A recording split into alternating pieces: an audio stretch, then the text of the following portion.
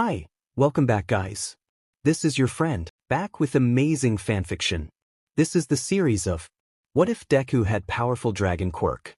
Now before starting, please give this video a like and subscribe to the channel if you want more videos like this. Now let's get into the fanfic. We hear soft snoring and a slight bump in the light green covers. The person was sleeping peacefully. As the sun peeked inside the room, lighting the room up, it showed a single bed, a nightstand with a simple alarm clock. On the floor, a set of shorts lay crumpled on the floor, right next to a set of small socks. The person kept sleeping until a loud, dreadful sound started ringing. The alarm right next to the bed started going off. Without a hand popping out the cover, the person sleeping used their quirk to drop a small pink ball right on the snooze button. The covers were thrown off, and it showed a young, green-haired woman, eyes slightly closed as she was still tired. She looked over at the alarm, showing it was only 5 a.m. She yawned as she got up, went out of her bedroom into a slightly bigger room, a singular couch. A small box TV and table were placed. She walked right into the kitchen. Again very empty, she opened the fridge, showing it had very little food. She grabbed a plate with sandwiches. She had pre-made this the night before, eating her breakfast quickly. She started getting ready for work. It was the same thing she did 6 days a week. It was a horrible job, but thankfully she got enough money to take care of herself and save up. It also was one of the only jobs that didn't ask too much about quirks, which was her trouble. As she got dressed in her neat skirt and dress shirt with a blazer, "Come on Inko, you got this. Just say the same thing you said before like you always do, just a simple weak, telekinetic quirk. That is it," Inko told herself around the corner of her job. She walked in, a big smile on her face like always. "Hello everyone," she greeted, everyone else giving their own version of a greeting as Inko took her seat behind the front desk. "Hey MidoRyuu, how about it? Want to get on a date with me?" "Like I have said before, Mahou, I am not looking to date anyone right now. You are a nice man, but not interested," Inko was glad he asked. She knew, the second everyone knew her quirk that would stop, meaning she still had her cover intact. Inko, much like her mother before her and her grandfather before her, had a dragon quirk, which meant hatred. It was the sad reality for some. If your quirk was seen as an evil, scary quirk, you would just be met with hatred. Her grandfather was nearly killed in an attack. Inko hated it, so she hid it. Her quirk allows her two things. She could use small telekinesis when in human form, but if she lets her anger go, she turns into a small, bus-sized dragon with far more telekinetic firepower. This went on for weeks, until one day, Inko was fired. They found out her real quirk. First day she was shunned. Lunch was alone, not being asked out on a date, no friendly smiles inside. Then day 2 she was fired. She sat at the bar, a glass of rose in front of her. "Poor work ethic but just stupid idiots all of them," she grumbled as a tall, dark-haired man took the seat next to her. "Oi, barkeep, a double scotch for me, and a rose for the lady." She looked over. "Are you sure about that?" Inko sneered a little with the man giving a chuckle as the drinks were placed.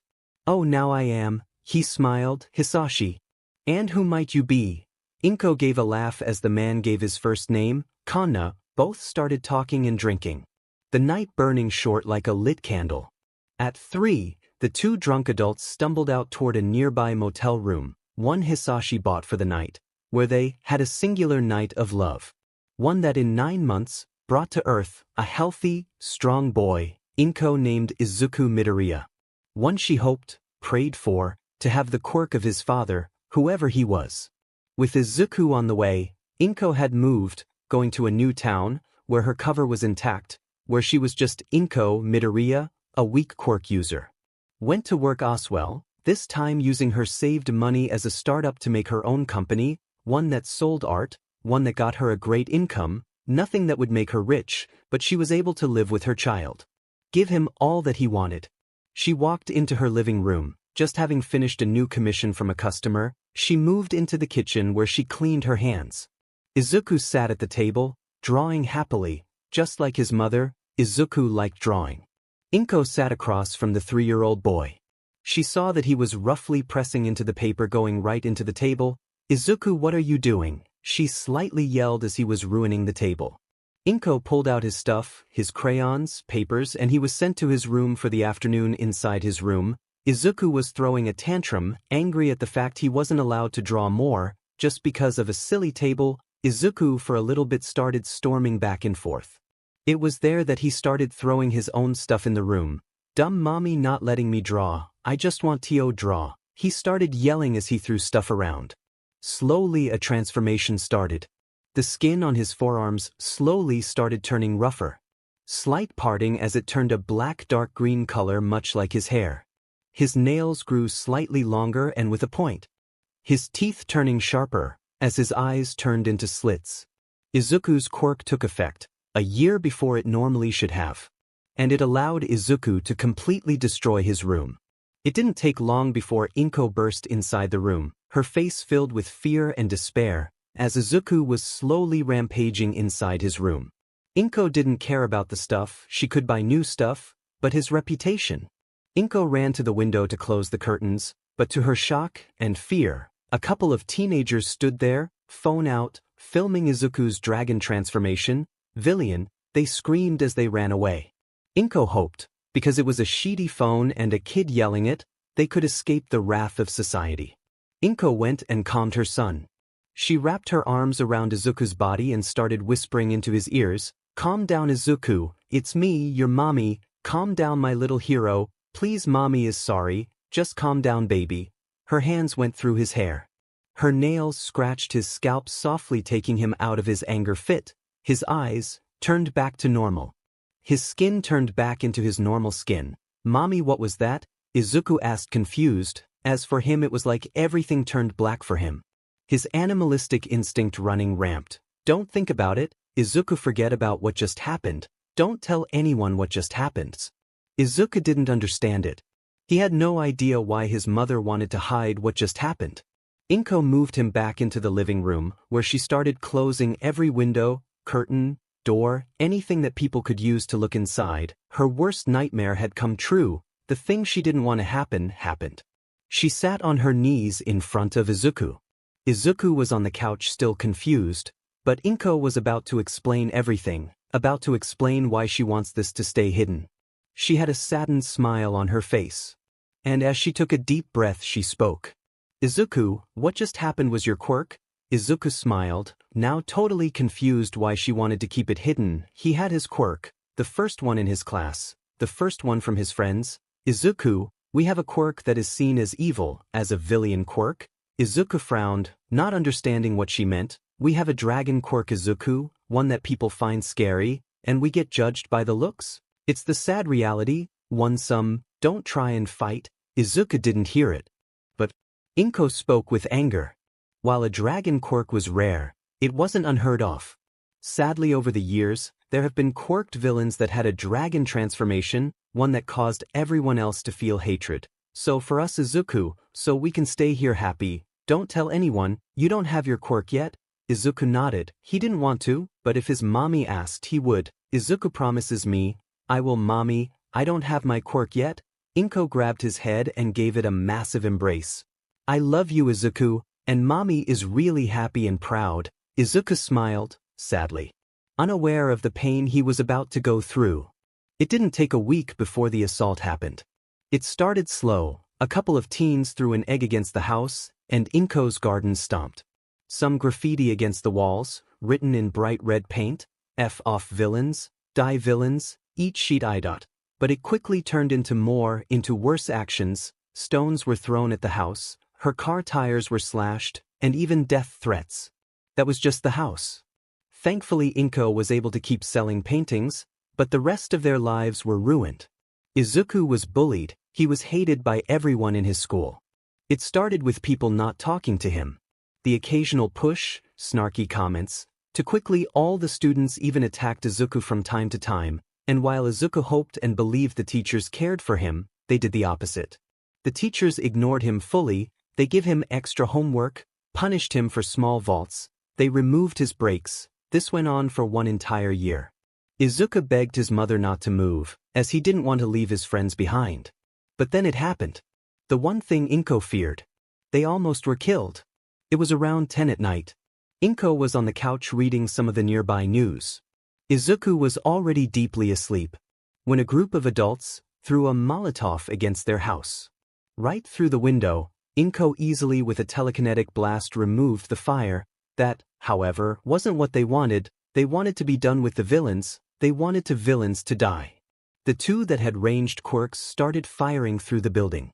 Inko screamed in fear as she sprinted to her son's room and jumped on top of him, protecting him from the garage and creating a small force field around them. Izuku woke up in fear. His mother was on top of him, tears in her eyes as she cried, "Mommy, what is going on?" Izuku, just stay quiet, I will be over soon. It thankfully was the case. Heroes showed up, not that they cared for Inko or Izuku, villain quirks were villain quirks, but they were there for the surrounding houses in case they had problems. This was the last straw for Inko. She threw the heroes out of her house, telling them to get away. The leading hero of the area gave an offhand villain comment. Inko started packing right away. She filled whatever bag they had with clothing and school supplies for Izuku. In the end, they had Izuku's backpack and 2 boxes filled with clothing, nothing else. They weren't able to carry more. They went into the subway. Thankfully nobody was in it at 6 in the morning. They went to Tokyo, where Inko rented a car, where she drove into the north, a small house that was an administration of sorts. She walked into Izuku still sleeping in the car. An older woman, with long hanging white rabbit ears, sat at the front of the table. "Hello, how can I help you? I heard of a place. A place for those with less fortunate quirks." Inko was moved to the back of a room. The older bunny-quirked woman walked in, her face strong to read for Inko. She sat down in front of Inko. "Sorry for the wait, miss. I just had to make sure you are who you said you were and had what you said we had." Inko understood. She didn't want to bring trouble. She just wanted the same as everyone there, to be free of hatred and pain. "Now then, Miss Inko MidoRyuu, please tell me a little about yourself." Inko nodded, taking a deep breath as she began to talk. She went over all things she could, her childhood, the hate she endured, her lying to friends about her quirk, and the most important thing, what she had been doing for a while, her life, and it then went to Izuku, the sun in her life, the joy she needed, the spark behind her eyes. How he came to be. How he got a dragon quirk, how he was attacked and hated by his friends, and how they just ran away after being nearly killed. Nearly burned and shot to death. The bunny woman was in tears at the story. She had heard a lot of stories, and after hearing so many stories she was able to hear the difference between lies and truths, and Inko was speaking the truth. It hurt what she went through with. The bunny woman sadly had gotten some hate, but compared to what Inko went through, it was nearly nothing. "Just relax, I will make some calls. My son, can he come inside?" The bunny woman nodded as Inko quickly grabbed the still sleeping Izuku. He was going through something Inko would call the dragon's rest. She had it when she turned 16, but it seems Izuku was something else.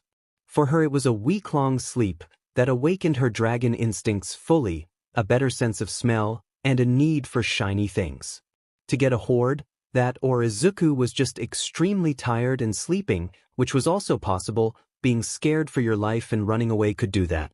While Inko looked at her sleeping son, hoping this was able to go through, that her son was finally able to get a real, happy life, a life he deserved, one she wanted to provide for him. The bunny woman was named Beatrix Usagiyama, mother of Haru, Usagiyama, and grandmother of Rumi, Usagiyama. She at the moment was calling with the head of the town, which was her daughter's wife. "Hey Suru, I have a family that I believe should be allowed in." "Oh okay, tell me about them." "It's a young woman, between 20 and 30, named Inko MidoRyuu. She has a 5-year-old son, named Izuku MidoRyuu. Both have a dragon quirk, which got them a bunch of hatred, and only last night, they were almost murdered." "I see, have Bob take a look at them. If he accepts, they are allowed." When Beatrix came back in, she had Bob with them. Bob was a man that looked to be 500 years old. He was walking with his back bent, a wooden cane, and a long gray beard and thin yet still long mustache. "Hello there, young ones, I am Bob, head of the police department." He looked them over once, walking softly, only the sound of his wooden cane tapping the floor heard. "They look like good." "Oh no, he fell." With Inko just using her quirk to stop him from tilting over. "Ha!"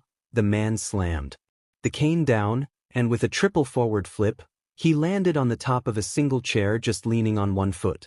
Inko was confused as this old, nearly dead-looking man had just done a move that she would call impossible. I see you are confused, I am sorry about that, but I am Bob, and I am 87 years old. I am a world-renowned martial artist that moved here for my great-grandson, the man said, making Inko, who was still shocked, nod. Now follow me then, I shall bring you toward the house you will be staying at. What's?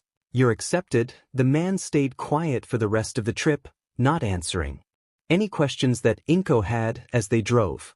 The drive took a single hour, which was very uncomfortable for Inko as she had no idea what the hell was going on, but as they drove they reached it, a appealing city that looked absolutely normal. It was then that they started seeing the people.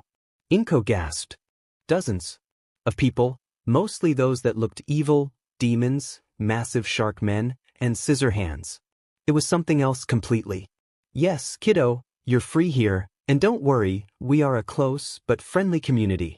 He drove them to a small 2-bedroom building. Here, you are, this will be where you will be staying, and don't look surprised when people drop by, they are a curious bunch. The man laughed, just as Inko pulled Izuku out of the car. It was then that he woke up. Huh? What's going on, mommy? Nothing, baby, we just got home, that's all. Izuku nodded as he closed his eyes again. Inko placed Izuku inside, which was when she went for the rest of the stuff, all the stuff they had left. Nothing more than a couple of boxes with clothing, drawing supplies, and toys. But as she walked out, 6 people were standing there, 2 men, holding the stuff, 2 women, holding boxes of food, and 2 kids, 1 purple-haired boy and a pink-skinned girl with yellow horns. Hey, get away, that is my stuff. Inko screamed, scared they were stealing, only for the group to laugh. Sorry, we are your neighbors. We just wanted to help. The woman near the pink-skinned girl gave her husband the box. Her husband, being a 3-meter-tall, broad, devil-like man, was able to carry it. She walked up to Inko and offered her and, sorry, I am Alicia Ishido, people call me AA, that is my husband Hendrik. Don't worry about him, he is a sweetheart, that is my little girl Mina. Those are the Aizawas, the father Shota, he is barely here thanks to his job, that is his sister, Chichi. She takes care of him most of the time. Oh hi, Inko blushed, having jumped to a conclusion. We heard of Haru that we could expect some new guest, now we know it could be a little weird coming here, so we just got you some stuff, to make you feel welcome. Aizawa walked up, to Inko he looked rather scary. If you ever need help, just ask. Chichi chopped him on the head, don't get too close, creep, you look scary that way. We heard you also had a little son, so we brought our kids. Oh, he is sleeping at the moment?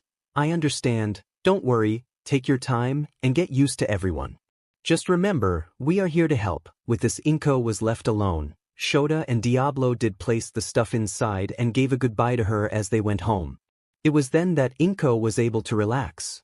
They were strange. Shota Aizawa, a very tired-looking man with red pupils, black long hair, black clothing, and a white scarf around his neck. His sister, a woman, the opposite of her brother, short bright hair, looking happy and energized, her eyes white. The son, with purple hair, looks just like his father, but his hair is upward, also looks tired. Then the other, the father was 3 meters tall, broad-looking, with 2 black horns growing from the top of his head. His wife, a shorter, red-skinned woman, hair tied in a nice bun, with their daughter, a pink-skinned, pink-haired little girl, 2 small yellow horns popping out her head. Inko looked at the stuff given. Fresh bread, milk, vegetables, rice, fish, cereal, and fruit. It had a lot. Inko smiled with a tear escaping as she looked at the slowly waking Izuku, ready to tell him about the new place they might just be calling home for the rest of their lives. The others were already going crazy. They were excited about the new guest. Inko was an appealing woman, with a sweet, loving area around her, one that would get people to want to know more about her. Some other families went to talk with the 2 families to get a grip on Inko and Izuku. Come on, give me some info about them. A blonde woman with reptilian eyes and a snake-like tongue asked. Please, when they feel up to it, they will seek us out, but right now, let's just give them some room. Izuku had just woken up and was looking outside, his head barely peeking out from the top of the window, trying to stay hidden as he kept looking out. Inko was in the same room, ordering stuff they were going to need. It was weird for Izuku. Each family that walked by waved and smiled.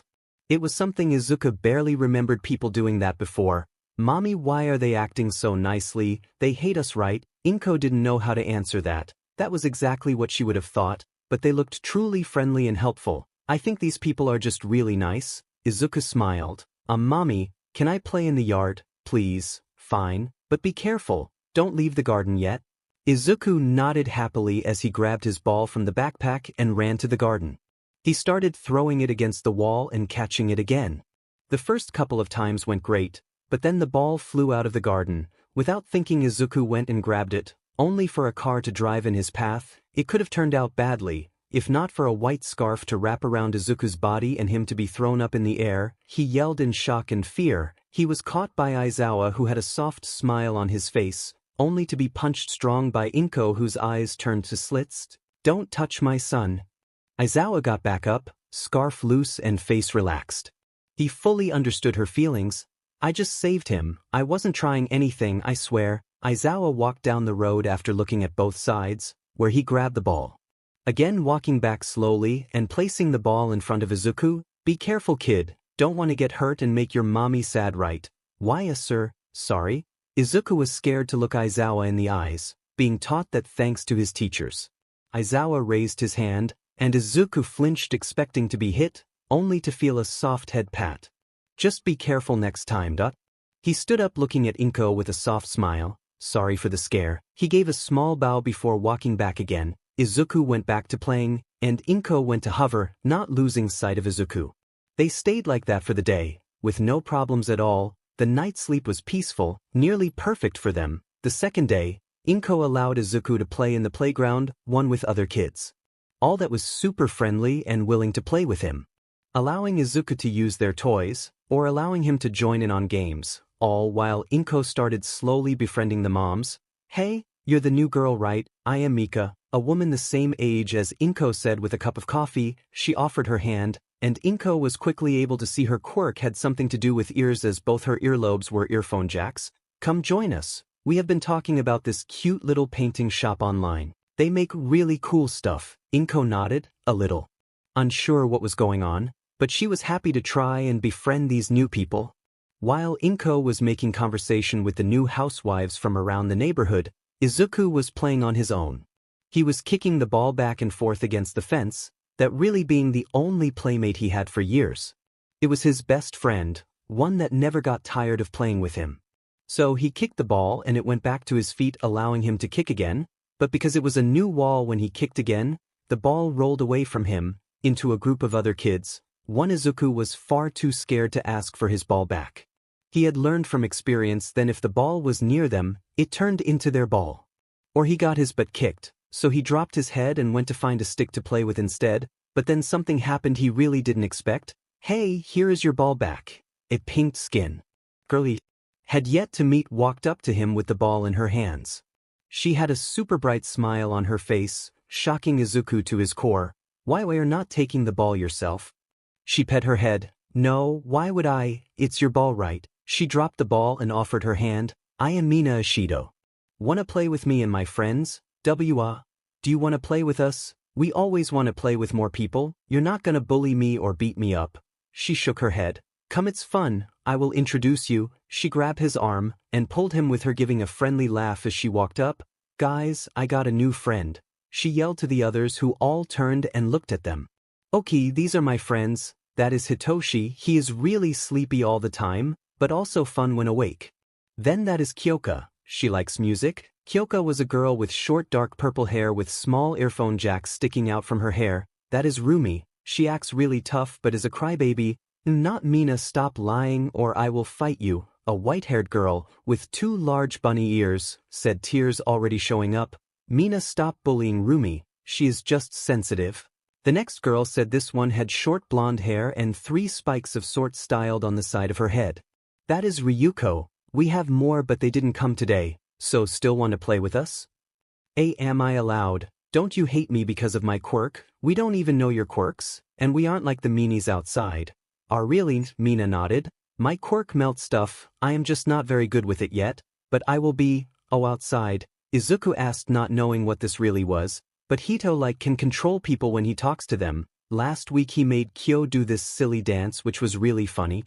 Kyo herself has those cool jacks, like she can listen to music with it, it's cool. She also stabs with it when you get super close. Rumi has a rabbit quirk like those super cute ears show. That is Ryuko, she has a dragon quirk, but she isn't evil like those silly outsiders say. She is super nice, Mina said happily as Izuku just stood there shocked about these evil quirks.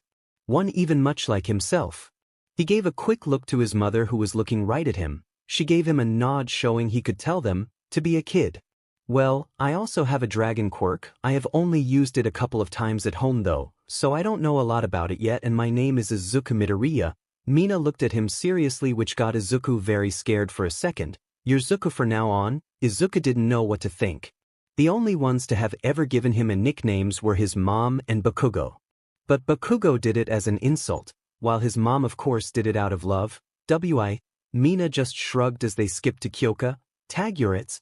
She then started sprinting away as fast as he could with Kyoka chasing behind her. Shinso walked past Izuku. Ignore the nickname, she does it to everyone as a show of friendship. Shinso then went to lay on top of the swing set half asleep. With Izuku looking around, with Kyoka walking up to him. Tagurit, she then ran away, leaving Izuku confused as he had never played tag before. What should I do?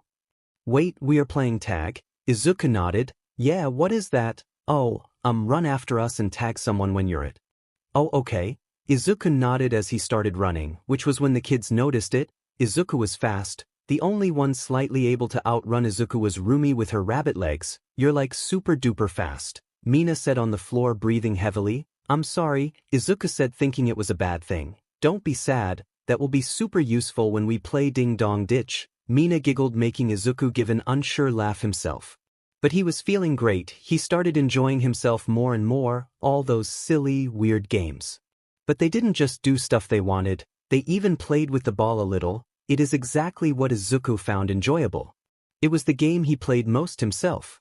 But now with other kids, he was able to play games with others. It was like a whole new game, plus everyone was super nice. He didn't know how to react. It got Izuku happy and excited for the next day because Ryuko said that if he would come tomorrow, he could meet the rest of the kids of the area, all just as friendly and all just and cool as the ones he had already met. When it was time to go home, both Inko and Izuku had gone through a whole new experiment. Inko had gotten friends that knew she was a dragon quirk user. They were friendly with her, and when she told them she was the artist they were talking about, they were starting to talk about getting stuff for a discount. It was new for Inko, but she liked it. But the best part was Izuku's smile, his pure, untempered smile of joy that was addictive like strong drugs. And for the first time, Izuku spoke about his friends. He was still a little bad at names, as he never had to be reminded of names before. They never wanted him to say their names, it got them mad. But now he was happily talking to her. And he wanted to get to bed. The sooner he slept, the sooner he was able to meet new friends and play more games. But sadly they had to have dinner first, katsudon, Inko's specialty. Of course, Inko and Izuku had no idea in knowing that on the other side, they were just as excited. Mina was bouncing up and down. She was screaming and running, wanting to invite Zuku for a sleepover and a movie, or dinner, or a playdate, or anything else that could allow her more time with her new friend. Mina always was an excited young lady, and new friends just meant more excitement. But the mothers were also talking about Inko and Izuku. Both looked like they would be perfect fits. The mayor of the city had been hearing all about it from her daughter Rumi. She was really excited about Izuku, who was super strong, which forced Rumi to be better. 'Cause that was Rumi's goal, to be the strongest and the best there was. She was so during all the games. During tag she had to be the hardest to tag, and the best tagger. During hide and seek, she had to be hardest to find, so strong they almost gave up. And when she was the seeker, the game had to be short, but now with Izuku, it gave her a challenge, something to improve even harder for and with. The others also really enjoyed their new friend Izuku, but nighttime came soon enough, allowing them all to sleep and start a new day. Only for Inko to have to deal with something she had never needed to before. Izuku wanted to play outside. It was new for Inko, and she really didn't know the playtime hours, so she gave Izuku his breakfast, dressed him for the weather, and sent him out. Big smile on his face, he went to the playground that was just around the corner, but nobody was out. It was still really early for everyone. So Izuku stood outside, dropping the soccer ball and starting to kick it around alone. Thankfully the rest of the kids didn't come out much later, leaving Izuku only around 30 minutes. "Hey Izuku, look, these are my other friends," Mina cheered as she showed up with a couple of new faces. Hi, Izuku said, unsure, but as the group stood there Mina started talking. "So, this is Izuku and he has a dragon quirk. That is really cool." "Boo, but you haven't seen it," Mina smiled. "But you're super cool, so." This made Izuku smile as he looked down. "Now then, Mina started walking to the group and started pointing at people. "That is Himiko she likes. BLD and can turn into people with that BLD. It's really funny." She then pointed to the next one. "That is Tokoyami, although he looks like a bird. He doesn't like bird seed, hi. But he does have like a shadow friend, but when the sun is out he can't come and play. Next to him is Juroda, but everyone calls him Shurshur. He is hairy. And the last is Juzo, he is able to make everything soft." That is them all. "Now let's play," Mina screamed as she ran to Izuku, kicking the ball away. The rest started running Oswell, going to play soccer. They had the time of their lives. The last 2 years of pure hell Izuku had to sit through were gone. Every single moment of pain and suffering shot away like kicking a ball. "Izuku, score the ball, you got it?" Izuku had the ball on his foot and he kicked it. Rumi in the goal, on her face pure determination to stop the ball. Izuku kicked it. The ball shot right to the middle with a curve, causing Rumi to accidentally jump to the side, scoring the goal. And while Izuku didn't know how to react, his new friends were cheering. This went on for a while. Izuku slowly grew older, but as time passed more people joined the community, not all being seen as evil quirks, but all being new friends. "Hey Rumi, have you seen that new TV show?" Izuku said as he was kicking the ball up, repeatedly waiting for his friends to show up. "Kick it over." Izuku kicked it back, walking to the soccer goal, which started them to play, Rumi trying to score and Izuku trying to block it. "Still wanna be a hero, huh?" The 8-year-old Izuku nodded. "Yeah, I do. All the heroes I met before were bad. They didn't care about saving people." Rumi agreed. Most just didn't care about villainous quirks even. The top heroes often ignored them and talked badly about them. Even the likes of All Might had been called out for saving those without evil-looking mutations from dangerous areas, something he of course denied, but the public knew it was the case. "So I am gonna be a hero that saved everyone equally. I will use this power." Izuku turned his arm scally to block the next kick. "And I will be a hero? Yeah, the greatest hero. Only cause I haven't decided yet, cause if I turn hero, you're taking second place." As Inko sat in the house of the Aizawas drinking coffee with Chi-Chi, AA, Mika, and one of the newest members, Lilith Kiyama, Inc., "I can't believe little Aizu has already started talking about what he will do when he is 18, he is just barely 8. Chi-Chi laughed with Inko nodding her head. "He really is determined to become a hero, but I don't know if I should let him, just with all the hate and pain we have to sit through. At least here we are sheltered from it. But out there, he will be seen as one." AA gave her friend a soft push. "Don't worry so much, Izuku will be loved. I mean, he is an absolute sweetheart. Oh, and such a cute little face." AA laughed as they looked out in the garden, where Izuku was playing with his group of friends, focusing on making MidoRyuu, the most recent arrival, a full member of the group. "Hey Inko, how has business been going? I heard you got hired on a hefty commission." Chi-Chi asked, with Inko taking a sip of her coffee and nodding. Yes, they remained anonymous, but they asked for a large painting depicting a new day over the horizon. Weird, but have been working on it. What nobody knew is that who hired her was Nizu, the principal of UA, and the boss of Shota Aizawa. Aizawa had been a hero for around 15 or so years, and a teacher at UA for 5 years. He was known by his students for being a hard-ass that cared. Aizawa was one for true equality, which was rare. Mostly everyone had their own way of reacting to villainous quirks, and while Nizu strived for an equal playing field, that for some was just not the case. But Nizu, being a highly respected hero and principal, wanted to know what the people around him did, and most importantly where they lived. He did have to pay his workers.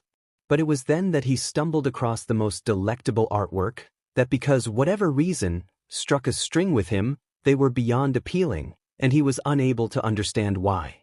Which for the principal of UA was strange, as not only was Nizu seen as one of the brightest heroes alive, he wasn't human, he was a quirked animal that, thanks to his understanding of everything, rose through the ranks and was even highly respected by the top 10 heroes.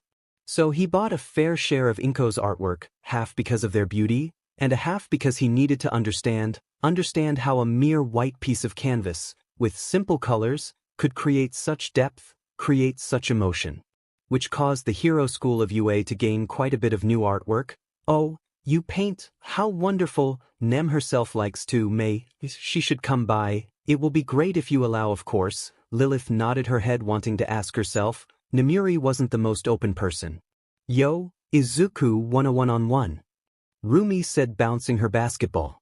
Izuku nodded their hands, 2 mochi strawberries on Izuku. Ryuko said placing a bet on how this match would go. I will raise that, 1 pack of Doritos and a small bottle of Sprite, on Rumi. Shino added seeing it was common for Rumi to challenge Izuku in anything, so common that the group started placing bets on them. Payment would be snacks, the winner would get their snacks back, plus a share of the loser's snack, but depending on the price you put up, meant how much you would get back in work. The work itself wasn't anything special. Just chores they had vouchers for. Some chores were easy, like doing the dishes or wiping the floor, others were much harder, like mowing the lawn and cleaning their room. This meant that Shinso, if he lost, would have to do a small task like cleaning the driveway, but Ryuko would do the bigger ones like taking out the trash for a week. These, of course, were seen as rather enjoyable, as only last week, Izuku took a bet out on himself, being able to defeat Rumi in swimming laps around the pool, fastest 10 laps. He put on 1 packet of chips. But Rumi knew she would win, so putting on a 12-pack of cola cans, a part-size pack of chips, and a pack of mini carrots. Izuku lost. Strong, Rumi had been training on her swimming skills and Izuku had not, which, seeing the difference was so big in price, meant Izuku had to take out the trash for Rumi for a week while also holding her backpack when at school.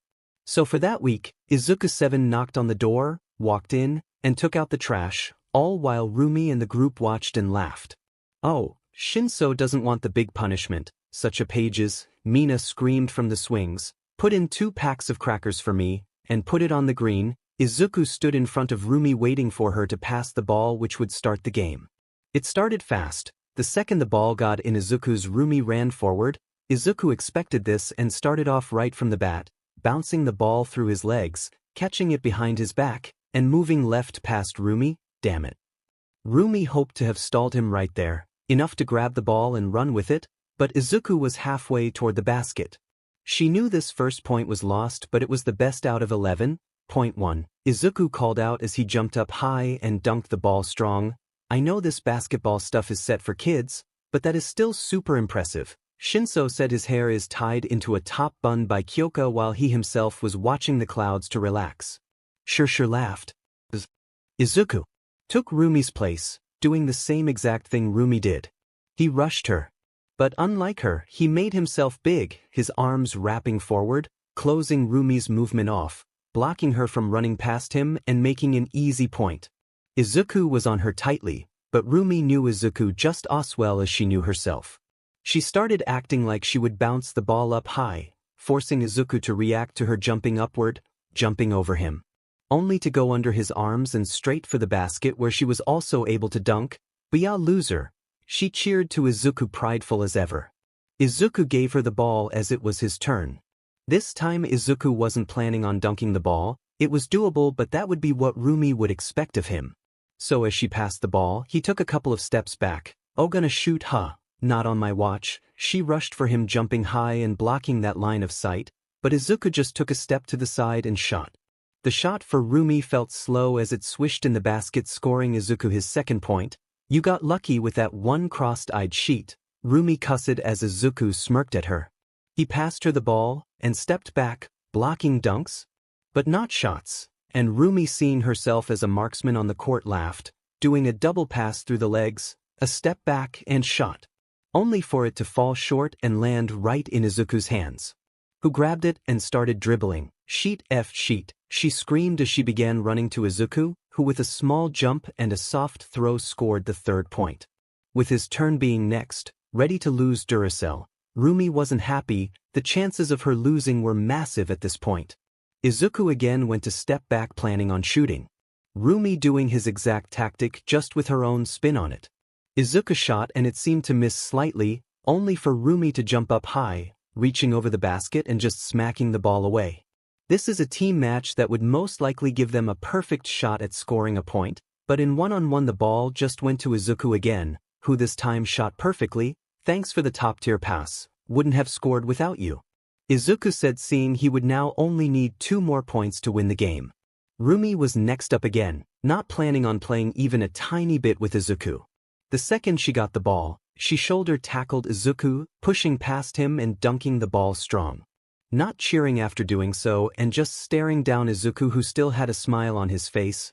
Oh, Bun Bun is not playing around. Will Izuku be able to overcome this, or will he crush under the bunny might? Himiko spoke in an announcer-type tone as she walked up with a blanket and a bathing suit, planning on getting a tan. Izuku had the ball this time. I am winning in style, Izuku cockily replied, bouncing the ball as he got Rumi in his face. But just like her, he was going full body. He pushed forward, trying to walk through Rumi, but her powerful legs held steady even against Izuku's dragon strength. Of course, Izuku wasn't as strong as would be. He still had to go through his dragon sleep, something Ryuko had just recently gone through, now being the strongest of the group. Followed shortly by Izuku Shishida, and then Rumi. They are going at it rather roughly, Namuri said. She had long dark purple hair, which she used to mostly hide like a veil around her shoulders. Oh, don't worry, Nemnum, both are though enough to handle it. Mina laughed as Izuku stepped through Rumi, going over her as he jumped and dunked. Rumi fell back on her, but as Izuku powered through her, he was friendly as he offered his hand to get her back on her feet, not that she took it. I am gonna cheat on you, no, Rumi growled angrily as Izuku passed the ball. But as he stepped forward, he was able to tap the ball away. Both weren't under the control of the ball and ran after it, causing the group to laugh at the silliness of the two that just acted like pro athletes. But Rumi got under control again. Ha, try me, sheet stain. She rushed him, but Izuku stood strong and braced, bouncing her off and making her fall back, allowing Izuku to grab the ball and run for the basket, where he promised to dunk with style. He jumped and turned around, planning to hit it from the back, which worked. He only got his head banged against the rim, making him fall forward and faceplant into the ground. This got the group to first laugh, only for Izuku to sit up, BLD rushing out his nose as it was broken. This turned the group's laughter into worry. Mamea, they all screamed, unsure what else to do. Instantly all the nearby neighbors rushed out, the entire community caring for all and each of them. Warehouse, they saw Izuku on the floor with a broken and bloodied nose, and everyone ran. Aizawa, who was taking a nap, saw it from his window, and as the hero he was, grabbed a nearby first aid kit and jumped out the window. He rushed to Izuku. What happened? Kyoko, while in tears, spoke. Ichi was playing basketball, and then he hit his head and fell on the floor. She cried, giving Aizawa what caused it. Shin, get an ice pack now. Get a car ready, we need to head to a doctor for this to be set. Aizawa pulled out some tissues to clean up and stop the bleeding. Hey, be a big man for me right now, Izuku, you're gonna be a hero, right? So listen, just look a little up for me and hold this right here, everything will be alright, Aizawa explained. Inko stepped out of the car. With Izuku following, his face was bandaged up, but it was still visible. He now had 2 obvious black eyes.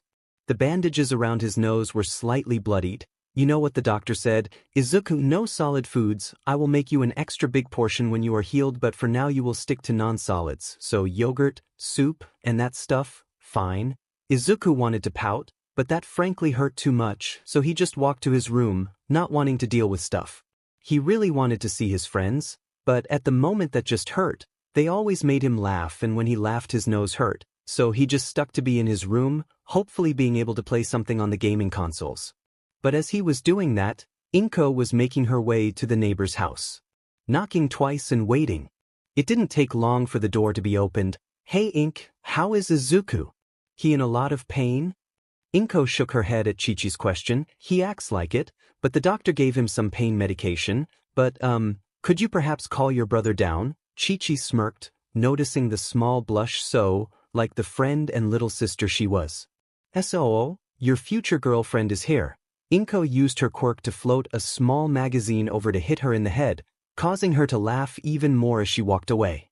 The only thing that increased her blush even more was Shota screaming back. Heho is not my future girlfriend. Now shut up and go back eating, you smelly pig. Hey Inko, sorry about that.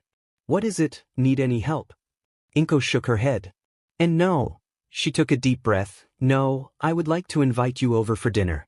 A thank you with Izuku, totally not because I want to get to know you better, that wasn't it, just no thank you, Inko blurted out, both only blushing as Chi-Chi laughed loudly from the other room.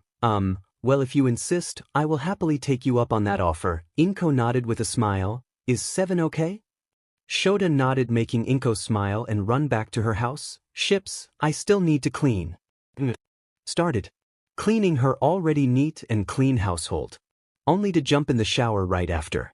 Inko wasn't expecting anything. She didn't want anything to happen yet. She just didn't want to smell like sweat and cleaning supplies during dinner. That, however, didn't stop her from putting on her best and most appealing dresses. A soft lime green dress, it reached a little below her knees. She loved it, and finally she started cooking. Now asking Izuku this question would result in an instant single question. His mother's cooking was divine, nothing better on earth, but Inko wanted it to taste even better. Aizawa rang the bell at exactly 7.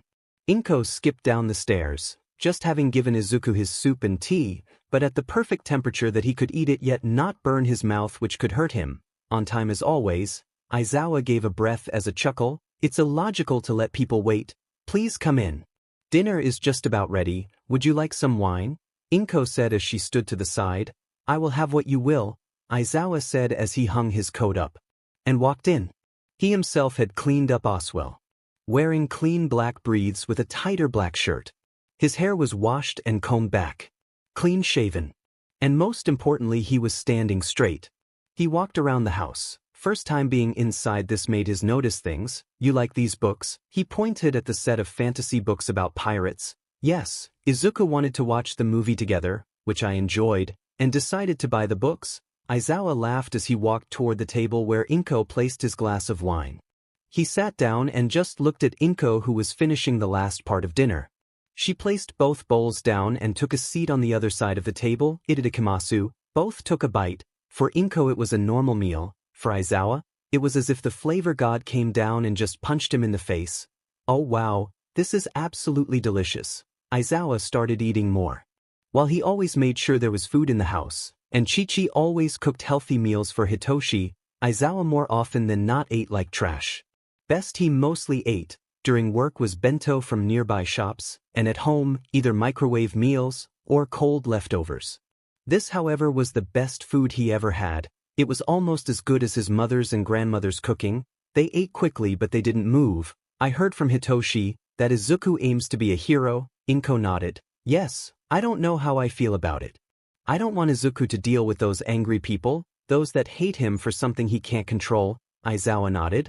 Humanity just likes being divided. Look at before quirks. Everyone would argue about race and X, however not care more about if you have a quirk and if it's any good. It was the sad reality of the world and brought the mood slightly down in the room, but Inko spoke with a smile. I am just grateful we arrived here, and Izuku got a heroic role model in you. This got Aizawa to cough, not expecting that. What? Oh oops, it seems that was a secret. Inko laughed, embarrassed. Please don't tell Izuku, but you are the reason he wants to be a hero. Izuku never had heroes he could look up to. They all hated him, they all caused problems for us, even when we were nearly killed. Aizawa knew that Chi-Chi had told him, but Inko didn't know what hero it was, so he was unable to really act on it. Let's forget all that silliness. That is gone. How about another glass of wine? Inko filled both of their glasses and even pulled out a pack of cards to keep themselves entertained a little bit. But as Inko and Aizawa were having their date together, the other kids were talking to each other. Namuri, the new kid, asking how everyone got there, and if what happened to her happened to the others Oswell. So how did you guys get here? Namuri asked, with Mina speaking up first. My dad moved here after marrying my mom. He always said it was strong to live, and after my mom found out about it, she forced him to move. Then I was born. Rumi, Kyoka, and Tokoyami nodded, it being the case for them Oswell. Well, my grandpa instead of mom, but overall the same, Rumi said as she snacked on some baby carrots. I came here only 2 weeks after my quirk. My mother found it safest to not test the cruelty of men. Shinso looked out the window as he talked. We came here after my mom left us. My dad wanted me to be safe. Though I wasn't really bullied, was more a precaution. Same for us. Shishida and Juzo said, playing checkers together. Much like when Izuku broke his nose, they had been using snacks as bets. Doritos versus Cheez-Its. I did, 6 months before my mom moved us. People were really mean. Yeah, I once had red paint thrown on me, all because I like BLD, Himiko said, adding on to words of Ryuko. Wow, really paint? That is mean. Namuri was bullied, but never touched or attacked. Most of it was calling her mean words. Most were from the parents. They saw her as some slut. It was part of her quirk that didn't even work yet. When she turned into an adult woman, it started at 15, she would be able to turn people's attraction to her, to boost her quirk, changing it from dizziness into sleep. It would turn it into a knockout gas. Wow, that is crazy. You all had it horrible. Zuka had it worse. I heard my mom talk about it to my dad after being told by his mom. Mina said, with Namuri wanting to know what happened. Well, so Izuku had this friend when he was a small kid. He was a little loud and angry, but overall they were friends. But then as Izuku got his quirk, it turned bad. Namuri gasped. How bad? Mina shrugged. The first day we met him, his ball rolled to us and he just gave it up. He thought it was our ball now. He didn't even know how to play tag. Namuri gasped again, shocked at the fact. But so my mom, right? She told my dad that they were nearly killed. I heard my dad talk about that. The house was burned down after they left apparently. He also heard from some hero that they were shot at Oswell. But he is chill now. Does he get injured a lot? Mina laughed. No, he mostly is a super cool dude. He was the first one from us to dunk the ball. Oh, I see. And he was the one with a dragon quirk, right? Namuri asked to make sure she had it correct in her mind. Yeah. Now let's see if we can do something, Ryuko said, wanting to do something else than sit still. The group turned into better friends as years went past. Right now they were 12 years old, and Izuku stood outside the window of Mina, who was crying. Mina, talk to me please. And oh, you cheater, I am never gonna talk with you ever again, you stupid cheater. Mina screamed loudly back with Izuku's head dropping. I didn't cheat, I was just holding her hand, nothing else, I swear. See, you even admit it? Izuku's head dropped down. Kyoka and Rumi were sitting in the playground shaking their heads. This is what? The third time Mina has seen her boyfriend cheating. Kyoka laughed at it. Mina had dated Izuku twice now and Tokoyami once. Both cheated on her in different ways. Izuku first cheated on her by dancing with Kyoka. Then Tokoyami cheated on her by sharing his lunch with Rumi. Which happened since they knew each other. Tokoyami didn't like carrots, and Rumi didn't like pickles, so during lunch, they swapped. Which was funny for everyone. Mina even laughed about it, but now it was a problem. It was really funny for everyone except Mina, who went on a crying because of it, only to be friends a week later. By the way, Ryu, I heard you and Rumi are planning on joining Zuku as a hero. Ryuko shook her head. Not yet sure, Rumi is. She is now joining Izuku every week during training. Oh, everyone was unsure if they wanted to be heroes. The main drive was Izuku. He was a hero and he wanted to really improve the world, not by beating villains out of it, but by helping everyone. They sat there for a bit until Namuri came running up to them. Guys, big news, she screamed loudly as she ran up. What? Ino and Aizawa are dating, I saw them kissing. Ryuko started laughing loudly, holding her stomach as she was laughing. They have been, for a year now. You really didn't know that yet? WB. Namuri was shocked. Yeah, Aizawa asked her a year ago, just a week before her birthday.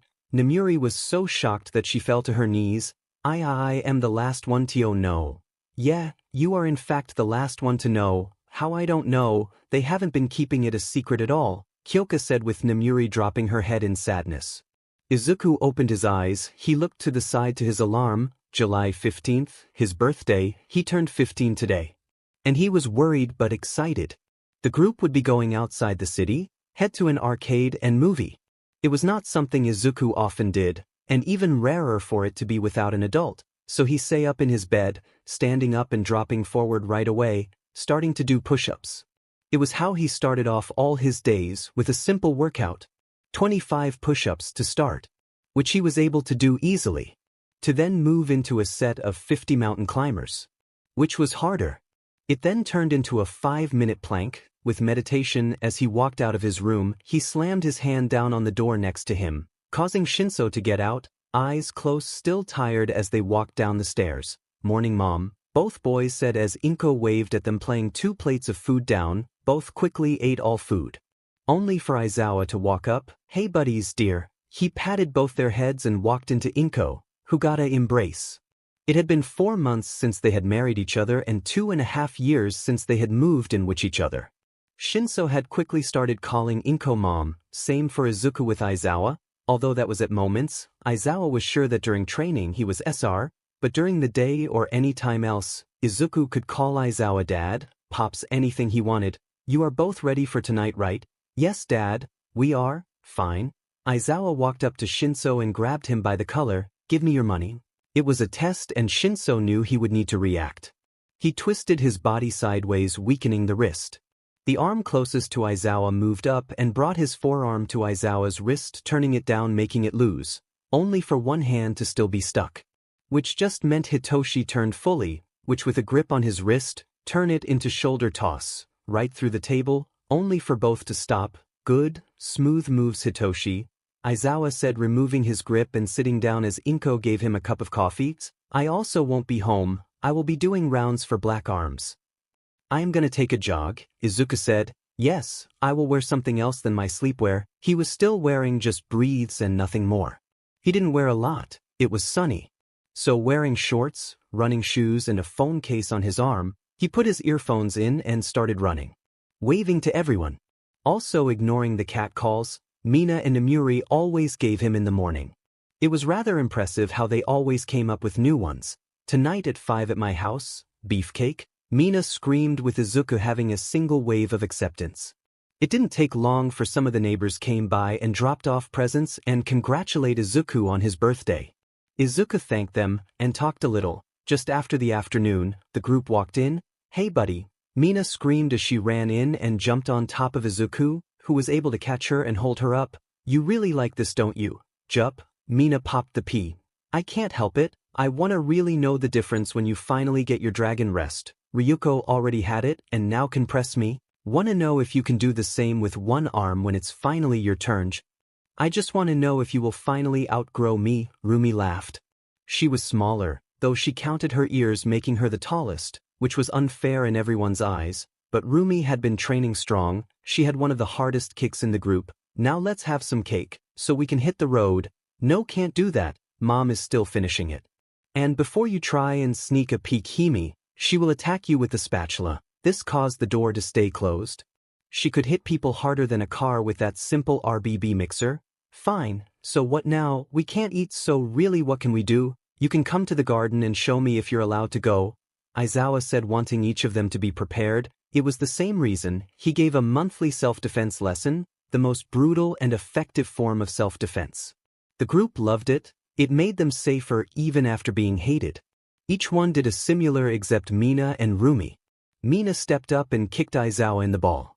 He laid on the floor and with a strained voice he spoke. "Good kick, though, more foot less shin next time." It took 4 minutes before Aizawa was able to stand up and walk. He was trained and been kicked in the ball more than he could count.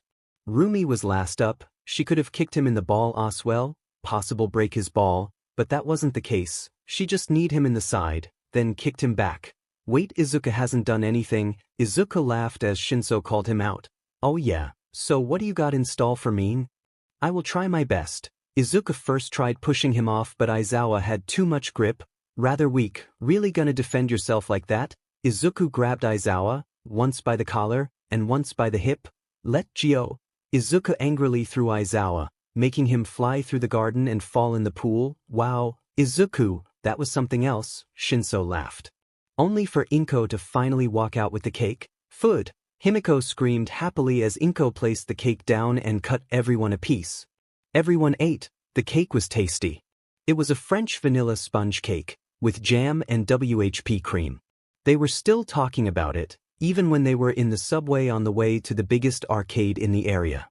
"So birthday boy, what do you want to start doing?" "Let's start at the alien shooters," which was what they did. 2 simple boxes, a plastic pistol you had to point and shoot. It was great fun, but the entire day was great fun. They ran around doing everything they could find.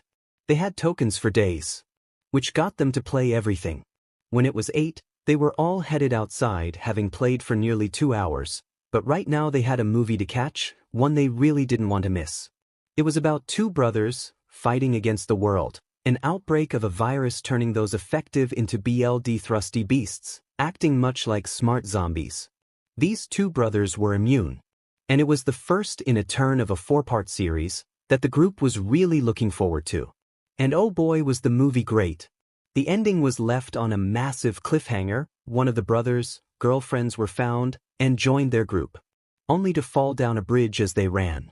Let's head to the shop. Might be able to get a drink, to celebrate your old age, as they walked toward the shop, planning on hopefully getting a beer or something like that. But as they walked through a bar area, a man, already far too drunk while it was not even 10, made a comment to Hananuki. "Oh, I toothless F-, get out of my face before I get sick." Izuku didn't like that. "Why, watch your mouth when talking to my friends." Izuku got mad, causing his eyes to turn reptilian. "Oh, what villain F-, gonna murder me, I am a hero villain beach." He got right into Izuku's face and started poking him in the cc. "Oh, I didn't think a drunk small D beach boy could make it as a hero." This said the hero off an extreme amount. His knuckles started smoking. "Watch for tone villain boy, next time you open your effing mouth, I will break your teeth in and take you to jail." "Hey, watch it, he ain't a villain," Rumi said, growling at the villain. "Watch it, bunny." "Beach," Izuku pushed him. "Don't talk to my friends like that, once more, and I will press your face in sheet." Izuku now poked him. The hero saw this as an act of aggression from a villain and attacked back. He punched Izuku in the ribs. His fist exploded like a small charge of C4 right on Izuku's heart. The bang rang loudly through the entire area. It caused Kyoka and Rumi's ears to ring and hurt. Enough that they had to cover up. Izuku, however, flew back 24 meters down the street, his shirt burned open and his sissy bleeding and burning. The punch was strong enough to have caused Izuku's strong to stop. He died right there and then. Izuku, Himiko ran, the group followed right away, shocked. "He isn't breathing." Kyoka said not to hear any heartbeat. They were scared that their friend just died. Move, a pink-haired girl with dreadlocks ran in and started doing CPR, her hands quickly turning bloodied from Izuku's. They looked back, wanting to stop and kill the fake hero, only for him to have escaped. The pink-haired girl was able to start Izuku's heart again, but he was not awake, he was still out of it. Tokoyami had called the ambulance and police right away, along with Inko, who called Aizawa and the other parents. Most went right to the hospital, but Aizawa had a different idea. "Shinso, how did he look and what was his quirk?" Aizawa called his son to explain how he looked. He was a slightly fat, bald dude with a scruffy beard. His quirks were exploding fist or something. 5-5. Shota asked with Shinso just giving a yes. "Stay with Izuku and Inko, I will drop by soon." It didn't take Aizawa 30 minutes to fight the hero, Boomfist. Boomfist was stumbling down an alley, drunk as F-. That didn't stop Aizawa from jumping down and wrapping his scarf around his wrist and tying him up. "What the fuck do you think you're doing?" the drunk hero said. Aizawa didn't respond. He just punched the man in the ribs. "I am the father of the boy you almost killed." "That village," Aizawa punched him in the face. "Now, I am going to arrest you and take you to jail, where you will hopefully be shanked to death for being a hero. But before that, I am going to get some payback." Aizawa started SWG, beating his rage on the man. Aizawa was training combos and this man as a dummy. Right hook in the ribs, straight jab to the serum, open palm strike to the gut, left hook to the kidney, high kick against the knee, elbow to the face, straight punch to the nose, and Aizawa ended it by grabbing his head and bouncing it on the wall, where he went slack. Aizawa, having removed most of his rage, let the scarf loose, sinking the man to the ground, where he pulled his phone out and called the police. Having done what he needed to do, he waited until the police showed up, using his status to make sure he went to jail. It helped that his son was attacked. Right then, Aizawa ran, going right to the hospital, where he and Inko spent their time looking after Izuku. It was painful for them to see, but the doctor, one trusted by Aizawa, notified them Izuku's quirk began evolving. Izuku went into Dragon's Rest. Inko did cry loudly after finding out Izuku would have to live with a large star-like scar on his right on his heart. So MidoRyuu, when is Izuku going to wake up? Namuri asked. The friend group had just walked up toward the hospital room Izuku was still in. We can't be sure.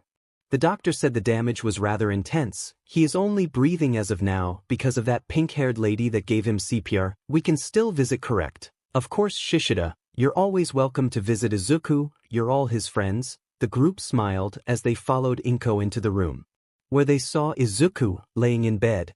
He had a nightgown of sorts, but they could still see the bandages coming from his eye. He looked a rather peaceful look as he lay down. Izuku, your friends showed up. How nice of them, right? Inko spoke softly.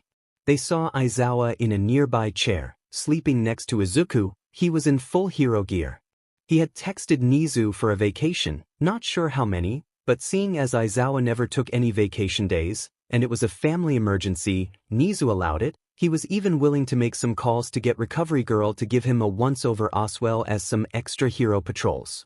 He really looks peaceful. It's almost as if he is asleep, Mina said, small tears beading in the corner of her eyes. It saddened her deeply seeing her dear friend and even ex-boyfriend hurt in a hospital bed. She hated it, how vulnerable the strongest boy she knew looked.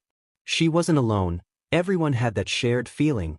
Izuku to all of them had a special place in their heart. He was a listener, a friend, a sparring partner, a protector. He was everything they needed, yet when they needed him they just stood there and watched. But each of them from that moment on was sure about what would happen. They were going to follow Izuku and Rumi and they would become heroes. The fact a scumbag like that would be able to call Izuku a villain and nearly murder him made them sick, just as sick they became when they stood there watching Izuku dying. It hurt them, but they would train, grow strong and really protect the world. But there was something else that happened within everyone. The girls were sure, their confused feelings, the same confused feelings Mina had already acted on before. They were now clear as glass, they were in love with Izuku. Each of them knew what they wanted a relationship with him, and they would show that to him. The group sat down in the room, just wanting to be around Izuku for a bit. I heard from your mothers that you all will also try and join UA, in a couple of years I mean, Inko asked. She had read in a study that talking to those in a coma could help with their waking up at a faster pace. And she was willing to do it all. As time went by, the friend group left when it turned dark. Aizawa woke up as Inko went home to sleep and make dinner for Shinso. It was sort of the understanding the two of them had. Aizawa would sleep during the day, and Inko would then be around, making sure he always had someone around him in case he woke up, so that he would never be alone. Back at home, Inko made sure Izuku's room was cleaned.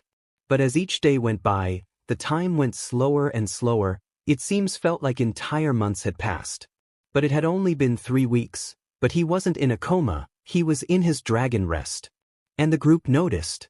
As Izuku lay still in bed, only being moved to be washed by the nurses.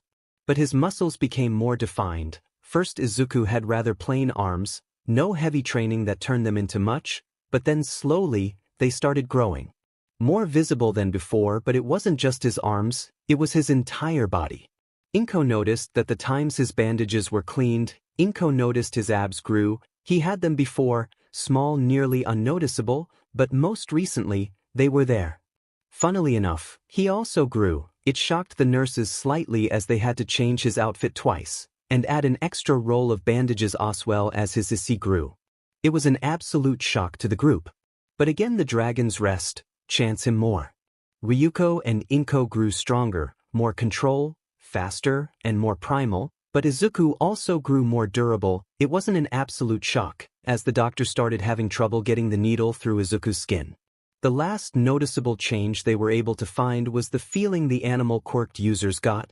Rumi, Ryuko, Tokoyami, Shishida, and Inko, all three just felt Izuku's presence. A shiver ran down their spine the first couple they saw him during his rest. It shocked them. It was as if they were in the room with a predator, a beast resting. The thought they all shared was that is Izuku would angry and what that would feel like, how he most likely would be able to defeat certain villains, with nothing but a glare, and how he perhaps would instill how will and domination over those of weaker will them himself. The questions grew with each day Izuku didn't wake up.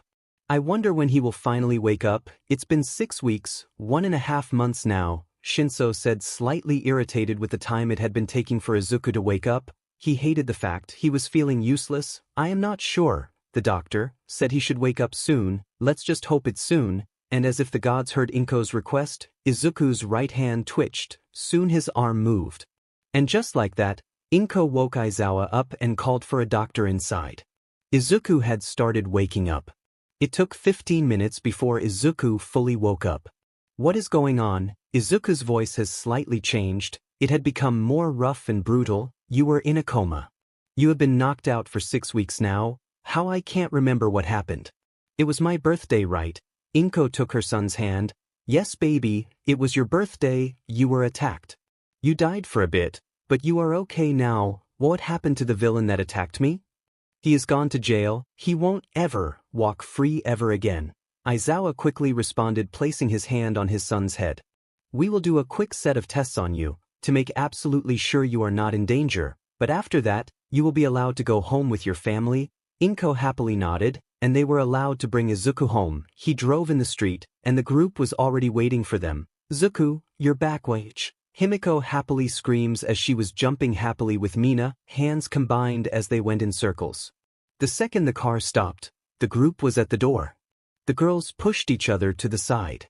I will help him out. No, I will do that. Excuse me, but as I have dated him, I will help him. That is exactly the reason you are not allowed to help. I will. The girls kept arguing more and more, leaving Izuku stuck behind the door. Girl, while I like the fact you all are willing to help him, he really doesn't need it. And to help him, you need to at least first open the door. The girls all blushed before jumping out the way, allowing Izuku to be seen. But in an amount of shock, they all took a step back. Izuku toured over all of them. Izuku stood at 190 and the limited clothing he wore showed that he was well trained. It wasn't like Izuku had been in a coma for 6 weeks, but more like he had been using steroids and trained for 6 full weeks. They had seen a slight groan, but now freely walking, with everything out in the open, the tight t-shirt, showing his booming z, his budging arms, enormous forearms, the shorts, big calves. Izuku looked like a beast. Holy hell bro, you turned massive, Juzo said with a chuckle. Yeah, not sure why. Guess I needed some rest. Does your sissy hurt?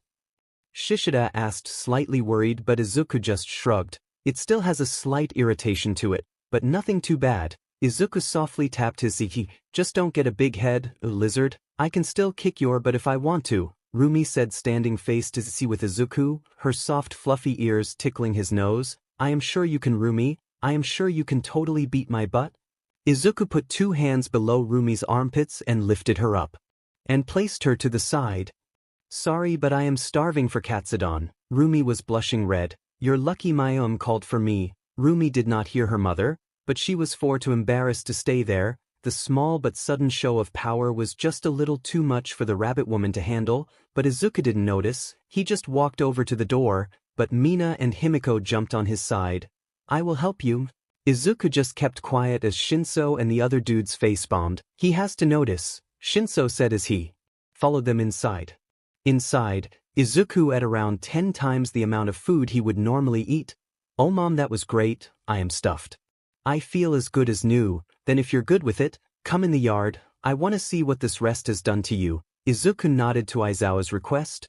Be careful, I don't want any injuries. Inko was worried for all of them, but most for Izuku as he was just out of the hospital. Just like before, I will grab you and get me off you. Izuku nodded. Aizawa was on his son in a second, grabbing his neck. Izuku in reflex just punched Aizawa off. A single-handed move shot Aizawa back, through the wooden fence and in the neighbor's lawn. Hey! Mina's father yelled, his demonic form releasing the most feminine scream ever heard. Dad, are you alright? I am. Just wow, that was a lot of force. Sorry, I always tried with all my might, though it seems I got a bit stronger than before. My apologies, Mr. Ishido. I will fix the fence tomorrow, I promise. He just waved him off, still trying to catch his breath from the spook. Haha, I heard it from inside, dear. You screamed again, ha! Alice screamed from inside. It was Alice's favorite thing, scaring her husband. She would do it all day, every day. She tried to always. She even paid the kids from time to time to scare him. Worth all the snacks or money they wanted. The next day Izuku indeed fixed the fence, and while it normally was a good amount of effort, now it was barely a test. Placing the plank down with a single hit on the nail, it was stuck. It didn't take 20 minutes before Izuku was done. So he walked inside. Izuku, go back and finish the fence, you broke it, so you make it? Inko was sure of one thing, she wanted her sons to be honest and responsible. I know, Mom, I am done with it though. I fixed the entire fence, I promised I would do it, Izuku proudly said, sitting down in front of the TV to watch different shows. As his mom looked outside, she smiled seeing it was done. This dragon rest will really be useful for house tasks. It had been a couple of weeks since Izuku got back from the hospital, and mostly it was normal. There were still worries for his health, and his mother checked his CST weekly, with a constant nagging to keep it clean. Something he understood, but as he got his tired body out of it, he looked at the clock. 06, like normal, doing his morning workout and walking down for his breakfast, which he had to make himself as his mother was still sleeping, so just a simple egg fried rice was it. That was all the time Izuku really had before his phone buzzed, showing someone was at the door. Izuku just smiled as he opens the door. Hello, sir. At the door was Mina's father. He worked together with a nearby construction crew. And Izuku, who wanted to earn a little bit of money, went ahead and asked for a summer job, which he got, getting in the car with him and taking the 45-minute drive. Izuku had around 15 minutes for himself before working, which he almost always spent drinking coffee with the boss's daughter. As he walked into the lunchroom, there she was. Brown hair cut at the shoulder, the tips aimed inward, framing her face, pink rosy cheeks and a smile to match. She waved happily as she saw Izuku enter and shoved his cup of coffee forward. Hey MidoRyuu, she said happily. Hey Uraraka, you're here early, she nodded. Papa wanted to start early making a layout for the cement walls. Izuku nodded with a smile as he sat down and started drinking. He really connected with Uraraka. Both wanted to be heroes for slightly different reasons. Achiko wanted to make money and people happy, which Izuku respected. Hell, even if she just wanted money, doing heroics isn't that smart for just money. Showing she wanted to help people as well. Izuku just wanted to show what a real hero is to the fakes, and beat their buttes in the process. It didn't matter if the buttes he kicked were heroes or villains, and after telling her the story of his CST wound, neither did she really. But the 15 minutes went past quickly, causing the pair to split up. Achiko moved toward mixing, and Izuku toward demolition. It was his solo job, breaking down walls and such, which he was able to do due to his increase in strength. Putting on his strong hat and reflector jacket, he grabbed his strengthened sledgehammer and walked toward the first wall. Spinning his arm a bit, before with a mighty show of strength, he brought the hammer down on the wall from on top. Instantly a hole formed in the wall. He did the same 7 more times, all on the edge of the wall, equal parts spread, 1 in each corner, and 1 right in the middle of the sides and tops. Before then dropping the hammer and pushing the wall out with his strength. He kept doing it for a couple of hours before he was done with his job. He had already done most of the walls before. Now the last thing to really do was to see what else he was able to do. Mr. Uraraka, sir, I am done with the walls on south. This shocked the man as he coughed and almost spit his coffee all over the plans. Oh, what, already? That was a 4-week job for 3 men, and you did it in a week alone. Izuku just kept up his friendly face. Well, I'm having early lunch then. When that is over, join my wife with the loading of bricks. Izuku nodded as he walked away, going toward lunch where he realized he didn't have his lunch with him. He had it in the fridge at home. And he did not have the time to go home and grab it. While he had an hour lunch, he would need 30 extra minutes alone to get home and back, 15 if traffic was good. He did the only thing he could. He opened his phone and went over to one of the group chat he shared with his friends from home. Misfits. Why, friend? Hey, weird question, but I forgot my lunch. Is anyone willing to grab it and hop in the subway and bring it to me? Blood princess. I would totally, but helping my mom ATM. Zoe? Bungun. I can't in the middle of training ATM. So not home. Maybe Mina, I remember her being home. Succubus, I can totally come by and watch you sweat. Where lunch at? Why, friend?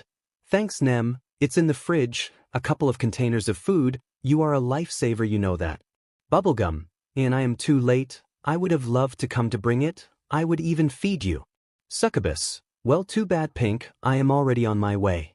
Izuku turned his phone off as Mina and Nemuri started arguing about who would bring him his phone. He had no idea why. They had been acting weird since he got back.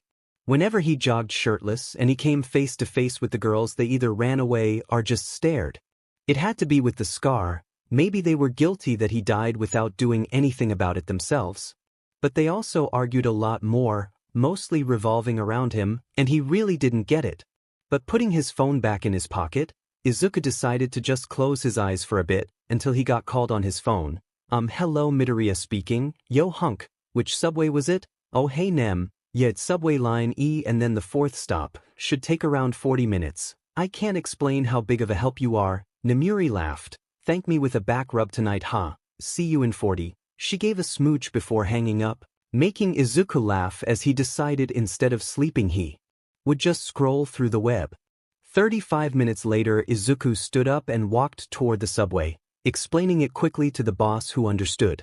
The walk was just on time as Nemuri walked out.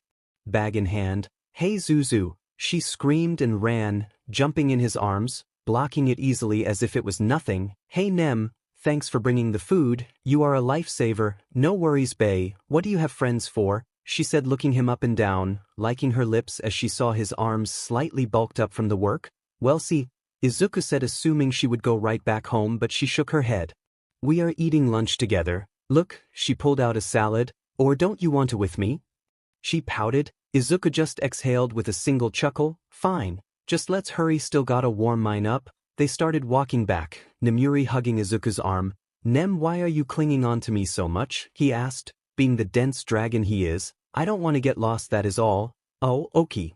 Walking together right into the lunchroom, where Izuku started using the microwave right away, wanting his food warm. Oh hey Midori.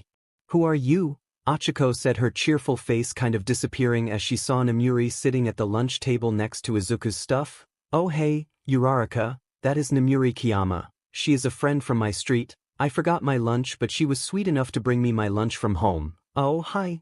Nem, this is Achiko Uraraka. She is the daughter of the boss. She is also aiming to be a hero like us. Yidaya, aiming for you. She sat down, on the other side of Izuku. So Kiyama, what are you doing? I am still studying full-time, not as smart as Super Zuku. Izuku laughed. I am not that smart Nem and you know it. I just had a good amount of help from my dad, he said as he sat down between them.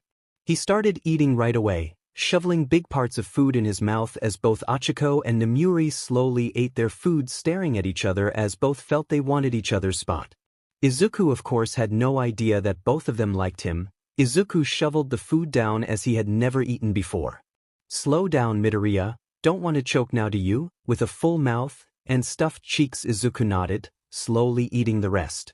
It didn't take long for others to join them in the lunchroom. So MidoRyuu, those two lovely ladies your girlfriends? Izuku turned his head slightly. I mean yeah, they are my friends and girls, so, both girls blush. I got to go, Nemuri said with a heavy blush as she quickly ran. She quickly told Izuku later but that was it. Achiko however wasn't able to flee, so instead she blushed, brought both her hands up to her face, and accidentally float herself up to the ceiling all while Izuku shrugged and kept eating. He didn't understand why everyone kept laughing loudly at him. He didn't understand if he said something funny or just if he missed a joke, but as he finished his food, cleaned the leftover boxes, and put them back in the bag. And then he went right back to work. Miss Uraraka, I was told to help you. Oh MidoRyuu? Yes, I will explain what we will do. You will have to fill those pallets with bricks, then I will come by with the truck and move them. Where do they need to be moved to? Don't mind that, it's not as if you can lift them. Izuku walked up, grabbed the sides of the pallets, and just stood up. It's a little heavy, but I can manage. It was around a good 50 kilos but Izuku was able to lift that with one arm without much trouble. This however shocked the mother of Achiko as she did not expect to see that. Don't overwork yourself baby, you don't want to be hurt in the end. It's fine miss. I am aiming to be a hero, so I have to get far stronger. Seeing Izuku wasn't going to let down on this, Miss Uraraka just accepted the fact and gave up trying to convince him, but she was able to get him to be careful and stop the second something fell wrong. But as that was going, Nemuri just got out of the subway and was walking toward her house, trying to come up with a plan to make sure nobody stole Izuku away from her, or any other girls to join. She already had enough trouble standing out from within the group they had now. She really didn't need or want other girls to just sneak in and steal Izuku. Girls group. Purple Mist. Girls' big problems. Izuku might have a work wife. FTSH. What are you talking about, Nem? Purple Mist. When I dropped Izuku's food by, there was this brown-haired girl, his age, and they were super friendly, and like when an old dude made a joke about me and her being his girlfriend, he said yes. Acidic. No way, he most likely just was not thinking and thought he meant a female friend. Buff Bunny. That does totally sound like Izuku, but what about that, Nem? Makes it okay that he said the same thing about you. Vamper. Yeah, it's not like you're dating him, he is into me, not you. Wyvern. Himiko, while you're sweet, he would much rather date someone with a quirk like his. Acidic, as if Ryuko needs a cheerful and fun girl, like me, and not some boring old lady like you. The group continued to argue about who Izuku should be dating, of course without Izuku giving his opinion on who he would want to date. For all those outside of the girls' group, they could have told them Izuku is far the FING dense to ever get a hint. Shinso was living proof. He had told Izuku that the girls liked him, only for Izuku to look at him. Of course, I like them too, they are my friends. I am off to work, Aizawa said as he embraced Inko on the cheek. Grabbing his lunch and a fresh cup of coffee, Inko made him, while the machine made it for him, but Inko had set up, she was still asleep, it was 4 in the morning, but he had a 2.5-hour car ride to take to reach UA, a trip he was more than okay to take. He only worked 3 to 2 weeks a day. It was swapped with Vlad King. Nizu had come to the understanding that a divided class would lose the chance of students learning from each other. So instead of each course having 2 classes of 20 students, each course was its own class with 40 total students. More chaotic, sure, but better for the grades definitely. But it was Aizawa's turn to work. Monday, his least favorite day. Today, even more so than normal, he had gotten the week's information from Nizu, what he should expect and what Nizu expected to see. And on Monday, it said All Might, the blonde, oaf that was nothing more than pretty words. So now he was going to have to act all nice. Aizawa understood why showing heroes stood behind each other and respected each other meant the students would be able to count on each other as well, as it was the norm. But Aizawa hated it because, well, he saw All Might as a fake heroes, not like Boomfist, that acted like a villain. All Might act like a good hero. In front of the cameras he did nothing that looked bad first off, but then again he did whatever looked good in the eyes of the media, so Aizawa drove right toward you. Parking the car at 6:30, one of the first teachers there. Tiredly walking through the halls until he reached his classroom, then finishing grading the homework and placing it on everyone's desk, before pulling out his sleeping bag and hopping inside of it and taking a nap, something he was forbidden from doing at home. Well, napping was allowed, he just wasn't allowed to bring his sleeping bag with him. If he wanted to sleep, he slept on the couch or in bed. It was something Aizawa had to learn to accept, but he still had it during UA, well, as long as he didn't forget his lunch causing her to drop by. But now he was napping, waiting for his students to enter, much like clockwork, something he truly respected. Mirio Togata and Tamaki Amajiki. Good morning, sir. How has your weekend been? Togata, lower your tone, please. Sorry, sir, haha. Hi, sir. Amajiki softly said. Mirio was a fit young man, with bright blonde hair and a big smile on his face. Overall he didn't look that special. His smile, however, quickly caught people's eyes. His quirk allowed him to phase, to become intangible, untouchable, but it also meant he couldn't see, breathe, smell, touch, or anything. And his friend, Tamaki, a thin boy, longer black hair, combed over his face, almost trying to hide behind it, his ears slightly showing, pointy tips almost like an elf, his back slightly hunched, mostly to make him smaller, his quirk also strong, allowing him to take the property of anything he ate, echolocation from bat meat, wings from a chicken, or the thick skull of a goat, but unlike Togata, who simply lacked control, Amajiki lacked something simpler. He lacked confidence. Put him in a room with just a villain that kept silent, and Amajiki was able to fight like a pro. Any other moment he was able to be taken down by an insult.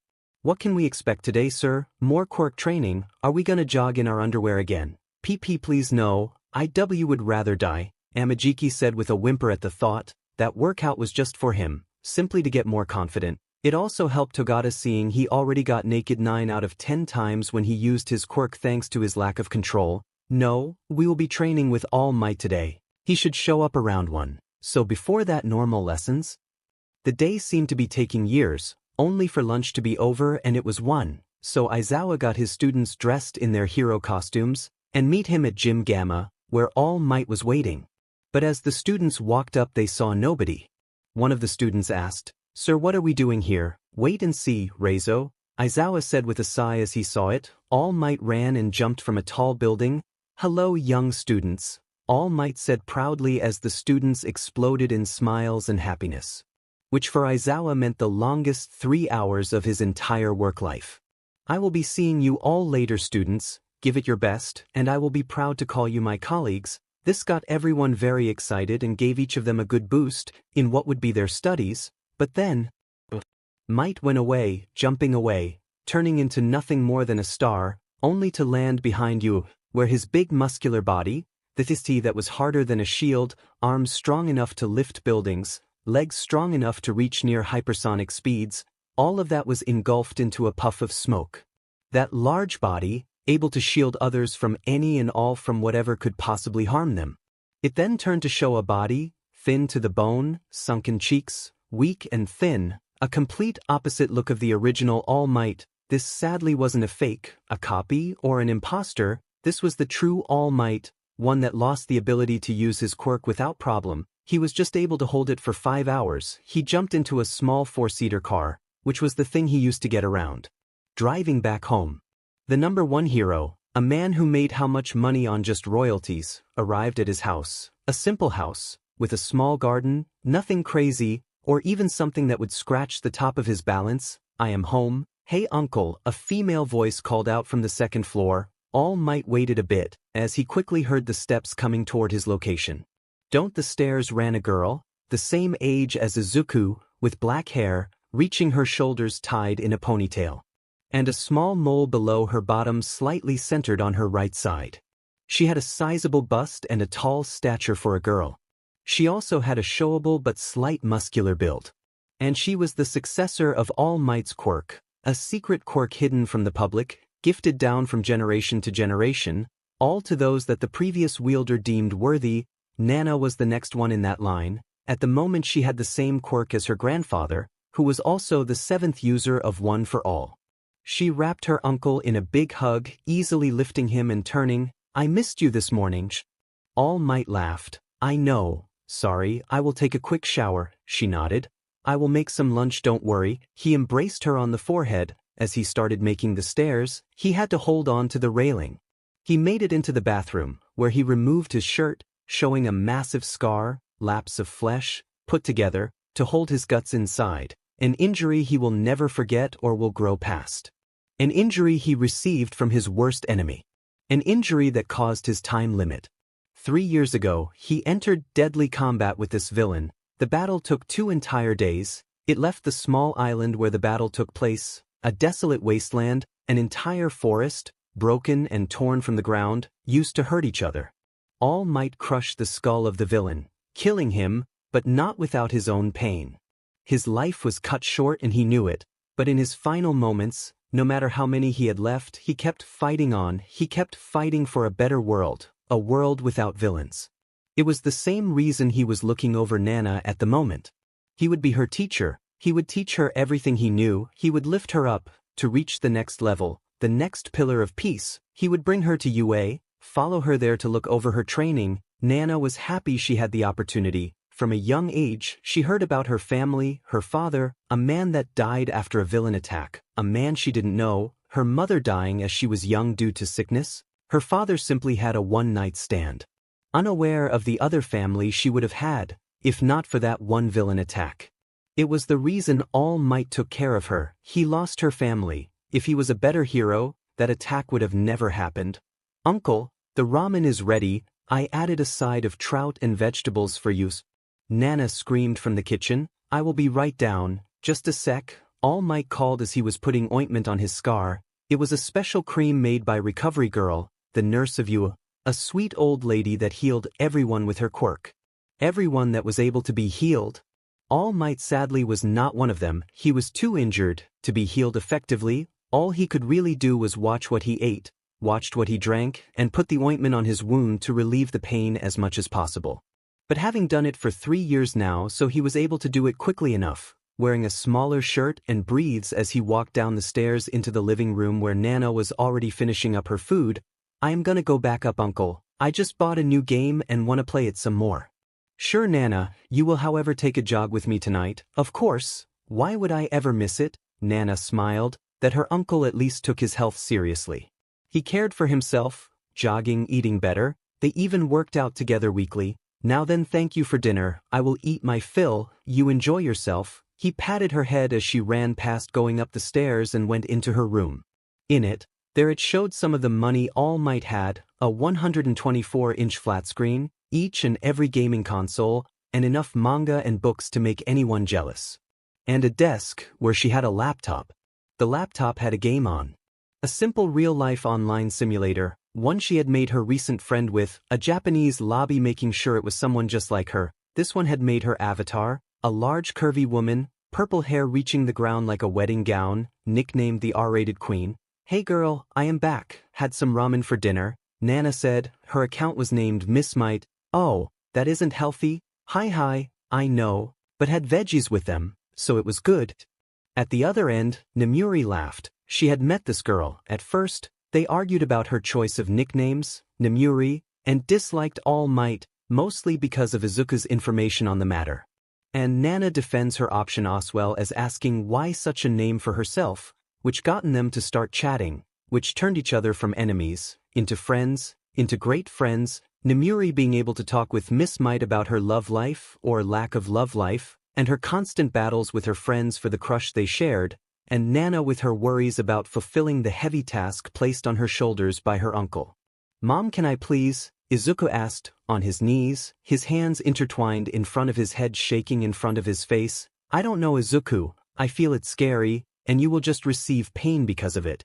It had been like this for around 2 weeks. Izuku had saved up a good amount of money, located a place that would do it for him, and had started a campaign to get a tattoo. Izuku right now was begging his mother for a tattoo. "Izuku, I know you want it, but tattoos are things the Yakuza do." Izuku nodded. "You won't be allowed in public bathhouses, and you will get a lot of mean looks." "Mom, I don't like public bathhouses and I already get mean glares. Here it's fine. We are here, and at you, I will already fight against the looks of hate for my quirk, so fighting against having a tattoo is fine." "Shota, what do you think?" "It's illogical, but I have nothing against it. Tattoos are not that frowned upon. But the choice is yours, Inko. I don't feel like I have many choices in the matter. I am just his stepdad." Shota had been adamant about that. While he would give his opinion, he had no right to tell her how to parent and she had no right about him. Thankfully both parented the same way, and they had no arguments about it. Fine. You can get the tattoo." Izuku jumped up, wrapping both his arms around Inko and lifting her up. Thank you. Izuku started repeating as he started spinning Inko around without effort. Inko just had to laugh at her son's action, but Izuku dropped her softly on the floor. "Cool, I will be back," Izuku yelled out as he started running to the tattoo shop. The tattoo shop Izuku went to was a messed up one. But he had no choice. Not many people would do the tattoo he wanted. This was a tattoo artist, in a back alley. He was extremely skilled, he did it from mental pictures and then printed it on flesh. Most people didn't like him because it hurt a lot. It burned as the tattoo was made. But it only took a little bit of time. "Yo, you got the free time?" Izuku walked into the back alley tattoo shop. With a man who was sitting back smoking a joint to nod slowly. "Yeah bro," he spoke slowly showing he was high as hell. "Cool, I want that thing we talked about. Were you the unicorn with the swastika as eyes, with a massive PP, with the tip being a shark because as I said, I ain't doing that." "And no, that isn't me," Izuku said, quite shocked at the request. "Oh 8, it's fine then," the dude said as he pulled out a large piece of paper and a marker. "8 what you want bro." Izuku nodded as he walked up and sat down. "So alright, I want a Chinese dragon. It starts out from my CT scar, then it will go down to my side, below my armpit, covering my back, slightly as it wraps around my arm with its mouth reaching my hand." "Wow, buddy, I can do that, but that gonna hurt like a mother effer," the dude said, taking a puff of his joint. Izuku nodded his head understanding it. I know, but I would like it if possible. Sure, buddy, I have tattooed a lot of sheet worse than this, so let's just check what type of sheet you want. The man pulled out his phone and he started Googling dragon types. This dude is right. Long snake-like, small arms and legs with no wings. Izuku nodded. Ain't doable. I once did this type of dragon on someone's leg, with the tongue being his PP. Hella weird. Izuku laughed at the absurdity. Fine, what about the scale? You want this type or more depth in them? Izuku looked. It was done with a simple marker, a single line, almost kid-like scales. While the second one was drawn in depth, there was more shadow to them, as well as a unique look to the scales. That one, it looks way better, Izuku spoke with a smile. 8. Remove the shirt, let's do this. I got a clear picture. The man put on a special helmet that showed his thought on a small display. It showed a beautifully drawn dragon, a light green shade adding some colors to its body. That is it? Izuku removed his shirt, stretching his arms wide and taking a deep breath as he closed his eyes. The man placed his hands where the tattoo would start, slowly dragging it over the skin. And Izuku felt pain. It felt like there were hooks inside of his skin. It was slowly pulled out, ripped open and salt poured into them. The dragging of his hand was painfully slow. It felt like it took hours. It however just took half an hour in total, which for the size of the tattoo was wonderful. Man, that was like, super impressive dude. In one go without breaks, hardcore bro, the man said nodding his head. As he pulled out a calculator. Izuku however had already done the amount in his head and dropped the money down. 70.000 yen, or $505.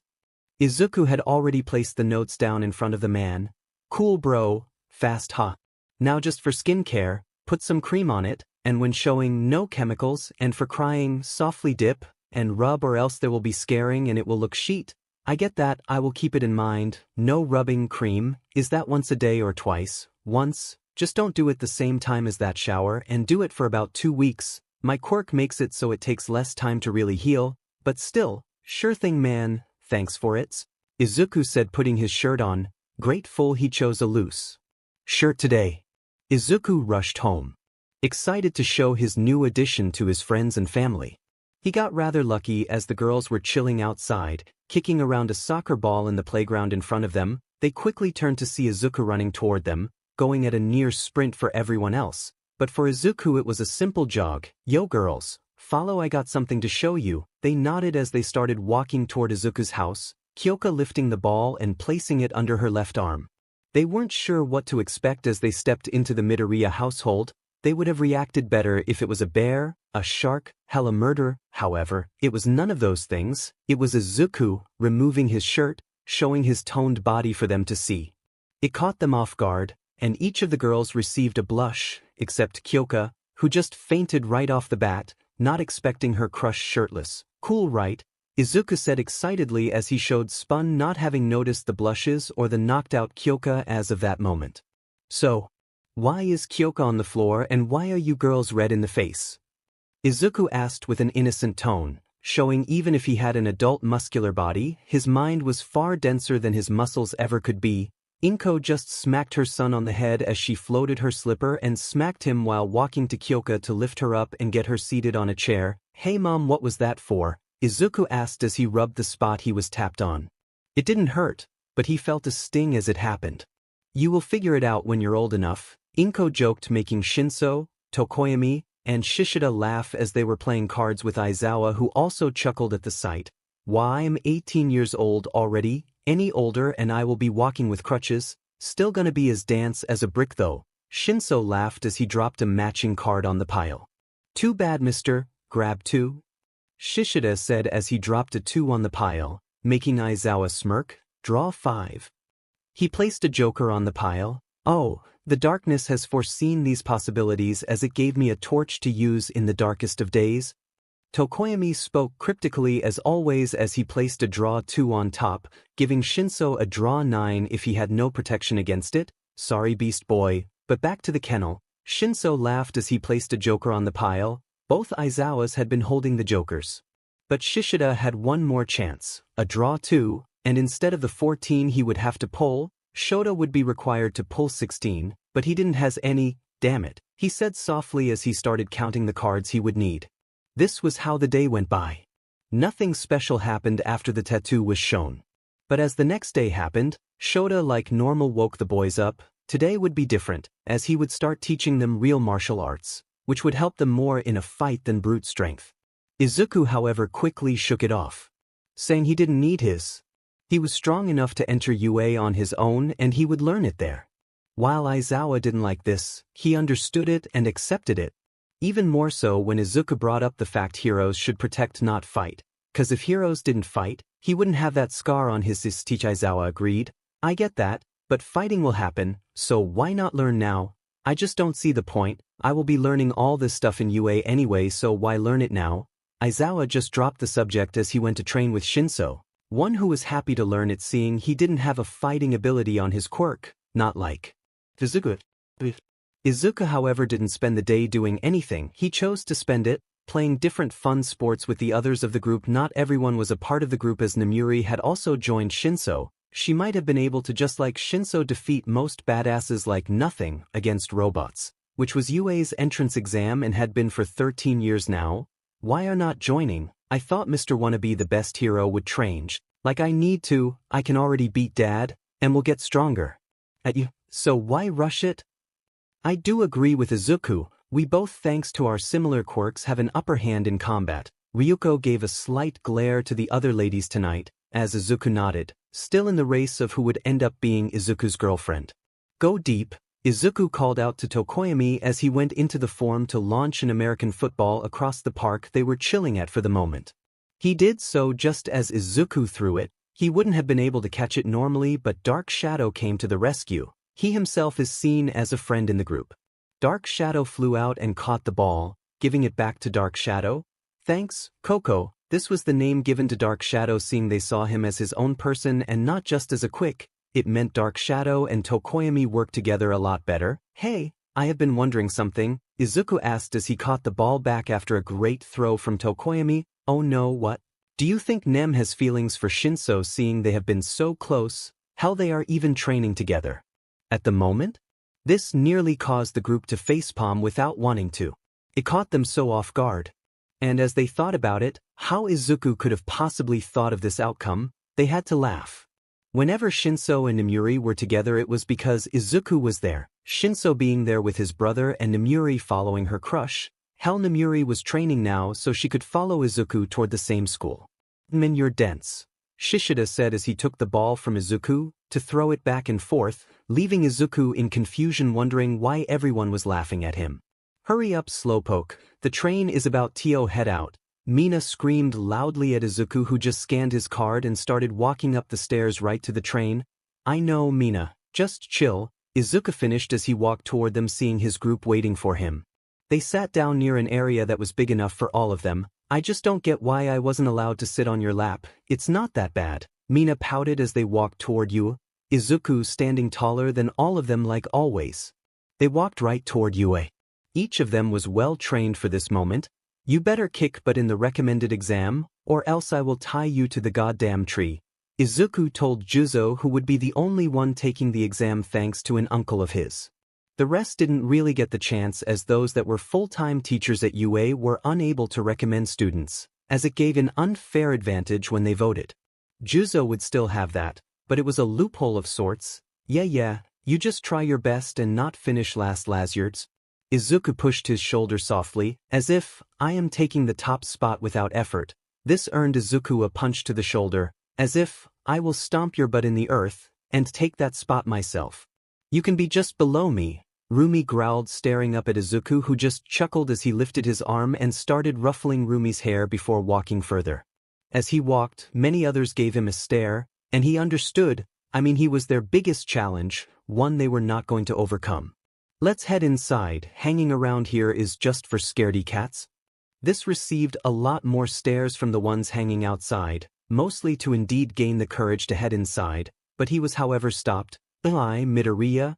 Izuku looked back with a smile, waving back at the person taking a jog toward them. Hey Uraraka, long time no see, ready for the exam? With a cheerful smile, Achiko nodded her head. I am super ready, gonna give it my all, and hope I pass. Achiko said as she started looking around the group. Oh hey, you, sorry I forgot your name.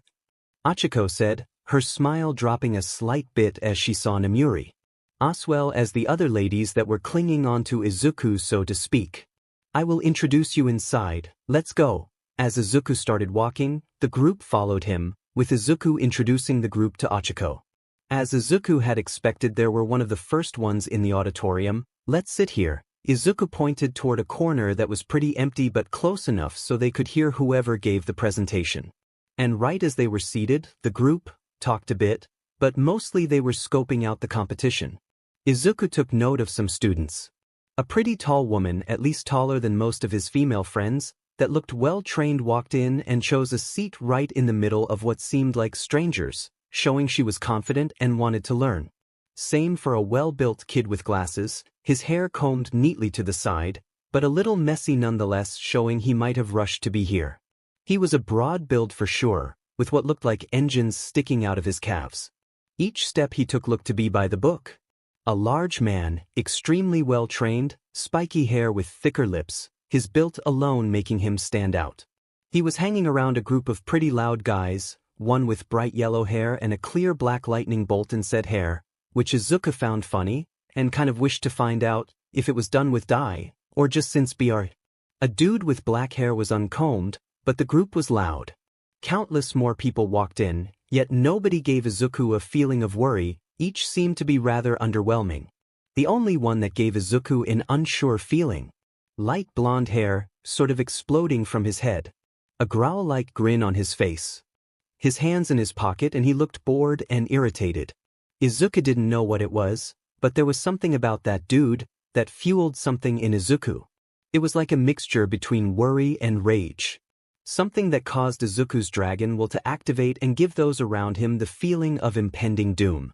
Only stopped as Shinso tapped him on the shoulder. Yo Izuku, what's up? Izuku gave an apologetic smile. I can't really be sure, just something about one of those guys that psees me off like nothing before. The group didn't understand it, but it wasn't like they saw what Izuku saw or like they had much chance to think about it as the presenter walked out. Wearing L-teacher breathes with a L-teacher jacket, big L-teacher boots. The collar of the jacket was aimed up, slightly hiding a metal-like speaker around his neck. A nice pair of orange-tinted downward triangle glasses hid his eyes, with two small patches of hair on his upper lip as a mustache. The final thing, and by far the most noticeable, was his hair, bright yellow hair, styled upward. The hair was at least the size of the man's own torso and in a spiked tuft. He had a smile on his face and a microphone in his hands. Yo, Itswa boy. Present mic coming at you with the explanation of a lifetime, making yo chance at you a skyrocket like my albums. He spoke loudly and with an immense amount of confidence, mostly trying to cheer the students up and ease them for the exam. Can't be too worried about your exam when laughing at the energy of a weirdo. Title. Present mic wore with gusto. Yo, so let me spit some shit real quick. Present mic said, holding the mic from the side. So check it, y'all were given some cards right before y'all entered the building. On that card it has some information written down, yo, just like the paper in form of you has some information written down as well. Y'all can read it, but I can also just spit that here and now. Present mic walked around, which really eased the worry of some students with a chuckle. So first look at the letter on the card. That letter will show you the classroom you will need to enter for a small quiz. This worried the possible students slightly, but that was due to the shock. While heroics is about the muscles you got, the most important one is the brain, yo. So we gotta test you at least. But that's easy for y'all. Then, you will head out on a bus with your class to a designed examination site. There the real fun will start, yo. Present mic said, with the students already had a feel for what would be the real fun, and it was showable by the commotion. Man, this exam is gonna be a piece of cake, just robots. Izuku told the group as he had just finished reading the piece of paper placed in front of him. I hope I will do good, Achiko softly said. Just float them up high and let them drop easy points, Izuku encouraged her. Sure, he is talking about the robots. Namuri shushed them as she wanted to hear what they were able to do. Alright, in the exam there are 3 robots. Excuse me sir, I have a question, the dark blue-haired boy said as he stood up straight with his arm pointing right at the ceiling. This caught Present mic off guard as he was still speaking. Sure, Listener 7777, what you got? You stated that there are 3 robots in the exam, but on this paper it is clearly show 4. Does this mean you made a mistake in the print or the explanation? And if so, that is extremely unprofessional. You at UA should strive for the best, and if we have TO do our best, we will need all the correct information. The blue-haired boy then did a turn, right for Izuku and his group, pointing his finger right at them. Stop the talking, we are here to listen to what is said and not converse with each other. If you want to talk, you should just leave and give your spot to those really aiming to be a hero. Izuku smirked. Better spot pointing before I shove that finger where the sun doesn't shine. And you are more disruptive than I could ever be. If you were as stuck up as you were, you might have recognized Present Mike was still explaining the situation, or you could just read the DMN paper instead, wait for what he says, and complain afterwards. The room was quiet, neither student nor teacher wanted to speak, even at the teacher, it was quiet, well except for some. First was the principal of UA, the smartest animal in the world, given a quirk thanks to experimentation. But then again he was a special type, an animal created from other animals, making people often guess about his true identity. A rat, cat, dog, or even bear was often guessed. Next to him were his 2 oldest friends. First, a sweet old lady, walking with a cane and a doctor's coat, recovery girl. And an equally short man, also with a cane, but instead of a cane that looked like a needle, this one simply looked like a normal cane. He was wearing a yellow spandex suit with a body-size cape and wider boots. Overall, just like Nizu and Recovery Girl, he was short.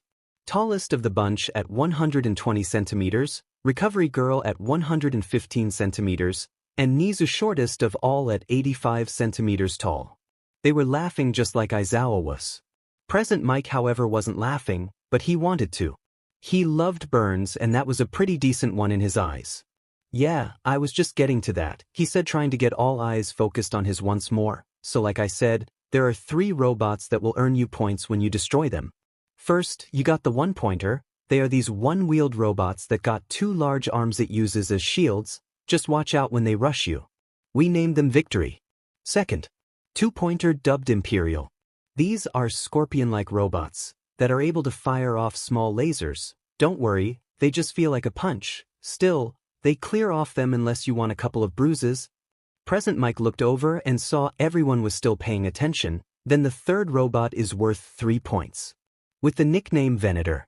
And these ones are big bulky robots, and while you might think walk around and attack freely, their ones got missiles that will pack a mean punch.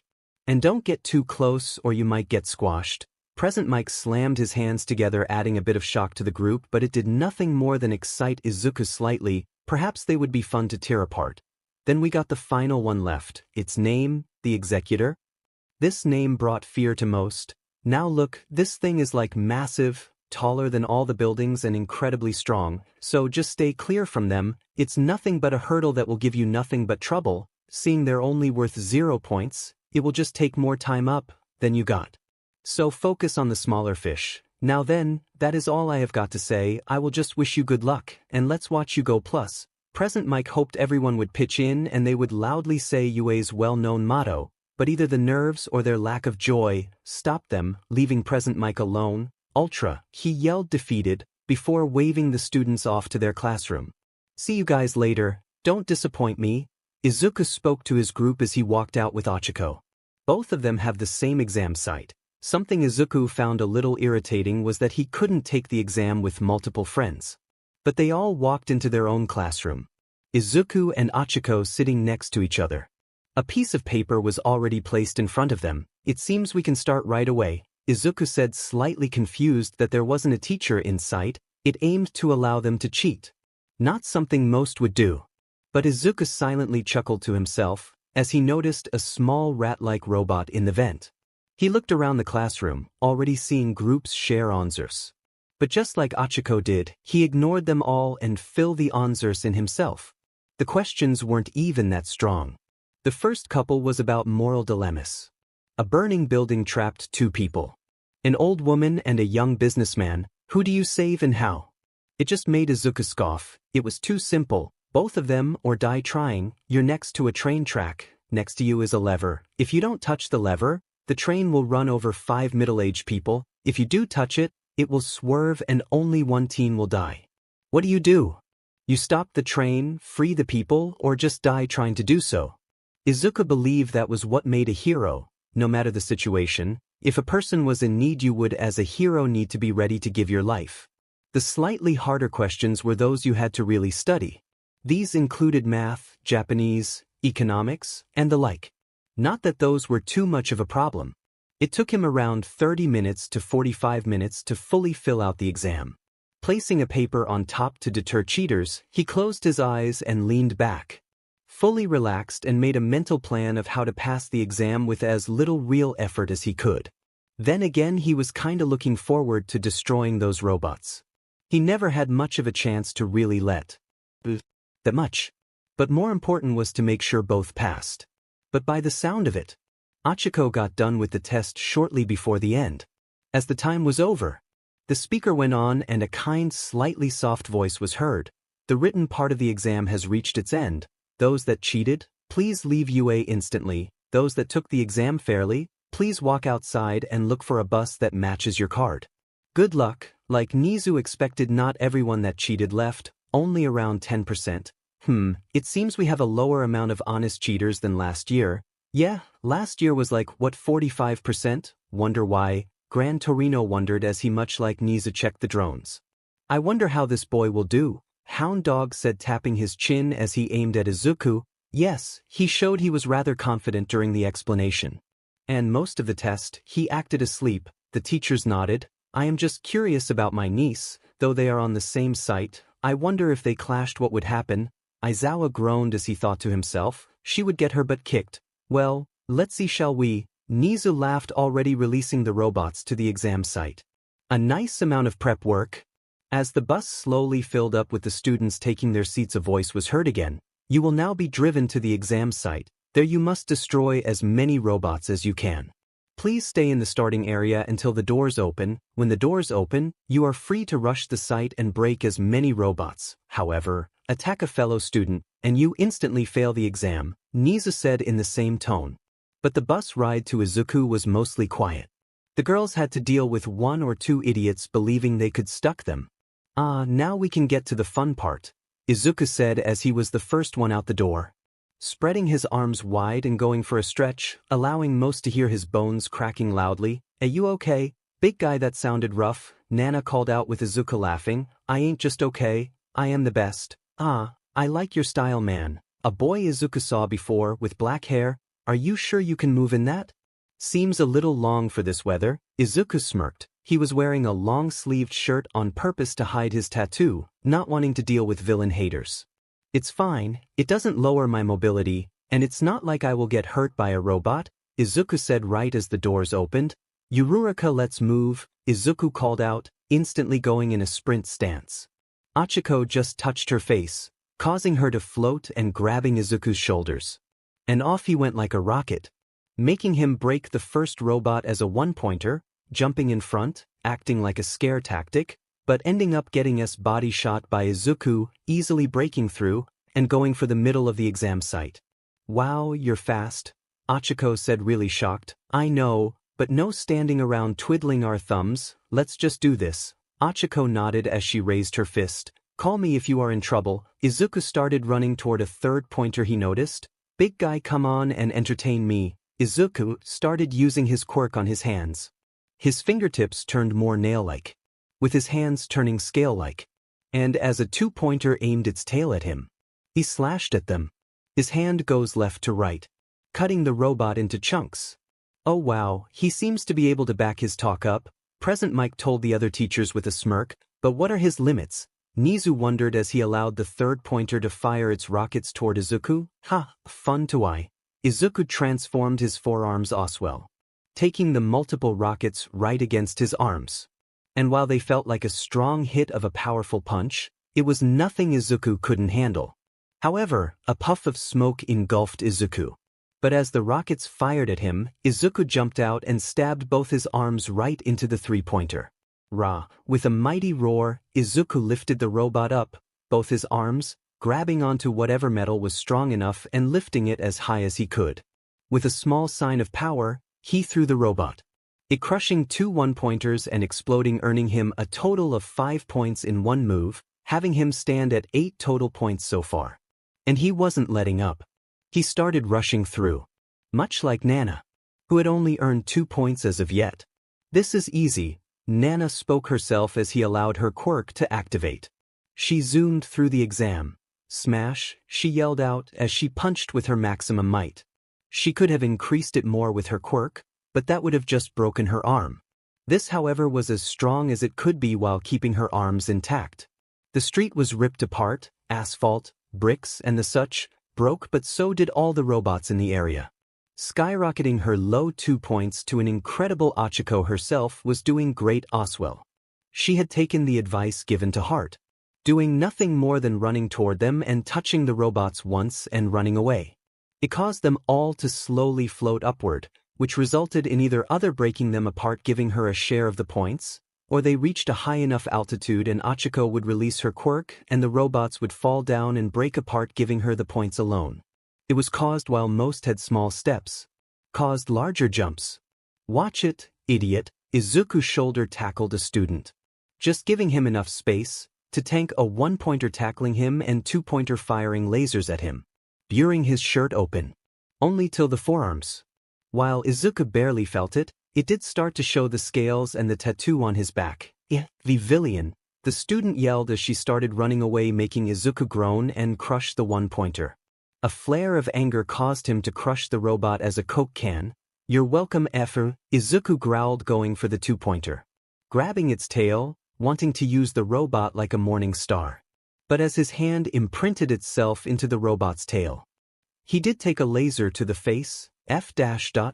Izuku cussed as he spun, throwing the robot against a wall as he grabbed his face. "Man, these are easy," Rumi called out as she landed a downward spinning heel kick right to the head of the robot, causing it to implode. "Talk for yourself, I am just happy trapping them is acceptable," Nemuri said with an exhale. "Nem, use the 2-pointers, they shoot lasers." Himiko laughed, sitting on the back of a 2-pointer and moving the lasers how she wanted. Nemuri quickly started doing the same thing. While it wasn't as effective against the other 2-pointers as they were easily able to dodge the attacks, the 3-pointers barely moved and made easy targets. "This exam would be easier if he wasn't here," Ryuko said to Mina, she had been working with. They both looked at the same person. A singular boy, yelling at the top of his lungs, massive explosions rocking out his hands, luring more robots towards himself. Not only did he have no care for others, but he also yelled at anyone that got slightly close to him. "We are just lucky Zuku isn't here. He would have thrown that loud sheet into a wall at the start." Mina laughed, skating around a 3-pointer and throwing multiple handfuls of acid on it. "Talking about Izuku, I wonder how well it's going for him," Mina asked, but Izuku was doing great. He was one of the top scores on the exams. In reality, nothing special happened. Well, that wasn't until the last 5 minutes. A massive robot showed up. The 0-pointer, a massive robot. Bigger than any building UA had put on the exam site. "Ha, now that looks like fun," Izuku laughed. That laugh stopped as he heard a scream for help. "Help, I got stuck." It was Ochako. And Izuku ran right for her. "Yururika, what happened?" Izuku called out as he came closer. She was stuck under some rubble the robot created. "Help me please," she begged. "Wow, I can help," Nana said, swallowing as the robot got slightly closer by the second. "But before that, we might need to move that. I got it." "Save her." Izuku took a deep breath. He closed his eyes. When he opened them again, his pupils had turned into slits. "It's over," a far deeper, dragonic voice said. Izuku's entire body turned into one of the scales as he started growing bigger. He had fully activated his quirk, something he hadn't done in so many years. In front stood something that caused many students to sheet themselves, and even the teachers to look shocked. A massive black dragon, dragon wings, protruding from his back, scales all over the body. The membrane of the wings was a dark green, showing a slight change from the black body. Large horns also grew from its head. A massive dragon stood in front of everyone.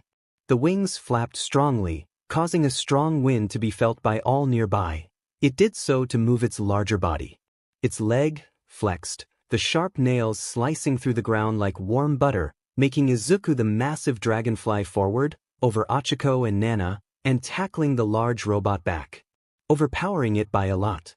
Izuku had expected a lot more of the robot and thus used a lot of force, so much so that as he pushed forward, with the help of his powerful legs and wings, he easily pushed through buildings and reached the wall, where he crushed it in half. "Wow, weak," Dragon Izuku said as he started to transform into his own form, only leaving the dragon wings on, allowing him to fly at high speeds back to Achiko and Nana, who were both still shocked and didn't move. "Din, do I have to do everything myself? Yururika, are you okay?" Achiko was too stunned to speak. She could only nod and shake her head. "Why, you're a villain," Nana said, making Izuku said, causing his to crush the corner of the building that was laying on top of Achiko. "I am not a villain," Izuku yelled angrily. His rage felt heavy, making it almost impossible to swallow for them or to move. "I am gonna lift you up, Uraraka. I believe your light might be broken or sprained, but the exam." Izuku smiled. "If I don't help you, I don't deserve to be a hero anyway." Izuku smiled as he started walking her to the front gate. Everyone backed down in fear. The teachers had similar reactions. "He is a dragon quirk, we can't have those," Vlad King said, but before Aizawa could speak, the three eldest spokes. "He did amazing in the exam," Recovery Girl said. Gran Torino nodded. "He didn't have to transform as he did, he had enough points to pass and the exam was nearly over. He did that just for the sake of saving someone. I will quit if we don't allow someone like that in a hero school, because of a quirk. Yes, he is quite something for sure, haha. Your son is really fun, Aizawa." Nizu laughed. "What?" Most of the teachers screamed in shock as Nizu just told them a bombshell. "Wait, that's your kid?" Present Mike asked. Being Aizawa's oldest friend, he was well aware that he had remarried and gotten a new son. "He is." All Might, however, stood up, slamming his thin arms on the table. "It does not matter whose son he is. That boy is a villain." Aizawa stood up and glared right at All Might. "How the F did you get dumb if an idea in your head?" All Might did not back down. "His quirk is evil, you know it is. Dragon users are villains from Birchen, you know it." This Aizawa hated. "You're a idiot. How the hell do you think a quirk makes someone evil?" It was a heated discussion. "They are born like that, they want distribution and this. They live for nothing but gold and death, and you know it." "Calm down, both of you." All Might, "You have no right to decide who will be allowed to enter or not. That is my job." And Aizawa, "Please calm down. While not all Dragon Quirk users are evil, a whopping 85% of users do take that path. Now, I understand the worry of Dragon Quirk users. It's worrisome, as some are unable to come to grips with their own power and the massive amount of hate they already have. It might be impossible to overturn that hate, however." Looking at these test results, Nizu said, showing the paper of Izuku, "He will most definitely be a great addition." It got everyone to look at the results of the robot exam as well. "Oh wow, your kid is special for sure." Izuku had taken the top spot with an impressive 150 robots defeated and an insane 135 hero points he got for saving others. "Seems like he is a better hero than you were at first, and much better than your niece," Aizawa said as he walked out of the room. She was ranked 2, with 175 robot defeats but only 5 hero points. And they were all aware of All Might's results, 120 villain points, and 45 hero points. He had already looked at those that interest them, and by his calculations, Izuku's group should pass. Though he just had to make sure none of the teachers voted against his son entering UA. But unbeknownst to Aizawa, Nizu already accepted Izuku into UA. "You know Toshi won't accept it, and he will go against it," Gran Torino said softly to Nizu. Recovery Girl had already left in order to heal the students that were injured. "I know, but I frankly don't care. I have been far too lenient in accepting his behavior. He was always an emotional child. He just can't get over the fact that one of them did that thing." Nizu nodded as he started speed reading through all the test results. "He always did this." Nizu spread it in 2 different piles. Useless and potential. The other teachers then discussed the fact who was allowed in and who would be turned down. They even make a pile for those to be suggested toward other schools. UA took the best of the best, and sometimes that pile was a little too large for them to handle, so they turned them over to other schools to make sure hero society still reached higher peaks. But the teachers were not discussing the fact that Izuku should be allowed. All Might was leading one side. Those villain dragon quirk users should never be allowed anywhere near a hero school. In the end, they would only betray hero society for their own pleasure.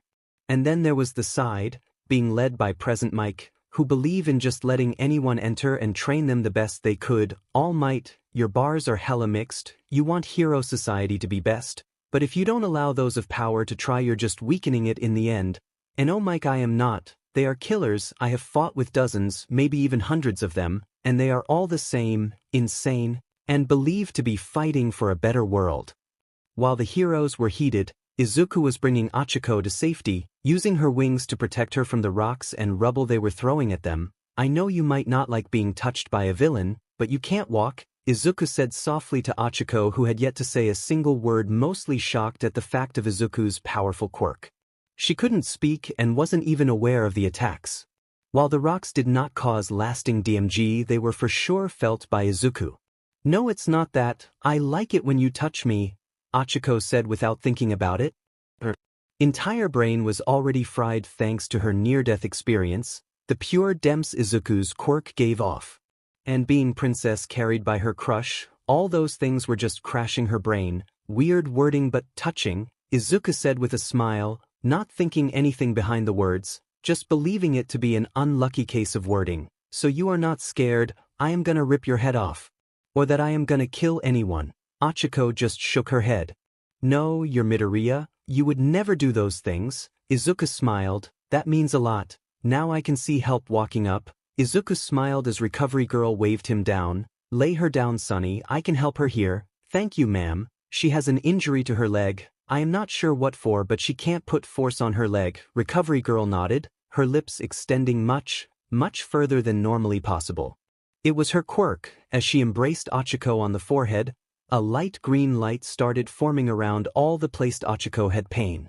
Wow, that's awesome, but I am so tired now, Achiko said, starting excited but slowly turning into a more sluggish and tired version of her normal self. That is my quirk, dearie. When I embrace someone, I boost their own healing factor toward an abnormal amount, causing rapid regeneration, but it also saps their energy out right along with it, Recovery Girl explained to them with Izuku's eyes going wide in excitement. While his love for quirks might have dimmed down slightly, he was extremely excited nonetheless. Well, thank you for the help, I would stay to help, but don't think that they will accept that. Izuku flexed his back, causing his wings to spread widely, showing each wing was around 2 meters wide. Those shook slightly before he folded them back into his skin, and Izuku started walking away, ignoring the nasty glares everyone was giving him. There were only a select, very small group of students that looked up to him as heroic, and some others that didn't really care about him or his quirk, and just respected him for his actions.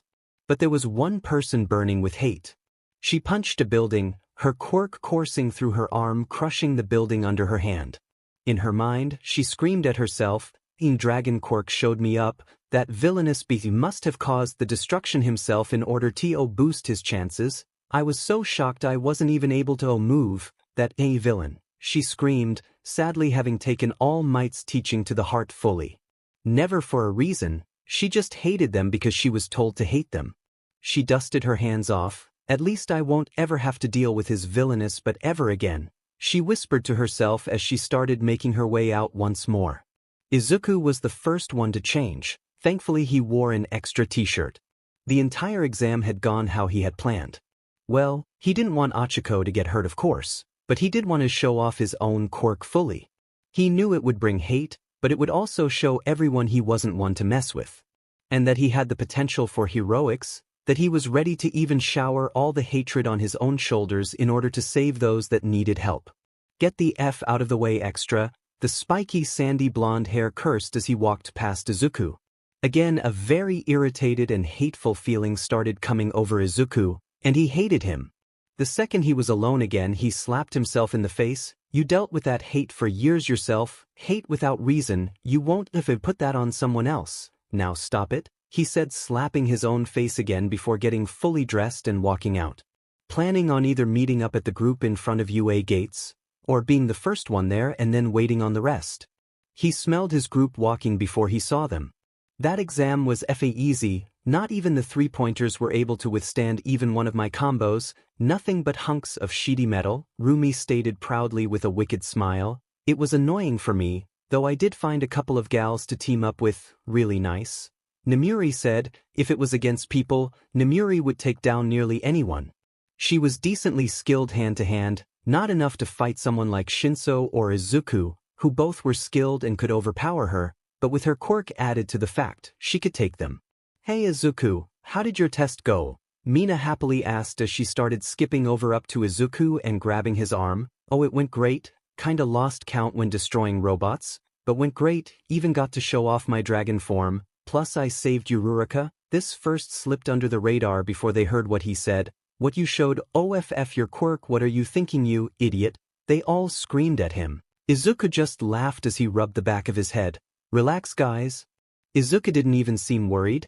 It was my plan, I got a buttload of points beforehand, and then went for my large transformation to push that massive robot back. Perfect show of strength to get them talking about me. This just earned him a slap on the back of the head from Hitoshi. They need to be talking positive about you, idiot, not negative. Izuku just laughed. Who cares what they say, at least they are talking. Now let's head home, I am dying for some katsudon. Hold up, guys. Izuku looked back and noticed it was Achiko, running up to them. Are you sensing that, Nizu? Gran Torino spoke, watching down from an office and looking over the gate. Much like Nizu, Gran Torino had been a hero for many years, and one of the many abilities Gran Torino had picked up, just like Nizu, was to judge someone's strength. Thanks to years of fighting, they just got a sixth sense for that sort of stuff. Oh, I am, and it's just making me shiver in excitement. What has it been? 30 years since we saw anything nearing that potential, Nizu talked back with a large smile. As they were watching Izuku. Oh, it's a different beast entirely from Toshi. Toshi was a beast from the start. But he is something that not even I would want to face. Both sort of looked at Izuku as if he was a flame, and while the flame now was not even a candle compared to All Might, they were both more than aware that Izuku had the potential to become the sun. A boundless form of power. Aizawa sat in his home office. Tomorrow would be the first day of the new class, so he gave the folder of all his students a look over. Thanks to the mixed classes, they had a more free limit of students, causing heroics, year 1, be made of 48 different students. Most would agree that was a pretty large number of students, but Nizu was well aware that most students wanted to be a hero thanks to fame, childhood dreams, and the likes. And they would always drop out. Which mostly resulted that the third year only having 20 students or so. There of course were classes that had all 48 of them at the end, but that was rare. Don't has to look over them, Aizawa said as he threw the folders off. Mina Ashido, Kyoka Jiro, Fumikage Tokoyami, Izuku Midoriya, Jiroda Shishida, Juzo Hananuki, Himiko Toga, Namuri Kiyama, Rumi Usajiyama, Ryuko Tatsuma, and Hitoshi Shinso. Aizawa knew them all too well, having seen them grow up. This one is that girl Izuku works with, Aizawa said looking over the file of Achiko Uraraka. Oh, this is Toshi's kid, Aizawa said looking at the folder for Nana Shimura. Yuga Aoyama, Quirk Naval Laser. Lacks mobility and stamina. He looked at the picture. Yuga was a skinny guy. Barely had muscles or fat. By the looks of the picture, he took great care in his looks. Tsuyu Azui Quirk Frog. Strength in legs, great mobility. Seems even more mobility inside the water. How wonderful, Aizawa said looking at the young girl. Her tongue was slightly out of her mouth. Her eyes were larger than most, the same for her feet and hands. She was slightly hunched over with dark green hair. Tenya Ida, oh, younger brother of Tensei I guess. Same quirk, engine, but instead of the arms he has them in his legs, allowing him to reach high speeds. Izuku looked at the picture, standing straight up, his dark blue hair combed neatly. I would have never guessed that to be Tensei's family, Aizawa said picking up the next folder, Mishiro Ojiro. Tail, how plain, however, it seems to be a martial artist. He looked at the picture and Ojiro looked like an average guy. He wasn't overly muscly. I like him, Aizawa said to respect those that put effort into their work. Denki Kaminari, Quirk Electricity. Seems while he has the confidence to be a hero, he lacks the brains and skill. A plain-looking dude, with only really his hair standing out, bright yellow most of it, with a black lightning bolt in it, Ejiro Kirishima. Now that could be an effective hero quirk. Hardening, Aizawa said, taking a sip of coffee. Kirishima was a decently well-trained dude, his hair black and unstyled. Koji Koda. A rather unique look, however nothing to do with his quirk. Aizawa looked at him, in almost rock-like body, quirk uni voice. He is able to talk with animals, getting them to do his dirty work. Rikido Sato. A bigger guy. Sugar rush, eating sugar gives his strength a boost. Aizawa nodded as he read his file. Sato stood taller than most people, just shorter than Aizawa. His most distinct feature was his rather thick lips, Mizo Shoji. Again tall. Quirk dupli arms. Allowing him to duplicate each limb, turning the 6 arms into hands, mouths, feet, eyes, ears, and more. I wonder what's under the mask, Aizawa said as he looked at the large man. He had silver hair slightly aimed down, but most of his face was covered by a mask. Hanta Siro quirk tape. A slightly lanky kid, with very wide elbows, shoots tape out of his elbows, allowing him to move with it. Shoto Todoroki, that's Endeavor's kid. Wonder what came out of that fiery BSTRD. Seems he got his father's and mother's quirk, ice from the right side, and fire from the left side. Powerful, a combination of both of them might block both weaknesses. Shoto's body was normal, his hair was split, right side was white, and on his left side was red hair. He also had a rather nasty look scar on his left side. Toru Hagakure, quirk invisible. Aizawa chuckled at the picture of nothing but clothing. It was really enjoyable for Aizawa, Minor Mineta, quirk, and sticky ball. Ah, so the ball on his head are sticky, Aizawa said as he looked at the picture. Mineta by far the shortest student. Smaller than even most girls, he had large purple ball covering his head, much like an afro of sorts. One that Aizawa remembered to get points by just capturing the robots to earn points. Katsuki Bakugo. Quirk explosion. He sweats from his palms and can ignite the sweat causing explosions. Aizawa said looking at the picture, a decently fit ashen-haired kick with a wicked grin on his face. Momo Yaoyorozu. Quirk creation, allowing her to create whatever non-living thing she wants. How useful. He looked at her picture. She stood a bit taller than most other ladies, with large curves. Wonder how effective she is with her quirk? Aizawa questioned before picking up the next folder. Yosetsu Aways. Quirk weld, allowing him to weld multiple things together as long as he touches the stuff. Aizawa said looking at the fit-looking dude, with long back hair spiked upward and toward the back left. Held up mostly by his bandana. Sin Kaibara, his quirk, gyrate. Allowing him to rotate all his limbs at great speeds, allowing for more damage with his punches. He himself was of medium built. He looked lazy and uninterested of sorts. He looks interesting, Izuku will like him.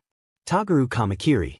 Quirk razor sharp, allowing him to produce blades all over his body. He was a tall, slender young man with pale yellow-green skin and a fluffy green mohawk. He has 2 hooked blades coming out of his mouth with no real nose.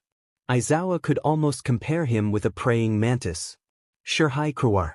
Quirk black, useful. He can merge himself with anything that is dark-colored, either naturally or due to external circumstances such as shadows.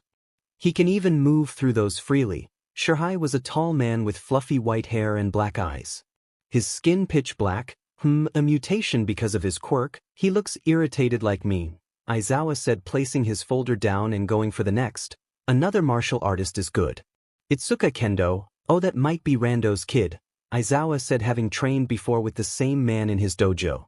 Her quirk big fist allowed her to grow the size of her hands, simple but effective. Wonder if her strength also increases with that. The girl was of medium height with a slim build. She has long orange hair that she wears in a high ponytail on the left side of her head. She looked cheerful but calm. Yui Kodai. Quirk size, allowing her to increase and decrease its size. Yui had shoulder-length bob-shaped hair, a bang swapped to the right. She was fair-skinned with an athletic build. She didn't really have an expression on her face. Kinoko Komori, quirk mushroom, can generate and spread fungus spores from her body. If it makes contact with something, these mushrooms grow quickly. She was a short girl with a tiny build. Her hair was honey brown, curved inward, looking almost like a mushroom-shaped bob cut, almost reaching her shoulders. Her eyes were the most interesting. They looked like sliced shiitake mushrooms. Ibra Shiozaki, Her quirk is her hair. Vines, allowing her to control her vine-like hair. Cutting it off or even growing it back, as long as she had enough water and sunlight, she might be a better capture hero than me. Then again, I prefer to beat them up. This Christian lady does not. Nairenjiki Shoda. Quirk twin impacts. Allowing him to make anyone he hit once feel it twice, whenever he wants. He was a chubby young man of average height, with short ice blue hair and a round face. He looks sheepish. That will need to change, Aizawa said as he grabbed the next folder, seeing there weren't that many left. An American, Pony Tsunatori. Quirk horn cannon. Allowing her to fire off the horns on her head like missiles. She was a short girl, with a round face and an equine muzzle. Thick blonde hair reached halfway down her back. Her calves were notably rounded, shaped much like one of a horse. She also had a short horse tail poking out the end of her tailbone, much like Rumi. Kozii Tsuburaba Quirk solid air. Allowing the user to create constructs made purely from the air, great for defense. Kozii was a young man with short brown hair, spiked toward odd angles. His entire build was normal and he stood to relax and calm. Tetsu Tetsu Tetsu Tetsu. Well, something. Also a hardening quirk, but unlike Kirishima, it's not rock-like, more steel-like. How interesting. Tetsu Tetsu had chin-length messy gray hair. He had a also very thick line of what Aizawa assumed were eyelashes around his eyes. He stood ready, almost showing his sharp-pointed teeth. Setsuna. Tokage. Quirk lizard tail splitter. Allowing her to split her body much like a lizard does with his tail, this also allows her to just control each part freely, powerful when used correctly. No wonder she was a recommended student. She had large dusky green eyes. Also having sharp teeth, she showed off in a playful grin, dark mossy green hair reaching her shoulder with a clump that hang in the center of the forehead. Now that is a look, Aizawa said, instantly taking note that the next person didn't have a face. It was nothing more than a comic bubble, manga fukidashi, quirk comic. Anything he says can come to life, in the words, meaning boom would cause the words to explode. And it seems the next one is also a unique look, Aizawa said, not caring really about how anyone looked. Kjiro Bondo, quirk semi. It allows the user to sprat a glue-like liquid from the holes in their head. Aizawa then looked at the picture. Kojiro was a tall young man who looked quite intimidating. His skin is a yellow straw-like color, and his head looks a lot like a glue dispenser with a lappet on top. Along with 7 what Aizawa would call eye holes on his face that he could release his quirk from. Nito Monoma, quirk copy, simple yet effective, allows him to copy the quirk of someone for 5 minutes when he made contact with him. Nito was of average height with slick blonde hair that got shorter and thinner further down. It split slightly over his left eye, causing a small patch to cover his right eye. And he looked to be oozing confidence. Something Aizawa hoped would not get in the way. Now that looks like Shiso's type, ha. Aizawa joked to himself. Reiko Yanagi. Quirk Poltergeist allows her to telekinetically manipulate objects and people close to them. She had pale skin and was of average height, chin-length pale gray hair parted to the right hiding most of the left side. She had clear bags under her blue eyes, a small mouth and full lips. Her hands were lifted almost like a zombie of sorts. 3 more to go before I can sleep, Aizawa said with a yawn. Going over all these names was tiresome, but it had to be done. Hiryu Rin, from China. Quirk scales. Allows Rin to form strong scales over their entire body, like protective armor, and even fire them off like projectiles. They however require collagen and calcium to grow. Almost like Izuku's scales, but it seems he can grow them back and fire them off. Rin had lightly tanned skin with black hair he wore in a low braid and reptile-shaped eyes, most not have gone over well with the kids back at home. Nijire Hado. Quirk wave motion. Transforming Nijire's vitality into energy that they can discharge into blast waves. I get why she doesn't look that excited. Nijire had long periwinkle hair, royal blue of color reaching all the way down to her knees, twisting around her back. She had a bored and shy expression on her face, but Aizawa understood that because overusing her quirk could cause death. Lastly, Mei Hatsum. Quirk zoom, allowing her to zoom in with her eyes. How did she pass? Aizawa wondered as he looked through her file. She was a short woman with a mature build, salmon pink hair with reached her shoulders styled into thick dreadlocks. She used self-created gadgets to pass the exam. Ha, a smart girl. But she seems familiar, I just can't picture where. Aizawa told himself. He questioned himself for a little bit before dropping the files in his bag and shuffling to bed, hoping to snuggle with his wife before he had to wake up again and get to work. Aizu, carry me please, I am tired, Himiko whined as she sluggishly walked out of the metro like the others. No Himi, just walk, it will wake you up. Come on, I expected you to have some energy for school, she whimpered slightly. I know. Nemuri threw her arm over Himiko. Did you stay awake too late or something? She nodded with a big yawn. Oh, it will be fine, just cheer up and let's go, Ryuko said, pulling the group back toward their walk and out of their tiredness. UA wasn't that far from the metro, but for the tired group, it felt like ages. See, only 10 minutes, so stop crying, we are here, Rumi said as he kept adjusting her tie. Unlike Izuku, she still wore it normally. Izuku had left it loose, same as his shirt, having the top button open so he could have more freedom. Let's get to class. I am still irritated your dad would give us a lift. Shinso laughed as he was at the front of the group with Shishida. He would crash the car the seconds we hit the highway with all of you. The group laughed some more right till the class, where they walked in. Mostly people just looked at them with a normal faces until Izuku walked in. Nana instantly pointed at him. What are you doing here? Izuku just smirked as he tried walking past her. She just didn't let that and placed a hand on his wrist.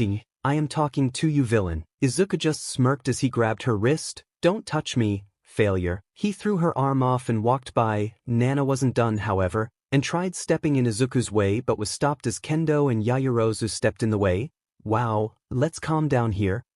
Nana wasn't the only one being held back, as most of the girls were oswell by the guys. Let me go, I will give this dragon villain piece of shit a piece of my mind. This gotta stop in the class, and the students all looked at Izuku. Some in fear, some even in rage. What? The guy in front of Izuku said, standing up and turning around. But Izuku didn't care, he was smirking and waiting for the teacher. This is a school for heroes and not for villains. I suggest you surrender now and return the uniform that you clearly stole, Ida yelled as he walked up to Izuku. It seemed to nearly break down into a fight until a group of students stepped in. Achiko, Ojiro, Tsuyu, and Kirishima. Although Kirishima had changed his black hair into one that was spiky red, he isn't bad, Achiko screamed. He is here at UA, and villains can't get in, so he earned his spot. So let's just wait and see until the teacher shows up and explains it. Aizawa walked in right at that point, having waited outside the room for a bit to get an understanding of the class. "Sir, there is a villain here, arrest him," Ida angrily stated as he pointed his fingers at Izuku. "He isn't a villain, now everyone sits down before I expel you." This warning was more than enough for the class to rush toward their seats and sit down. "This includes you," Aizawa told Nana, who was still standing near Izuku. But after being singled out, she scuffed before begrudgingly going toward her seat. "Now, unlike what any of you believe, we don't have a villain in our class." The students didn't seem to be too happy with that statement, but as Aizawa activated his quirk, they stopped talking and sat back down. "Good, now let's start this like normal. I am Shota Aizawa. My hero name is Eraserhead. I will be your homeroom teacher. I am the father of Hitoshi Aizawa." Now many of you may wonder how someone with a dragon quirk entered UA. I have one answer for you: strong work. He passed the same exam as any of you and passed well over all your test scores. "Like hell he did," Nana said angrily. "Nana Yagi, a score of 180, very impressive. You beat All Might with 15 points. She smirked as others went wide-eyed. Some scuffed angrily. Still, didn't beat MidoRyuu's score of 285 points. This wiped the smirk right off her face. "MidoRyuu, stop smirking. Now I don't care if you all become friends.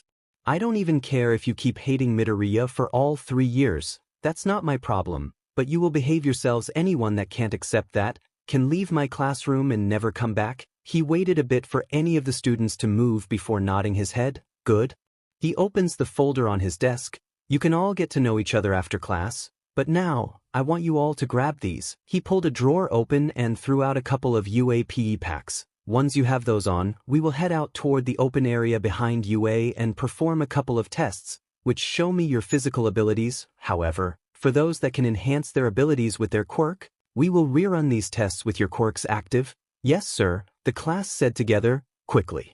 Moving forward only for Izuku to be stopped by Aizawa. Kid, you're gonna have to give in, can't stay your cocky version forever, you will just get in trouble. Izuku smiled. I know, I will, just gotta edge them on a bit. They gotta hate me before I can get them to truly like me. Izuku smirked, making Aizawa chuckle before hitting Izuku on the head and pushing him forward out of the class. Izuku met up with the class and got dressed without problem, ignoring most of the stares he got from all the others. See you ladies out there, Izuku said as he was one of the first ones dressed, thanks to giving nobody the stink eye. The students had to wait a couple more minutes before the class was completed again. Finally, if you take that long being dressed in your hero suit, people will die. Work on that. The group nodded. Good, now then, we got some tests to do. First up is the 50-meter run. No Quirk use first, Aizawa called out with everyone nodding their head. Most everyone had around 7 to 8 seconds, which was expected. However, some did well. Izuku had gotten 4 to 0.2 seconds. Rumi had gotten 5.63 seconds. Ryuko had gotten 5, it said Rumi off, nearly popping a vein as she didn't get the win in the fight. But she would overpower the overall exam. Now use your quirks. This got a lot of different results. Ida, who before had gotten a score of 6.87 seconds, turned out to have a score of 3.04 seconds. Tsuyu went from 8.63 seconds to 5.58 seconds. Don't go turning scared now, Izuku said as he turned into his hybrid form, his skin turning far more scaly and black. His eyes turned into slits, he even popped out his wings. He crouched down in the line waiting for the signal. Once that beep went off, Izuku shot forward, blowing his and Ida's score out of the park. He passed with 1.69 seconds. Only to turn back into his normal form. Bakugo, who he raced against, got a time of 4.25. You lizard brains, you made me mess up. Izuku just laughed. Not a good hero if people running messes you up. Bakugo just glared at Izuku before walking away with a scoff. Nana went off herself racing against Achiko, who got 7.15 seconds, a full second faster than her time before. Nana went from 7.03 to 3, and she was scolding herself that she lost to Izuku. I am smoking you, of course, you will. Ryuko sadly didn't have the ability to unlock to reach her hybrid form. She could for a small part of her body, her hands or legs. Which was what she would do, transforming her legs. These again turning scaly, 2 dragons, Nana thought, shocked. She wasn't alone on this, many were scared of it. But Ryuko ignored it and dashed forward. Rumi dominated with Ryuko got a time of 4, as everyone had done their best. They went to the next test. Grip strength, these are strong enough to handle all might, so go nuts, Aizawa told them with everyone going nuts. Mostly everyone at first had a similar score.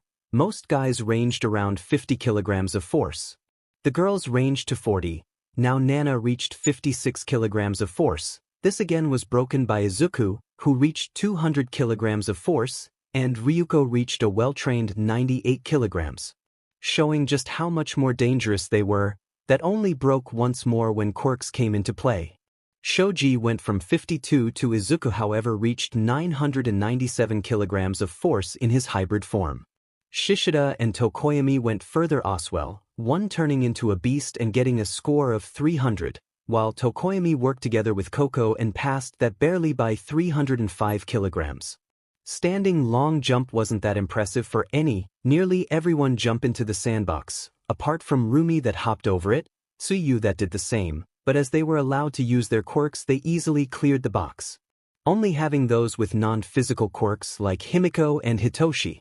They were the most irritated with this test, although grateful Aizawa didn't have them do the test twice, was great. Repeated sidesteps did nothing special, Minoru Mineta did best. He moved so fast it looked like it was 3 of him. Yeah, ladies, this hunk of a man is still free for the taking.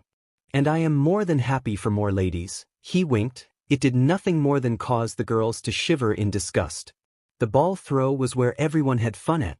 Bakugo believed he would do his best here. Grabbing it, die extra. He threw the ball with a large explosion. Reached a score of 705.2 meters.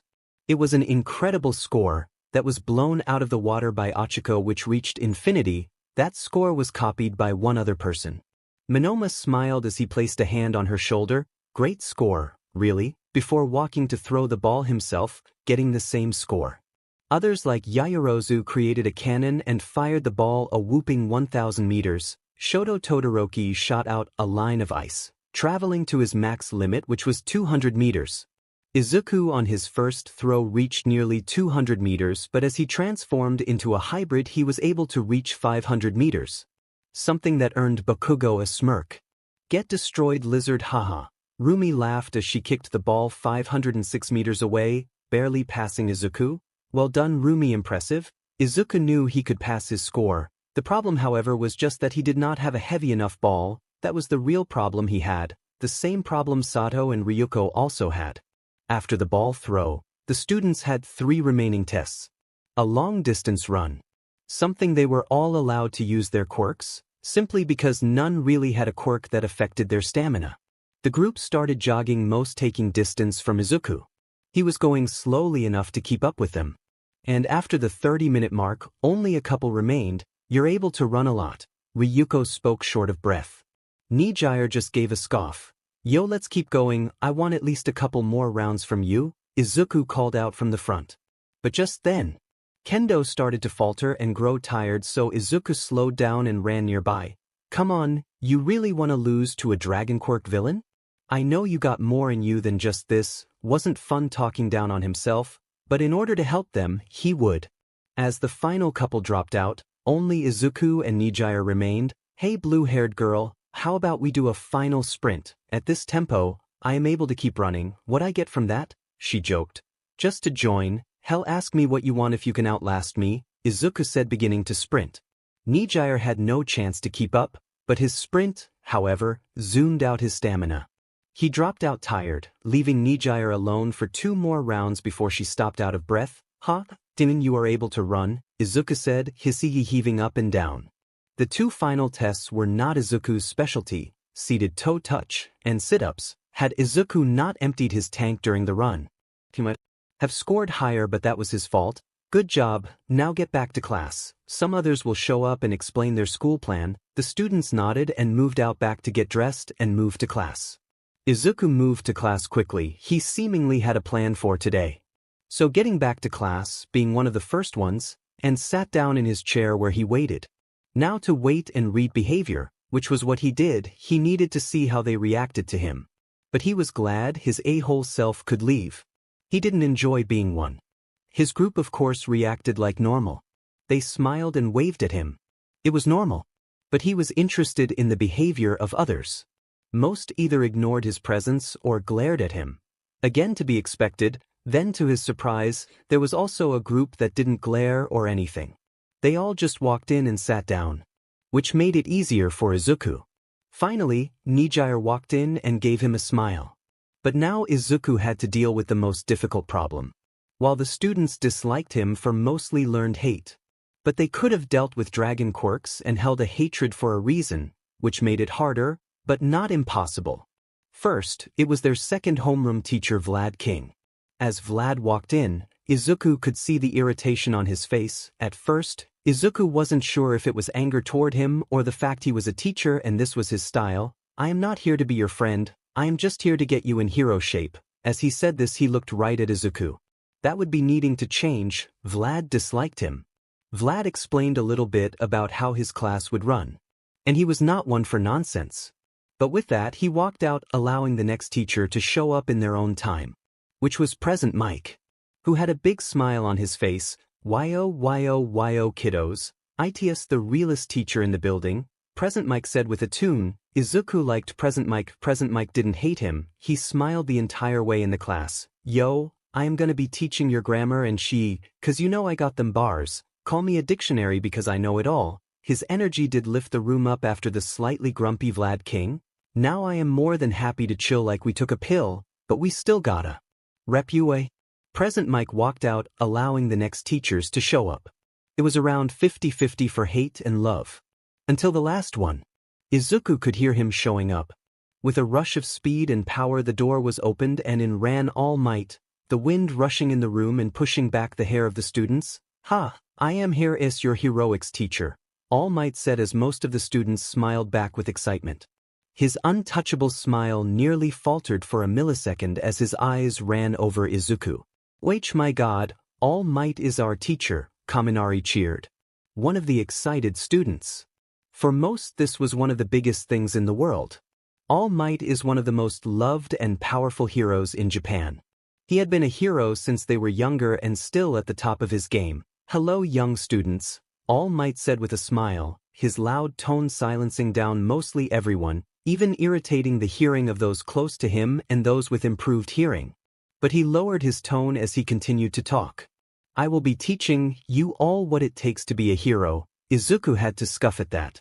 Something All Might picked up and planned to squeeze right away. Something enjoyable, Mr. MidoRyuu?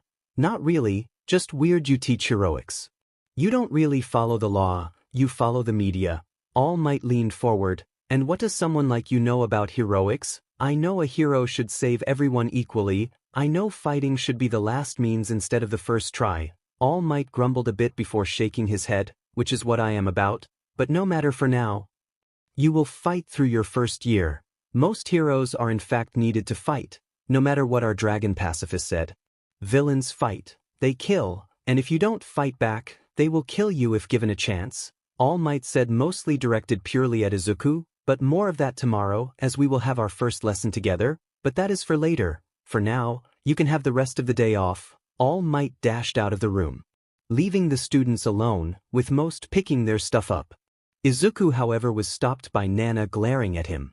Hello, shut it, we are gonna fight right now. All right, although let's do it out of you, that way you can't get punished for those actions, Izuku said as he kept filling his backpack. You are not allowed. Violence against other students is not permitted. On school grounds, we are students. During school, when we get off school grounds we aren't anymore. So still wanting to fight? Rumi, it's fine. I can handle it. The girls didn't want to stand on the sidelines. They loved Izuku, and when he fight they would stand beside him. Izuku walked with his hands in his pockets following Nana. You are aware I am going to crash you into the floor until you drop out from UA? Izuku hummed as he kept walking till they reached an alleyway near UA. Most of the students followed the two of them, all except Ida, Bakugo, Minoma, and Todoroki. They just went home. Ryuko, can you hold my bag and blazer? I don't want to get them dirty. Ryuko nodded her head as she happily took it. All right, bring it, Yagi, Izuku said without raising his hands. Nana instantly swung at Izuku, smacking him right on the chin. Izuku stumbled a little back, before just standing up and straight at Nana. She started punching, raining down fist on Izuku, who just took them. After a strong punch right on the sitsti, Izuku made his one and only move. He stepped in and grabbed her by the throat. His body was right next to her, making it strong for Nana to fight back. We done, Izuku said. He had a bloody nose, busted lip, and a bruise showing up on his cheek.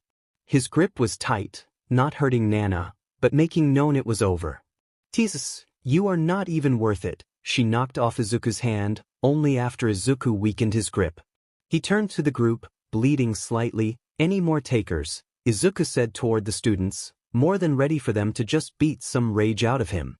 He stared them down. But the group just split apart. Idiot, Mina screamed angrily as they were alone. The beat, Izuku laughed. As he grabbed his stuff from Ryuko, Achiko grabbed his head. We need to put some ice on this, and your nose might be broken, she said, worried for Izuku. Let's just walk toward the subway. As they stepped out of the alleyway, Aizawa was waiting for them. Here, he was waiting with an ice pack. What happened, Izuku? Nothing, it was just some classroom bonding, Izuku said, placing the ice pack on his left side of the face, right on the bruise. Aizawa chuckled as he patted Izuku's head. Good kid. Aizawa walked back into UA, going past All Might back into his class where Nizu, Gran Torino, and Recovery Girl were waiting. Sir? He fought, did he not? I am not sure what you mean, sir. Aizawa really had no idea. Gran Torino spoke. What happened to him, Shota? We all knew your kid was gonna get into a fight sooner or later, so who was it and how did it turn out? Aizawa sat down, a smirk on his face. He fought Nana, Yagi, and calling it a fight is a bit much. He stood there getting his face beaten in. He broke his nose, busted his lip, and bruised his cheek. Oh boy, and what did he do? Nana? Nothing, he did absolutely nothing. Nana walked off with not even a mark on her body. Her clothing wasn't even dirty. So the little runt lost? Aizawa shook his head. Don't think so, he acted like the big German. Aizawa was proud of his actions. He was well aware of how Izuku could have just brute-forced Nana into the floor and broken her entire body if he wanted. Smart. If he beat her, but that anger would just grow. Aizawa laughed as he got back up. I am gonna head out, sir. Aizawa wanted to head home, get ready for his heroing job. Heading home. All Might had just ran away from the door. He had acted less than heroic by listening in. He sprinted back home, planning to go home and scolding Nana for her actions. He wasn't mad she beat Izuku, that didn't matter. It mattered she attacked as a UA student that could have ruined her image, ruined her chance of being a hero. He waited 20 minutes before Nana walked in. She instantly went for the freezer, grabbing a bag of peas and covering it with her fist. Nana, have you completely lost your mind? All Might yelled as he walked into the kitchen. What you mean? You attacked that dragon boy, didn't you? You could have lost your place at you never attack another student. It doesn't matter if you hate that dragon scum, you don't let one of them ruin your life. All Might screamed angrily. He was said she could have ruined her chances, it's fine. It doesn't matter anymore, Nana said irritated as she moved to her room. She threw herself on her bed. Tears running down her face. Why? She angrily screamed into her bed. It didn't matter how strong she was, how many reps of barbell curls she did. I did my best, I hit as strong as I could and he still went on. I felt it, that monster. Nana yelled with tears. She, however, wasn't the only one in tears. Inko was told what had happened to Izuku by Aizawa on the phone. She waited out with the other moms. And the second Mika heard them coming, Inko sprinted forward, grabbing Izuku into a bear hug. She crunched Izuku's back and lifted him up. I am so worried for you. I heard you got beat up by a girl nonetheless. Dragon Boy got his butt kicked by a girl. Hitoshi laughed. It's fine, Mom, I just need my head cooled, Izuku said, finally being released by Inko and going to the fridge, grabbing a sack of peas and placing the cool pack they bought in a store inside. Lucky she was, said. He assumed she had trained, but her rage just overpowered her skill. Still packed a mighty punch. Now if she punched him in the city or ribs, no problem, but he didn't really have muscles on his face, none that could be trained to take punches, that and no quirk used, or well, he would have been unmarked. But he laid back resting for tomorrow. As Izuku woke up, he groaned loudly. He turned his alarm off as he stepped out of bed. As he moved into the bathroom, he noticed his face had bruised up a lot more, but that was normal. He expected his face to bruise up, but he just jumped in the shower and cleaned himself off fully. He got his clothes on and walked down. Oh, Izuku, your face doesn't look good. I know, Mom, it just looks a lot worse than it feels. I am fine. Izuku sat down as he began eating his breakfast. Yo Izuku, let's go, we gotta head to school, Hitoshi said as Izuku got up from the couch. He threw his book bag over his shoulder and followed his stepbrother out of the house. They of course say goodbye to Inko before meeting up with the rest of the group. Izuku, your face, Himiko screamed as she saw Izuku. She and the rest of the girls rushed over to Izuku. I am fine, it's my own fault for taking so many hits to the face. You need to get checked out. I believe Recovery Girl can help, Namuri suggested with Izuku waving it off. It's my own fault, and it's not really stopping me from schoolwork. Just let's hurry, don't want to get late for UA. Izuku started moving with the group following. Each of them was irritated at Izuku's injuries, that someone could just punch Izuku because of a bullshit reason like that, plus Izuku wasn't really explaining his plan to them. The same reaction the girls had Achiko had. She rushed for Izuku and checked out his face. In her panic, Izuku started floating as all her fingers touched his face. Yururika, please stop using your quirk, Izuku said as he grabbed into Achiko's bag. Sorry, I really didn't mean to, Achiko said in a worried tone as she pressed his fingers together, bringing Izuku's gravity back. He nearly fell on his face but was able to catch himself. Let's get going, Izuku said, just wanted to get to school. The sooner he gets done with school, the sooner he can sleep. The sooner he can sleep and his face can heal. As he walked into UA, he expected everything, everyone smirking at him. He even heard some laughs, something Kyoka heard Oswell and was not happy about. But as they entered the hero class, he had not expected the reaction he got. Most everyone gave him a pitiful look, that they felt sorry for him in a certain way. Others still looked at him angrily. But one that didn't show up yet was Nana. Hey, you guys, move ahead, I gotta do something. Rumi told them as she acted as she moved toward the toilet. She however just waited near an empty hallway that everyone had to pass. It took 2 minutes before Rumi noticed Nana. Rumi jumped out, grabbed Nana by the blazer, and threw her in the hallway. She slammed her against the wall. "Listen to me, you beach," Rumi growled as she held the shirt tightly. "If you so much as any glare at Izuku, I will murder you." I let Izuku do his thing, but you dare to do something like that ever again, and I will kick that head of yours clean off. Am I even understood? Rumi was extremely set off, and this was the only thing she could really do. She wasn't as gentle as MidoRyuu, or as bubbly as Mina or Achiko. She could just fight. "Fine, just let me go, I don't even want to deal with him anymore," Nana said, more so irritated about being held down than Izuku. She barely slept. The entire night Izuku was running in her mind. She gave each punch her all, and he effing took it. In the end, she could have died. Rumi let go of the blazer and walked back toward the class. Nana waited a bit, before following and fixing her blazer. Most of the class was normal. Each teacher started acting normal toward Izuku. Unbeknownst to Izuku, Nizu had seen how each of them acted toward him and had talked with them about it. Each teacher, while not friendly. Also, they weren't hateful. They acted more as if he wasn't really there. As the room waited for All Might, they decided to talk with each other. "Is your face really fine? We are going to fight in this class. I ain't that easily taken down. Just make sure if you are against me, do not hold your punches cause of pity," Izuku told Ojiro, who nodded with a smirk. "Just hope yo, haha, I have arrived." All Might laughed as he opened the door.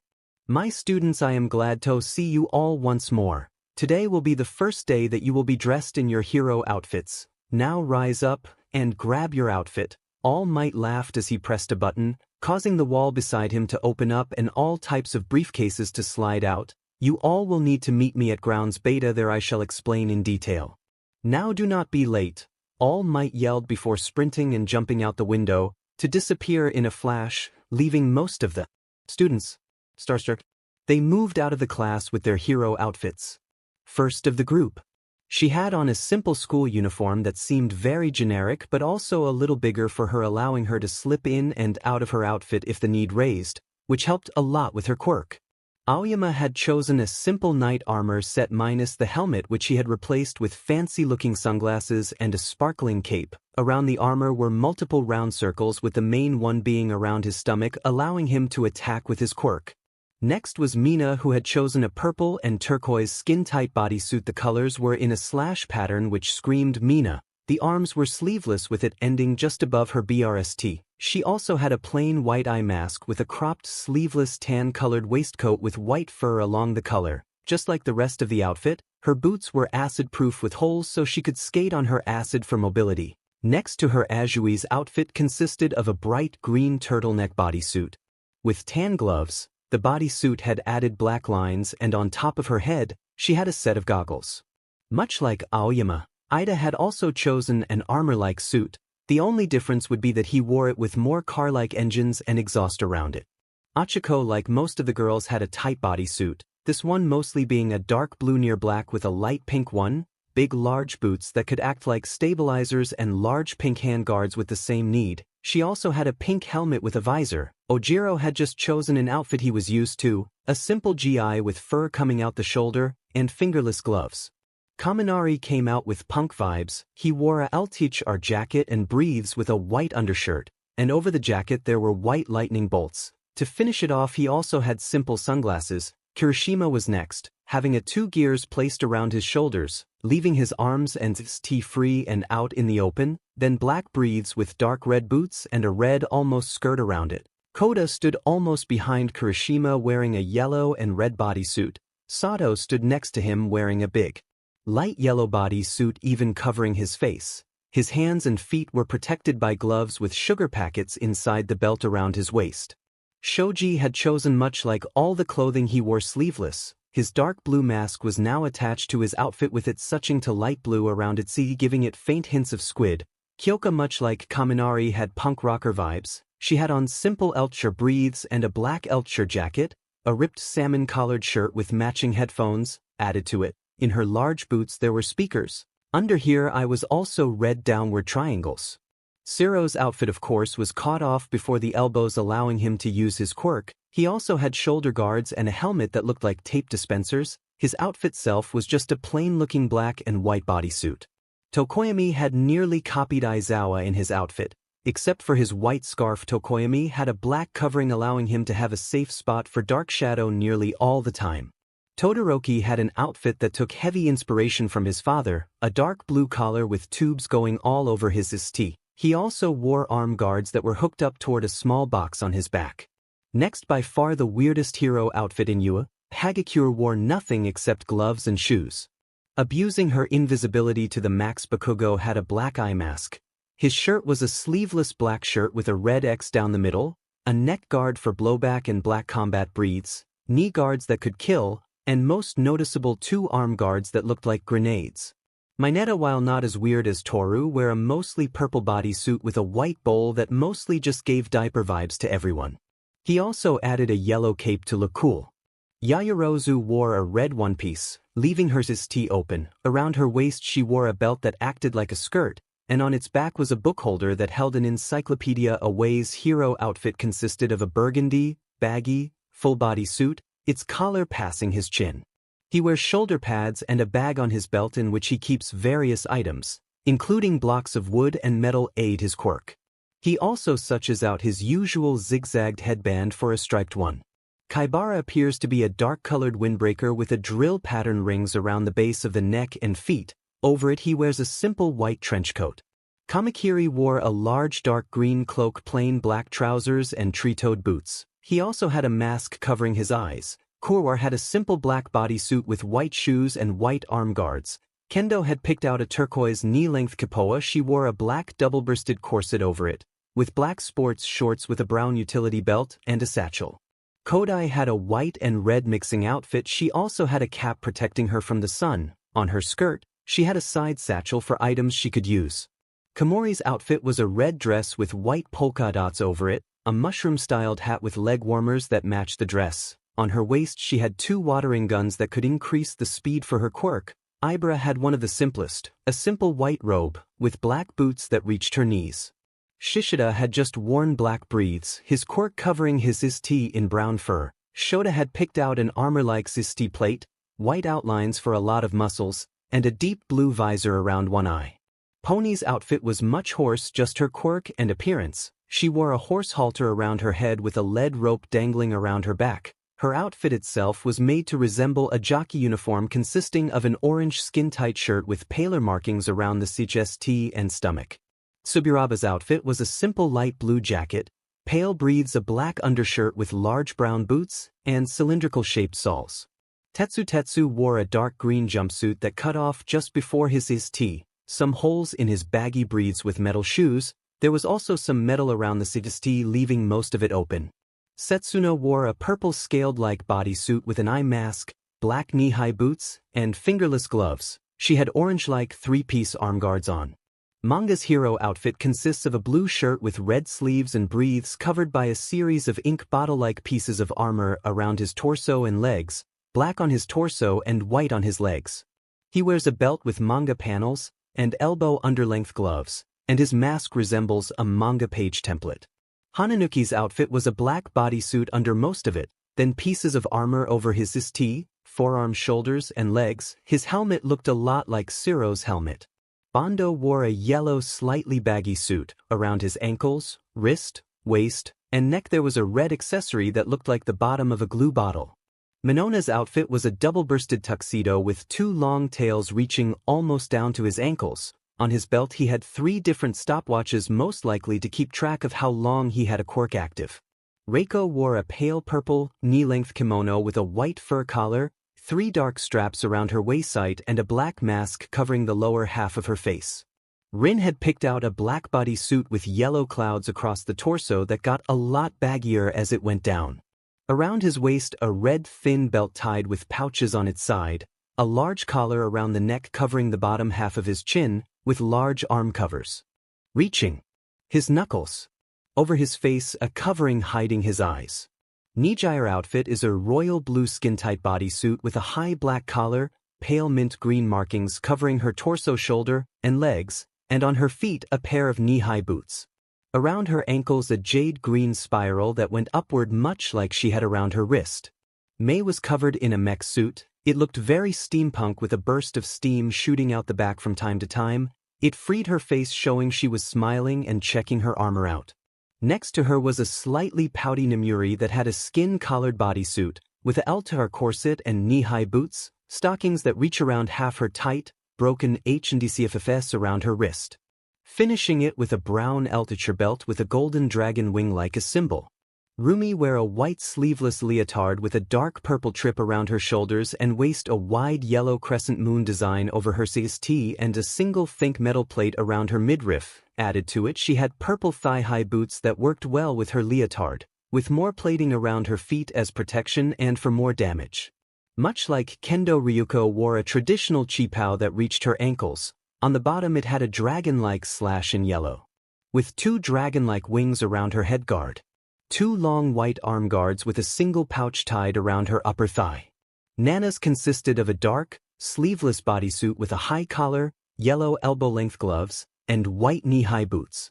Around her waist was a belt with an angular golden buckle, a small cape attached around the back which hung down to her knees, and over her shoulders was a longer cape, buttoned to the shoulders of her bodysuit. Last was Izuku. He was dressed in loose black combat breathes, the ending tied into black military-style boots, a white sleeveless shirt, and a long black trench coat protecting him from the weather. Each stood looking at All Might, who smiled back. "Well, don't you all look like heroes, huh?" "Haha, now let's get started," All Might said as he pulled out a small book from his back pocket. "Now, you all will be split up into groups of 3 students.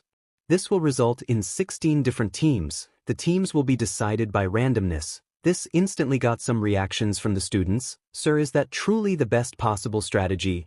Ida interrupted All Might. Well, can anyone answer that?" Izuku raised his hand, but All Might skipped him and went over toward Yaoyorozu. "Most heroes are forced to team up with others on the spots." "Ding ding ding, you are correct, Miss Yaoyorozu. You are correct. Heroes often team up to protect others. You all will team up, half heroes and the other half villains. Each group of villains will grab and place a large bomb into one of the rooms and protect it. You have 5 minutes to hide the bomb, then you have to hold out for 10 minutes. Now then, because I am prepared, I have already gone ahead and made the teams," All Might said as he pulled out 2 boxes. "Now then, I randomly threw 8 balls that hold your names." All Might pulled out the first ball, which was the villains, Kayama, Koda, and Oyama. These newly crowned villains will fight the heroic team of Siro, Hatsum, and Jiro. All Might called out, making Kyoka sigh. "Now move inside and prepare yourself, villains," All Might said as he brought out a large bomb. MidoRyuu and Koda worked together to lift the bomb inside. "I got a plan, you two just work on protecting the bomb." Koda just nodded, too scared to really speak. Aoyama agreed Oswell. It meant MidoRyuu quickly moved into the front area. Back outside, Kyoka was trying to get the team to focus up, but that wasn't really the case. Hatsum was more focused on working on her gadgets, and Siro wasn't really interested in hanging around the villain group. It didn't really help that Kyoka was sure she had seen Mei from somewhere before. So as the signal was given, the 3 moved in. Siro ran ahead of them, ignoring the warning Kyoka screamed toward him, but as he turned a corner, MidoRyuu jumped out and kneed Siro in the stomach, dropping him back. Both Jiro and Mei ran up to them. "Oh Kyo, you should have known you in my range," MidoRyuu said with Kyoka looking around. She was far too close to dodge or run away. MidoRyuu ripped her outfit around the wrist with an explosion of pink gas to fly out and surround the 4 of them. MidoRyuu smiled unaffected by her gas. Siro was gasping on the floor, the gas filling his lungs and knocking him out. Mei's suit created a mask around her, but as she swayed a little she then fell backward, knocked out. Only Kyoka slammed her hands on her mouth and nose, trying to block the gas. But MidoRyuu rushed in and started punching Kyoka, who blocked with her hands, causing the gas to enter her body. "Oh how impeccable, the villain team wins," All Might called out as he grabbed the next 2 balls to fight. Team villains are Miss Shiosaki. Komori will team up with Shoji. They will face the hero team of Hagakure, Kaibara, and Tetsu. All Might announced as robots came in and grabbed all 3 downed hero students. "Well done, Miss Kiyama, effective work," All Might said with a thumbs up. Nemuri gave a friendly smile as she joined her friends that congratulated her. I despise that we have to act like villains, but in for the journey of becoming the best heroes I shall try my best, Shiosaki said with her hands pressed together in prayer. I will stay out and fight them. You two close this entire area. That shall not be required. They cannot fight back again the might I have been gifted with strength by the Lord, Shiosaki said as she started walking toward the door, planning to end this quickly. Waiting right at the door. It gave the other team not a second. Surrender yourself, and allow no violence to become upon you. That ain't manly, Tetsu screamed as he ran upward, going to take down Shiosaki. Foolish man, repent for thy sin, Shiosaki said, turning her back to the group and shooting her hair out, capturing the three. Seemingly capturing all of them until Kaibara used his quirk, spinning his fist at high speeds and breaking through the vines. Struggling is foolish, Shiosaki said as she moved her vines forward one to capture Kaibara this time for good, which happened, finally after a minute-long struggle. The second team that has leaned on the power of a single person, will our third team have the same, or will we finally see some teamwork? All Might called out as he pulled out two new ball. The villain team is MidoRyuu, Tokage, and Mineta. They will face the hero team, Tsunatori, Sato, and Kirishima. Who will win, who will lose? Izuku walked with his two teammates. So what do you guys have as a plan? Setsuna shrugged as she stood between Izuku and Mineta. You tell us, villain, you in your element here. I will just protect the appealing lady. Izuku groaned. I am not a villain, shorty, and you just protect your own dignity. You will need it if you soil yourself in your diaper. Haha, that does look like a diaper. Setsuna laughed as they walked into the building. It's not a diaper, it's a bowl, like a bowl of grapes, you idiotic villain. Izuku just sighed. You block the top area with your hairballs? They are sticky, right? You block the area off. Tokage can fly around to scout them out, and I will keep them busy. This plan was accepted by the group. Izuku walked toward the front as he sat down. Mineta had run up and filled the upper floor with ball. It was nearly impossible to walk through. Students remember it as a team exercise, not a 1 versus 3.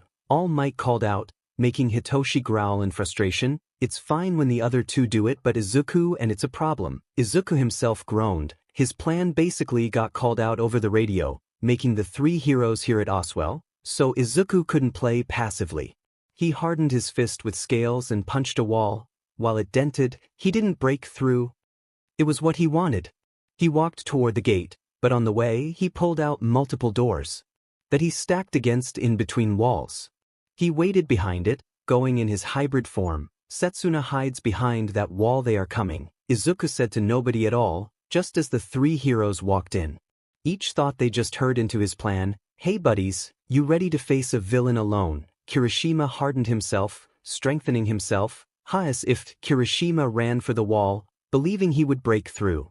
Taking Setsuna out would be a quick upset, which could mean they had more chances against Izuku.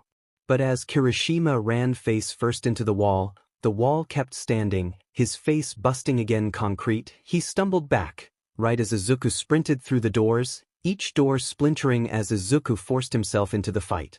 He moved quickly and looked evil. Izuku slammed his open palm on Sato's.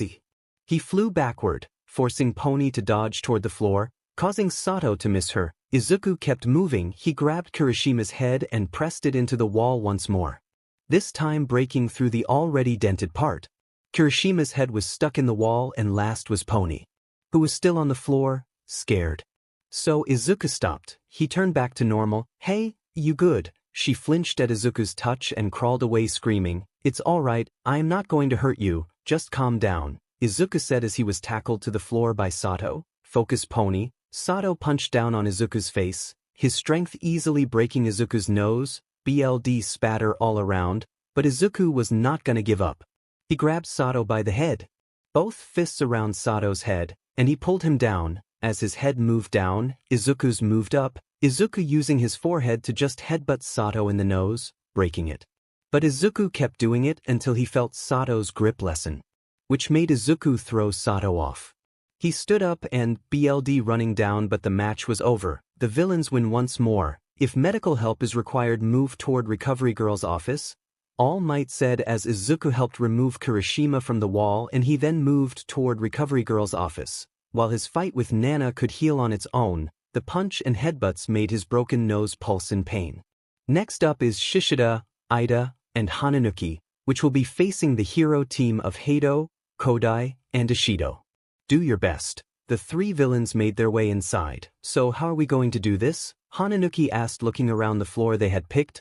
I shall take the leadership role. I do not trust someone that would trust the likes of a dragon villain. What is your problem with dragons? Both MidoRyuu and Tatsuma are incredible people with a true sense of justice. Of course, he knows a true sense of justice. Many criminals do so they can be sure what laws to break. Ida said, sure of himself, with Shishida scowling. Do not speak of them like this. You are the one that causes problems, the ones that attack innocent people and the ones that try and kill them. They were so involved in the argument that they were not even aware that the match started. Let's move quickly, Mina cheerfully said as she ran ahead. Kodai and Nijire followed behind quickly. I can already hear them, Kodai said as she heard the arguments. Let's wait outside a little bit, for our perfect chance. Mina nodded with Nijire's idea. Villains should be arrested. Dragons are villains. It's for public safety. Ida screamed, with Shishida screaming back. 63% of flame users also are villains. Does that mean we gotta arrest all of them too? That isn't the same. No, it's worse. There are more quirks that use flames than there are dragon-like quirks. Just because we have someone like Endeavor doesn't mean all flame users are good. There are more good flame users. Saying something like that is absurd. The argument turned quite heated. Many students could see their understanding in both, and Izuku and Ryuko will be the first of the wave of good dragon users. I am not saying befriend them, but at least give them the benefit of the doubt. Heroes need to protect, not destroy. Shishida screamed, pushing Ida, who grabbed Shishida in the sea. Nijire saw this as a perfect time to strike. She ran in, raising both hands up, with yellow energy to store up around the wrist. It shot out, circling around itself as it shot forward. It connected with all three of them. The force shot them back. It shot them into the wall, the force crushing them inside. The power itself caused Nijire to stumble back and fall on her butt. But the two teammates were ready to act. Mina shot right for the three boys. As Kodai moved into the room for the bomb. As Kodai hit the bomb, Mina drop-kicked Ida in the sitsing. The winners are the heroes. How impressive. Please walk back here so the next team can show up. All Might called out right as Izuku walked in, his face looking a lot better and not bruised. Both Kirishima and Sato followed behind. Thank us, All Might, for blowing my strategy. Totally didn't seem like you were trying to mess me up, Izuku said as he went to sit down at the back. All Might stayed smiling. I was merely informing my students of the objective. Heroes should work together, Izuku scoffed. Seeing that it came from Mr. Solo, he didn't have a teammate in well over 5 years, and even all his so-called sidekicks were non-fighters that stayed behind. But arguing with a teacher just meant trouble, so he stayed quiet, waiting for the match to start. I wonder how the team is going to deal with that, Izuku thought as Achiko, Awaze, and Todoroki were teaming up as villains against Tsuyu, Yaoyorozu, and Monoma. As the camera showed, they weren't that friendly to both teams. Just stay back, I don't need help, you will just get in my way, Todoroki told Yururika and Awaze with a burning glare. We should work together though. Achiko tried, but Todoroki wasn't having any of it. Just sit back and like me do what I was created for, Todoroki said, walking out. Halfway down, Todoroki started showing his power. What the hell? Mineta said, scared of another powerhouse. Is he serious? All Might said, shocked mostly for Nana. Todoroki had completely frozen the bottom 3 stories of the building. Not enough ice to make them unable to answer, but more than enough to make it very strong. Does that pompous beast really believe something like this will stop me? I shall easily win this. Monoma screamed at the building as he already had a copied quirk. I can't help Karo, the frog girl, Tsuyu asked, with both looking at her in confusion. I am a frog, even standing here, I am already getting sleepy. Oh my god, my apologies Azui, I should have known. Please take a couple of steps back and warm up. We shall find a way to succeed without your help, Yaoyorozu said worriedly about her classmate. Monoma was just grumbling to himself about how he would not need any help. He was the great Nido Monoma, the one that shall surpass all heroes with their own quirk. But now he had Todoroki's own quirk copied. He bumped his shoulder, copying the quirk. Sure, he only had a couple of minutes left, but he didn't need more. Start, no, here. Monoma had calculated that they froze from the 3rd floor down, thus they had to be on the 3rd floor. We will win quickly. He rose both Yaoyorozu and himself up in an ice pillar right toward the 3rd floor, where they opened the window and stepped in. Face to face with Todoroki. Idiot, you really think I didn't notice the copy of my quirk? Itches if that matters. Monoma shot out an ice layer, his rough control nearly hitting Momo and making her stumble into the wall. But it didn't matter. Time had run out. And Todoroki just attacked back with fire, sending a fireball down the hallway and burning the ice. It would have burned up both Momo and Monoma if Momo didn't jump in front with a shield. A high-temperature shield. Only for Todoroki to lead up with a covering of ice, capturing the remaining 2 heroes with ice. It's over, villains take the win once more. Seems we won, Away said, rubbing his head as they walked out. He just needed better teammates, as the strategy Achiko told him was quite good, but egos. They walked past the others. Shota teamed up with Yanagi and Nana, who had kept her face as if she wasn't even there with her hands bandaged up, and they would fight Toga, Tokoyami, and Kendo. I intend to use teamwork, Shota asked the 2 women with Yanagi nodding. Yeah, whatever, Nana said. She really didn't care who she was gonna fight. All she could think of was Izuku's hand around her throat. No pressure to force, but she knew her life was forfeited at that time. The villains spared her life. That would cost them. As the hero team was a real team. Well, I will just follow behind. I got great close combat skill. Tokoyami nodded. I am well aware, Kendo. However, I believe it's best if we take point and not try and fight. We need to split them up. Himiko just hummed sweetly, slowing her breathing and emptying her mind completely. We shall take the point, we shall take their aggression and swallow it up within our darkness, which will allow the 2 of you to focus on the bomb. Start. Hero team rushed in right away, easily clearing the first 4 floors with only the final floor left. Toga, go alone toward the south side. Tokoyami called out, and just as Kendo looked to her side, Toga was gone. She just vanished. Kendo said, shocked, but Tokoyami called out, pulling her attention back. We must fight, Tokoyami said as they rushed through the hallway. Hello? Tokoyami greeted the 3 heroes as he whispered to Kendo, we must not let them know Toga is not with us. Thus they rushed to fight. Koko went right into clashing with Shota as Tokoyami went to Yanagi, leaving Kendo with Nana. And while Nana outclassed Kendo in power, this fight Kendo was cleaning up. Nana only covered up. It was shocking for all the students. She had been seen as one of the most powerful students they had, but here she was being outclassed. And as Kendo punched Nana into a wall, using a simple straight punch but growing her fist massive, caused her to slam into the wall. I am going for the bomb, Kendo screamed toward Tokoyami, who nodded as he kept fighting.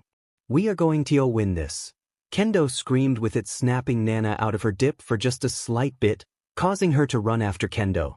Both parties were even in a sprint for but a moment as Nana started using her quirk and started speeding up, and she would have caught up, if not for Toga to jump out a corner, wrapping herself around Nana like a cobra, and with a syringe she had it pressed on Nana's neck, right on the main artery. Move and die, she said in a scarily calm voice.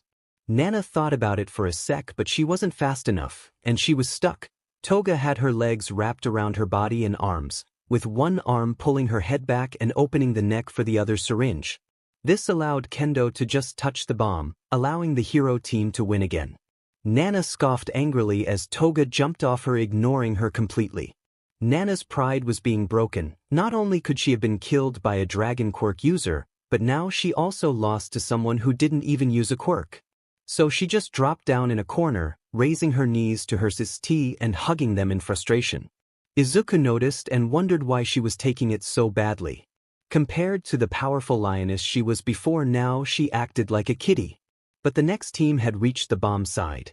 Teamwork or you're gonna go on your own? Hitoshi asked Kamakiri and Kuwar, who both aimed for teamwork. Good, I can easily take out the loud-mouthed Bakugo. Just Bondo and Fukidashi are the problems. They don't seem the guys to respond easily. I can just cut them up. There is nothing I won't be able to cut. And you then work on backup? Yeah, though I got a plan. Kamakiri, how about before you attack you just break the lights? I will be hiding in Aizawa's shadow and boom, sneak attack from darkness. Fu2, Teaming up is for weak beaches that can't handle it alone. 3 versus 1 HAF, that more like the victims? Bakugo scoffed as he walked away from his two teammates. A-hole, all we asked was if he wanted to team up, Bondo asked, shrugging as he would try and win with Fukudashi. Don't think they have much in terms of protection? Fukudaski said as he got ready. I'll heal them. Bakugo kept saying to himself as he got his BLD pumping. He needed it to sweat, and with the start signal being given, Bakugo flew inside, and instantly they were met with 2 students, already ready to fight. Not going to greet us? Hitoshi asked the group. To his surprise, all of them answered. Oh, why? For Fukudashi, good Lu, for Bondo and a nice, Daibus, for Bakugo, raise your hands and surrender. All of them did, making Izuku back at the viewing area laugh out loud at the foolish behavior. Hero team gave up, villains win? All Might asked, unsure what just happened with Hitoshi just walking past them and removing his hold on them. F you brainwashing, see I was going to murder you all. But with that, the last team was going to fight now. Team Ryuko Rumi and Rin versus Team Kaminari, Ojiro and Hananuki. Rumi, we are going to team up? Come on, I can squash them myself. I want to show them how powerful I am. Ryuko shook her head. I am sure them would prefer a woman that can work in a team. Rin just stood there awkwardly scratching his hands. Are you afraid? Ryuko asked with Rin giving a chuckle. No, my grandpa from my mom's side was half dragon. Ryuko nodded as Rin spoke. But you guys are stronger, so I don't really know what to do, but more than willing to help. Ryuko nodded. We need to be aware of all of them. Thankfully we are villains, so we can set up. Rin nodded as they started taking points from Izuku. They broke off doors and stored them in hallways, giving them a barricade. That Rin hid behind, so I am acting like a machine gunner. Cool, yeah, just don't get in my way, Rumi said as the smiled at the plan. Bro, it's gonna be easy, just let me walk in, zap them, and boom, we win, Kaminari said with a smirk as he ran his fingers through his hair. Sure, if you think that, buddy. They have that dragon lady, she might be able to take that hit of yours. She can try, but after I am done with her she won't be able to. Send on her those legs of her. Start. Unlike nearly all teams, they just walked in as they walked into a supermarket. Wah, back OFF now, Kaminari called out as he saw the 2 power ladies. He ran right for them. I am taking you 2 with me. Rumi kicked a door right in the face of Kaminari, making him fly out of the building still under a door knocked out. Bring it, weaklings. Ojiro and Hananuki ran in, coming halfway until the 2 ladies dropped through the floor with a yell. Before they started getting pelted by scales that felt like paintballs in force, they just covered up in shock when their guards were up. Ryuko and Rumi tackled them down, this time again winning the match quickly. Helping Kaminari up, they walked back to All Might. You all were wonderful, I am proud of each of you, and remember, a loss this time means you found out your weakness quickly, learned from it, then turn that loss into a win. Before All Might quickly went over the fights with them, leaving the students alone and ready for lunch, as they had homeroom after this. So each of the students left the room after All Might, all except 2, Izuku and Nana. Hey, you okay? You gotta eat? Izuku asked as Nana still had her head on her knees. Echi, hey, I might speak English and Japanese, but I don't speak grumble. Nana jumped up. Leave me alone, dragon, she said before rushing out, leaving Izuku with a smile. At least she didn't call me a villain again. I see this as a whinge, before slowly following her. Izuku smiled as he walked into the lunchroom. He just ignored the stares and whispers as he walked toward the table. His friends were already waiting for him. They had left a seat over for him. Hey, sorry for the wait, but had to grab my lunch, Izuku said as he placed his lunchbox on the table. Much like any member of his family, they all had a nicely packed lunch from Inko, filled with everything they needed and a lot of love. Oh hell yeah, fried chicken. Izuku smiled with Hitoshi laughing. Oh, you got chicken, nice. I got pigs in a blanket. Izuku smirked. He quickly started eating. Only halfway through their lunch, an alarm started to ring. Blaring lights and alarm. UA security system has been breached. UA security system has been breached. A robotic voice kept repeating this at a near-deafening volume. What the F dash dot? Rumi said as she stood up. Everyone else followed quickly behind. I don't know, ever since I have been in UA that has never happened, just get out quickly, one of the random third years told the group as he started making his way out. What do we gotta do? Achiko asked worriedly to Izuku, who thought about it. Let's just head to class. I am sure teachers will show up and explain. The group nodded as they just followed Izuku. They quickly figured out the main problem. The small hallway that normally students lined up and walk perfectly fine, but now everyone was just stuck, pushing and pulling each other as they brought to a standstill. Izuku was pushed to the side and quickly pushed through the window. "Get out of the way, villain," was what the first one said before he escaped in the sea of scared students. But as Izuku landed at the window, he could see what happened. The media had poured in and was taking pictures, but the teachers were already pushing them back. So Izuku looked back, wanting to explain, but as he looked back he just saw Himiko get pushed back as a second year tried getting past her. Which set him off. He stood tall and raised his voice, almost draconic. "Stop pushing. Relax, it's just the media." This voice stopped everyone, stopped them in fear, and it was heard throughout the school. "Oh, tell him he just got interesting," a random voice said from the darkness before disappearing into nothingness. Unaware of this unknown figure hidden in the depths of you, the students started making their way into their class. "Next time keep your voice down, you nearly deafened me," Hitoshi groaned as he rubbed his ears with Izuku giving him a laugh. "I wonder what we will do now. It's our last class for today. I just want to go home and relax in the bath," Namuri whined as she stretched. "No idea. It's only like a 1-hour class, so doubt it's gonna be strong work," Shishida said as he leaned forward on his desk. The door shot open and closed right away once more with Aizawa walking in. "Sorry students, but as some of you already figured out, media had found a way in, but we know the fault in our system and have added new security measures. But ignore that, as you have something much more important than that. You have to pick a class representative. This person will be the leader of your class for this year and will be the one in talks with other classes and the teachers surrounding students. That person can then pick 3 helpers. You have this hour to make that discussion. I will sleep during that time. Wake me up when you have a decision." Aizawa then crawled into his sleeping bag and went to sleep. With the group instantly starting to argue about who was supposed to take the leading role, Aizawa, of course, wasn't asleep. He was thinking. He had just left Nizu and some of the other teachers alone at the massive opening that was within the walls of UA. "I don't know what could have caused these things. The walls crumbled. I have never in my days seen anything like this." Nizu spoke with worry as he moved his fingers through the crumbled wall. "Yeah, I can't really say what happened. It's almost like the wall just decayed or something. We will just have to look in the known Quirk database and hope it's known. But if the brat was cocky enough to attack UA, I doubt he was stupid enough to not alter or remove that," Gran Torino said as he leaned on his cane. "Well, not much we can do about it now. Power Loader, please make sure this wall is back up by tomorrow and request the help of All Might and Cementos if needed. You should pick me as class rep. I swear I am the best pick," Kaminari asked with a smile. "While others might be suited for the job, I believe my qualifications are the absolute best for the job. I would make sure each of us makes our journey to become a pro hero as respectable as possible," Ida said as he straightened his entire posture. The entire group was arguing about it all except the 2 brothers, as Izuku and Hitoshi were just playing cards with each other. "Why aren't you taking the leadership role?" Hitoshi asked as he dropped his card on the pile. "Like I will even get a vote. Half the class still wants to throw me in prison for just breathing, so I doubt they will get along with me. But what about you? Nobody hates you, yet," Izuku said with a chuckle as he delayed the yet. "Oh hell no, I prefer to sleep. All that extra work ain't that worth it in my eyes.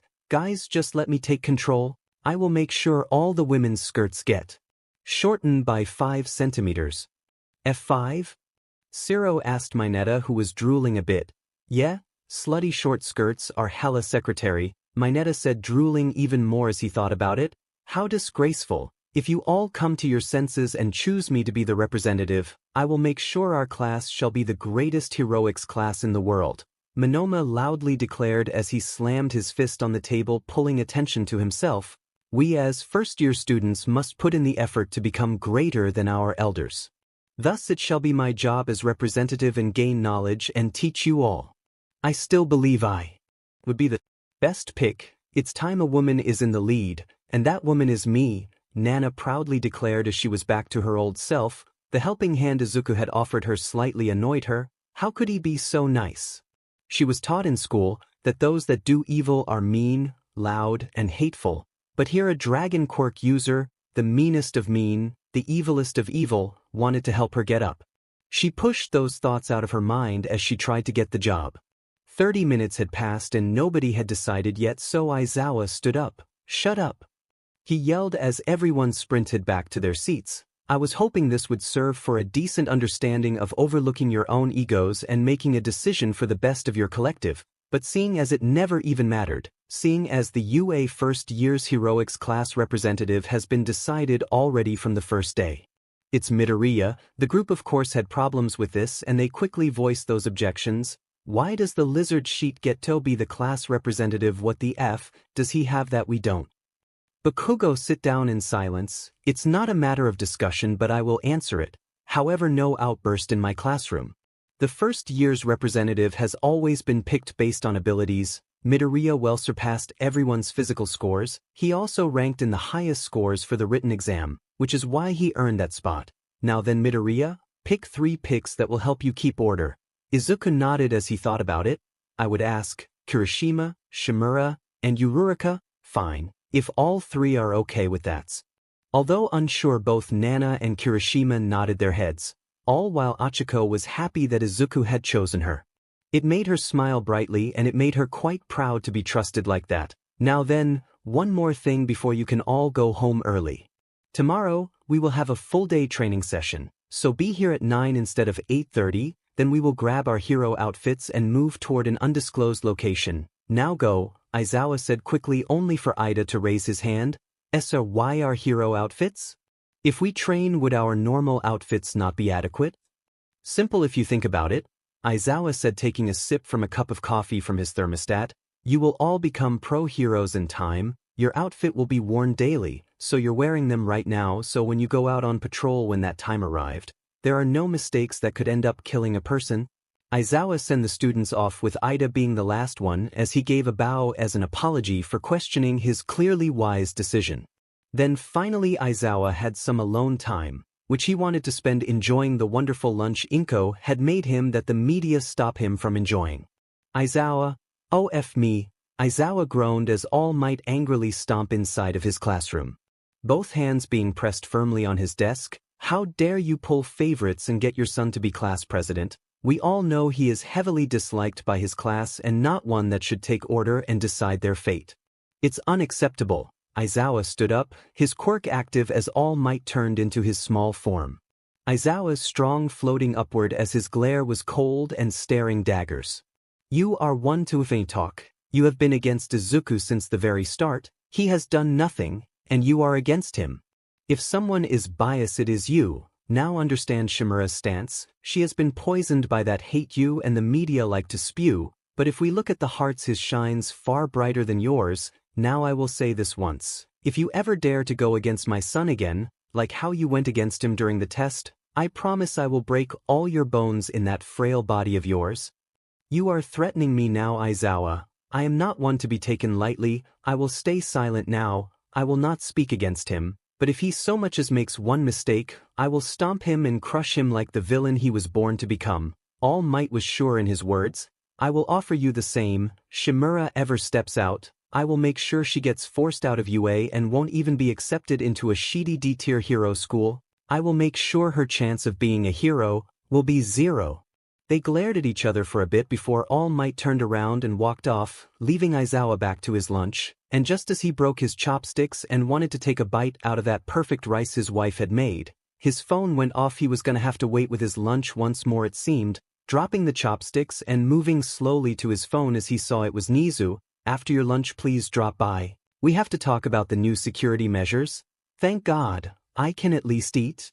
Izuku had joined Aizawa in getting to UA, arriving much earlier than any of the others, but he had still stuff to prepare for the class. Instead of following Aizawa into UA, Izuku went into the city and made his way toward a 24/7 convenience store where he bought 4 loaves of bread and 8 packets of ham and cheese with some butter. With this, Izuku made his way back to UA, walking as he wondered what would happen today during the USJ, as his father was rather secretive about it. Annoying but acceptable. As he arrived at UA, Izuku made his way to the class where he started making sandwiches. Nothing special, just simply bread, spread some butter on it, place a slice of cheese and ham and finish it off with a second piece of bread. He did this for every single piece of bread, before making the small walk to UA lunchroom where he located MidoRyuu. Hello sir. Oh, it's you, the dragon boy, Aizawa's kid, right? Izuku just gave a nod. What you need, kid? Not trying to be rude, but I need to make sure I got everything for lunch. Izuku nodded. I understand, sir. I was just wondering if it was fine if I grabbed some plastic cups and fill them with water. Yeah, that's fine. If you check at the bottom of the left side, there is a tray you can use to move the cups. But why do you need so much water? Izuku walked in and started looking. I am making sure all my classmates have at least eaten something before the USJ. If they want to act their best, they need a full stomach. This thought got Lunch Rush to respect Izuku. Most people forgot how important food was. Izuku got back into the classroom where he placed the water on a couple of tables and started waiting for the students. The first group of students was Momo, Nana, Kendo, and Ibara, who arrived while talking with Ida, Ojiro, and Shota. What is this? Kendo asked, looking at the food. Oh, well, seeing we have the USJ today, I wanted to make sure everyone ate something. Oh wow, that is really considerate. I didn't expect that from someone like you, Momo said with Izuku keeping a smile on his face. Well, take a sandwich and some water if you want. Momo did, as did Kendo and Nana. More students started to show up and took food. Some of the course didn't want it. F you, I don't need a goddamn handout. I will kill everyone here on an empty stomach. Hell, I kill everyone without FNG stomach. Bakugo growled out as Izuku just shrugged. Eat or don't eat, Bakugo. Just don't complain when you get kicked out for not giving it your all. Well, I will happily take one. I overslept so didn't have time for breakfast. Achiko said, giving an embarrassed smile. I had the same problem, Yui said as she took a sandwich and a cup of water before looking Izuku straight into his eyes.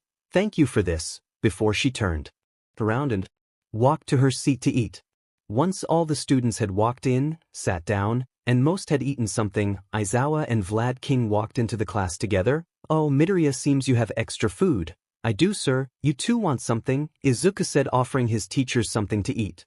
Both took 2 sandwiches each, leaving Izuku with 6 or so sandwiches, which he once more offered to anyone hungry, but no responses, so he ate them himself. Now then, students, today you could count as your first real day as a hero. We are going toward the USJ. Was me, Vlad, with 2 other teachers. We will act like civilians in need of rescue. You all will be the ones to save us. Now, you will be required to work together. Which you will do. I won't accept any students working alone when you're not capable of doing it alone, Aizawa explained before touching the button on the desk, opening up the hidden locations of the hero outfits. I will see you all outside. We will have 2 buses to drive you, Vlad King told them before walking out with Aizawa. The students quickly followed with Himiko and Namuri hugging Izuku's arms. Hey Zuki, thank you so much for the food. If there is anything I can do for you, just tell me, Namuri said with a wink, trying to tease Izuku, who just smiled. No need, I am the class representative, it's my job. This made Namuri and Himiko sigh before just walking with the other girls, all as Izuku just walked behind them. The drive to the USJ was calm and relaxed, but that calmness was erased the second the students were able to see the large location that was the USJ. Oh my god, that is massive, Setsuna said with Kaminari seeing his opportunity. That's what she said, but Setsuna was prepared. Not against you, at least that's what I heard. Comet, we are here. Vlad calmed them before forcing them out of the bus. At the door, they already saw one of the teachers that were waiting on them, the Space Hero 13. Women only, a select few knew really looked like. Aizawa had walked up to 13 to see where the other teacher was. Where is the yellow baboon? He was supposed to be here. 13 giggled. He overdid himself. He was able to stop a lot of different crimes, but really just overworked himself. Aizawa just groaned. How could that idiot do something like that on a day like this? This was the first of a set of very important days, and he just skipped it because he couldn't trust any other heroes. Well, guess we just have to deal with it ourselves. It's not like that idiot would make too big of a difference. It's just going to be 1 extra teacher, students, so let's head inside so 13 can explain our first objective, and the group headed inside, excited about their first real heroic lesson. The teachers were more focused on how to alter the lesson plan than they were to look around and be aware, so as all the students walked in and started looking around, they noticed something. Sir, it was just heroics training, right? So what are those fake villains doing here? Kaibara asked as he pointed downward, showing a group of villains. There were only around 10 to 15 villains. But these villains didn't look like your average villains. No, these were full-on supervillains. With one monster between them, but one stepped forward, a man that looked about the same age as the students, with light gray hair, dirty messy clothing, and most terrifying of all, he was covered in amputated hands. Multiple hands were covering his arms, legs, and even head. Almost like his voice was whispered from behind, he spoke, "Hello students and teachers of you. Don't worry, we aren't here to kill you. Just yet at least." The man covered in hands then laughed. The students were already terrified as they tried to bundle up behind the teachers. Some students weren't hiding, such as Bakugo, Kamakiri, Kirishima, and Tetsu. Those pushed through the fear and stood near the front line, not willing to back down for one reason or another. Then you had those that put the safety of their friends before their own, like Rumi, Ryuko, or Kendo. Protecting a small part even if they were shaking in their boots from fear. But one student stood apart, stood not afraid. Izuku, for him, there was no fear.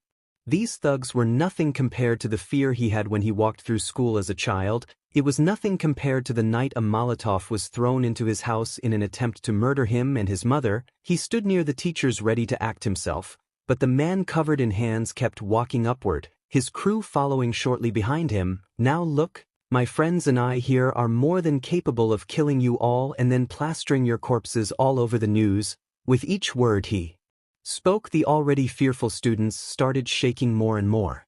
"But we don't want that. I went through all this trouble to make sure All Might was too busy to join us.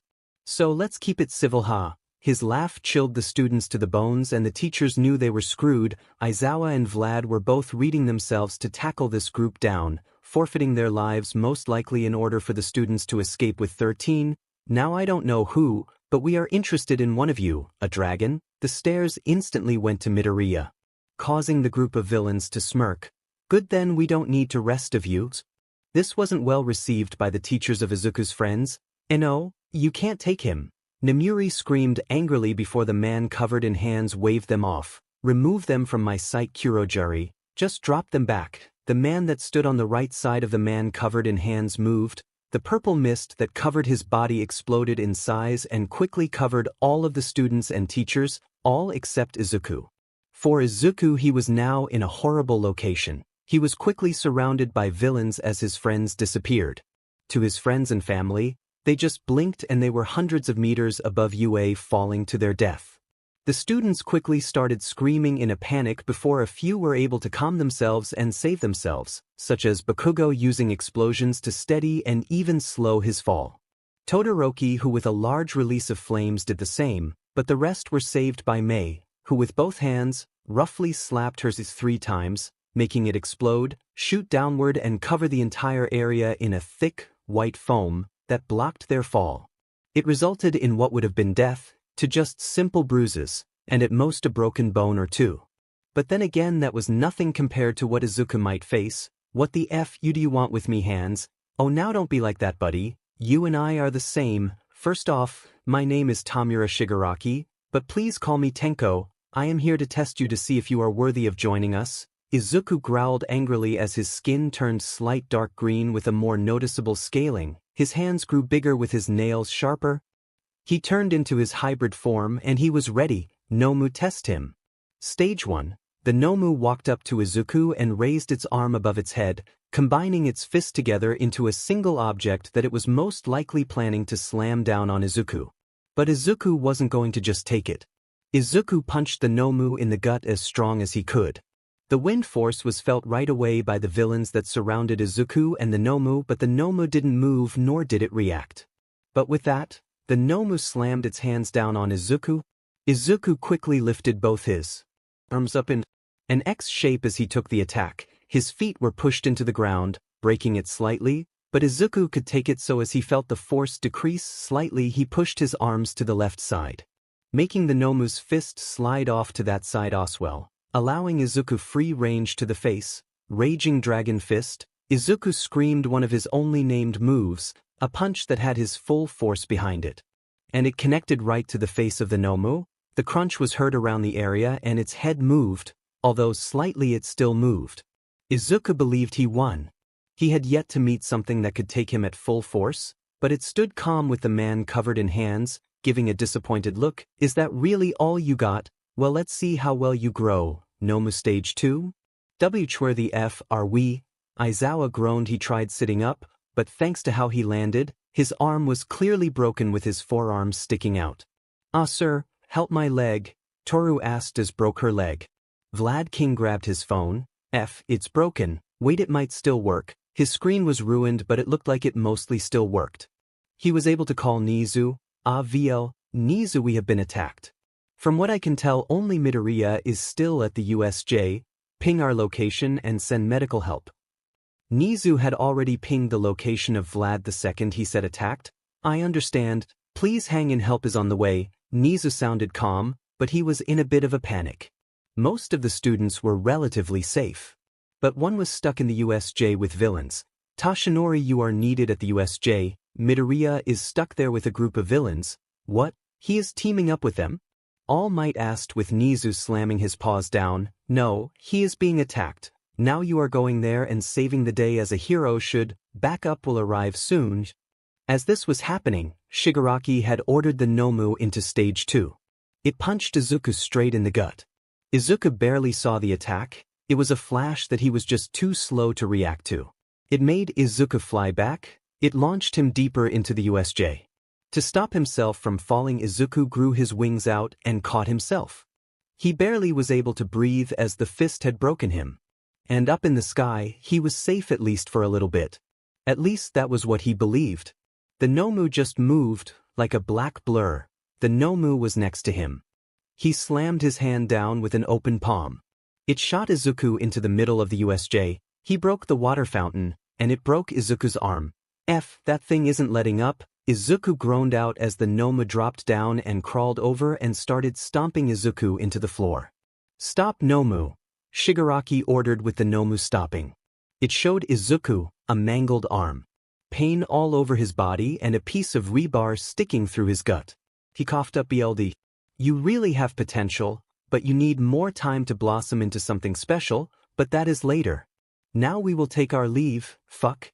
No, Yarg, you're not leaving. Izuku groaned out as he stood up, the rebar still in his gut. His arm hung broken to his sides with his face bleeding and covered in bruises. I am going to take at least one of you heirs with me, either to the grave or jail. Izuku spat out. Ha, that is very funny, but you are in no form to speak of threats. As if Izuku was healthy, he ran forward. He aimed for one of the nearby thugs and he slugged him. Waha, the thug said as Izuku punched him. However, his scream of pain turned into a laugh as Izuku felt the punch himself, the same exact location he punched the thug. It made Izuku fly back, rolling over the floor until he came to a stop. It was at the same time All Might showed up. He opened the door normally and walked in where he saw the Choas. The broken floor at first with a bit of spit, sweat, and BLD. But as he looked down he saw the large crater. A lot more BLD and a large set of thugs and a student on the floor, bleeding, bust still struggling. I am not done yet, Izuku screamed from the floor as he struggled back up with Shigaraki sighing. Stomp him a bit, Nomu. The beast moved and stomped down only to miss as All Might have moved Izuku out of the way. Surrender now, villains. What is he doing here? Boss, you said he wasn't gonna show up? Shigaraki started scratching his neck.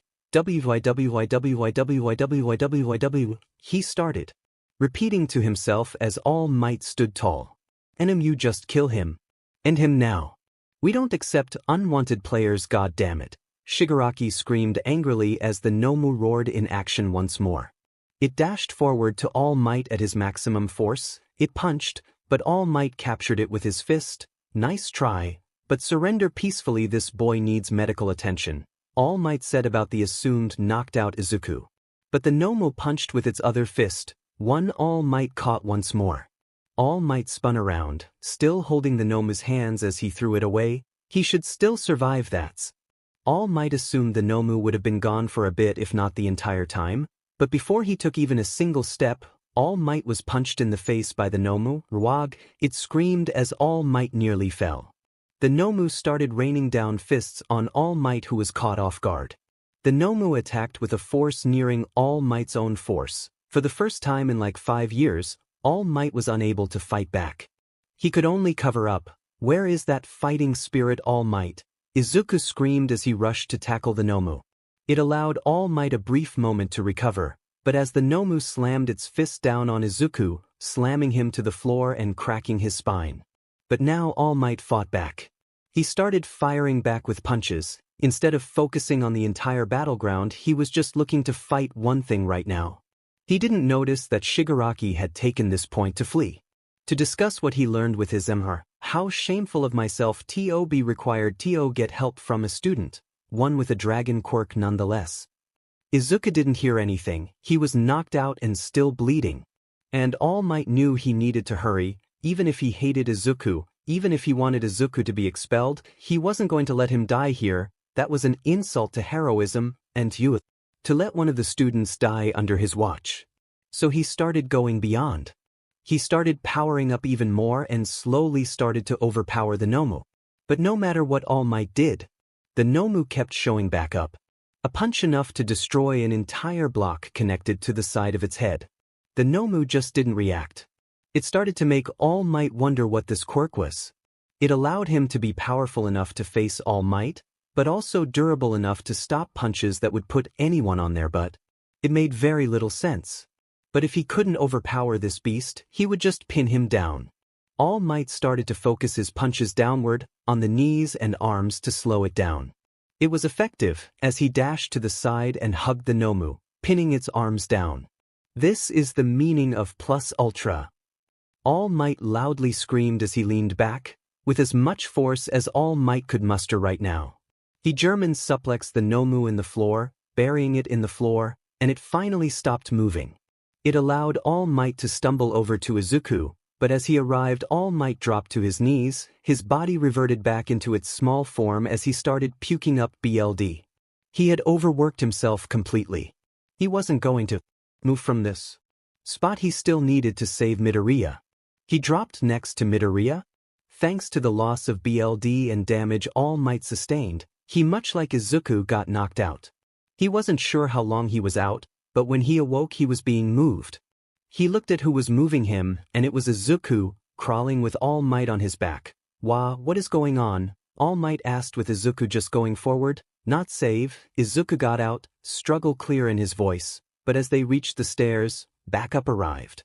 Dozens of cops ran in the USJ with Nizu, Gran Torino, and Recovery Girl. They rushed down.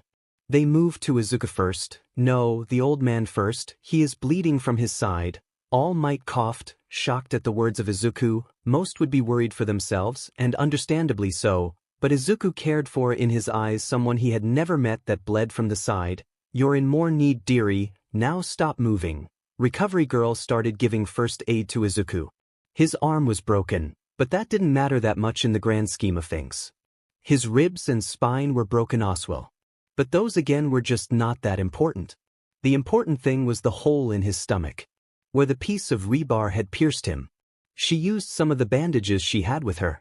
She wanted to use her quirk, but it was useless as Izuku barely had energy. She knew she had to bring her energy gummies, but she forgot to grab them in a panic as she organized for a nearby hospital she helped at to arrive where the rest of the students were to help them. Ma'am, I know I should just stay quiet, but I can't move my legs. Izuku groaned out with Recovery Girl trying to keep a good face. It's fine, dearie, I will fix you right up. In reality, she wasn't sure how strong it was gonna be, sure he was gonna be fine in the end. One of the great things about dragon quirks was the healing force they had. Any break was going to be healed. Hell, anything apart from an amputation would be okay. But Recovery Girl had no idea how long it was gonna take. With her quirk it could be a week, but it could also take 10+ years before he was going to start running again, let alone training to be a hero. The fact was, Izuku might have to be forced out of the UA hero program. All Might moved away with Nizu and Gran Torino, who started talking about what had happened. And they were confused. What did they want with Izuku? We need to improve our security measures. This is unacceptable. Nizu said angrily that a group of villains was able to walk on UA grounds twice within 1 week. This is the first sign of war on Hero Society. We will not sit idle after this. We must strike back with force, Nizu said with determination. But on the other side of the coin, Shigaraki came through a portal and walked into a bar. The purple mist man teleported behind the bar and started cleaning glasses without saying a word. Shigaraki sat down on a bar stool. They sat in silence for a little bit before a screen lit up. In a red box it read audio only. "I presume something went wrong?" a calm, deep voice asked, sort of "We did as discussed. I used the Nomu to figure out the dragon. He was strong but nowhere near what he could achieve." The voice hummed once. It then spoke, and, well, the Nomu beat him up and he kept going, but then that oaf All Might showed up and ruined the test. "I had to use the Nomu so I wouldn't kill him. It's fine, it was but a mere tool to use. If it wouldn't be destroyed by the dragon's force, then we could have lost it to All Might, but now all our toys are on the board. We made our first move and now we wait to see how they will react." The voice said, sounding rather enjoying the current situation. But as the scream went off, the voice spoke to himself, "I wonder if it's him." Right as Vlad King hung up the phone call with Nizu went ahead and started to free the students and move to those that were hurt and in need of quick medical attention. He squeezed his right hand rightly, activating his suit. A set of 4 injectors pierced his wrist and pulled out his BLD. This allowed him to use his quirk. He did so by forcing his BLD forward in a thin, straight object, his BLD sword. He gripped it tightly before then slashing around him, freeing him from the weird substance May's suit created to save them. His sword cut through it. Within a couple of seconds, Vlad was standing back on the normal floor. "Use water, it should dissolve right away." Using water, May called out from the middle of the area. Vlad just didn't have it, so he was forced to still cut the area into smaller chunks. "Who is bleeding?" Vlad called out to the group to mostly get a voice location so he knew where to go. "Not here, sir, though we do have a couple of injuries." Hitoshi called back out. He thankfully wasn't injured, but next to his Shishida had dislocated his shoulder on the drop, as well as Himiko had broken her hand. "Get this sheet off me." Bakugo screamed, with May screaming back quickly, "Don't use fire, this stuff is extremely flammable. Just get this sheet off me. I want to go back and kill those bastards." Most of the students were worried about themselves or those around them, and all of them were still in fear of the villains they had faced. So they were glad they were free. The villains didn't want them, but then Bakugo made that comment about going back. Izuku was still back there. Each of them, even his closest friends, forgot about them. The pure fear of true evil caused them to forget. But unlike them, he was focused. Was he okay? Was he dead? "Is Izuku here?" Rumi screamed, ignoring the hurt foot that she used to land on. "No, I don't see him here," Achiko said, looking around her group. Thanks to her quirk and quick reflexes, was able to not only float herself but also Tsuyu and Sato, the two that were the closest to her, down to the floor. So she could look around without a problem. But he wasn't there, he wasn't with them. That meant one thing: he was still with the villains, but even if they thought about it, they either had too much faith in him, or they underestimated the villains too much. "She is gonna be fine, right?" Namuri asked Ryuko, who only took a couple of bruises thanks to her dragon strength and durability. "Of course, it's Izuku, he is the strongest out of us all." "Yeah, that idiot of a bro isn't one to be taken lightly. He is gonna be fine. I wouldn't be surprised if he just arrested them all."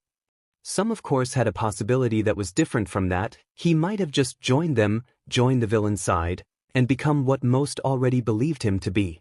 But even that belief started to waver. He had yet to show any sign of that, at least. But as the ambulances started showing up, medical and police personnel started showing up. The students started being healed. Thankfully, the trauma squad was the squad that showed up. It was a team of support heroes just like Recovery Girl that just worked under her. Most had already completed part of their medical course and the base hero course. They were now in the advanced class, which was purely for heroes that worked with medical abilities. And this team was great at healing wounds and breaks. Overall, they could almost compete with Recovery Girl. Together at least. Sunsun.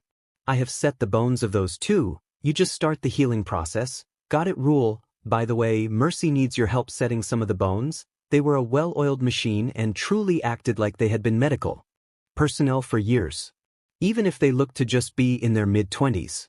Unlike them, Recovery Girl was already done. She was done in 10 minutes, already bandaged both Izuku and All Might up and send them away. All Might was sent to her own room in Ua. It was more secure for the symbol of peace and his secret, but Izuku was sent to the closest one because he really needs surgery. While some saw Recovery Girl as a saint, one of the greatest healers known to Earth. In reality, she was a well-trained field medic. And unless someone had stamina, she could only patch them up to the best of her abilities and let the doctors and surgeons do what they trained almost 15 years for. But Izuku needed surgery for the rib that pierced his lung, but as she sat down on one of the steps, taking a breather, both Nizu and Gran Torino walked up to her and sat down next to her. "What the hell was this, Nizu? Are we secure?" Recovery Girl asked. It was a question many teachers and even students now wondered. And truly Nizu didn't know. "I don't know, I have been lax." He spoke, his tone calm. "I foolishly believed that because of our reputation, the one we had for years, that we created quality heroes, year after year, that we would be safe. All Might joining our ranks only boosted that belief and caused me to sit back and relax. This might have been solved if I had focused, if I had been aware of the threat, but no more. This is a clear declaration of war, and we shall not sit back idle waiting for their next move." Gran Torino smirked. "So what now, Ratman? What will our first move be? Retaliation or?" he asked, with Nizu just giving him a dark smirk. But with everything now calmer, Nizu started contacting the parents of the students, telling them about the attack and what happened to their kids. Most were of course worried, but after being told they only became injured because of their escape and were already being healed as they spoke, that worry became less. But then Nizu had a conversation with one of the hardest phone calls he would make in a while, because, well, he wasn't sure what happened. So he picked up the phone and called. It was quickly picked up. "Hello, Inko MidoRyuu Aizawa speaking. Miss MidoRyuu, this is Principal Nizu, the principal of UA." Nizu already heard the cheerful tone she had before slightly dropping. He could guess why. "A midday call from the school your two kids go to rarely mean anything good. I am sorry to tell you this, but today during a villain attack, one of your sons, Izuku MidoRyuu, got heavily injured and has been taken to a hospital." He could hear the sound of Inko collapsing and someone rushing to her. He quickly identified that person as Chichi, Shinso's aunt, and Aizawa's sister. "Who is this and what the hell did you say?" "Chichi, it's Nizu. MidoRyuu has been attacked. Villains infiltrated and attacked him. He is at Horoikoshi Hospital. Please go there. Shinso overall is fine. I will make sure Aizawa and Shinso get there as well." Fine. Chichi spoke in clear shock. She had not expected this. She woke up today feeling greater than ever. She was well ahead of her deadline for her book, so she just decided to take the day off and hang around with her sister-in-law. They had just started laughing about how dense Izuku was when this call came in. "Inko, come, I will drive us," Chichi said in a soft voice as she supported Inko toward the car. She placed her in the passenger seat and basically raced off to the hospital, going as fast as the speed limit would allow her. She worried about the health of Izuku. Nizu didn't say anything to her about his health, and Inko was just in tears, which was a good thing. If Inko just wanted to move to Izuku, her dragon form would be far, far quicker. As they arrived, Inko had stopped crying and was now just on a path to her baby boy. Inko stopped for nothing. You could put All Might in front of her at the moment, she would just crush All Might's brains, ball, and heart with her telepathic abilities and go on to see her baby boy. "Where is he?" She almost screamed at the nurse. It startled her, but she caught herself. "Ma'am, who are you talking about?" "Izuku MidoRyuu, this is his mother, I am his aunt." The nurse nodded as she looked at the screen, searching for the name MidoRyuu. "Oh, he is still in surgery, but there is a room saved for him, with people already waiting in it. If you move to the left there, either take the elevator or stairs, it's the 4th floor, it's the first hallway to your left and the 4th door on your right," the nurse told them, with Inko hurriedly rushed off toward the room. Chichi was thankful Inko understood that rushing up to the top room wouldn't bring Izuku there any faster, so they just waited on the elevator instead of running up the stairs. As they reached the room, Aizawa and Hitoshi were already waiting for them. Inko rushed in to hug the both of them. It crushed them slightly, but they understood. Inko grabbed Hitoshi's shoulder and looked him over. "Why, you're fine, right? You're not anywhere?" "No, Mom, I am fine, just a couple of bruises." This got Inko feeling better as she then looked at her husband who had his arm in a sling. "I am also fine. It looked a lot worse than it is. It's already healing well. Aizawa said as he moved his arm slightly showing it was in fact healing well. I should have the full range of motion back tonight. Just sit down and let's wait for Izuku. But unlike them, the other friends of Izuku, the ones he grew up with, just had to stay back, against their will. They wanted nothing more than to just be standing right next to them waiting for Izuku to show up, but not only did the hospital not allow that amount of visitors, so they were forced to just stay at their home and heal. It resulted in mostly them being around their phones asking for updates from Hitoshi, who gave the same message to all groups. He is not yet here, I will update you when I know something. Are you really okay, uncle? Nana asked. Toshi drove them home. Nana, like the last 400 times you asked, I am. Recovery girl gave me the all clear. He made one of the many puns he loved to make. Nana just groaned as she walked to her room. All Might then just moved to his work study where he let his tired body slump in his office chair. It was here All Might let loose a large sigh. His hand covered his face. What the hell is with that boy? All Might spoke to just himself. All Might wondered. He had fought with plenty of well-respected heroes, ones that All Might would gladly work with again and again. But all of them would have asked Recovery Girl to look at them if the state was just like how Izuku's was. But he didn't. The first thing he requested of Recovery Girl was that she had to check All Might first. It didn't matter that he had BLD filling his lungs. It didn't matter he could use his legs. It didn't matter he just faced a group of villains, got nearly beaten to death. It was more important that in his eyes civilians got checked out. I might have been mistaken about him. The surgery was a success for Izuku. His spine was reconstructed, his ribs were set and his lung was healed. The doctors did give it their all, but now they just had to wait to see how his body would heal. They had to see if his body would just be fixed. Izuku was rolled into the hospital room. His mother, father and brother waiting on him as he slept. Doctor, how is he? He is fine. You have a very powerful son. With the injuries he had, it was a wonder he was awake, let alone still moving and talking. What do you mean, doctor? Hitoshi asked, unsure what Izuku really went through. His spine was shattered. I am not one to gossip, but a couple of weeks ago we had this hero who was brought in after his arm broke after a car drove over it. The break wasn't even that bad, but he was crying and kept fainting and begging for pain medication. From what I heard, your boy was more worried about those around him, but if you could excuse me, I need to check on my other patients. If there is anything, please call a nurse. Excuse me, the doctor left, leaving the MidoRyuu Aizawa family alone. Aizu, are you okay? Inko said as she touched her son's arm. She knew he was still unconscious, but she just felt like she had to try. Hitoshi just leaned back in his chair as he pulled out his phone and shot a group message to everyone he had. Izuku is out of surgery but still under the effects of meds. Doc says he is out of clear danger. This was instantly met with a barrage of extra questions about what will happen to him. Hitoshi just couldn't answer those questions because he wasn't sure himself. Sure, he wanted to say he was going to be fine, because it was Izuku. After his dragon's rest, Izuku basically was untouchable. He was able to lift entire cars like they were bags of rice. He could punch strong enough to dent rock. Hell, even some kitchen blades didn't even cut him, they just scratched him. But this was serious, his spine was broken. So he just put his phone on silent and waited for his brother to wake up. He just took his seat on the right side of Izuku's bed.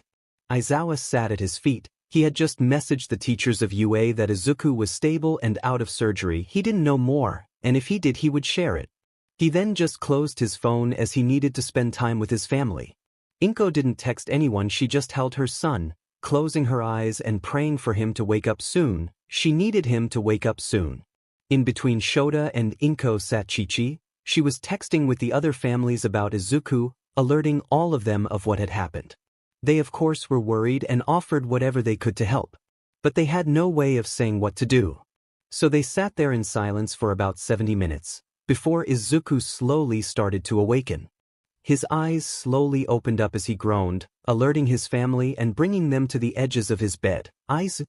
Inko started with Izuku trying to make a word, but it just came out as a dry groan. I can't move, Izuku finally spoke. He was unable to really move. All he could really do at the moment was move his arms. That's because of the doctors. They fixed your spine, but for it to heal, Inko moved the blanket, showing a weird metal and plastic guard they placed on his, stopping him from moving his spine even a slight bit.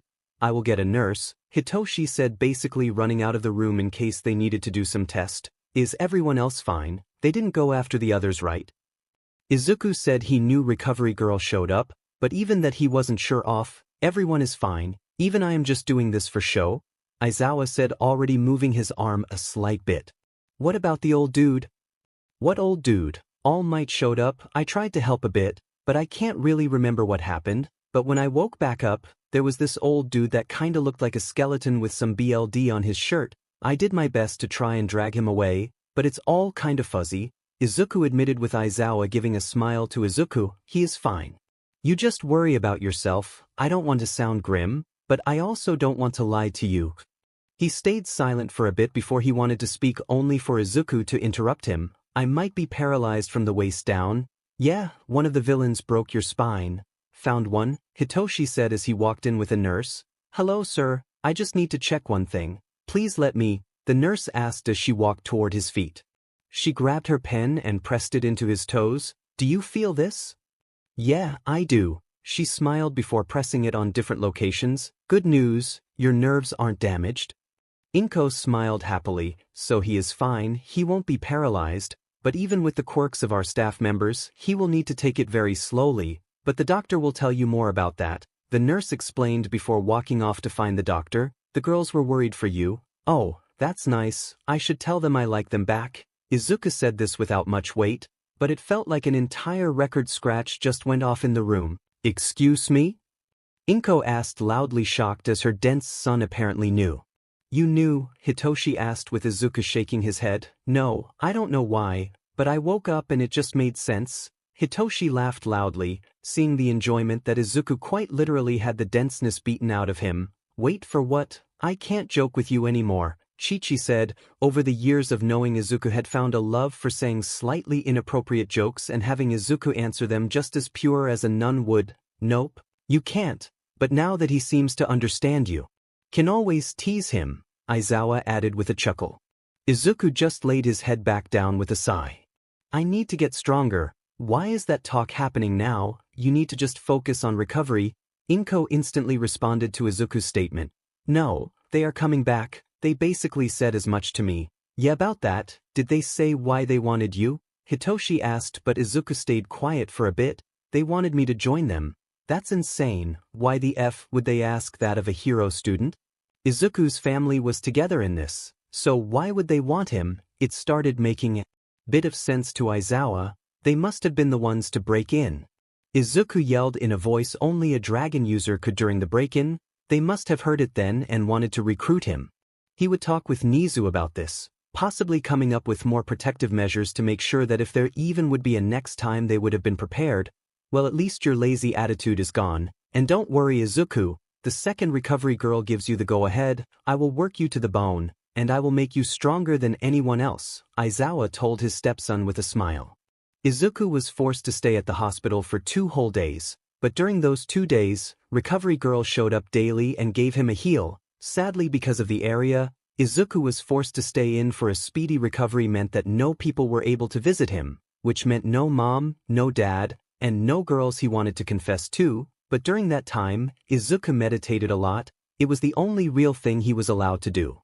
So with his leg crossed, his hands on his knees, he sat in silence. It was there that he was able to come to a couple of understandings. First was that he couldn't just confess to the girls, he liked multiple of them, and it was pretty clear that multiple of them also liked him, and of course, he had been dense for years, so dense fact he kinda wanted to hit himself. Hell, when he showed his tattoo off when he got it, the girls FING fainted. So, he made a plan, work my butt off during the sports festival, make it to the #1 spot, and afterward confess his feelings to all of them and hope for the best. Second thing was that he felt the energy within himself. It wasn't his first goal mediating, but he was glad he found it. This energy felt weird. Something he had never sensed or felt before. It would be something he would need help for to understand. He already knew he wasn't going to grasp it alone, let alone enter it. So maybe one of the teachers knew what to make of it. That was if they even talked to him. Excuse me, Mr. MidoRyuu, it's time for a shot, the nurse said before walking in with a hazmat suit, as the room was filled with a gas that acted almost regenerative for certain Quirk's users. but it acted like a narcotic for others.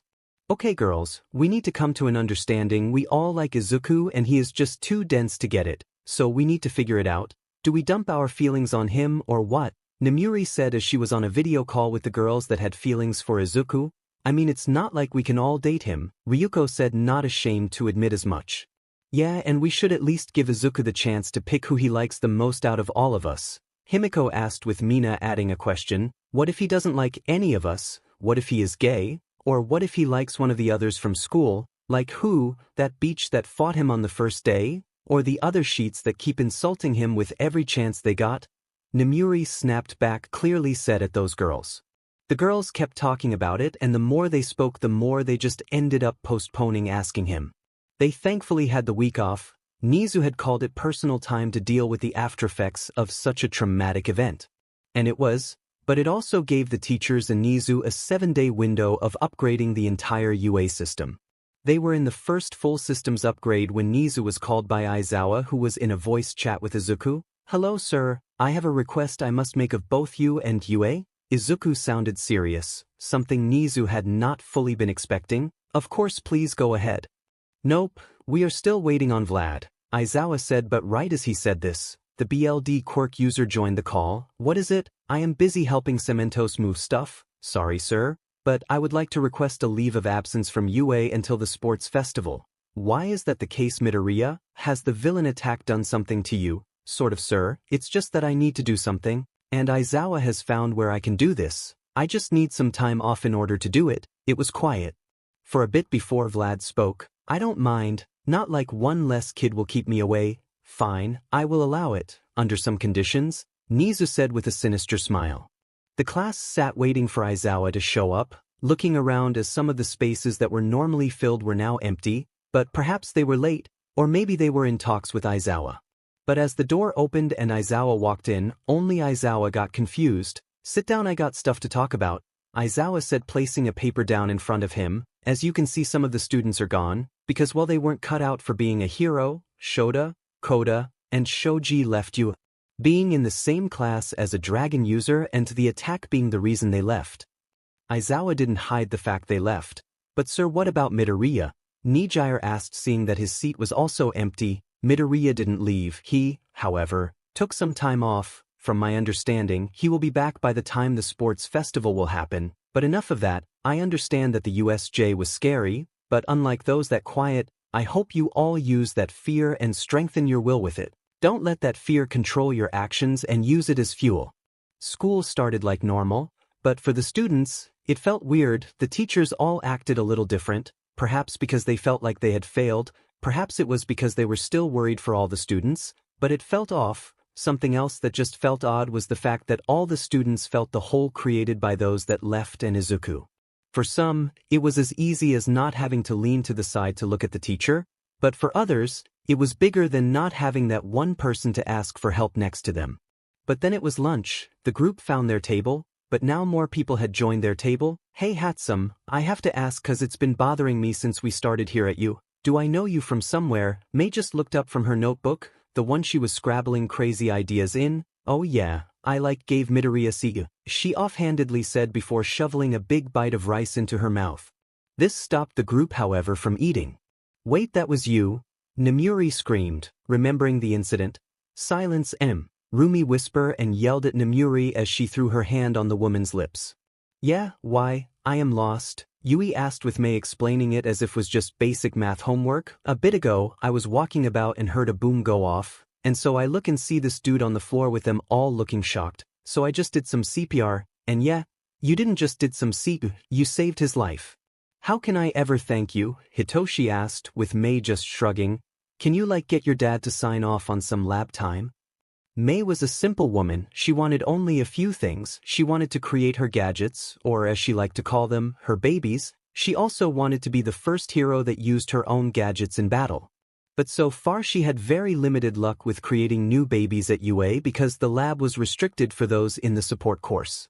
She tried going around this by requesting to be in both the hero course and the support course, but that was not something they were okay with doing for some reason. Sure, I will see what I can do, Hitoshi said. He had some chips to play on his father, And I mean as a sign of appreciation to the woman that saved his son's life. It was not that big of a request. Weird that you know CPR, didn't expect that from you. Mei laughed at Setsuna's words. When I was 9 I tried making a life-saving robot, like one that could do it all, but it didn't work. But to make it I had to learn CPR and stuff. Why didn't it work? Ryuko asked. Oh, it crushed the dummy I was using before it exploded. Lunch was a little awkward after that, but the friend group grew. After the classes, they had a free PRD which the group chose to use to train. Right now they had divided themselves to accomplish their own goals. Shinso was together with Namuri, Setsuna, Tokoemi, Nijire, Himiko, Kyoka, and Jozu. They were on the mats, perfecting their fighting skills as they would need them in the final rounds of the sports festival.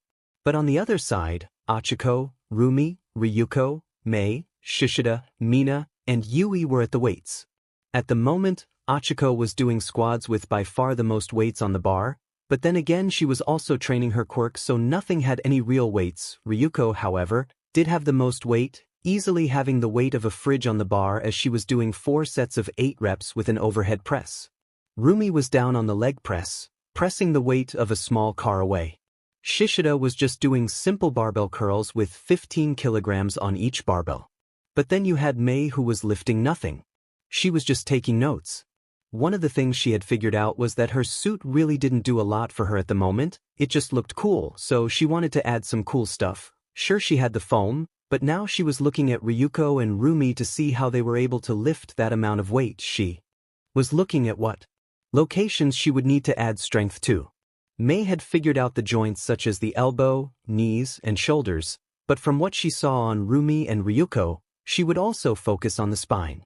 On the opposite side of the gym, Himiko was just helping Setsuna and Namuri with a simple, yet effective stranglehold that they could use on a lot of people. No Nem, slip your leg a little low there, it's harder to struggle against it. They had been practicing on different dummies. This is fun. Setsuna had it the easiest out of everyone. She could detach part of her body to make it even harder to fight against the stranglehold. That is why Himiko had been learning how to strangle people with her legs, as those were simply stronger than arms.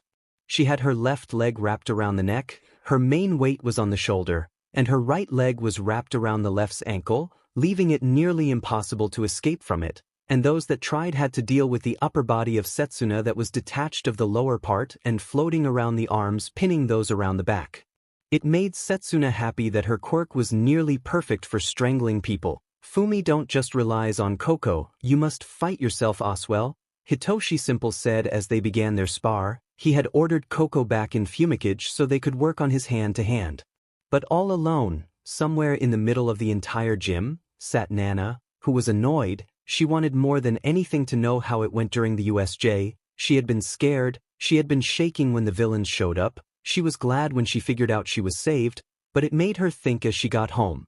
Toshinori didn't say anything about Izuku, not how injured he was, not how well he did or how useless he was. He just kept quiet on the whole thing. She hoped that Aizawa would share some more information about the USJ, maybe on how Izuku was scared to death, on how Izuku just got lucky with the villains, but no. She was told nothing, and it got her to wonder, was he scared? What she remembered, right before being teleported away, he didn't look scared, but he looked calm. He looked as if he was called by a teacher in the hallway, surprised but not scared or worried. Kept Nana busy. She was just doing mindless exercises in the gym right now just to do something. But she wasn't alone in those feelings. Back in a different gym, one used for quirk training, Bakugo was blowing stuff up. He was all alone so he could let loose and scream, 2 things he loved doing. Why the FS that's called beach not me here, I was gonna murder him. Bakugo screamed, and while his words sounded like a threat, he had no real plan against Izuku. Sure, something about that green hair and those heavy freckles set him off for some reason, but just like Nana, Bakugo was said that he was scared. Said wasn't even an angry enough term in Bakugo's eyes. How did he, the person that was going to be stronger and greater than All Might himself, get scared because of some FING weird thugs? But that was the old him. This new version of himself was going to be even greater, even stronger. And nothing was going to stop him. Just FNG wait, you Dragon Beach. During the FNG Sports Festival I will kill you. Bakugo screamed at the top of his lungs as he slammed his palm with an explosion on a dummy. This dummy had special sensors built into record force per square inch. The same was being used by Kirishima with a group of other students like Tetsu, Awaze, Kaibara, Ida, Ojiro, Kaminari, and Minoma. Damn it, why do we keep getting the same goddamn score? Tetsu screamed as he once again, for the third time, got the same exact score. Their scores were the same. It has to be the machine, right? Kirishima asked, as he stepped out of the way with Ojiro jumped up with a spin, his tail slamming into the mat. But unlike before, this time the score was a lot different. Guess he fixed it? Kaminari suggested before punching himself. Unlike the other three, he wasn't that strong. Which resulted in the score being lower, but it once more was different.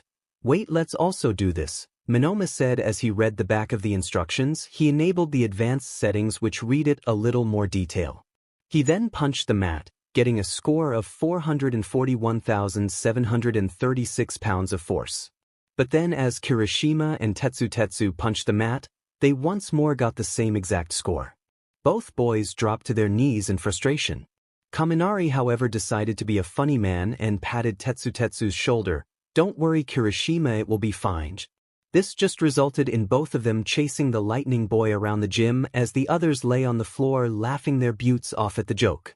The only thing that they found funnier than the joke was the fact that Tetsu and Kirishima ran right next to each other at the same speed. There, however, was a small group of students that didn't use the free PRD for training, they instead used the time to study. So there they sat in the library, each with an open book preparing themselves for upcoming lessons. Hey Shiosaki, you did well during math today. Can you help me here? I can't figure out how to use the percentage here. Shiosaki looked. Oh, you're having trouble figuring out how to figure out that? Well, how I do it is I take the 100% and divide it by 100, so the number I get will be 1%. I then times that by the amount of percentage I need to figure out, and there you have your answer. Shiosaki happily explained to Komori, who gave a thankful nod before going back to work on her homework.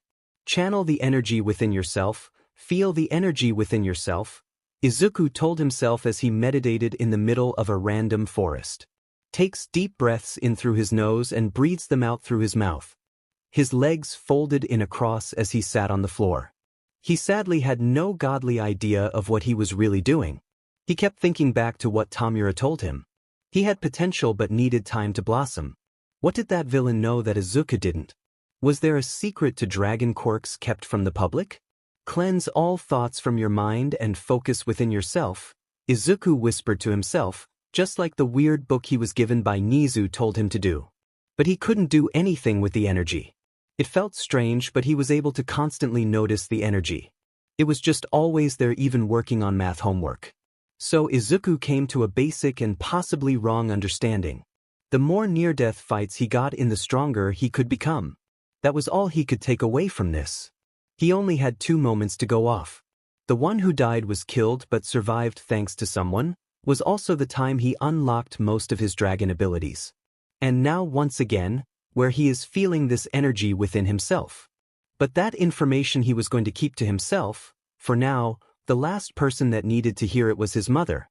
He already knew how that would go. Oh hey mom, yeah, for my training I will constantly need to be put into death battles, ones where my life could end if I lose too badly. He would never be allowed to take a single step outside ever again. But after meditation was the fun training. He walked a little deeper into the woods until he found a good tree, and he just started swing at it. His fist, elbows, and shins were covered in deep, strong dragon scales. Each punch gives a nice crack into the wood. Arch, with a loud yell and a strong low kick, Izuku broke the tree, grabbing the tree. And placing it on his shoulder, he dragged it toward the camp he was staying at. That only took 6 strikes. I swear that energy is helping me get stronger. I should try focusing that stuff on my arms. Which was what he did when he came to camp. He needed to break the wood into smaller parts anyway, so with a deep breath and a little bit of focus he tried moving that energy to his fist. When that didn't work, he just tried to focus on his hand and hoped that the energy would move there. This is going nowhere. Izuku sighed before slamming his elbow strong on the log, giving it a deep crack, but nothing he hadn't seen before. Wonder how everyone else is doing, he wondered. Sorry, I thought I was at a hero school and not an old person gym. Now get your effing legs up and start running, Vlad King angrily screamed at the students. It was the beginning of PE and they were doing a warm-up run, but warm-up for Vlad meant going 100% right from the start. I see you're done, so get that vest on and start running again. Vlad did not let up. When he noticed that a part of the group was slowing down, he ran up to them and started yelling again. Unless you excuses for hero students want to give up and run away like those other losers, I expect you to run when I goddamn and tell you to run. You wanna be the late heroes that only show up when everyone is already dead. He waited for a bit as the group looked at him shocked. That's what I thought. Now run to the outside world. This was rude and maybe a little uncalled for, but Vlad knew what he was doing, and getting people angry helped with pushing pasted their limits. Sir, should I run Oswell? Ryuko had finished Oswell. Rumi shortly thereafter. Yes, get a vest and give me 2 extra rounds. Dean, this is fun, Rumi said as she put on a weighted vest. Get out the effing way. Bakugo growled as he grabbed 2 vests and put both of them on. That's what I like. Good job, Bakugo. Now don't start crying halfway through. The running was to train endurance. One of the most important abilities of heroes. You can't really start feeling winded and giving up the second a villain starts to run from you. But Vlad noticed something that annoyed him.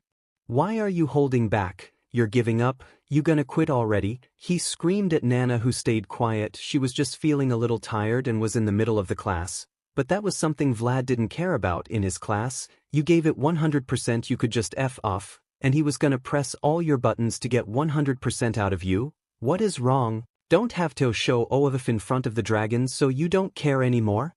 Guess seeing he destroyed your score, it's understandable. Nana charged up her quirk and started running harder than before. She quickly made it to the finish line and put in 4 different vests, putting an extra 100 kilograms of weight on her shoulders, and she started sprinting once more. That's more like it. Vlad smirked seeing all his students were sprinting. Tokij, I said run not float, so get those legs moving. Ah, come on, she whined before going back to running. She tried floating with her quirks but seems that it wasn't training. When you're done running, drink and this IT down here. Vlad pointed at an open spot nearby. He would just give them a small breather before going forward with the next stage. Oh, this brings me back. I remember putting Vlad through the ringer. Gran Torino laughed from Nizu's office. Yes, I do. Oswell, seeing you did it yesterday, Nizu said with a chuckle as he joined his friend. Do you think they will do well during the festival? Oh, they will do great. It will be great fun seeing it. I am just wondering how everyone will react to the news UA has 2 dragons. Oh, they will cry in outrage, then they will demand expulsion. But just like before, I will ignore them. Nizu had one golden rule about his school. Only those around his school had a say. Any outraged hero or commissioner could in all fairness go F themselves. It was the main reason UA brought the best heroes, how they consistently brought out heroes that made it to the top 10. Still I wonder how he will do. It was the main wonder for most teachers at UA. Most students buckled under all the cheering they received. But Izuku was going to have to deal with anger and hate. And this was going to be a new amount of hate. Inko, sweetheart, I understand your worries, but it's fine. Nobody knows where he is staying. We dropped him off ourselves. He could have picked 3 locations only Nizu and he knew about. And each of the locations was equally as far from the drop-off point, so there isn't a possible way for him to be followed. Aizawa had the same call with Inko he had every afternoon. Aizawa at the moment was relaxing at a coffee shop during his patrols. You told me, but what if? Inko never stopped worrying. It was part of the reason Aizawa was in love with Inko. Inko, don't worry, it's only 1 more week and he will be home. You said you were fine with his idea. I know, Shota, I know, but it's so strong not knowing where he is. I just worry.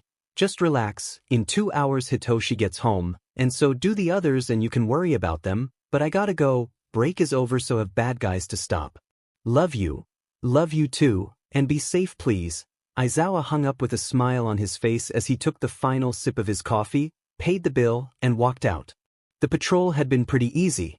All he had seen and stopped today was a single fight, but that was between 2 friends. One had apparently F'd the other girlfriends, but after Shota showed up, that stopped right away.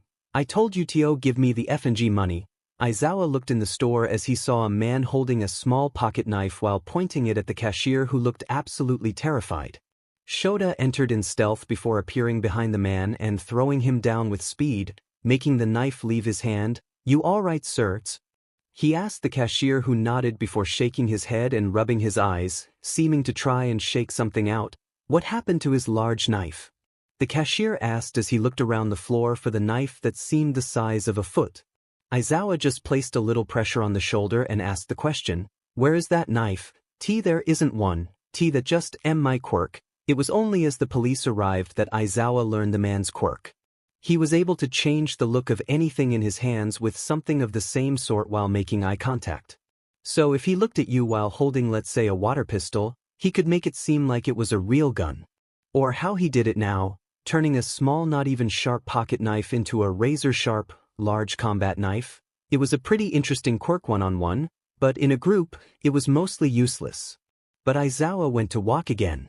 And unlike the really calm midday/morning, the later it got the more thugs came out.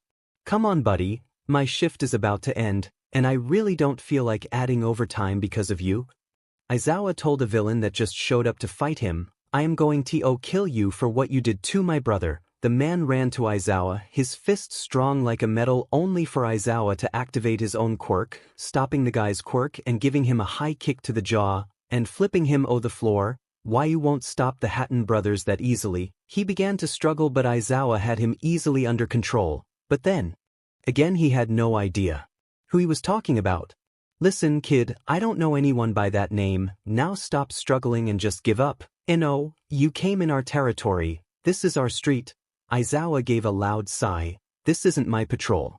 I am doing a favor for a college. You attacked the wrong hero, you idiot." "Oh, so let me go?"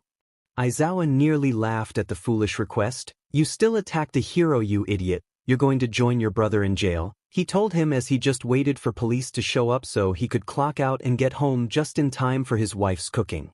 Inko had only just started cooking. But just from her prep, she was making too much, but that was just how she dealt with nerves. She was worried for Izuku, and to keep her busy she cooked more than normal. It was why both Hitoshi and Aizawa had a cake with them to work in school. It was why for book club the group had done more chewing than talking. But then again, her cooking was amazing, so it wasn't like anyone complained about the extra couple of pounds they would gain from this. "Hito, where is Izuku? It starts in 5 minutes. Namuri asked Hitoshi, who was checking it on his phone. "I don't know, that idiot isn't responding to any of my texts." All of UA's hero corps stood in a waiting room at the moment, each wearing the same UAPE outfit. It was the day of the sports festival, a day everyone had been training for, and the day they would see Izuku again after being removed from him during the USJ. "Maybe he has come to his senses and will stay away from the hero course," Ida said without any thought. "Ida, at least he stood and fought while we were happy to get out of there," Nana said to him, a little annoyed. She knew Izuku didn't quit that easily. He was strong, both in will and body. She still believed she hated him, but even if she did, she knew he was going to show up. "I hope he does. I will beat his butt into last place and show why I am the greatest," Bakugo loudly screamed, all while the group still waited on Izuku, who was sitting in the back of the bus, his leg bouncing impatiently and annoyed. He was so late. It annoyed him to no end. How could he have been such a effing idiot? The bus was going to UA, but the main problem was that he was already 10 minutes late. 10 minutes ago he should have been at UA. But last night he simply forgot to plug in his phone and it died, so his alarm didn't go off, and he overslept, so he had to hop a multitude of trains to hopefully still show up on time. He hoped. It wasn't like he could go faster. He wasn't controlling the bus. He couldn't even send them a message that he would be there. He just had to wait and hope. Thankfully he was close. He was gonna get out of the next stop and just pull a sprint to UA. But there he heard it, right in front of him. "Mommy, I can't wait to see the sports festival." A little child was excited. It made him smile, and gave him just more reason to show up and show off his skill. And just like this kid and his mother, many others would join in and watch. "Kai, come on, I know you want snacks, but it's almost starting," an unknown man with long hair tied in a ponytail said. He was pretty slim, but still well-trained. By the strange outfit he wore, it was pretty clear that he was a pro hero. And he was ranked number 5 on the last pro hero ranking, right behind Ed Shot. Mostly seen as a strange man, but one that used his quirk to efficiently capture and defeat villains. The door was kicked open. Out walked a woman. She had an entire basket filled with different types of food and drinks. "Oh, shut it, Raven. We still have like 10 minutes before they get introduced. And I needed my cheese melted on my nachos," Raven's wife Kai called back before joining him on the couch with the basket placed below her. "Now let's see if these kids will have some spunk." Kai laughed as she stole the remote from Raven and turned the volume way up, even ignoring Raven's request to tone it down a bit. With a bit of waiting, Present Mike was finally heard giving the announcement that the UA Sports Festival was finally starting. "Ladies and gentlemen, boys and girls, after a long and painful wait, your hopes and dreams will come through, as the UA Sports Festival for the first year is about to go down. And you better call the fire department because it's about to be lit," Present Mike screamed through the microphone, making the newer generation cringe a little, but they powered through it. "Now, like New Year's, this will be a banger, but before we can let it loose and go crazy like a goose, we gotta introduce the competitors. So here they come. We started off with those that learned to manage everything.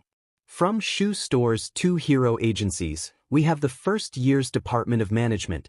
UA had done something for Izuku. Instead of having the UA hero department first, they went backward. This class wasn't really much to look at. A total of 60 students didn't really look that well trained or willing to play alone, but they still walked on the field, hoping to be walking back as soon as possible. Now next up are the gadget makers, those that work on the stuff heroes use to work. We have the UA Department of Support. Out came a bunch of people that just didn't want to be there. Many outside of perhaps the next two groups didn't even want to be there, as it always felt like they were just there to make the hero students look good. But they still stepped outside. They, however, had briefcases and backpacks with them, filled with items they created themselves. Next up are the general education students. Much like the other classes, if they do well here, they might make it into the hero course. Unlike the other two groups, these students wanted to be here. This was their chance. If they showed what they were made of, they could enter UA's hero course, a course they failed to get into before. They were not prepared for the exam, but now they were. Can they rise to the occasion, or will they sink and fall? Part of that is up to them, and part is up to the next group, the Department of Heroes. Unlike the groups before, this resulted in an explosion of cheers. Louder than before, more than before, all because of the fact these students were the next generation of heroes. The ones with the flashiest of quirks, the strongest of strong, the next generation. The ones that will keep it all safe and sound. "Let's make some noise for the UA Department of Heroes," Present Mike screamed, and out with the rest of the class, well, at the same time, but in a different area. Covered in sweat and breathing heavily. Wearing his pea breathes and a black shirt, his jacket still in hand. He jogged up the group. Part of them smiling as they saw their friend again, and part frowning that he was still in UA. "You cut it a little close, don't you think?" Hitoshi asked as Izuku breathed heavily with his palms on his knees. Isn't there like a fashionably late excuse? Izuku just got some laughs. "Hope you got stronger, MidoRyuu," Nana said with Izuku just smirking as he stood up straight. "Oh, way stronger, just wait and see," Izuku said as he found his wind again. Just in time as Present Mike got finished with his over-the-top introduction, now a word from the first year with a score that set a new all-time record. "Welcome Izuku MidoRyuu," he announced as Izuku with a sigh walked up the steps right to the mic. It was a request by Nizu himself. Normally it was a question if they wanted to do it, but Nizu told him if he wanted to get the time off he had to. And he had to be honest about some stuff. "Hi, I am Izuku MidoRyuu. I took the highest score away from All Might. I blew it away. I did this." With a dragon quirk, Izuku popped out his draconic wings. It was the reason he didn't wear his PE jacket. He could see and hear the shock. Nobody cheered. They were scared. "I'm going to become the first ever pro hero with a dragon quirk. I'm going to show you all that it's not a quirk that makes the person, but it's a person that makes the quirk." Izuku chose to spread his wings. Much to the clear shock and fear of the spectators, the heroes in the stands quickly started yelling for Izuku to be arrested, for All Might to show up and deal with this. But All Might was already there. He sat in his deflated form in the teacher's area, looking at what was going on and wondering what Nizu had in mind. MidoRyuu however put his second action into play as he noticed some pros starting to ready themselves to fight Izuku. Any action taken against MidoRyuu or any of the students here today will be seen as an act of aggression to hero society and will be met with the max possible punishment. This rang through the speakers, MidoRyuu's tone serious but friendly, which made it sound oh so scary. The fact he sounded friendly as he delivered a threat that would ruin their lives completely. But after that Izuku spoke again. Just as serious and just friendly as MidoRyuu sounded. Even if everyone hates me, even if you all want to kill me, I will still aim to be the best hero I can possibly be. I will do everything in my might to save everyone. I will become an example of what society's worst can do. And sadly for my classmates and competitors, that means I will have to crush you, but please, come at me with everything you got. He was done and the cheers were gone, same for the death threats, they all just turned into boos. It was all aimed at Izuku who was calmly walking down the steps. You really just had to, didn't you? You really had to anger everyone. Rumi cussed at Izuku who just laughed. He wasn't really able to do much more. It was the first time he truly noticed the women as women. He noticed their curves, and oh boy did they have them. I didn't mean to, Izuku said before walking off quickly to move toward the middle. It was there that Present Mike began explaining how today would play out. Alright ladies and gentlemen, stop with the boos, are you starting to sound like cows? The students laughed because of it. To make today the best it can be, we have two people for you. You got me who is giving the play-by-play, telling you what you are seeing. Then right next to me, it's my homeboy Eraserhead, one of the homeroom teachers of the hero course, and you guessed it, the second mentor will be on the field, making sure no funny business happens. He will also show us was the next event will be. Present Mike was more hyping of the students than the people in the arena. They were having none of it. Alright students, shut up and listen, Vlad pulled a board with him. There are multiple options for the 3 challenges given. After each challenge, some of you will drop off and fail. The others will go on and succeed in the next challenge. Then at the final round when there are 16 left, it will turn into 1 versus 1 battles. That will be chopped to 8, then to 4, then the final round will be 2 with 1 coming out on top. Now for those in the other classes, you don't have to win to get put in the hero course. Vlad was fair and quick with it. He however didn't give room or time for anyone to argue or ask questions. Because that was the point, as heroes you might be pulled into weird stuff, and you can't ask the villains what is going on or go over the rules one more time. But as he grabbed the wheel, he gave them a look over before turning it with a lot of force. It spun around and around. For the students it seemed to go on for ages, until it stopped on their first challenge, obstacle race. Izuku smirked. Obstacle race is nothing, he had wings, and he was going to blow through it, but MidoRyuu had already calculated for it as Present Mike started talking. The obstacle race is one of my all-time favorites. You will all start at the starting line, shoulder to shoulder. When the signal is given you can run all you want, but it's not that easy. After a short 1-mile run, you will be met with an obstacle only to run a new mile for a new obstacle. This happens one more time before you have to run the final mile. He yelled excitedly through the microphone, basically telling them they had to run 4 miles to pass, and to keep it fun for everyone. Flight isn't allowed, your feet gotta keep on the floor at least once every 30 seconds. This got Izuku to sek his teeth, but the group chuckled at him. Now they had more of a chance, at least they believed they did. What the obstacles will be is gonna be a surprise for you all. You all just make sure you're in the group that passes. He tried to be a hype man but just caused more nerves. But that didn't stop them from moving toward the starting line. The hero class and general studies were at the forefront. They wanted to pass the most. That didn't stop some of the other classes from also pushing in. But Izuku took the understanding of the rules. He had to touch the floor every 30 seconds. So with his wings out, he stood in the back, planning to take an early lead. Now, little heroes, I am gonna give you all a countdown. I am gonna count down from 50. Present Mike joked, much to the horror of the students, but as a loud bonk was heard he changed his tone. Aizawa had smacked him with a rolled-up newspaper. Fine, I was only joking, remove that 0 and it is the real number. 5. The students got in their own stance. Rumi pushed those around her away, trying to get as much room as possible so she could get a good takeoff. Many of the girls were trying to get their spots in the front, such as Nana, Ryuko, kendo, and such. Bakugo himself was trying it as well. He however was shoulder to shoulder with Shoto Todoroki and Kirishima, Tetsu, and the like. But Izuku on purpose stayed behind. And thanks to him being a dragon, he had more than enough space. None of the classes wanted to get close. 4. 3. 2 foot each of the students stood ready, slightly leaning forward so that if they pushed off the floor they would shoot forward. 1 and go! He yelled louder than he did before, giving a real start to everyone.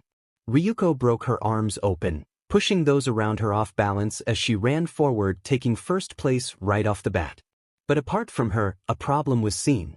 There were too many students that wanted to take first place. So those in front were being held back by those behind them, causing them to not be able to go ahead and causing a massive clog that moved very slowly with dozens and dozens of students on top of each other. But then you had Rumi. Just like Ryuko, she had a plan. She sprang up and forward, her rabbit legs giving her a good boost, allowing her to get ahead and reach the wall, which she used as a springboard to jump forward again, and on her way to keep up with Ryuko. But then Izuku made his move. With a jump and a flap of the wings, he shot through a long walkway like a rocket. He passed Ryuko and Rumi like it was nothing before his wings went back on his shoulders and he started sprinting. Rumi and Ryuko got close as he landed. Ha, giving us a chance, big. She wasn't able to finish her cocky words before Izuku. Friend. And he was. He went full out. For those that knew what running really was, they could understand why Izuku was fast. To run fast, you had to kick off the floor. It was why you often saw runners still do workouts in the gym. They had to have muscles to kick off the floor. And Izuku did just that, but he did it with so much force now that he was causing an imprint on his feet. Each of his steps was imprinted into the ground. And while normally Izuku was fast, he seemed to be at least double that now, and he wasn't even transformed slightly. This was just his base speed. Let me go, we can't get that RTO win. Bakugo screamed as he tried to get lost. And for once, the group agreed. They let go and they were able to move. He could run, they could run, but that wasn't the plan, not according to Shoto. As he slammed one of his feet down on the floor, a cascade of ice shot out and froze the entire floor, capturing those around him, feet to knee covered in ice, freezing everyone but leaving Shoto free. I must win, he whispered under his breath before he used the creation of his ice to fly and propel himself forward. I am going to absolutely ruin that effort and I won't stop until he is a pile of warm and cold ash. Bakugo said as calmly as can be, while the veins in his forehead nearly exploded. He was beyond angry. He grabbed the ice before causing a large explosion, breaking apart the ice prison not just for him, but the explosion caused dozens around him to also be freed. But they didn't matter, they didn't exist. Bakugo placed his arms behind him before he caused a new set of explosions. Ones that were only blocked by Tetsu and Kirishima standing in the way of hurting others. But they shot him forward, faster than he had ever gone before. He was a rocket in all senses of the word, and he was aimed right at Todoroki. But Todoroki was going forward. But before they even got close to each other, Izuku had already made it to the first obstacle. The robot inferno. There were an incredible amount of robots, at least a dozen 0-pointers, and more than that amount of 1, 2, and 3-pointers. Izuku was introduced by them when a 1-pointer tried to slam its large arms into him, but he caught it with one hand. That's your best try. Izuku's fingers were barely flexed. He wasn't even struggling against the machine. But he didn't care, grabbing the main body and using it to press it into the floor, crushing the metal like it was paper. Izuku threw away the remains as a second pointer shot a laser at him, hitting him in the ST and burning through the shirt. Weak, Izuku ran forward. There was nothing to gain here, but with his speed he ran through the second pointer. He made it past the robots. But as one passed them, two came face to face. Rumi and Ryuko reached the robots.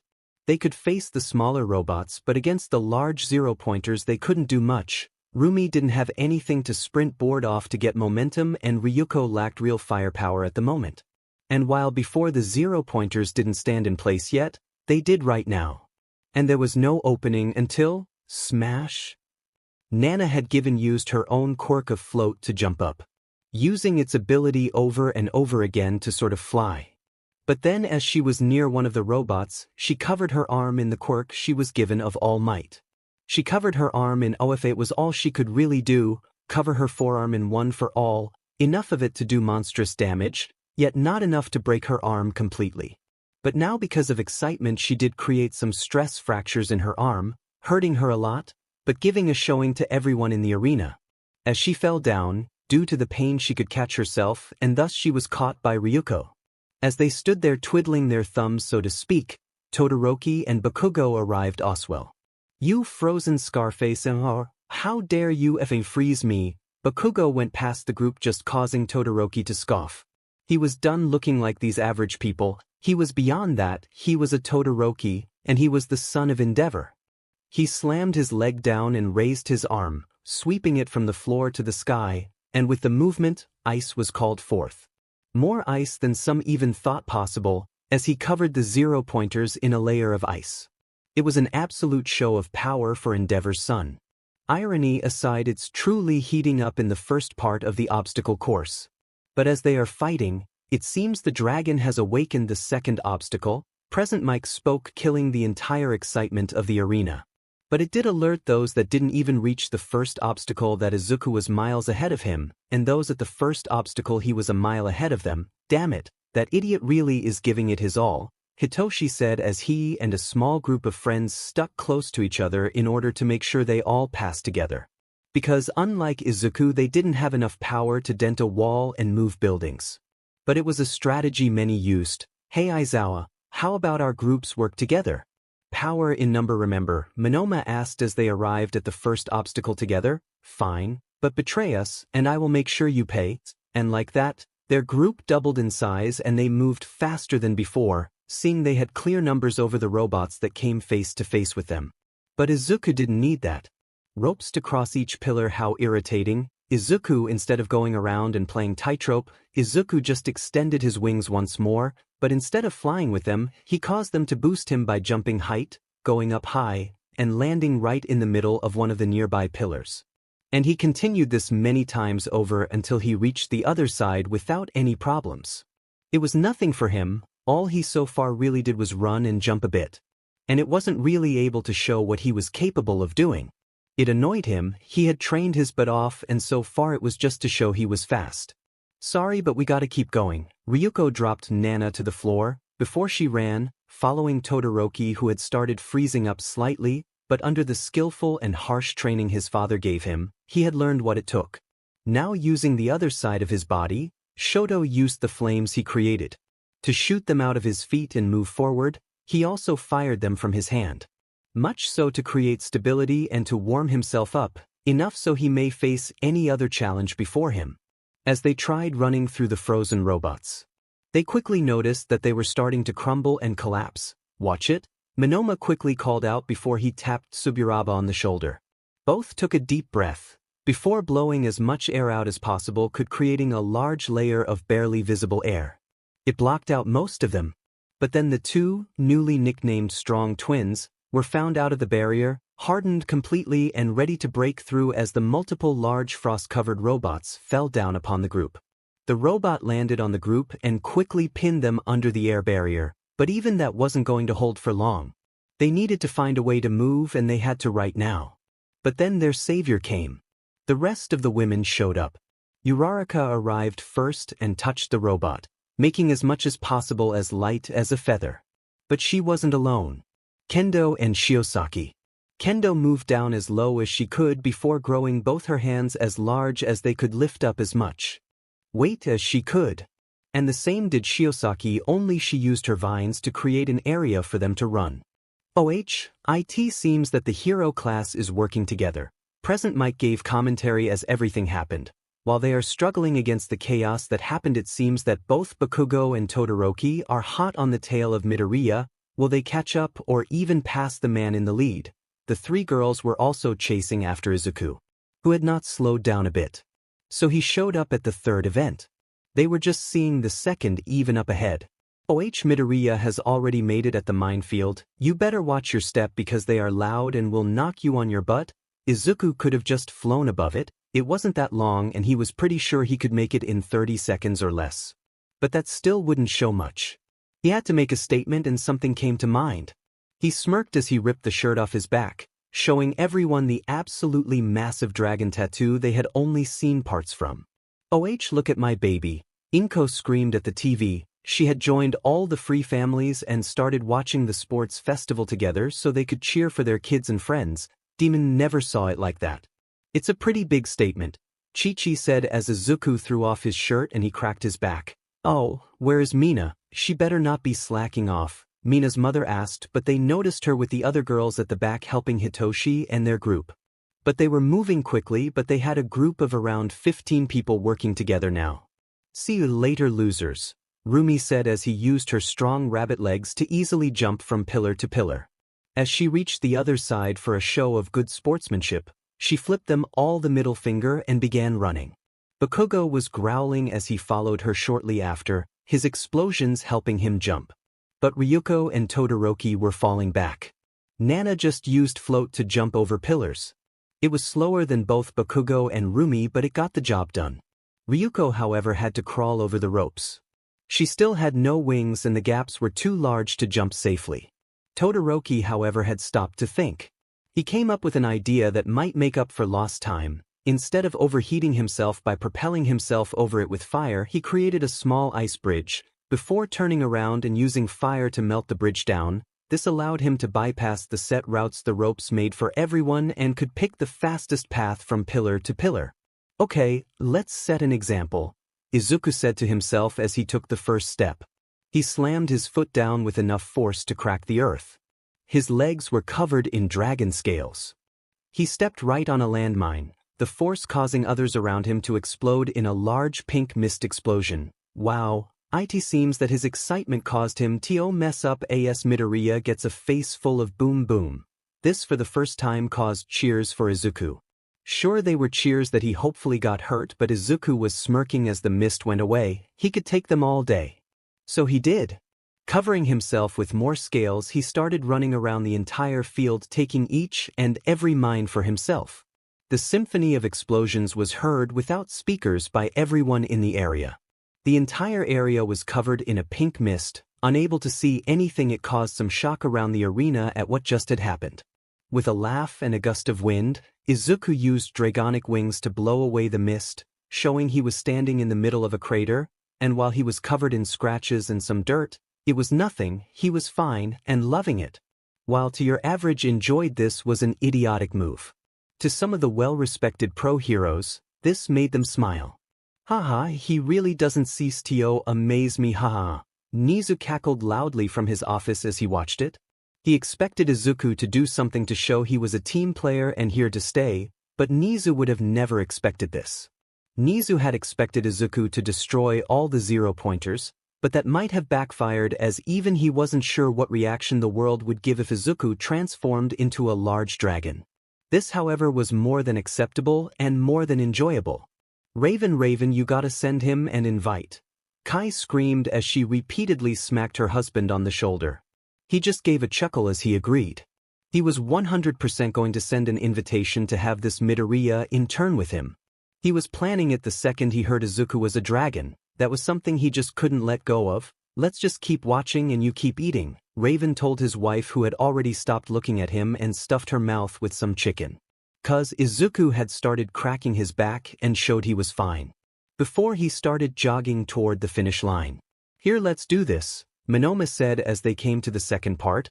We need to get our class over as fast as possible. He wanted to say more, but Mei started laughing. She had stuck with the group of Hitoshi and used all the defeated robots to quickly craft something together. Ha ha, perfect. Mei lifted what seemed like shoulder cannon up. She aimed it right at the first pillar that they wanted to use and fired the cannon. It shot over and penetrated the other wall. Before it then spread open and created a quick path. Quick build-o bridge, perfect for any office that is held hostage or on fire, can create bridges in under 5 seconds for buildings 100 meters apart. Mei screamed as she ran to the middle and began jumping, giving a sort of show to everyone, but most importantly the drones in the air. But it still allowed the group to pass the second part without any issues. Sorry, but hero classes have to win, Monoma said as he bumped into Mina. They were the last of the class, thus he used her acid to melt the edges of the bridge, causing it to fall loose. They then started to run as a group forward once more, aiming to pass together as a class and show that they were worthy of being heroes. Izuku had already passed by the time the other reached the third event. What the F happened here? Rumi said in shock. It looked like a bombardment went off. There were just holes and turnout pieces of dirt, but it allowed everyone else to pass it without effort. It was just an extra piece of the area they had to run over. All the while Izuku stood waiting alone, surrounded by people booing him. It took a couple of minutes, but in the end, nearly all 45 of them passed. 3 of them just missed the mark, those being Aoyama. He came in 45th, Mineta who came 44th, which was just at the cutoff point, and Toru who came 43rd. Sadly, only 42 people were able to pass to the next part, so they were forced to sit the next part out. It annoyed both Toru and Mineta greatly for different reasons. While Toru just wanted to show her stuff and show why she made it into UA, Mineta was mad he couldn't show his stuff to more ladies. Aoyama on the other hand didn't care. He believed he had a better shot next time, and he shined brightly enough to make those worthy of his attention notice him. Well done, students, each of you gave it your all and you made it to the next part. Vlad started speaking to them, giving each of them a small rundown of what the next event was so that they could plan accordingly. Oich man, that was something, wasn't it? Now will the Dragonborn stay in the lead or will a mighty prince slay the beast? His head wondering. Even present Mike was understanding the sheet he said. It sounded cool but it had no real meaning whatsoever. Ignore him. Oak, the next event is cavalry battles. Each of you will be able to team up in groups ranging from 2 to 4 people. One of you must be a rider, meaning you sit on top of the rest of your teammates. This person must not touch the floor. If they do, you are out of the game. Now how to play. Each of you based on how you scored in the race has received points. So 42th, which was Komori, has 5 points. 41st, which was Shiosaki, had 10, 40th, which was Kaibara, had 15. This goes on till the top, which was MidoRyuu, who instead of giving the points 210 has gotten 10 million points. Each of your points gets counted up together, so Shiosaki teams up with Komori and Kaibara, that would be 30 points. The 16 people with the highest scores will get on to the next and final stage. This made it clear to everyone that even if they liked Izuku, he was now their prey. They needed his points, but unlike most who would be scared or at least a little shocked at the pure instinct to kill that was shot in his direction, Izuku was unfazed. He was not even slightly worried, and he was just coming up with a game strategy. He went to think about who he could count on and how he could use them to his benefit. You all have 15 minutes to come up with a team. Anyone left over will be forced into a team together, Vlad King explained before letting them go. People quickly started teaming up with the people they knew. Hey, broth. No, F you, Hitoshi quickly said as he walked away from Izuku. He loved his brother, but he sure as hell wasn't gonna join him in being a target. Even the girls Izuku were sure were madly in love with him walked away. It was just not worth the risk, and they dipped. But then his pink-haired savior came. Us together? Mei asked roughly. It wasn't a question as she had already joined him now, but Izuku still nodded. Sure, handsome, now we just need to get a bit more. Mei just whistled at Nijire and beckoned her to come over, which she did. Team with us, we totally gonna win. Nijire just shrugged before joining them. Izuku smirked. He already had a good team, he just needed to find someone to perfect the combination. Got room for one more? Uraraka shyly asked with Izuku smiling brightly. Oh, hell yeah, you will do perfectly. It got Ochiko to blush brightly, not having been expecting those words, but she had a smile on her face. The smile was quickly shared in the group as Izuku began explaining his idea to his team. The teams had been made. Everyone had teamed up. Mostly it was teams of 4 because with a team of 4 you just had the best chance of winning. So in the end, only 2 teams of 3 remained. You had the team with the most point. Izuku, Mei, Nijire, and Ochiko.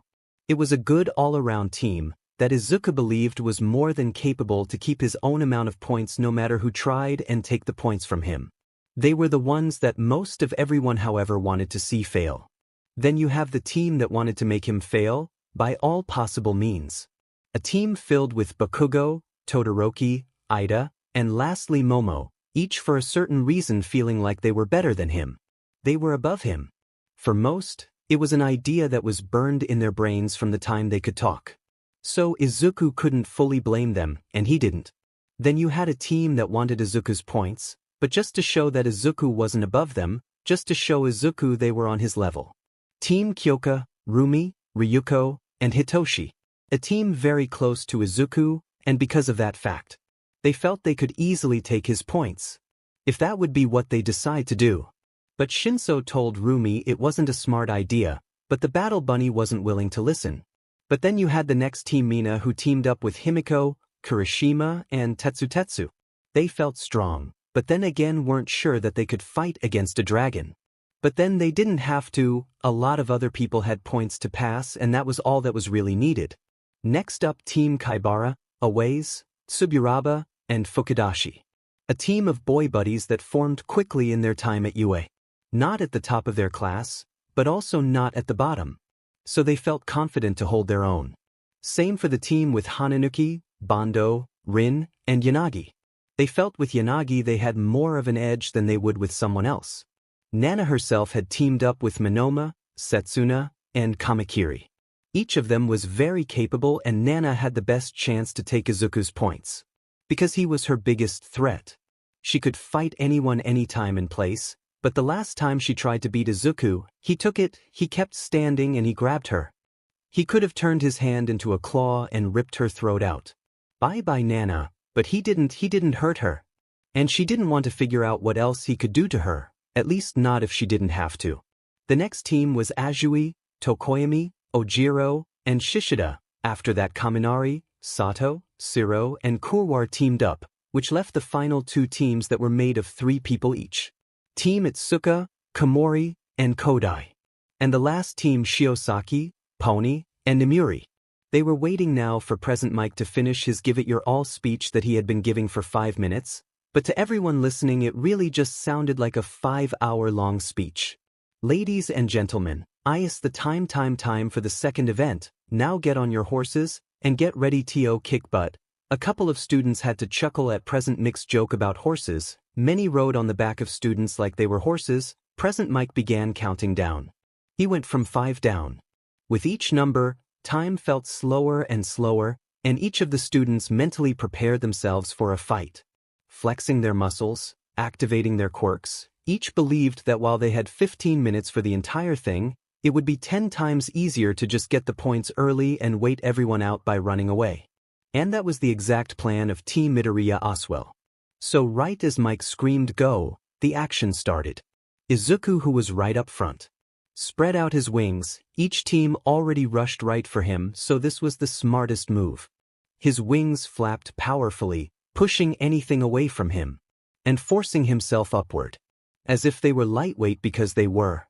Achiko, who was the rider, had made everyone weightless, all except her.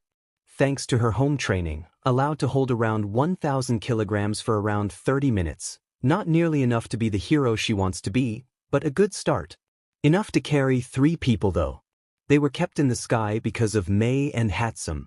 Because of some sweet talking with Aizawa and using the fact she saved his son, she could use her self-created hover boots. That along with the Nijire's wave motion, they were able to stay above. This time, they forgot to give the rule to touch the floor. So they were gonna just keep afloat. Get down here you EDP, get down here so I can push my fist down your throat and explode you like a balloon. Bakugo screamed as loud as he possibly could up toward the sky. He was sitting on top. And he was about ready to kill. Bakugo, we can deal with him later, let's just get some more points. While they had enough for number 2, they still wanted more to be sure. What a beach, flying away. I am close to jumping up there to crack his egg and scramble the yolk, Rumi growled, but she was the front horse, not really able to hop off. Leave him, let's just get these points. A frenzy happened. A student against students, all while Izuku stood afloat. This is so boring, Nijire whined. Maybe, but look at everyone looking. I am totally getting all these people interested in my babies.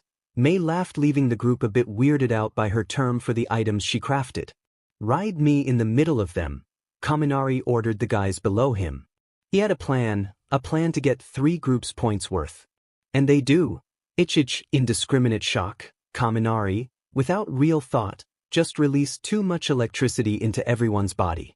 His 3 teammates and the 11 people around him. long enough for Hitoshi's team to run through and steal the points of Kendo, Kaibara, and Rin, leaving them all with 0 points and rocketing them right up to the number 2 spot, with the other teams only having a normal amount. Nana's team had decided to keep going for Izuku because unlike other teams they had range. Uraraka dodged now, Izuku called out as he saw the 2 female arms and the 1 male going right for her head, where the numbers were seated. Gonna try harder than that dragon boy. Setsuna laughed, sitting on top of the shoulders of Minoma and Kamakiri with Nana as the front horse. Minoma had copied Setsuna's quirk. And they were going right for his headband. It won't be that easy. Izuku flexed his wings weirdly. It hurt his back, but it gave Achiko full cover. "He move, we need to get those FE points," Bakugo screamed before getting a stung up his back. "I would refrain from such foul words. Behave and stuff like that doesn't have to happen." Momo had caused a pin-up on his back that fell as quickly as she made it, but we must move, Shoto agreed, slamming his foot down, causing a wave of office to cover the floor, stopping the movement for most groups as they were captured in that ice. "Damn it." Nemuri screamed as her legs were covered. "Same for Pony. Use your horns quickly, use them," Nemuri ordered. It was quick and might not work, but it was better than her gas or Shiosaki's hair. But it was too late. Todoroki's skill on the ice, Tamaki's blades and movement, with Momo's creation, got them to move on ice in some sort of way, allowing Bakugo to take each of their points, skyrocketing them just to second place, by only a few. And by the sound of the crowd, they were loving it. "Get these pests away," Izuku growled as the hands were trying to wish his wings apart. "Spread them, I am gonna blast them." Izuku swung them close in front of him, only catching Minoma, but this allowed him with a single hand to grab Minoma's floating arm and keep at least 33% of the problem away. Setsuna, however, was still a big problem, because she wasn't giving up. In her eyes, why settle for chump change when you could get the big boy bucks? It didn't matter if it took the entire 15 minutes. But as her hands regrouped in the sky, in her eyes the best location because of the sun, it caused her to lose in this case. Nijire raised her arm, the one arm she had free. She raised it up high, aimed right at the 2 arms in the sky. 25% energy surge. Nijire called out her arm, a yellow energy shot fired out. It clashed with Setsuna's arms. It was too much for both to deal with. They weren't that strong or that durable. So both were flung well into the sky as Setsuna yelled out in pain, "Come on ladies, only 8 more minutes, we are halfway done." Izuku assured them it might be a cluster dash, but they were able to deal with it so far. But the fewer teams that had numbers, the more arguing that happened between the groups themselves, and the fewer problems Izuku would have to deal with. "Call them back, let's just pass." Nana screamed as she used OFA to punch into the ground. It was a low amount of power, just enough to cough up some dust, which got them a veil to hide under as they attacked. Only Minoma was still at 50%, seeing he was lost his hand. And that was still in possession of Izuku, which sadly meant Minoma couldn't use a different quirk right now. And he had no other hand to really use right about now. So he was sadly dead weight. "Sorry about this, guys, don't worry. It was him that caused us problems." Minoma gave a sigh. "Shimura, not to be rude, but your hate boner for MidoRyuu doesn't make sense. He is a great guy, and the fact he is a dragon doesn't really matter. I had a neighbor who nearly died in a bar fight but was saved by a dragon quirk user. It's idiotic to keep hold of those beliefs, especially in this day and age," Minoma told her as they started jogging toward their next target. "For a dragon user, he is very impressive," a ninja-looking pro hero said from his very traditional Japanese-style house. He was kneeling on a small mat as he watched TV. He had a collection of special, handcrafted katana behind him. He was the 4th-ranked Japanese hero edge shot. "Man, for such an evil quirk, that's quite a CC man." Lady, the current hottest hero, was a mainstream hero, following trends and doing what was popular just so she could earn big and live sweetly. "You are far too shallow." He might be a dragon quirk user, but each group has its outliers. It seems he is really extremely fun, just expected a lot more bite for someone of his caliber, but then again the fight hasn't really started, so let's keep watching so we know my investment hasn't been for naught, an unknown voice said in a dark room. Nothing about him could be seen. The screen only lit a slight bit of the desk, which showed a glass of red wine. And a piece of paper that had a single word written on it in handwriting, Kanna. Izuku stayed up in the sky. He and his group were just calmly waiting out time. It confused Achiko a lot. She heard about Izuku's idea from the girls before. He wanted to make an impact, he wanted to show that he had everything a hero needed, and then some. Hey Izuku, is this really the best way to make an impact? She tried her best to maintain her balance in the sky. Izuku gave a chuckle as he nodded. I am more than sure, it's all a part of my plan. MidoRyuu budged in the conversation. What is your plan, MidoRyuu? You ran like really fast, which showed that you can get to problems quickly, but what about this, or the explosions, and what about the next part? Are you like going to beat everyone's but badly, or what? Izuku smirked. He found his plan was smart, he knew he was going to be hated by everyone. That was a simple fact. You see, the race, I showed that I can get everywhere faster than everyone else. The explosions were to show that I can and will take all sorts of pain to help my fellow heroes. And here, I am showing I can be tactical and don't just rely on brute force to fix my problems. MidoRyuu giggled happily. MidoRyuu found Izuku interesting as heck, from all the people she met in her life. Izuku took the top spot. A dragon user that was friendlier than 90% of the people. He was respectful and kind to everyone. Plus Izuku was a total hottie. Abs for days. A cute face, he was wonderful and idiotically dense. From what she heard you could flash him and he still wouldn't get your into him. Well, only a couple more minutes and we win with first place, Izuku assured them as he looked down at the massive war that was happening below them. It was strong to see who was fighting who and which group had the points. He was sure Team Nana was passing. Same for Team Bakugo. Both weren't really able to back down or give up, they just didn't work like that. Watch it, left side. Achiko called out loudly as a fist was thrown right at them. If Izuku didn't use his wing to block it, they would have lost the points. Nana smirked at them. She threw Setsuna's arm, she threw it with the powers of OFA. It fired at them with the speed of a bullet. The only reason Achiko was able to call it out was that she noticed the build-up. You're not gonna get off that easily, you asshat, Nana screamed at him. She was said, her points only gave her third place at the moment and she needed first. She wanted a first place more than anything. So if she wanted first, she would need to fight him. But their first sneak attack failed. Now teasing them until they came down was the best bet. Come join us up here, sweetheart, or what are you afraid of? MidoRyuu laughed as she teased Nana back. From up high could already see Nana nearly explode in anger. She twitched but was brought back by Setsuna giving her a small tap on the head. Hey, now we need to move, girlie, we are really wanted right here. She looked around and noticed the students that lost their points because of them, and they wanted some payback. Forward, Nana screamed as she began moving forward, just going to stall them out. This is the wrong FANG way, Kamakiri called out as they were moving right into the path of Team Bakugo. Ranked second place and they were going right for them. Only a couple more seconds everyone before the second event is over. Will Team Uraraka remain untouched up in the sky? Will Team Bakugo clash with Team Tokaige or will they be saved by the bell? Present Mike screamed through the microphone, happy as could be. Nana, come on girl, you are the leader here. Nana had been the one to come up with the plan. She had given everyone their placement. Fgit, Nana screamed as she ran forward. She covered her arm in OFA, she needed to stall it right now. As they got closer and closer, Nana punched the floor. Right in front of Todoroki that pushed him and his entire group back because of the pure power Nana portrayed. She bit her lip and grunted in pain as she used a bit more power than she could handle. Todoroki shook in rage and fear. He didn't expect that amount of power from anyone at UA, but before he could move again, Present Mike screamed that the second part was over.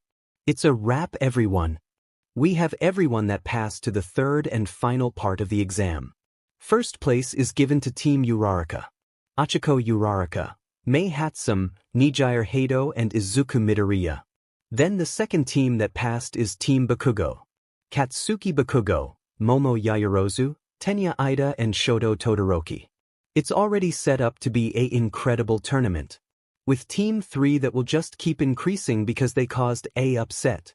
Ryuko Tatsuma, Rumi Usajiyama, Kyoka Jiro, and Hitoshi Aizawa, and last place Team Nana Shimura, Nito Monoma Setsuna Tokage and Taguru Kamakiri. Present Mike kept loud and hyped so that everyone followed his behavior. These fights will be one-on-one. We will fight until there is a single winner, and how we will fight. Just pure brute strength. You can either win by kicking there but out of the ring, throwing them right out of the ring, or you beat them until they cannot fight anymore. It caused a lot of cheers. Even for Izuku because well they were hoping to get his butt kicked fully. Woo Izuwa beat their butts. Not Hitoshi, don't fight your brother. Inko cheered loudly, giving the moms a good laugh. Shimura, I need to talk with you, Shoto asked. They had around 15 minutes to eat and mentally prepare themselves for the fight. They were still not getting told. It would be a surprise for everyone, allowing the heroes and teachers to see how well they come up with a fast and solid plan. No thanks, I need to think, Nana said offhandedly before walking past him, ignoring him completely. She had Monoma's words to think about. Was her thinking really outdated? She did have to agree that he wasn't like the stories most told about dragons. You better hope you're not fighting me, you scaly F-. Rumi growled as she grabbed Izuku's shoulders. She had a bit of carrot still in her mouth. Izuku just laughed. He cracked his neck. I am really not gonna back down. I won't hold back. I don't care if it's you, Raraka or Ryuko. It wouldn't be fair to you all if I did anything less than give it my all. It made the girls smile. At least pull your punches a bit. I really don't want to die. Achiko giggled, remembering the times Izuku punched through a wall with just his fist. Don't worry, you Raraka. I am not aiming to give everyone a reason to brand me with a legit villain mark, Izuku said as he sipped from his bottle. Huh? Let's just hope I don't fight you. While you're an idiot, I can't really make you yell out. Hitoshi laughed. He had enough faith in himself and his brother that they wouldn't get caught out. For the girls, however, Hitoshi knew how to get them to respond even if most would believe it to be a sneaky method. But according to his father, a win would be a win. So, Toshi, what do you think of our little dragon? Nizu asked, holding a piece of cheese the size of his head and a cup of imported Chinese green tea. While I do think my quick judgment about him possibly being a villain was wrong, these liberties you have given him I believe are rather foolish. You should hold him under a close eye. Nizu pet his head to the side a bit. Why? All Might took a sip from his cup. He might have potential. Potential when nurtured correctly. Nizu smiled. Well, have fun watching, Nizu told him as he went back to his office. He was busy looking over social media. He wanted to see how people reacted to the new dragons in their school. It seems they are taking it well. Nizu saw that overall, it was hateful, but there were also a good amount of people that were happy. He read stuff like, it took a while but the evil forces are now getting to the good sides. Or, villains start pissing your breathes. We got 2 dragons that gonna be dragging these ball over your face. It gladdened Nizu to know that Izuku got some fans at least. Ladies and gentlemen, it's tea time for our final battle. Present Mike screamed happily. You could hear the smile on his face. The first battle will be the Rapid Rabbit Usajiyama and she will face the Killer Mantis Kamakiri. Rumi smirked nicely. She looked forward to that fight. He was at least a decent combative. Will the rabbit stay prey? Or will the tables be turned on the killer insect? This fight got a large amount of hype. You have 5 minutes to enter the ring. Present Mike loudly cheered with Rumi instantly jumping down over the railing, ignoring the shocked yells. Kamakiri took the long wadi around. It gave him some more time to mentally prepare himself to face the bunny berserker. He had seen her in training and he couldn't be happier. He finally had a chance to show what he was made of in a real battle. Even if some didn't think he could really fight. He just took a backseat so far. Just so he could surprise them when he finally gave his all. A loud barrage of cheers was heard as he walked out. He smirked as he walked into the ring, ready to show everyone back at his high school that he was a hero. Shigaraki sighed as he leaned back. Yes sir, this is so boring. He hasn't shown anything special. A dark voice was heard, so deep the room nearly vibrated. Calm yourself, Shigaraki. It will come clear in time. Just wait, he is worth the investment. Villains always. Watched the UA Sports Festival. It was the best way to figure out how to deal with those pesky new heroes. Their quirks, strengths, and hopefully weaknesses. Or perhaps the way to bribe them, but now this was a problem. The heroes had not 1 but 2 FNG dragons. That would be a big problem for them. The unparalleled strength. The insane durability. the possible extra abilities they could get. And instead of just giving into the rage and letting loose. Now, these two were under the training of the likes of All Might. MidoRyuu, or one of the many pro heroes that often gave guest lessons to the students. They had the reputation to make weak quirks strong and strong quirks overpowered. The best and easiest example was Best Jeanist. He ranked third in Japan with a quirk that allowed him to control clothing fibers. And while he was at the top, he was one of many. Hope you won't blame me for kicking your butt out round one. You won't be able to fight that boyfriend of yours, Kamakiri said with a feral smile showing. Rumi blushed deeply, but just like a predator she showed her teeth. I am going to skin you alive and make you into a effing rug. That is if I don't stomp you into a puddle like the insignificant bug you effing are, as the two students talked smack. Present Mike gave the final talk before giving them the oak to fight with a loud, "The battle starts now." The battle started. Rumi like always shot forward. She stayed low, nearly crawling over the floor as she shot toward Kamakiri, who quickly used his quirk to create two large dense blades at the pinky side of his forearms. He slammed these strong in the group. Right as Rumi spun and showed, she went for a very low ankle kick. This would have been strong enough to kick Kamakiri off balance or break his ankles, which meant a win either way for Rumi. But Kamakiri caught on. Easy now, get sliced. Kamakiri removed the two large blades that put a stop to Rumi and grew two smaller but wider blades at the top of his forearms. Straight with his fist. Before he could make his first move, Rumi slammed her feet down on the floor, bringing up a bit of sand and dust but also creating a good amount of distance between the two. I hoped I could have ended it quickly so I don't give the others a chance to counter me, but seems that I got no choice. Kamakiri, however, ignored her cocky bolstering and ran forward. Circle Saw of Death. Kamakiri screamed before jumping up and twisting his body so it was aimed sideways. His arms aimed at the floor and at the sky. And he started spinning, rotating up and down quickly with his blade at the forefront. And more importantly, aimed right at Rumi. Kick his green but Ruru, you got this. Mina cheered from the heroic viewing box. She was halfway over the railing screaming her lungs out for one of her besties. She wasn't alone. The entire crowd was filled with cheers for the battle. Those cheers were fueled by the overly excited Present Mike. Oh man, would you look at that? Kamakiri is pulling out the big guns. If I was his opponent, I would run it the way. Aizawa sat next to him and shook his head. While both fighters are incredible in their own right, each has their own specialty. While Kamakiri here is a definite strong fighter. He often rushes in head first. Usajiyama, however, has been around more controlled fighters and thus learned a couple of tricks that might work out well in her favor. Aizawa of course knew that this fight would be great for both as a learning experience. Both often acted a little too rashly. Big mistake, Mantis boy, Rumi screamed as she jumped over him. Right as he got close enough to hit, Rumi went over him by a hair. Just enough to miss but not waste a single second. She turned around, already extending her leg. With a full 180, she gave a powerful kick on Kamakiri's back to fling him out of the ring. Oh, what a appealing display of athleticism. Usajiyama has taken the win and will advance to the next round. Rumi raised her arms in victory, basking in the cheers and admiration. Now the next two fighters will have their chance to shine. Their chance to break a bone or go home. Ryuko Tatsuma will go blow for blow with her opponent.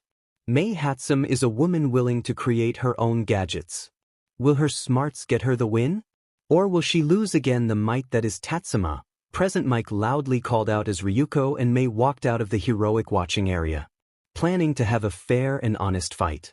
Both already felt like they knew how this match would go. But neither wanted to embarrass the other. As they stepped into the ring, both gave a quick nod and bowed to each other as Present Mike screamed his final words before giving them the okay to start fighting. Mei only had the stuff that was in her pockets. It was all she was really allowed to bring. While saving Izuku gave her brownie points to Aizawa. It did not really help with Nizu, who was still the boss. But he did allow her a semblance of fairness. To use what she could carry in her pockets. Which, while it wasn't much, would help her a lot more than being able to use nothing. My apologize, Hatsum. While I enjoy your company and wish not to hurt you, I must get on to the next event. Mei just showed her teeth happily. As she walked forward to the stationary Ryuko, I know. I don't have much of a chance going further, just want to get everyone's eyes off my babies. Mei raised her arms out of her pockets and it showed a glove of sorts. The most important part was the circular hole in the middle. Take a peek at my surge glove. Ryuko turned her legs into her dragon hybrid form. Her feet dug into the ground as a blue surge of energy fired out. That's my quirk, what? Nijire screamed as the energy spiraled just like her own quirk did. Ryuko took the brunt of the attack and it kicked her back a lot. If she had not turned her legs draconic. The same legs that dug into the floor and stopped her movement. Is that Heido's quirk? Ryuko asked, shocked. Her arms stung a lot thanks to the pure power that was outputted. But seeing Mei throw the smoking glove away was a one-off thing. Jup, well, good fight, Mei said before stepping out of the ring. That lady is weird, but I love the energy, Izuku said with a chuckle as Mei laughed the entire time. Ryuko rubbed her arms as she walked back. Slightly behind the crazy laughter of Mei. Well, let's see who is next then, Achiko said with a smile only for Bakugo to escape his teeth. I just want to fight the beach lizard. I could go for some dragon skin boots? Izuku just laughed good-heartedly. Oh, I would love it. An easier fight would exist, Izuku said back with some of the class covering their mouths in laughter. It's the speed star that follows the rules. A straight arrow from a quiver of heroes. It's the youngest son of the Ida hero family. Give it up for Tenya Ida. Present Mike cheered. And shocking the hero students. Wow, Ida, your family is a hero family I never knew, Kirishima said with a friendly smile as Ida stood up to walk away. Yes, sorry I never felt it necessary to disclose this fact. My apologies. Who will face this man? None other than one of the recommended students. Setsuna Tokichi. Will Ida speed right into the next round, or will the split decision go to Tokichi? Everyone in UA groaned painfully at the horrible joke that Present Mike made, but the two students still made their way to the ring. While she couldn't fly, she could easily float around. And people often overlooked her feet. So as they went in the ring they looked at each other, now to make it fair for Setsuna and her opponents. Setsuna will lose when more than half her body has passed the barrier, Present Mike explained before giving the start signal. May the best fighter win. He screamed. Ida moved quickly. His leg engines fired up as he dashed forward. He was extremely fast. But right as he got closer, Setsuna exploded in body parts. They all floated in the air. Ida almost moved too quickly and rushed right out of the ring, but he was able to stop himself. Demon, couldn't you just run a bit further? The floating head of Setsuna asked, floating right in the middle. Please relieve yourself of the ring. I do not wish to needlessly harm any of my classmates, Setsuna laughed. Sorry about this, buddy. But I ain't just some quieter.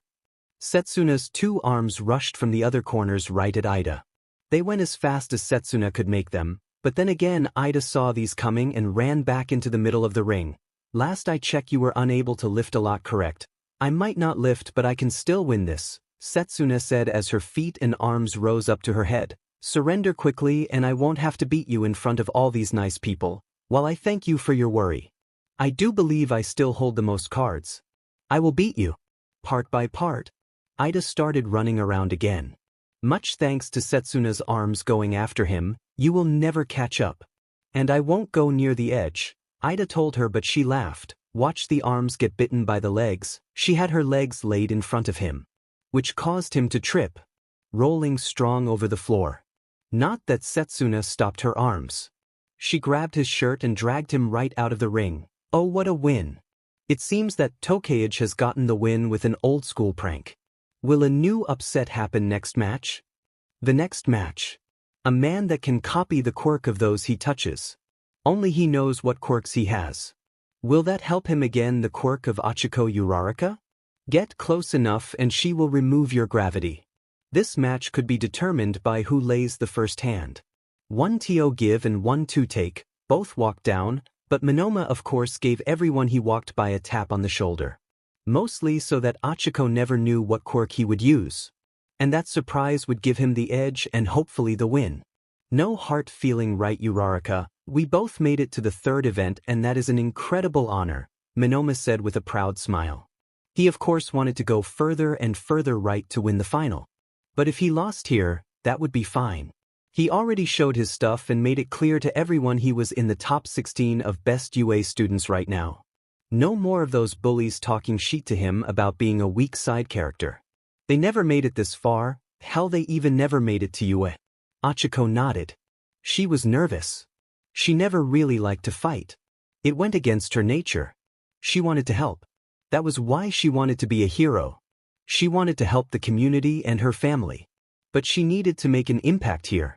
Make people believe she was a good enough investment to put the time in and give her a great hero career. So all she really had to do in her eyes was not lose poorly. So as President Mike gave the start signal, both were allowed to start fighting. And both ran for each other. Achiko had her arms stretched. That was really all she needed to do for a clean victory. Get a hold of him with all 5 fingers and throw his butt out of the ring. But Monoma had an army of quirks he could use.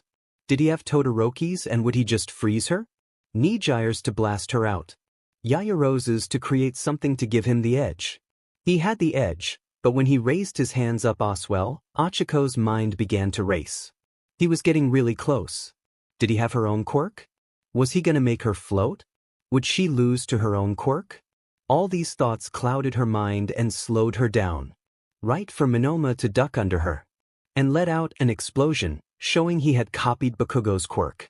This at the range they were blasted Achiko in the gut. It stopped her momentum right for Monoma to grab her arm.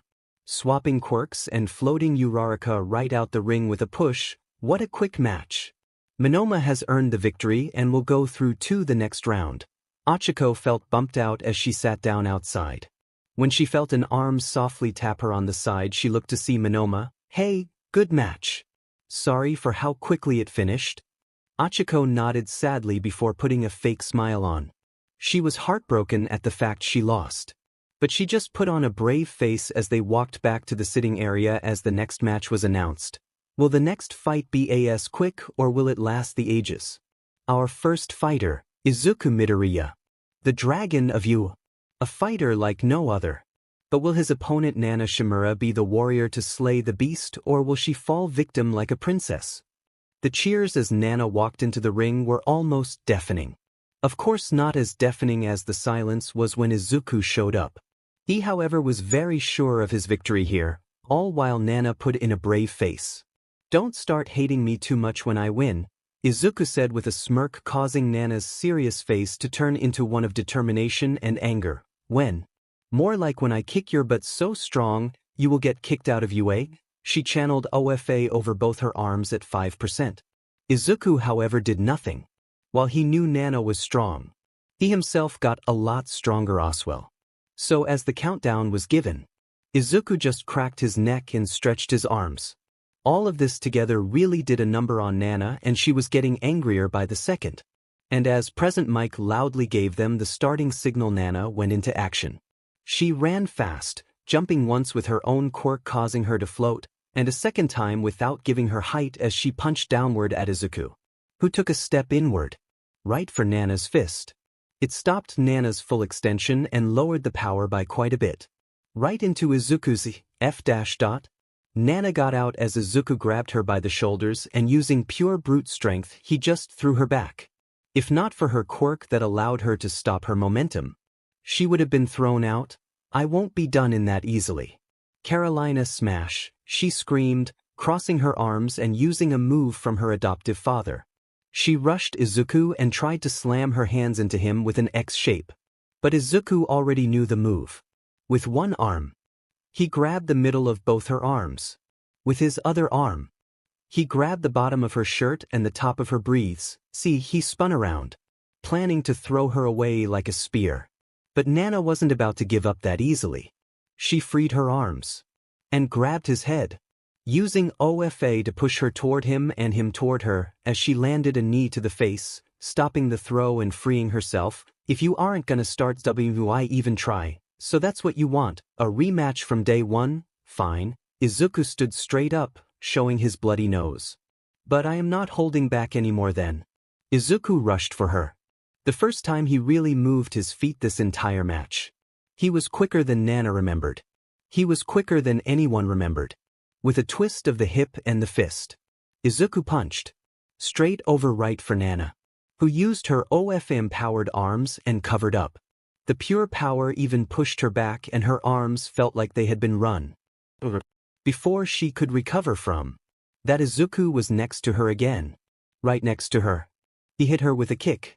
Right in the stomach. It launched Nana up a bit. Right into Izuku. After the kick used his left hand to slam Nana on the back, spiking her on the floor. It was a brutal showing that got the crowd to start booing and calling him names. From simple villain, all to quirkest insults like scalebacks, fork tongues, and man-eaters. But the fight wasn't over. Nana was still trying to get up. "I really don't want to hurt you anymore," Izuku said softly before grabbing her leg and softly throwing her out. He stood in the ring alone. Right as Present Mike was about to congratulate him for a job well done. It started. From the side. From the locations people were watching. They started throwing stuff. Popcorn, drinks, empty containers. All were thrown at Izuku, who just stood there looking into the sky. Only brought out as he felt a strong object hit him straight in the face. Someone had activated their quirk on a bunch of wet rags and caused them to freeze together in an almost frozen boulder, only to launch it right at Izuku, hitting him right on the head. The strong object caused a cut to be made right above his right eye. As quickly as that thing was thrown, however, All Might was on top of the throwers. A group of 3 heroes. They were new on the scene, mostly because they were almost dressed like All Might. Sure, not the same colors or the exact same outfits, but it was clear who they were trying to be. Even their names, Might, Fight, and Sight. Each for their quirks. Might, be able to freeze anything he touches. Fight, able to strengthen himself every time he embraces someone for a total of 5 minutes.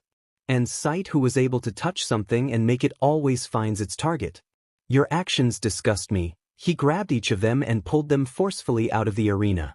Just like Niza said, making sure they were treated like the people that attacked heroes. Wow, what a couple of well, it seems even that can't topple the power of MidoRyuu as he is right back on his feet. "Oh, idiots, stop throwing food." Present Mike warned them again as they kept throwing food at Izuku, so much he had multiple food stains on his shirt, and he entire was covered in soda. But Izuku just ignored that all as he walked back away from them all, only getting covered in a bit more as he got closer to the edge. However, as he walked in, he saw a note from Nizu that gave him directions to Recovery Girl for the cut as well as the dressing room for a new outfit. He didn't plan to go to Recovery Girl. The cut wasn't really that deep and stopped bleeding already. So he just moved to the dressing room, but on his way, he met Endeavor, the number 2 hero. While normally Izuku just walked past them, hoping they would keep their hatred inside, Endeavor stopped Izuku. "Are you alright, boy? You should get that cut checked out. With the soda inside of it, it could become infected." Izuku looked surprised. Endeavor acted kind. Was this some sort of trick? "It's fine. All right, I won't press any further. I however did want to congratulate you. Shimura is a very capable fighter. Your winning against her was impressive, as well as wish you luck. You will need it to become a hero with your quirk." Endeavor walked away, and just as Izuku entered the dressing room, he noticed the next fight started. It was Bakugo against Hitoshi. "Good luck, bro," Izuku said as he moved to the shower. While most villains would be easy work for Hitoshi, seeing people love to talk about their plans and getting them pissy enough to yell back was easy. Fighting against a classmate that had already fallen for your trap once, while wanting to win, would be a ton harder. "Guess you're not gonna wish me good luck, eh?" Hitoshi tried with Bakugo just giving him the middle finger. He was staying quiet. "Oh well, what can I expect from a beach that's too scared to face a dragon? If I was you, I would just give up, that way you don't have to fight him next round." All Bakugo did was keep walking forward. No response whatsoever. And as he got closer, Hitoshi tried to move. But Bakugo moved first.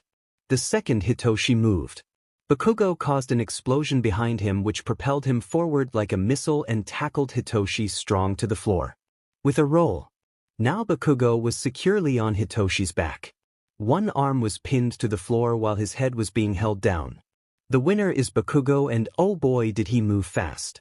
As quickly as the eye could see the match was over. What a bummer. Here I thought it would last all summer. Present Mike rhymed a bit before looking at the next match. It seems the girls are out to play with this one. Yes, it is MidoRyuu Hado. The elf of heroics has to face the girl that can make it all. The brains that make the bronze. It is MidoRyuu. Both ladies gave each other a nod as a sign of good faith as they made their way down. Both had a feeling about how this could go, and they knew the winner just like before was gonna be decided quickly. Either MidoRyuu got to attack first with a surge of energy, or Momo was able to create something faster that would give her the edge. I would say ITS beauty against the beast, but both these ladies are 10 out of 10. I would say ITS brains versus bronze, but these ladies got it all. So let's stop the wondering and start the fight. The match started and both moved. Momo a second sooner. Out of her arms popped a dozen high-powered flashbangs. Just as MidoRyuu built up a surge. As they went off, everyone was blinded. The entire arena was able to see nothing except a bright white flash and a high-tone ring. What is going on? What happened? Present Mike screamed lower than he needed to as he was trying to regain his vision and hearing. Slowly as he saw more. It was clear what had happened and who had won. Hado won the match. Let's see the camera replay, which showed it all. Right as the flashbang hit, Momo tried running to the side, but seeing she was also blinded. That and the energy surge MidoRyuu fired off. It just knocked her out of the ring. But it was well tried. Oich boy, that was bright. But if you all have done the math, you know who is next. It's the son of the number 2 hero, Shoto Todoroki. Against the musical genius of Kyoka Jiro. Will she jam her way to victory, rock and roll style, or will she be jammed on the way to the top? The two were already aware that they were next as they were the last ones picked. So they were in the ring faster, with the match starting just as Izuku made it back to the watching area. He sadly didn't believe Kyoka could win. But then again, Kyoka wasn't one for fights. She was small, it was part of the reason he liked her. She was adorable. Her punk rock vibe. The small form, the way her face goes all cute when you made a comment about her size. But all these things would mean nothing when going face to face with the machine that was Todoroki. His quirk was nearly all-powerful. His skill with that quirk is almost perfect. And most importantly, his ruthlessness. He would go full out to win, didn't matter if you were as weak as Toru. Or as strong as Izuku. He would go out of his way to never lose. So he just hoped Kyoka would put on a strong showing. Perhaps show a bit of her skill off. But as the match started, Shoto had a different kind of rage in his eyes. Slammed his foot down strong. And as such, he nearly covered half of the arena in pure ice. This was not because he hated Kyoka, but because of his father. Ever since Endeavor found out about Shoto's quirk, he knew that it would make the perfect quirk for a hero. A hero to surpass all might. And so he trained him. He trained him next to his older brother Toya, who also wanted to be a hero. But they did the same training. It was only after his wife Rei had a mental breakdown and harmed her son. He realized what he did. And since that day he tried to make amends for his sins. His wife had forgiven him. She was home and they were fine. His 3 other kids also forgave him. Some still were a little on the mend with him as his middle son Natsuo, but Shoto never forgave him. He trained more and more. Not to be a hero to save anyone anymore. But a hero to outdo his father. To make everyone forget about Endeavor. Like he was nothing but a single line in history as the father of Shoto. Oh, ladies and gentlemen. It's time for the second round of 1 versus 1 fights. And just like you all have been waiting for. The Battle Bunny. The Rapid Rabbit. Will she hop over to the next round? Or will it just be a hop on the plate for Tatsuma? Who will win this battle? We will find out right now as both are making their way to the ring. It took a bit of cleaning up on the part of the heroes with the ice that was covering a lot of the arena. But that was gone and the match would start. The 2 friends met each other in the ring and they smiled. They had been sparring partners for years. And both loved the fact that the other was so powerful. Rumi loved the fact Ryuko was a dragon. It was a worthy opponent for her to fight against. While Ryuko loved the fact she could really train. She wouldn't have to hold back and worry of hurting her sparring partner. Fair fight, Rumi just nodded. She was standing in a sort of runner position and Ryuko even before the fight transformed her arms and legs into their scaled form. Because this fight would be fast and powerful. Fight, Present Mike screamed. Rumi flexed her legs. Her toes imprinted themselves on the floor as she rocketed forward. The nearby flame pillars always whooshing out by the pure wind pressure, she screamed. And she was on Ryuko, leaning forward into a cartwheel, aiming a downward kick at her. She hoped Ryuko would step back. It was the smartest thing to do. Make the kick miss. But it would give Rumi the location she wanted. Right in front, where she would hit Ryuko with a powerful frontward kick, pushing her out of the ring. But Ryuko crossed her arms above her head. She braced for impact. And the kick landed. Powerful enough for Ryuko's feet to be embedded into the ground. The ground cracked as if it was thin ice. Bad move, bunny. Ryuko twisted her wrist and grabbed the leg of Rumi, who was at her mercy. But because of her legs are stuck, Ryuko could throw her out behind her. So twisting Rumi above her shortly, she threw the rabbit woman back, nearly out of the ring if Rumi had not been able to stop herself. Get free, I ain't getting the win like this, Rumi screamed. Ryuko pulled her legs out of the ground. It took a bit of time, but she was now freed. Now, let's start again. But this time Ryuko started moving. She sprinted right for Rumi. Not as fast but quick enough. However, Ryuko had her own idea. She slammed her legs down just in front of Rumi. She jumped up a bit, but also aiming an upward kick. Ryuko went for a straight punch. And both connected. Ryuko flew up and back, landing roughly on the floor. Rumi flew back, thrown right out the ring. Oich it seems Ayasatai. A kick to the chin knocked out Tatsuma while Usajiyama got knocked out of the ring. But why? What? Ryuko lifted her arm, showing she was still awake, which Tatsuma has won the fight. What an insane moment. Present Mike screamed as Ryuko slowly got back up. But her head was scrambled. She was waving from side to side. Really dizzy, and she almost tripped, but she was caught by Rumi. You lucky beach, she said with a smile as she offered her shoulder. That hurt Rumi, Ryuko said as they walked out. Will the next fighters make their way to the ring? Teammates in the second round. Enemies in the third. Will Monoma use her quirk to win? Or can Tokage win the battle? Or will it be a split decision? Present Mike said as the two made it back in the ring. Setsuna was really scared. While Monoma wasn't a bad guy. He had so many possible quirks he could use. Hell, even if you remove the class, he could bump into a hero like Endeavor. It was a worry for Setsuna.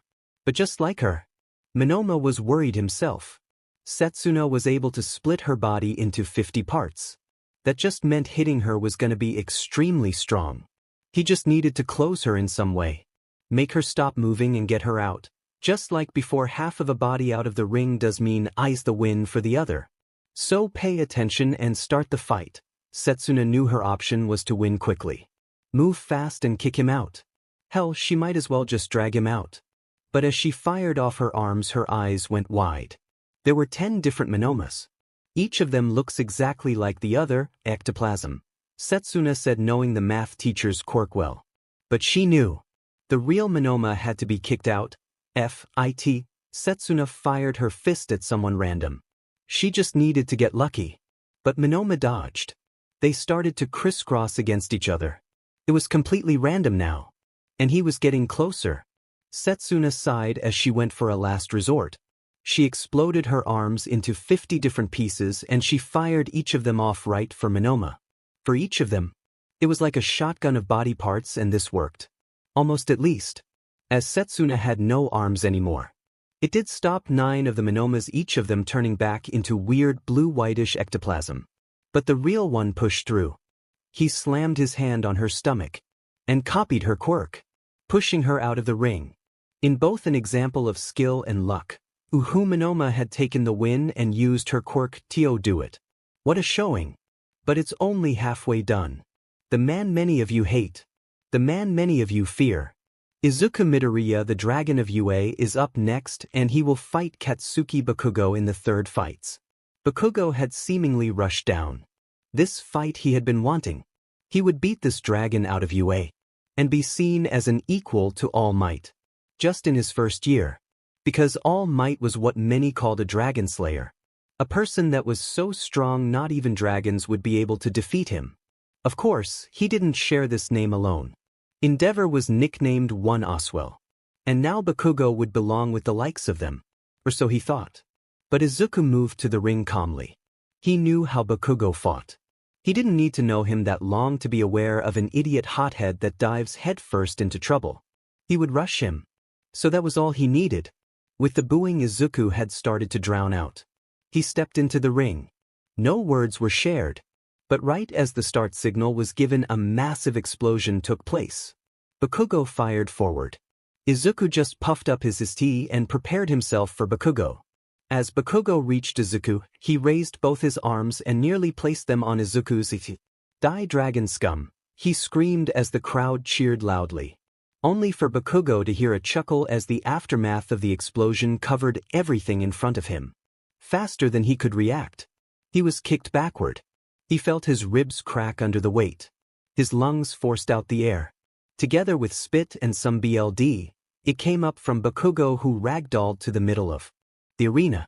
Izuku had taken the attack head-on. His shirt was now completely burned and only a few loose scraps of fabric were around him.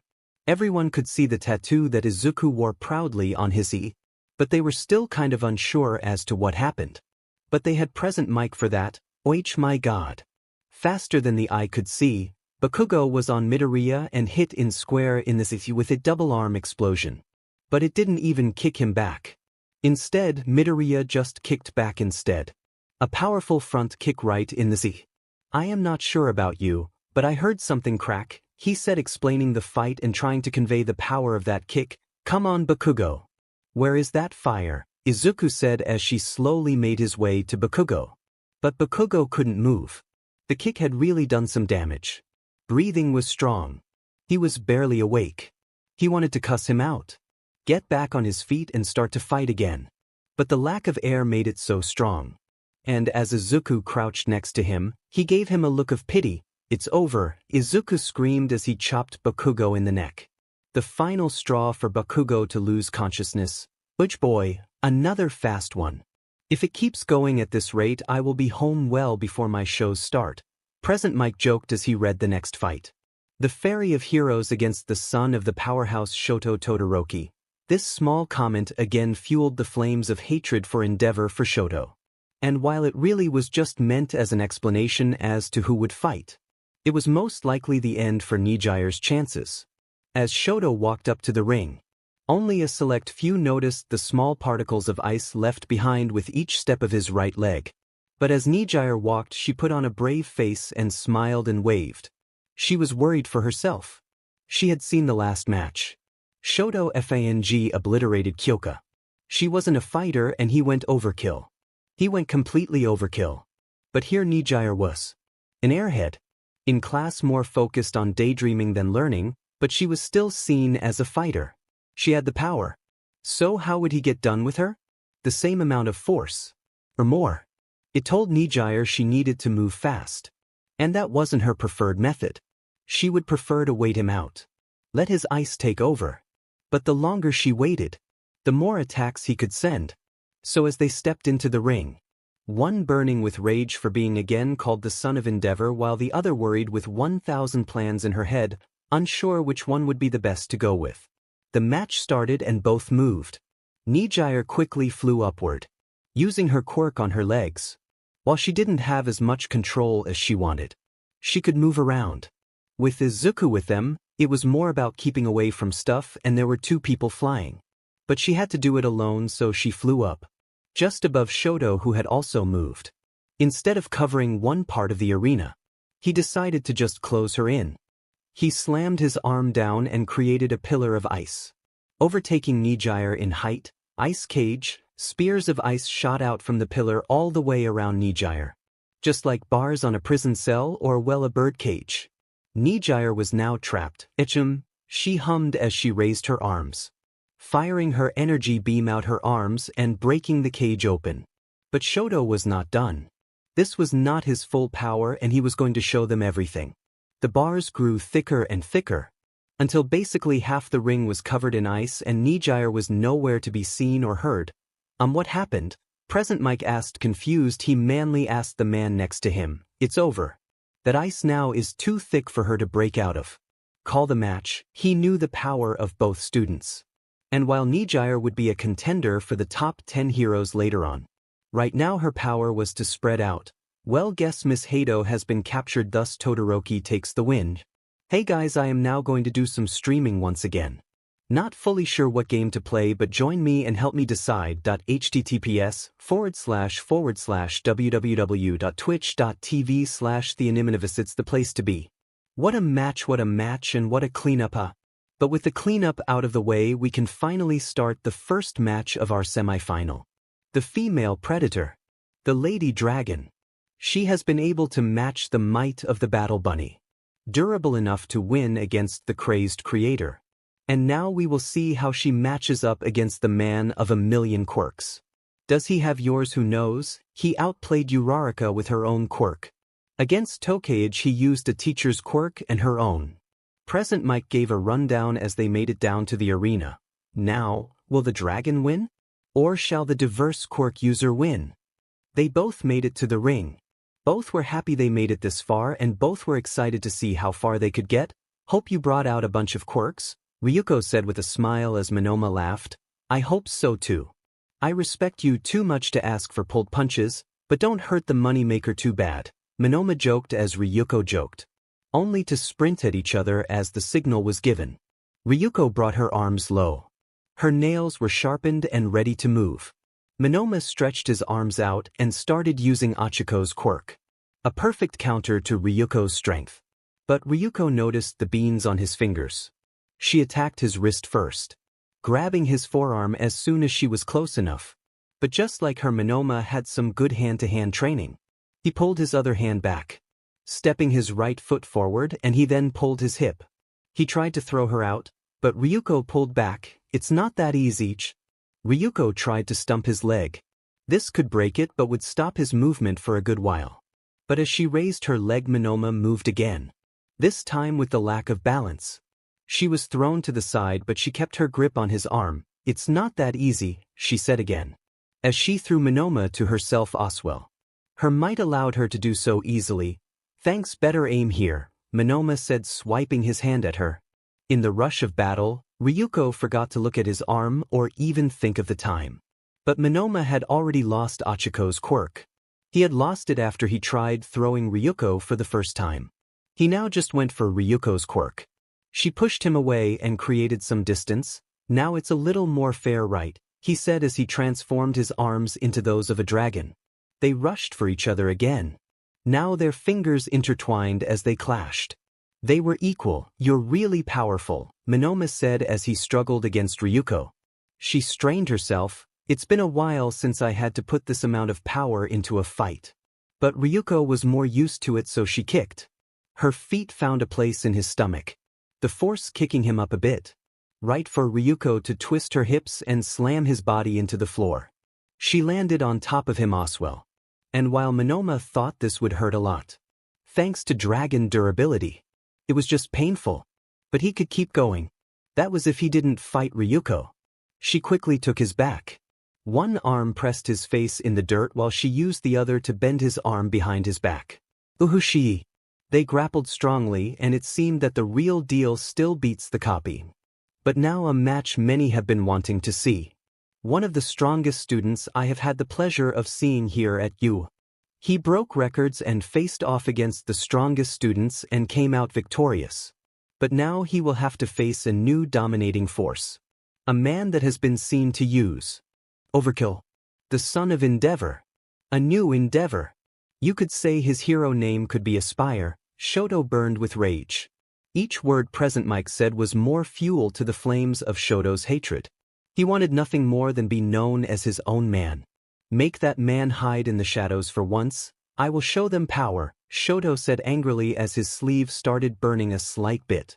All while Izuku walked happily. He had been having a good amount of fun. And the best part, in the next fight he was really going to be allowed to fight with all his might. Sure, Todoroki is strong. He would require a good amount of force to win. But again, it would be nothing insane. The real fight would be Ryuko. She was a powerful dragon in her own right. And that force would be his biggest challenge. Both contestants made it into the ring. Will be short and sweet. Will it take a second or will it take hours and hours? Let's see it now, he said as the match started. But both didn't move. Well, let's get this done. Izuku took a step before Shoto screamed. He slammed his leg down, freezing the entire bottom side of the whole arena. Izuku was stuck till his knees. Oh, what now? Now you burn, Todoroki screamed angrily as he raised his arm and fired out a large fire blast. Now that is more like it. Izuku was forced to transform into his dragon hybrid, now becoming larger than before and breaking through the ice that held him. In his form, not even those flames did anything. Ha! That's all, come on. Izuku clutched both his fists high above his head before he then slammed both down on the ground. The earth shook as the ice cracked. A foot thick and it all just broke. Todoroki shook as Izuku stood back up. Now with two wings at his back, Izuku dashed forward.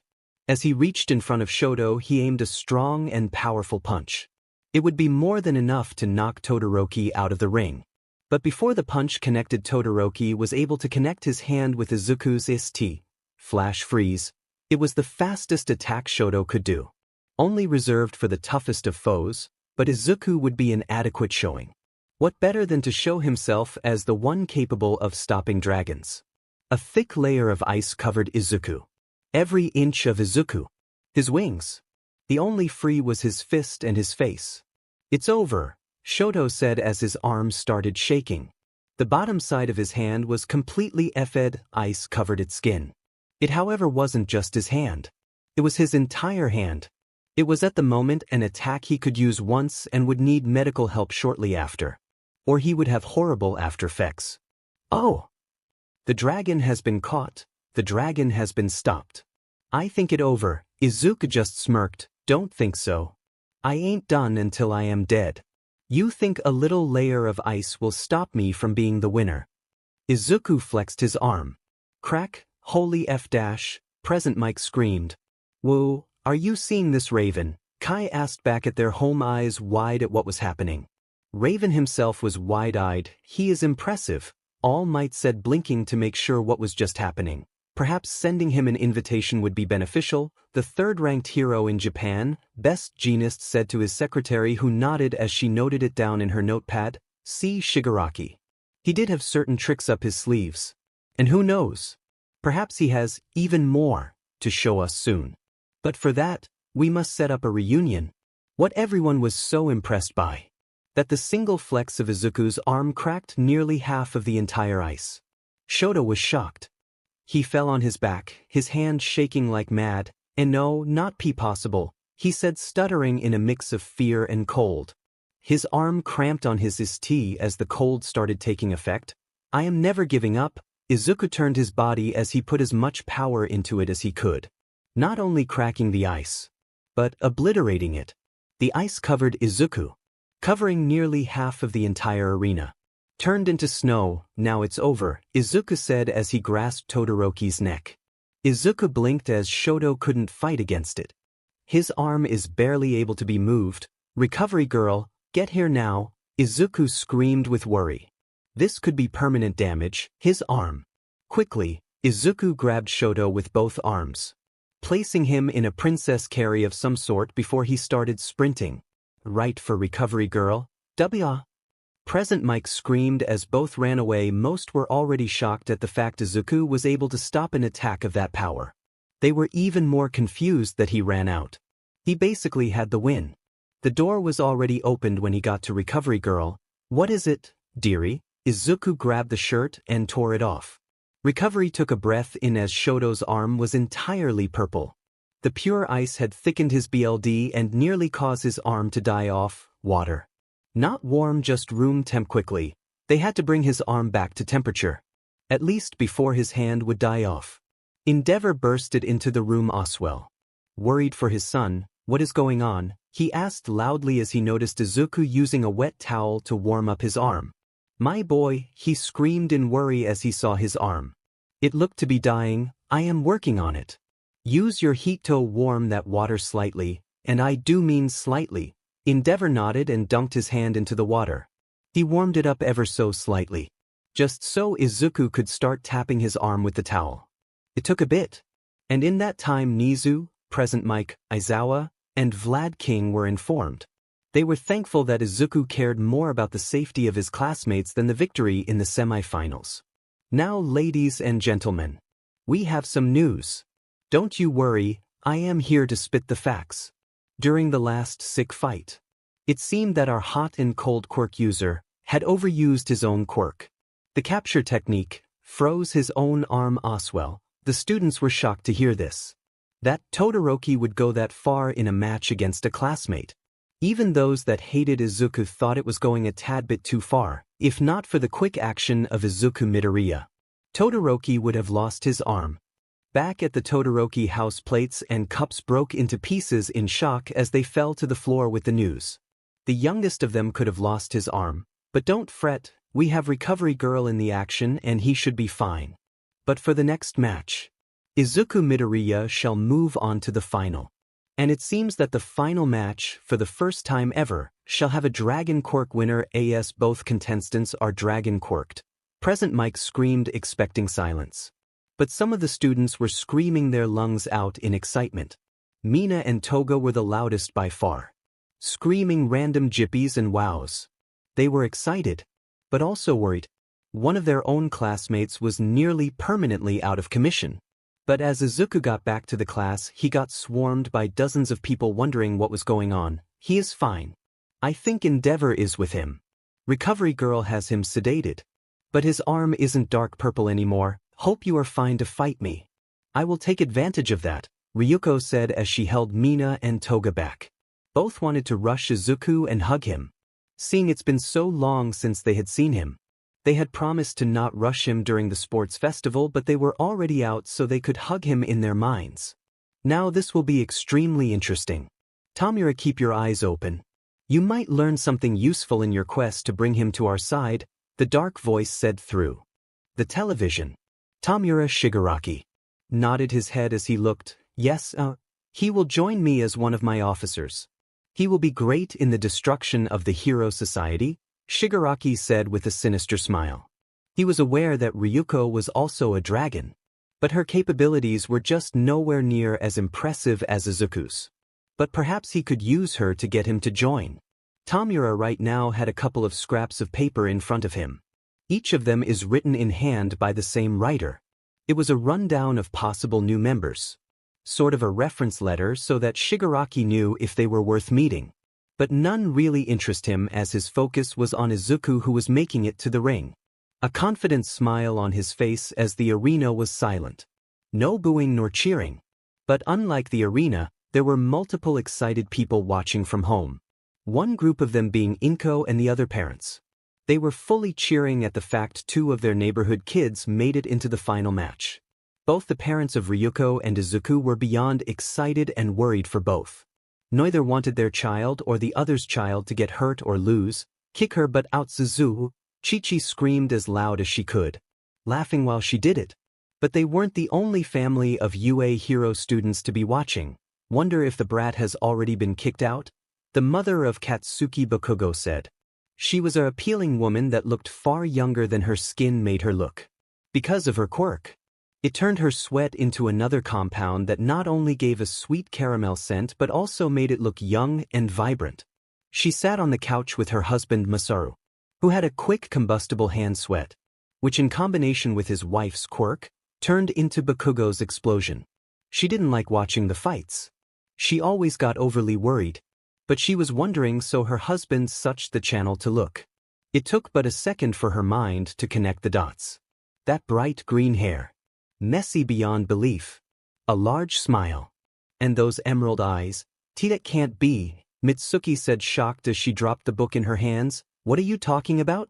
Do you know him? Masaru asked, unsure who this boy was. Sure, he had a tad of familiarity to him, but nothing that had alerted Murasu. It wasn't until Present Mike gave a rundown of the two that the memory came flooding back to them both. And it resulted in Mitsuki exploding into tears. The memories flooded forward for both of them. Mitsuki remembered all of it. Meeting a woman while keeping to herself gave this feeling of power. They sort of became friends as both had a son around the same age. As they turned it all started going downhill. That boy came by less and less. Katsuki spoke about him less and less. And overall, one day, they were gone. Their house turned ablaze all while Mitsuki was left in the dark as to why. She couldn't really go around the neighborhood asking why, as Mitsuki just had arguments with all of them. So for some reason Mitsuki never understood. Inko left her. Her only friend left her. But now it all made sense. Inko gave BRH to a Dragon Quirk user. That's why they left as they were attacked. But why tell her nothing? She never gave a F about that sort of sheet. That's Katsuki's classmate. Doesn't that brat think knowing his childhood friend is in his class is important?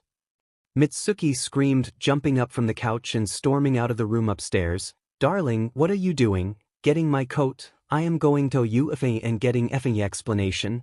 It was silent for a bit before a new scream was sent downward. And you're driving? I won't hold back, Ryuko. I hope you will give it your all. Ryuko just rolled up her sleeves and showed that her arms were fully dragonized. Just like Izuku before. Her voice sounded deeper than normal, showing she was unlocking more and more of her dragon abilities. I will win this, Izuku. Izuku just smiled as he cracked his back. He transformed his arms Oswell. It was completely silent for a moment before Present Mike gave the starting signal. Both rushed forward with the same idea. Each of them with for a straight right jab. Their fist collided with each other. They used so much force together that a small flare of wind was kicked up. But it was already visible that Izuku was stronger. Ryuko's arm buckled a slight bit. But Ryuko had accounted for that when she threw her fist. At the same time, she threw her punch. She also threw a kick. Seeing Izuku punch himself, the kick was missed by him. Her shin connected perfectly with his ribcage and Izuku was thrown to the side. Din, that hurt, Ryuko, Izuku said with a smile. This had been one of the first real spares he had done in ages. Now then, let's see if you can take it as well as give it, Izuku said as he started to show why he was on a different level. He dashed forward. His fist was low, almost digging up the ground as he aimed for a powerful uppercut. Ryuko raised her guard. She protected her chin as she believed he would aim for that. But instead, the fist lodged itself deep in her stomach. The force pressed in her stomach shot out pieces of spit and air, while her body rocketed up a full 6 feet before she fell back to the ground. She landed roughly on the floor and started coughing as she did it. Izuku, instead of finishing the fight, stayed his distance. I am really sorry for this, Ryuko.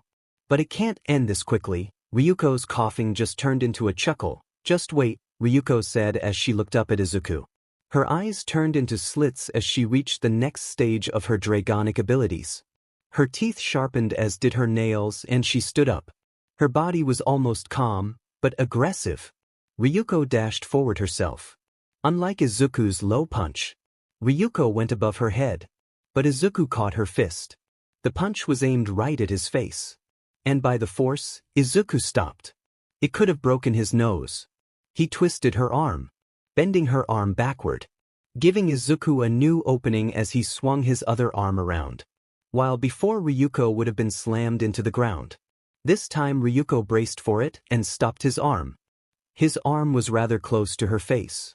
As of now, Ryuko bit down strongly on his arm. Her teeth pierced his skin and a small trail of BLD ran down her arm. It forced Izuku to let her fist go and then forced it right at Izuku's face. The bottom side of her fist connected strongly with his face, right on his head.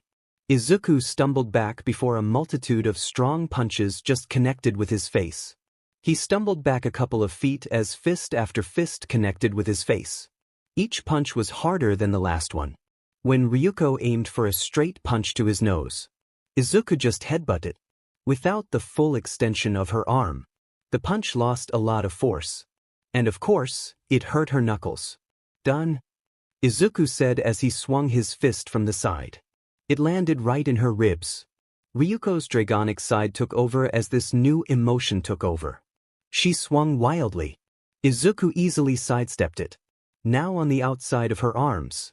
It was where he took his next swing, right onto her chin. It rocked her head. Izuku went for a kick. Right into her ribs again. Only now Izuku quickly moved with the kick. He was behind her as she reached her top height. Sorry for this, Ryu, Izuku whispered as he was about to end this fight fully. He wrapped his hands around her waist before throwing her back, German suplexing her right into the ground. The top of her body buried deeply as it caved into the Ryuko herself was folded in on herself, her legs folded above her leg as she was fully knocked out. Izuku stood up, cracking his back and blowing the BLD out of his nose. And for the first time ever for Izuku, he heard cheers. Cheers for one of the most brutal fights they had seen. It was only a handful of cheers, but it was enough.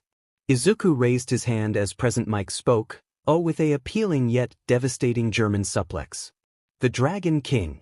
The Dragon of Heroics. The winner of the UA First Year's Sports Festival. It's Izuku MidoRyuu. Good job, kid. Impressive work, Vlad King said as he pulled out Ryuko and started walking toward the Recovery Girl robots. Let's give the winner a couple of minutes to collect himself. While Miss Second Place gets healed up, President Mike screamed as Izuku walked off to the tunnel. He almost instantly dropped against the wall as he held his face. Ryuko had done a good number on it.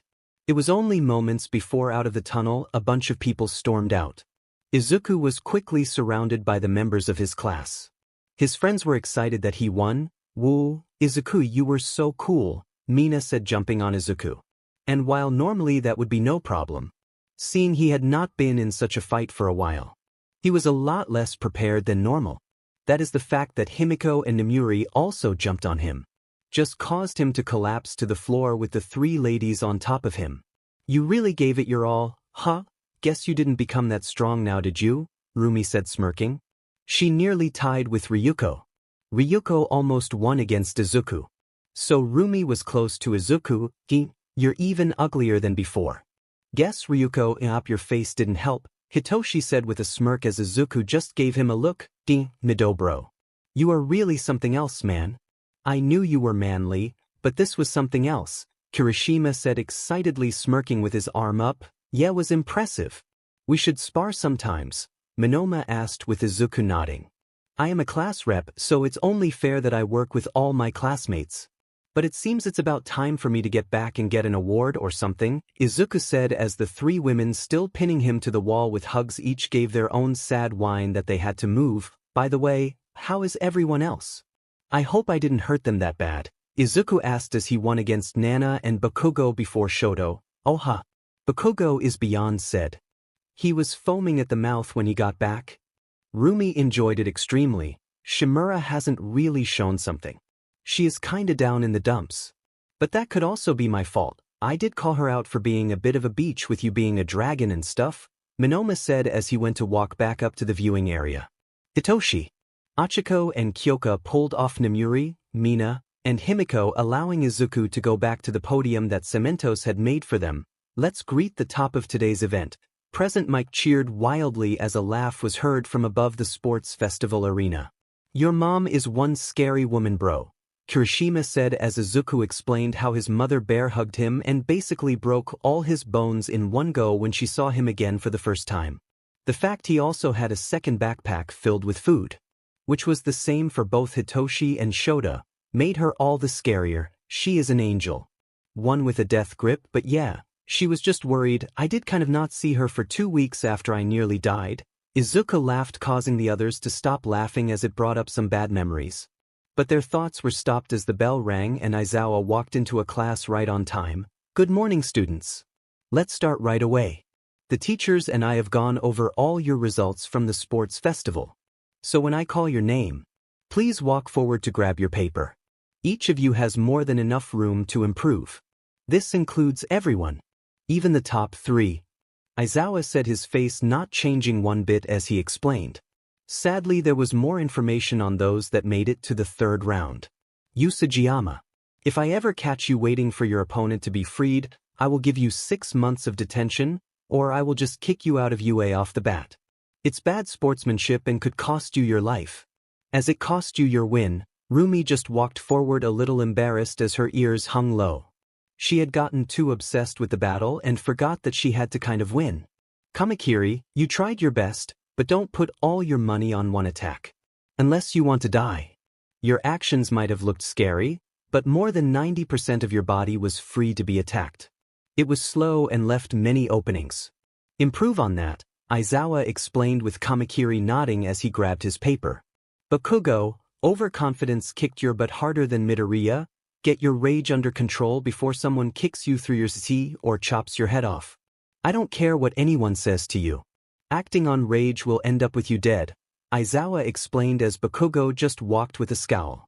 More annoyed that he lost. Hitoshi. I thought you would have more plans than just that.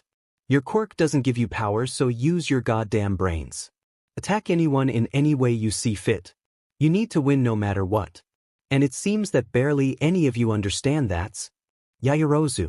With your quirk, the sky is the limit. You can craft anything you know, yet you stick to stupid items like flashbangs and sticks. Worst of all, you caused yourself to lose by blinding yourself. What were you think? Wait, let me guess. You weren't thinking, Aizawa cussed her out. But it was only because she hurt herself in her move.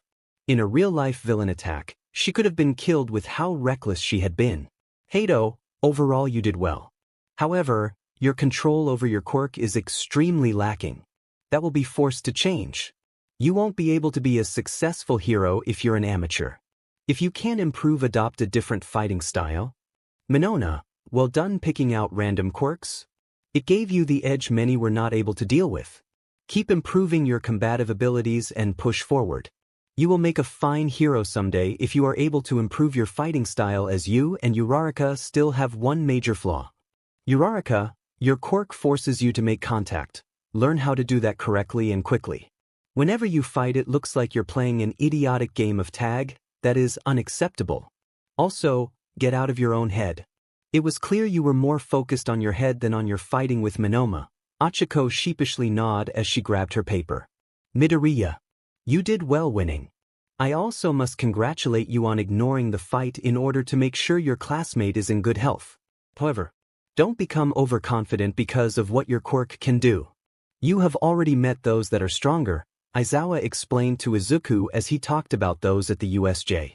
Shimura, I really want you to stop being such a crybaby each time you get your butt handed to you. Each hero gets beaten a billion times before they become who they become. It's a sign of getting better. Also, being a copy of All Might is not smart. He is too well known. So everyone knows his moves. The only reason he can still do them is because he is just that fast and strong. However, are not. Hatsum. You're a hero student. I don't ever want to see you give up because your toys stopped.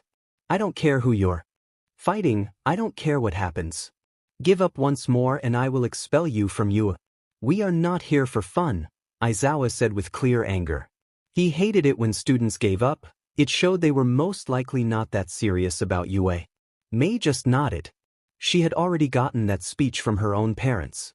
She had been so obsessed with how her gadget had worked out that she forgot all about the fight. Tatsuma. Overall well done. Nothing that stood out as extremely impressive, but nothing was bad. Just keep improving. However, you might need to find a way to not get overstated if you want to make it to the top, because even there, you were mostly overlooked even with your dragon quirk, Aizawa said with Ryuko giving a soft smile as she grabbed her paper. Jiro. I can't really say much about you as you were unable to show anything. Find a way to put out some powers without a support item. I would really not see you die on a mission because your support item breaks, Aizawa explains with Kyoka nodding. It was her own biggest fear. Todoroki. While it's a real fight, remember overkill is a thing. And you have to win and kill yourself. If not for MidoRyuu's action, your arm would have been gone. Instead of in a sling.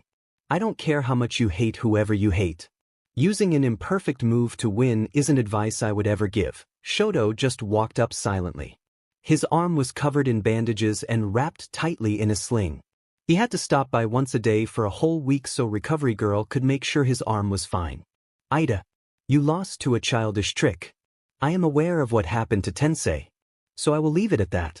But unless you want to follow in your brother's footsteps, watch what's in front and behind you, Aizawa said as yesterday Ida's older brother had been attacked. He had been on patrol with some of his sidekicks and an unknown villain showed up. Tensei Ida, the hero of Ingenium, had multiple stab wounds and was now in a coma. while 2 of his sidekicks had lost a limb. Thankfully none were dead, but seeing Tensei's condition that could still change. Tokage, I understand what you tried, but the rules allowed you to float 55% of your body too far for anyone to touch, and you still lost. Improve on that, Aizawa explained as he went over to the rest of the students. More so saying that those that lost in the first event should work on speed as heroes had to arrive quickly and not stumble into problems. After that was over, Aizawa went on for his second part of the lesson. Does anyone remember why the sports festival is a thing? If you answer to look cool, you will be forced to run 10 laps around UA. Quickly a couple of hands went down to their sides again, Hado, so that other pro heroes can see how good we are. Almost. It's for internships. Heroes will be able to look at the students based on how they do during the events. They can see if they want to send you an internship request. Sort of investing for the future. But to do that, we must get some things in order.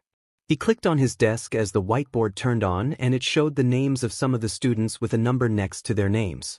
Those numbers represent how many internships you have been sent. Normally most invitations are sent to the winner, Aizawa said as he showed that Izuku was given a total of 3 internship requests. Oh hell yeah, Izuku said excitedly. He had expected not even 1, but this blew his mind. Aizawa coughed to silence the room once more. You will be given a list. Pick 3 names of the internships you wish to do. You will be sent in pairs.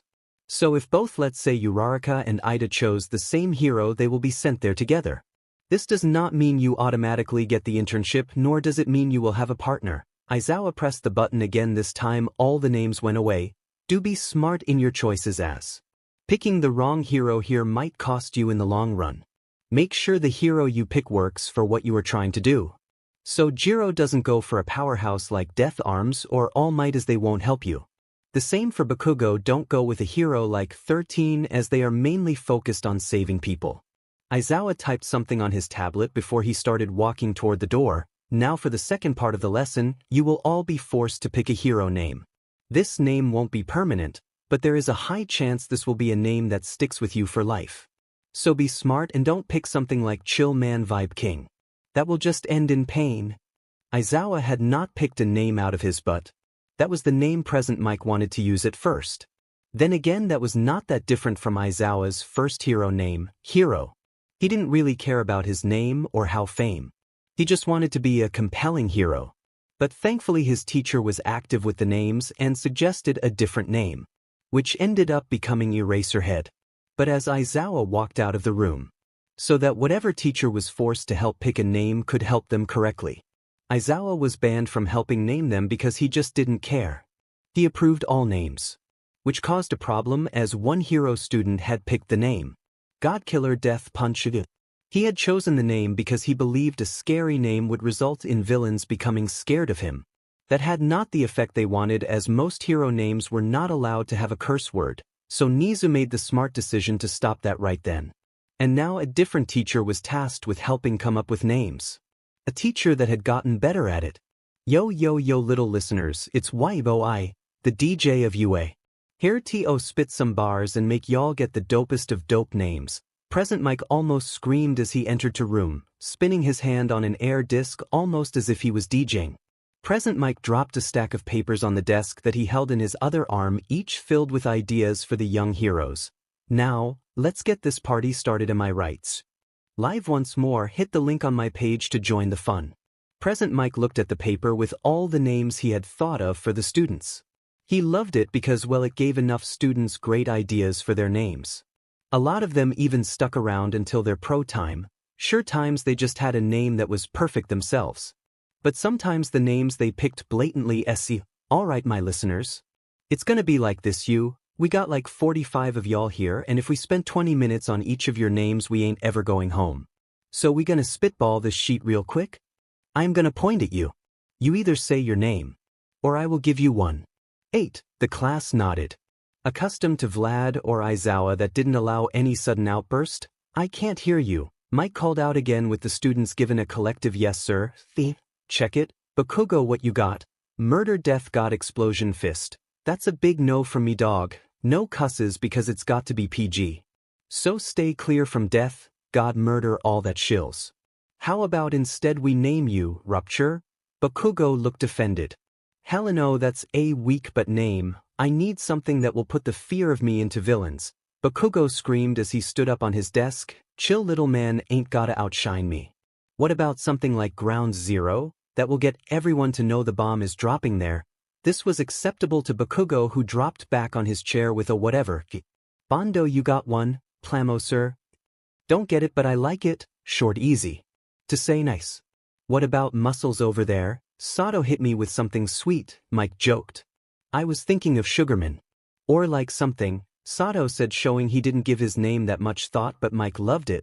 That's gonna be great with the kids, I myself had in mind. Glucose, but that is. Let's go for Sugarman. What about the ladies, Azui? What you got? I thought of this one since I was little sir. Froppy. Oich hell to the mother flipping yes. I am loving this so far. Let's us keep the hype going, Mike yelled. He was jumping around like an excited schoolboy, pointing and trying to hype everyone. Nana, you are always so loud, so what do you have in mind? I don't know, Nana. Nana responded. All her older names were too embarrassing to say in front of a class. Minnie Might, Lady Justice. Gall Might. All the cringe work of a 7-year-old girl. Sure, she loved them, but that was for herself. Nah, here I was hoping to hear the Bright Star Hero Nova or something. Well, let's keep that one, it sounds cool, Nana said with present Mike shrugging before going to point at Ochako. Speak, Uravity sir, nice wordplay. Now Ida? Ida barely looked up from his chair as he had written down Ingenium. The same name as his brother and of his father, the name they all shared. Cool, keeping it in the FM. Let's go, let's Gyo Kendo. Battle Fist sir, love it, let's keep this up. Shiosaki hit me. Vine sir, I believe Vine will be fitting, like your Quirk, not my favorite, but short and known, good. He pointed for Kaminari right in front of him. Shockwave, that's taken Sparky. Oh, what about Charge? Charge Bolt, yeah. Kaminari came up with it on the spot, but Present Mike again liked it, so he agreed as he took his focus on Tsuburaba. My name isn't good, right? Tsuburaba asked, showing he didn't think of one before. Present Mike just shook his head as he kept the weird stance that pointed at him. Barrier maybe, 'cause as I make them? I like it. Yaozu, nose out the book and inform us about your hero name. He called out to Momo, who had gone back to reading. Kriati sir, I had it ready before class. Momo said with a kind smile before she went right back to reading, making Present Mike look like a fool. Fine, Kirishima, blow me away. Yes, Essa, I want to be called Red Riotsa, in honor of my all-time favorite Crimson Riots. All right, just don't look at me when you get sued for copyright reasons, hee. Present. Mike joked as he aimed at Monoma. Phantom Thief sir, I like it, 'cause you take quirks. Nicely thought off. Now Hananuki, give me something equally good. Hananuki looked like a deer caught in the headlights. He blinked before dryly saying, Mudman? Oh great, for the kids we are zooming through this. Kaibara, come on. I thought of Drill Man. Come on kiddo, that's a bit bland. What about Spiral? That's nice, right? Goes nicely off the tongue. Kaibara liked it more than Drill Man, so he agreed. Ooh, Rabbit, what you got? The Murder Rabbit? Death kicked? Calm down, no scary words. What about Luna? Like Moon from Moon Rabbit. That's kinda cool, right? Hell no. What about Mirko? She was a dope fighter. I mean, I guess, sounds nice, so why not? Mike said before aiming at Hitoshi. What you got, Troy? He answered back almost instantly, having that name for as long as he remembered. Both are from the Trojan virus and the horse that invaded Troy. He found it perfect. And so did Present Mike. Awesome. Now then, Komori, what you got, little lady? Well, I was used to being called a witch because I always played in the woods, so I like Shemage. Present Mike agreed instantly. He was 80% sure she would have picked a mushroom pun, and they didn't have that much room to talk about it. Hagakure, I haven't forgotten about you, and no, invisible girl or lady is off the table. Oh, well, I guess Prism. It was the best thing she could come up with, and Present Mike was happy because that was exactly the name he had picked out for her. We are almost halfway done, so let's keep rocking it, baby. Shishida, what you got, Beast Boy? I would prefer something with more class. I would like the name Gavondan. A possible myth, but I like the idea of it. Let's go. Tetsu Tetsu, match my energy. Tetsu Tetsu jumped up, just as excited as Present Mike. Yes, a real steel at the ready. He gave a salute. Well, I expected steel riot, so let's take that. Pleasant surprise, my man. Himiko, what you got? Jane Doe. Oh, like the unknown dead bodies. I dig that, sticking with the unknown vibe of being able to hide. Love it, Kamikarai. Jack the Ripper is off the table, so Jack Mantis. Oich, nice. Taking the look and owning it. Love it. Awesome job. What about you, Setsuna, Lizard Lady? Oh, while I love the double L, I feel Lizardy has a better ring to it. Coolio, Setsuna said as she floated her thumbs up. She just wanted lizard in her name somewhere, so win for her. Mineta, what do you have in store? Theo, nope. Saw where that was going when you opened your mouth. What about grape juice? That's fitting with the whole bowl outfit. Mineta just nodded as his idea for Lady Lover Grape was shot down. Todoroki, what do you have in store? Flash freeze, icy hot. What? Triumph, Shoto said with a cold stare. It was a clear reference to his father's hero name. I like that, so let's run with it. Let's see what Aoyama has in mind. I cannot stop twinkling, I get the flair, but too long, don't want people to drop dead before they finish saying your name. What about shine, or sparkle? Magnifique, I shall take the name, shine. Ryuko, something dragon-related perhaps? Yes sir, Ryukyu, oh nice. Just like Uraraka, I will accept this. And speaking about dragons. MidoRyuu. Well, I had in mind Midori. Nice, I like that. We will see where that brings you. Rin, you're up next. Long waysy sir, had it since I lived in China sir. Well, why get rid of it now? Could I spit your name? Rule, I like it. Nice and short Let's finish up the guys first. Fukudashi, you're up. Comic Sans? Like the fond, no, but let's stay close, Comic Man. Present Mike suggested with being close to his original idea, so he nodded. Woo, now then a ways. Sticking with the theme? Welder, simple, great. Tokoyami, you have one in mind. Present Mike screamed. He had been screaming non-stop and his throat started to hurt, but the end of class was coming up, so he wanted to finish strong. Yes sir, going over the depths of my dark soul, we believe that our call sign or name should be Tsukuyami, Guardian of the Night. Fine by me. Core, what you want is your name, Vanta Black sir. It's the darkest form of black. That is fine. Fitting with your quirk, so let's keep it. Two more guys before we get to the rest of the ladies. Ciro. Ciro nodded. I was thinking like cellophane. I can dig that. Might give you a killer sponsorship later when you make it big, haha. Present Mike said, making himself laugh. Ciro himself also laughed a bit before Present Mike snapped to Ojiro. What you got for Ojiro slightly jumped at the sudden call out. Tail man, nice and simple, great. Now then the ladies, have something spectacular, saved the best for last, right? Present Mike said with a big smirk. There were 7 girls remaining and each of them already had a name in mind. Tsunatori, what is yours? Present Mike asked with Pony jumping up excitedly. I am horny. The American hero. This caused the class to explode in laughter. Even Present Mike was unable to contain his laughter as he exploded himself. Did I say something wrong? Pony said in broken Japanese. She was pretty sure she translated her name correctly. But as Izuku with a smile explained, her cheeks turned bright red and she quickly hid behind her bag. Let's allow Miss Horny Ha here to just think of something else, Hato?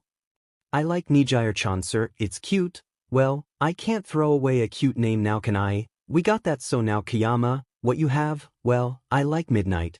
It's when people sleep.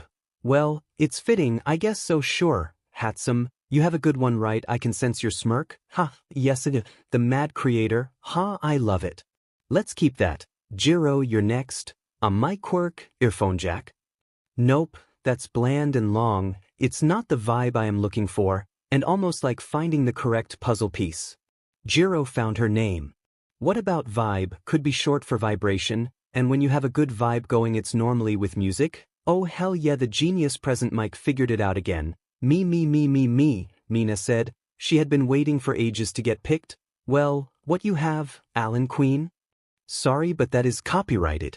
Let's see if you have something else, Acid Queen. Come on, Mina, it has to be something that fits you. You're not evil and those give me an evil vibe. Mina said with a pout. Pinky then. Now that's perfect WW. Present Mike said with a smirk. He spun around with his hands in the air. 2 remain. 1 remains. I have chosen Emily. It's my favorite horror story, Yanagi said with a blank face.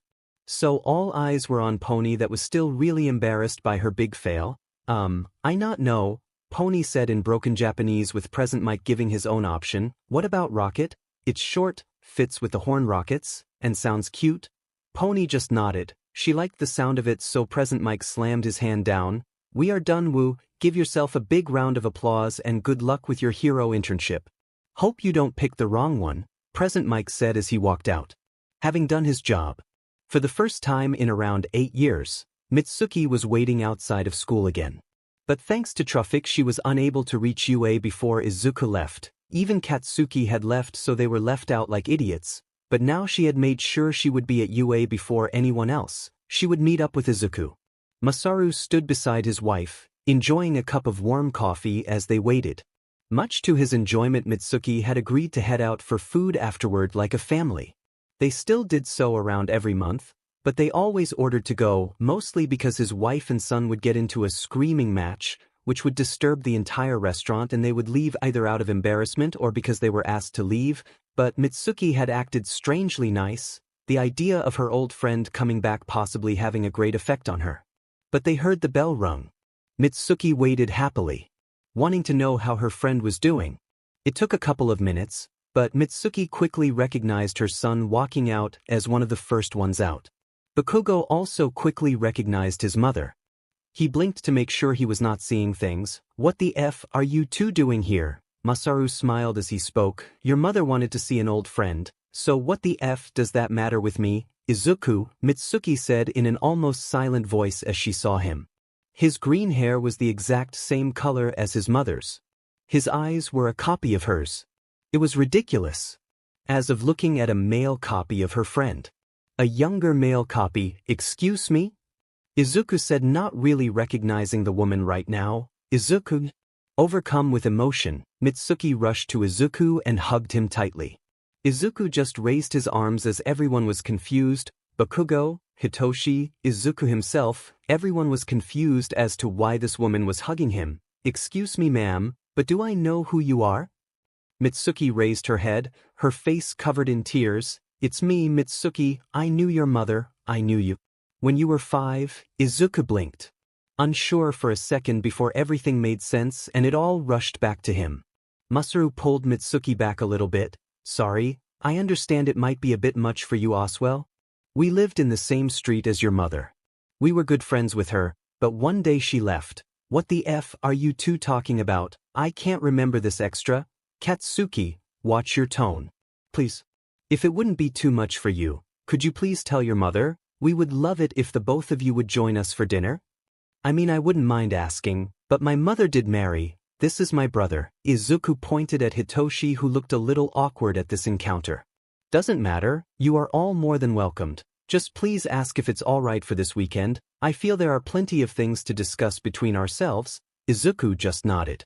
Masaru walks away, holding on to both Mitsuki and Katsuki to stop them from going back out, breaking out in curse words. On the train ride home, Izuku was trying to really think about who the Bakugos were. Did the annoying feeling he had with Bakugos stem from something in the past? Was there stuff Izuku repressed and tried forgetting? He wasn't sure, but he wanted to be sure. Nana, cheer up, you did well and fought with honor. Staying sad about it forever has no use. You lost, it's not the end of the world, Toshi said to Nana, while he had expected her to be annoyed by her loss. But she was still down in the dumps the day after. Is it that he is a dragon, Quirk? I understand that there is a sting to losing to someone like that, but we must both remember he is not like the stereotype we have of them. I know it's not that. I don't really know, Nana yelled in frustration as she pressed her face into the pillow. She hated that she lost. She hated how she acted when she lost. She just wanted to forget it all and move on. Forget Izuku and move on. But no matter how much she tried, she couldn't get Izuku's face out of her head. And she kept having this weird tingle in her stomach. An almost fluttering feeling in her stomach.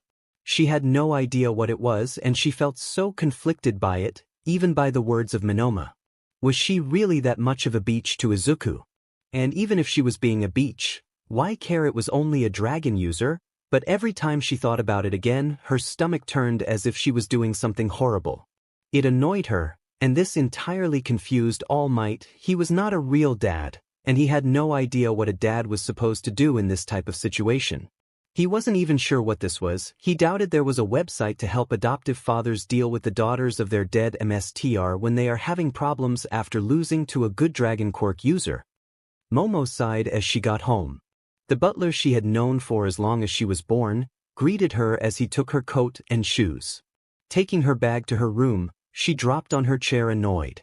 With one thought in her mind, MidoRyuu, she grumbled as she pulled out her books and placed them neatly on the desk. She started working on the list of heroes that wanted her to intern with her. But that quickly changed into wondering who everyone else was gonna intern with, which then turned into who would MidoRyuu intern with, which turned into MidoRyuu. When she started to daydream, Momo sat at her desk, writing away as she worked, only for a husky voice to call out to her, her attention drawn toward the window. Izuku stood there. Without a shirt, his abs and sissy were covered in sweat, his powerful arms leaning against the window sill. Momo turned around on her chair. She quickly shook her head, Izuku disappearing back into the mist as she pulled herself out of fantasy. I must be tired. A shower will do me well, Momo said as she with red cheeks ran to the shower, turning the temperature high as she stepped under the water. The mist built up as she washed her body. But once again the heat got her to think about the heat Izuku tanked, which stayed on Izuku. Oh, is my girl dirty? Momo turned again in the shower, her naked form dripping wet, but there was Izuku, as naked as the day he was born, only his junk covered by a deep mist. MidoRyuu, she stuttered out as she leaned against the wall behind her. Izuku moved closer as he placed his arm next to her head and his hand on her face. Momo leaned in as Izuku leaned in, only to hear a loud knock on the door which broke her fantasy once more. Momo dear, are you all right? You have been in the shower for a while now? Momo's mother asked as Momo shook her head embarrassed by this whole ordeal. I am fine, mother. I am just enjoying the shower as I wash away the sweat. Alrighty, dear. Just don't stay in there for too long. You might shrivel up and never find a suitable husband. Who husband? Momo said shocked before she fell on her but, the heat rising to her head. Yui hummed. She had already accepted her feelings. In her hands she held a picture of Izuku. One without a shirt and one she was looking at without shame. Izuku was extremely nice to her, which was a plus. Often people got annoyed by her lack of emotions, but she wasn't your average romance manga girl that falls in love with anyone that is just nice to her. But Izuku was also interesting, a Dragon Quirk user that basically fought the nature he was known for. He was kind, making sure everyone was fine, had enough sleep, and worked together during tests. She had just hopelessly fallen in love with him, but she wasn't alone with that. Setsuna was in the same exact position. Her loud and brash personality normally was strong to deal with. Her flirting caused problems a lot of the time, but here he kept being friendly, strong, and hot as F-. And while Setsuna wanted more than just a smoking hot body, she did find a condition in a man for her, because she was a babe, she deserved a babe herself. Mom, what is love? Like, does it feel like anything, or like is it in actions? Nijire asked her mother as she came home from school. Her mother coughed shocked and not having expected this from her daughter. The last thing she had ever expected from her daughter was a question about love. Nijire was a lovely girl, she was appealing and funny, but she knew her daughter was more interested in asking questions about quirks than anything about love. Normally when she got home, Nijire asked a weird question about a quirk she noticed when outside. Her mother was one of the only ones she could really be herself with. It's a feeling, you feel these flutters in your stomach, almost like butterflies, you keep thinking about that one special person. Everything they do seems to be interesting and fun. Her mother smiled as she thought about her husband. Only brought out by Nijire screaming thanks down as she ran to her room. Before she could ask why Nijire asked it, she closed the door. Silly girl. Nijire however jumped on the bed, laughing. Guess I am in love with MidoRyuu. Wonder if I am alone. Oh, does a relationship have to be just two people? Oh, wonder if I love more people? Nijire asked, curious to just herself as she rolled around in bed. No, that won't help him. Maybe if I reinforce it there, no, he would still be too strong. May said to herself. She was drawing blueprints for herself and her class. just theorizing mostly, but her favorite subject. Izuku. Oh, Izuku was interesting. She wanted to examine him and make new babies with him and for him. She often burst into a giggle fit whenever she remembered on their first meeting she embraced him. Sure, it was CPR, but in a way, Izuku had taken her first embrace. She also hoped that she was also his first embrace. But even now, Mei sat in her room, thinking back to the first meeting and how perhaps that could have changed. Would he embrace with passion? If she asked, would he embrace her again? To give a correct first embrace? Your new drill is here. Oswell as some silicon, what are you making, you crazy sheet? Mei's mother screamed down as Mei brought out her thought with a new idea. Oh, I could make a embracing baby practice. Mei laughed as she ran down to get her new supplies.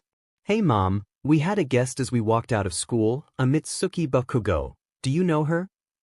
Mitsuki? Yes, I remember her, we used to live near her. You went to school with her son, why? She came by and hugged me while crying. We were invited by her husband to come for dinner? Inko just hummed back, her thoughts taking over instead of responding. What did Mitsuki want? She remembered she was friends with her, but that was before she was outed as a dragon and her son was bullied away, maybe? Live right now, join the stream, link on my page. Show, you cannot show up like a hobo, now fix your tie and put your socks in your breathe leg. Same for you Hitoshi, I told you to wear a tie, not wear an open neck. Izuku, no sandals, I said shoes, now don't make me get why slippers. Each of them fixed themselves fully, the thread of Inko and her slippers. There were few things that could put the fear of God into these three men. Aizawa is a hardened hero, with years of training and deadly fighting. Only really scared of an empty cup of coffee. Hitoshi. Son of a hero in training himself. Having dealt with all sorts of pain, sharing the same fear of his father, an empty coffee pot. Oswell as fear of angelfish. And Izuku, a dragon quirk user, an absolute monster in a fight, having dealt with bullying and death threats as a child, now not even shaken up by the scariest of villains. He could face down the evilest villains and smile. But all of them were scared to F off Inko and her slippers. A small woman 160 centimeters tall. Sweeter than the purest sugar in the world. A smile that could get anyone to smile. But still that dragon quirk, and the force and powers of the slippers. And when she had a complete reason, they hurt a billion times more. And right now Inko wanted to make a good impression once again. But just like this, it was the exact same in the Bakugo household. Mitsuki wanted to also make a great impression. Brat, get down here now, and if I so much see your weird shaped but in sweats, I will skin you alive. F you oldie, I will come down naked and my butt is shaped in a weird way, that was before you smelly sweat stain. Bakugo screamed down angrily. Masaru was already on the chair dressed nicely reading the paper. Wait, yeah, give people more reason to bully you, get down here in a nice set of clothing, or I will walk up these stairs, Mitsuki screamed. Katsuki had already gotten dressed, but he wasn't gonna back down from anybody, but he just didn't get it. They already knew each other and it was gonna be a friendly dinner. Nothing fancy. Or chic, but here they were dressed as if they were going to church. The Aizawa Midoriyus had used the bullet train and were now making the somewhat awkward walk.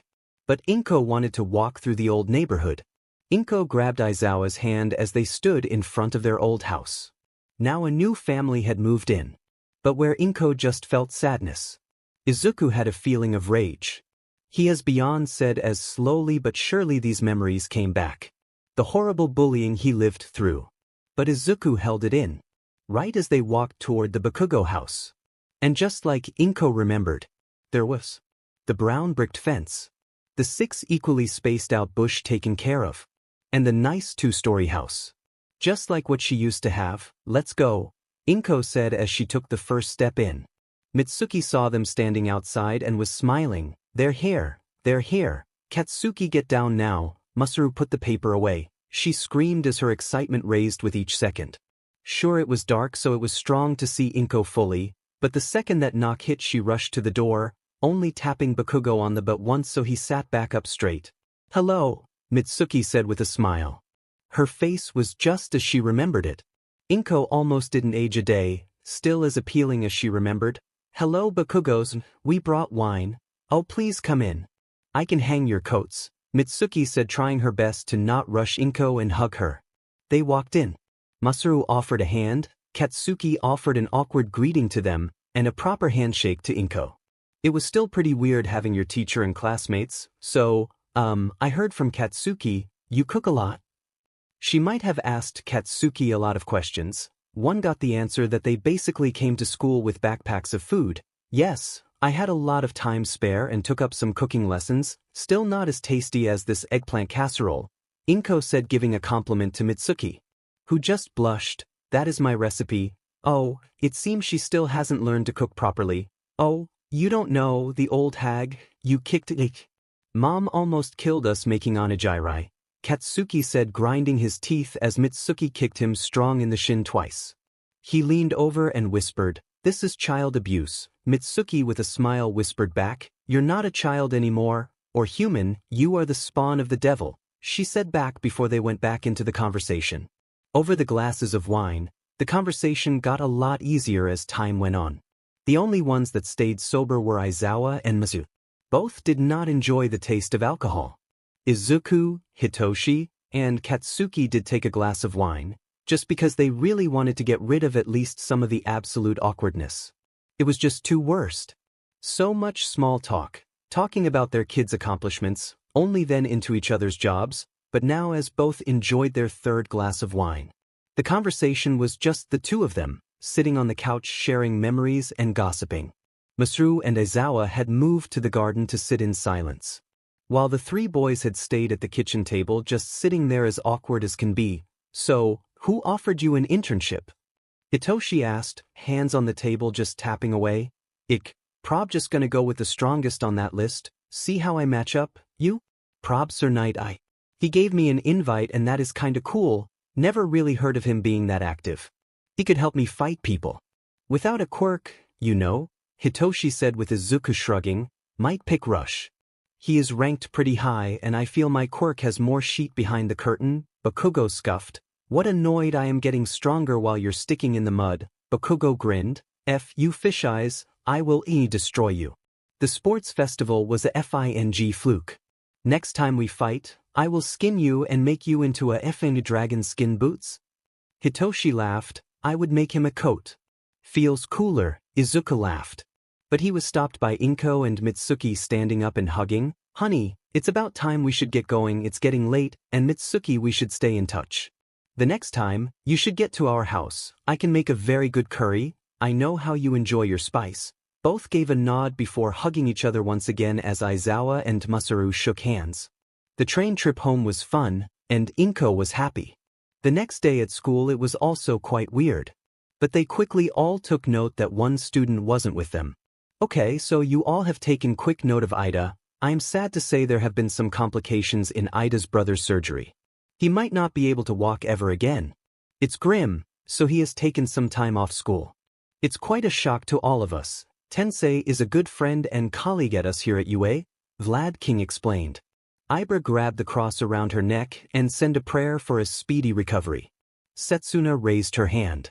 Just like always, this meant her arm, floating up to the ceiling. What, Setsuna? And watch out for the fire alarm. Sir, should we send a card? I kinda feel it's silly to not do anything. You could, something to show your thoughts are with the Idas, but it's not necessary. Setsuna nodded with whispering to the group of students around her. Wanna grab it during break? I heard math with ectoplasm falls out. We should pitch in as a class, get him a big card, Achiko offered back. And with that, the idea was set. A group of the hero class would go down to the shop and get a large card. Can we use the training facilities during our free PRD? I would like to train a bit, Izuku asked with Vlad nodding. Very little point in verbally agreeing. Vlad just went back to his desk, noting down some stuff as the class went crazy. They were just always able to do it. Vlad was way more acceptable during the class, he was a monster during training. Now Aizawa was strict, but he accepted some laziness during exercises. Vlad was not like that. If Vlad saw your arms not fully extended during a jumping jack burpee, he would make you do 2 extra and these better be perfect. Vlad had to see perfection in the field, but they were basically kids so they could go a little crazy. At least if they kept it to their space it was fine. The class stayed like that for 30 minutes. Izuku went right to the gym. He wanted to see how far he could push himself. So the first test was the high-powered bench press. It allowed seeing his maximum pushing power. It is one of the power loader's own inventions. It would press down strong. When it did so, a camera in the side arms would record the arm stance for the maximum weight. So Izuku went straight into hybrid mode. He held back his wings. Most of the time he kept his wings out to add to the cool factor. But they did nothing for power. So he lied down. Clutching the bar he unhooked it, which started the increase in weight. The weight kept adding and adding until he reached his max. At the maximum weight, Izuku was able to push himself in a clean bench press motion. 5,000 kilograms, it was a ton of weight. But that was just the bench press. Izuku was going to test himself in everything. Next was the deadlift. How much Izuku could lift of dead weight. This just worked like the bench press, only the machine did a pulling downward force, and it recorded the legs, hands, oswell, and back.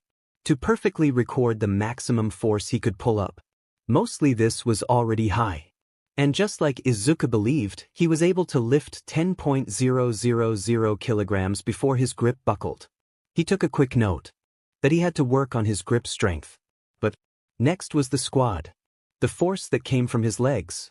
The human's strongest part was their legs when trained properly. People walked every day. They ran and rode bikes. Each of these steps would improve the strength of the leg. And with Izuku's power. So right now it again improves in power. He was able to squat the impressive 7,500 kilograms. He still had to improve. He wanted all his PRs to at least be above 10K and his deadlift at least above 20K. Now for grip strength, Izuku said as he went to his base form. He grabbed a weird thing. It was a thin 1 centimeter bar.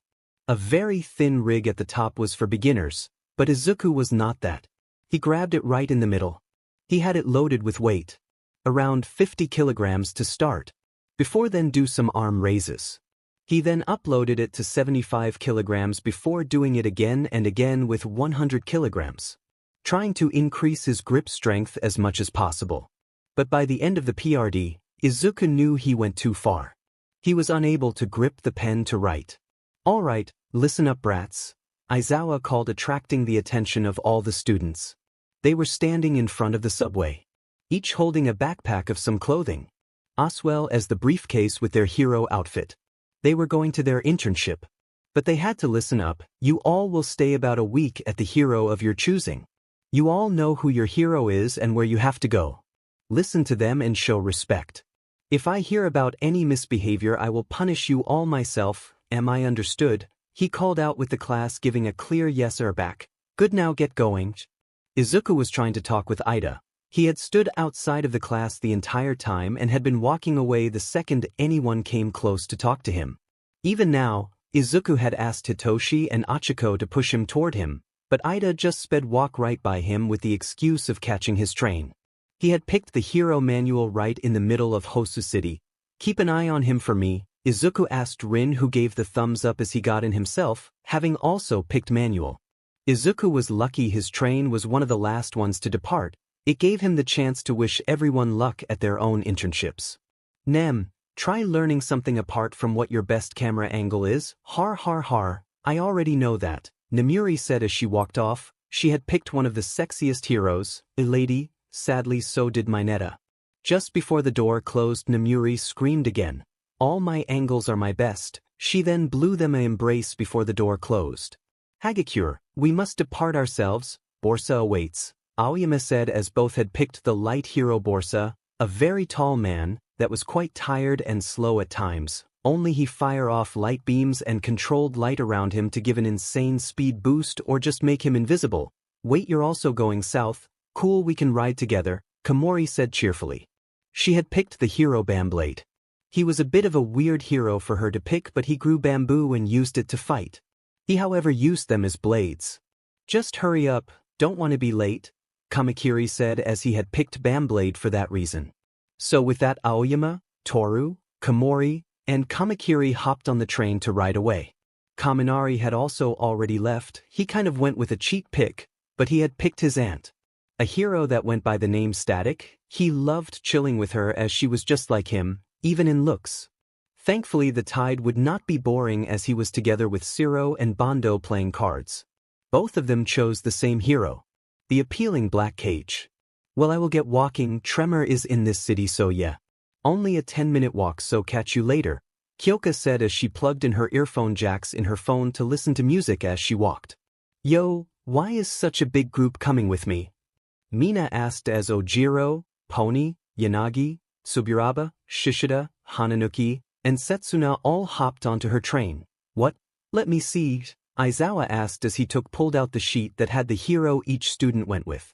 He could only sigh as it seemed each of the pussycats chose 2 students, which meant that the 4 personal teams had a total of 8 students going with them. Anyone going with Shackle? Itsuka asked as she noticed the train about to leave. Jup, thanks for letting me know, big sis, Away said as he ran past Kendo, who tried smacking him on the head. I ain't your sister. And don't run it, not save to do that here, she screamed, much like a big sister would do. It just had the class laugh. See you later, bro. We for sure have different heroes, Kirishima called out to Tetsu. Both then stepped on the same train, both turned left and sat down. Both were not the wiser that they had joined the same train, and none the wiser that both had chosen fourth kind. Sato had joined the ride. He however had picked Fatgum, a hero that ate a lot. He hoped that it would give him some sort of help. Bakugo had disappeared, but he had not gone alone. And he was not happy about it.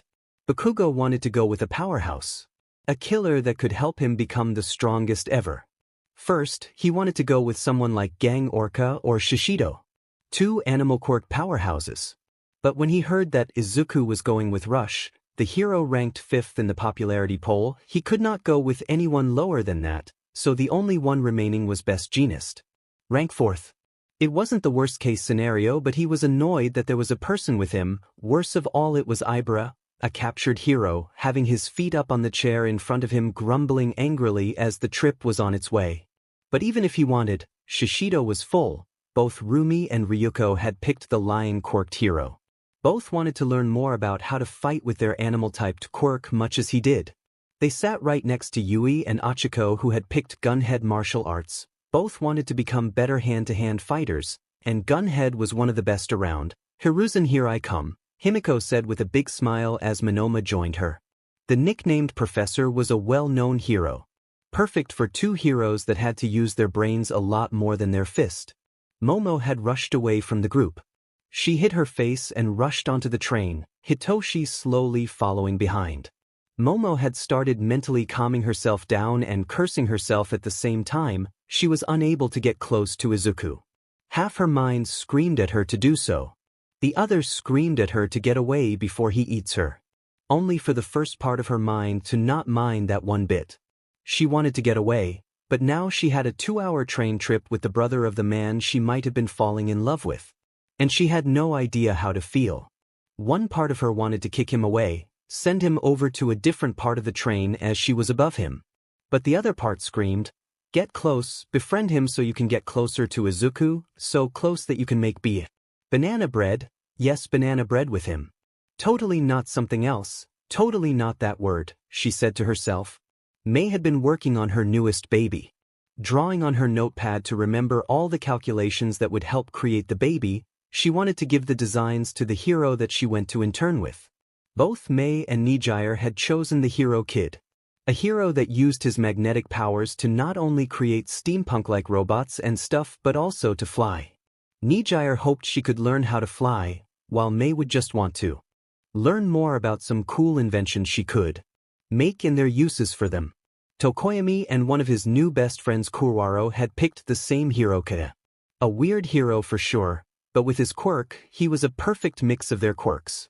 Kage had a shadow that was sentient. This shadow could pop out of the ground and fight with him. Or he could switch places with this shadow to avoid danger. Tsuyu had a small train ride and then a boat ride to get to her hero, Selkie, a seal-quirked user that patrolled the waters. Something Tsuyu herself wanted to do as well. She loved swimming and the water, so what place would be better? I will be going now, he is waiting, Shoto said as he walked over to the man in a suit, holding a sign that had the words Todoroki written on them. Shoto had picked Endeavor. Shoto hated his father. But he had to agree his father was powerful. But Shoto would take this chance to see his power up close, see what he could and how far he had to go till he surpassed his old man. Till he was able to destroy the dream of the man he hated with his entire heart. Same for me, catch you on the flip, Fukudashi said as he pulled out his drawing tablet, planning on drawing some stuff as he rode the train. Having picked Shin, a hero that used ink-based creations to survey and capture villains, would be awesome to learn from.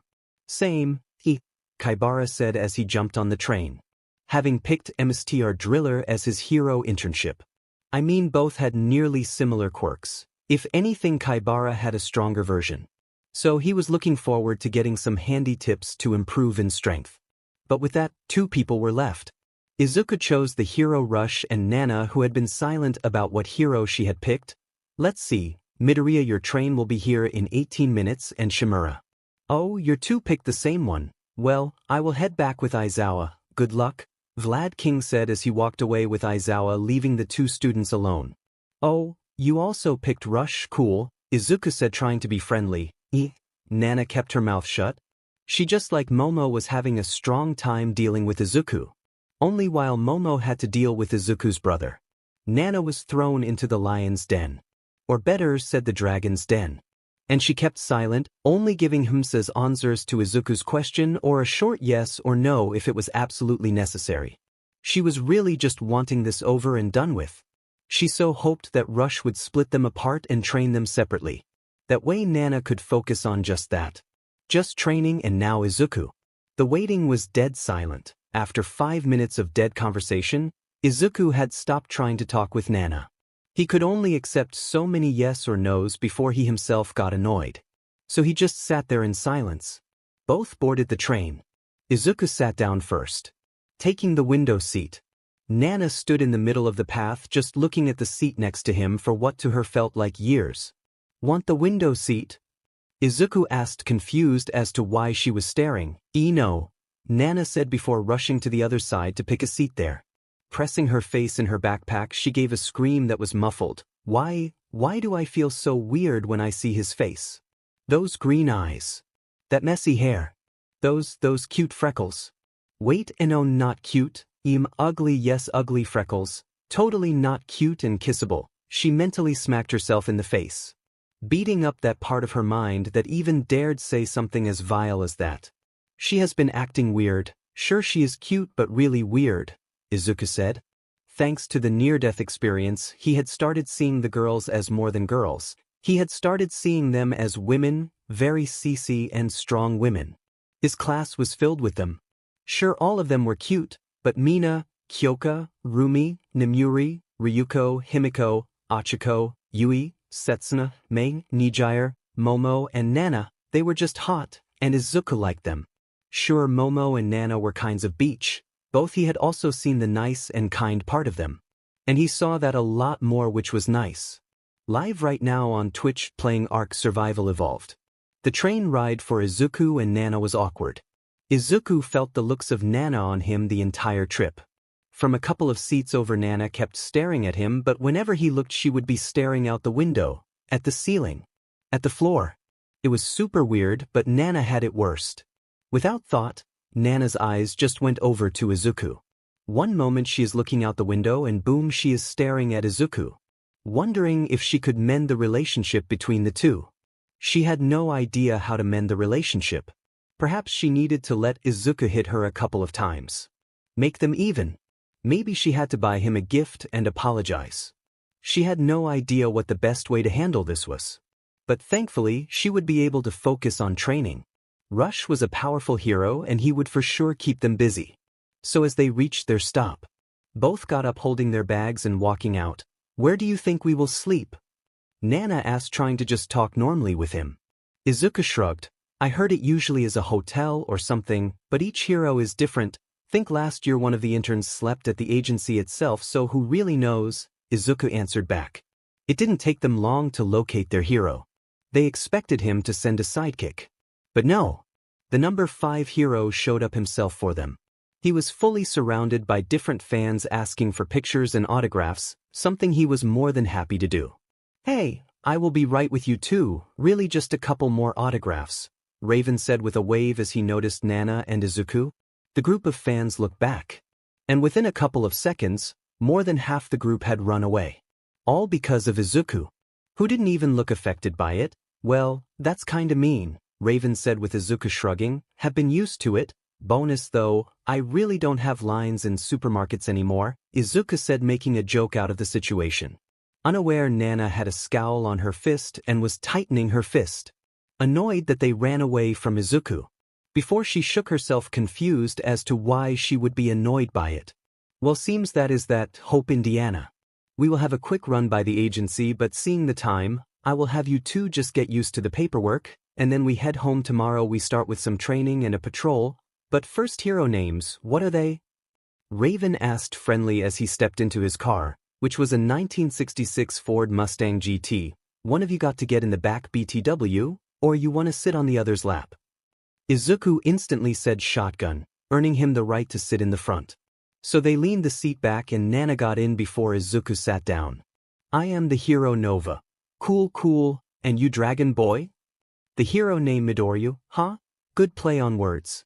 Well, as you both know, I am Rush. My real name is Raven.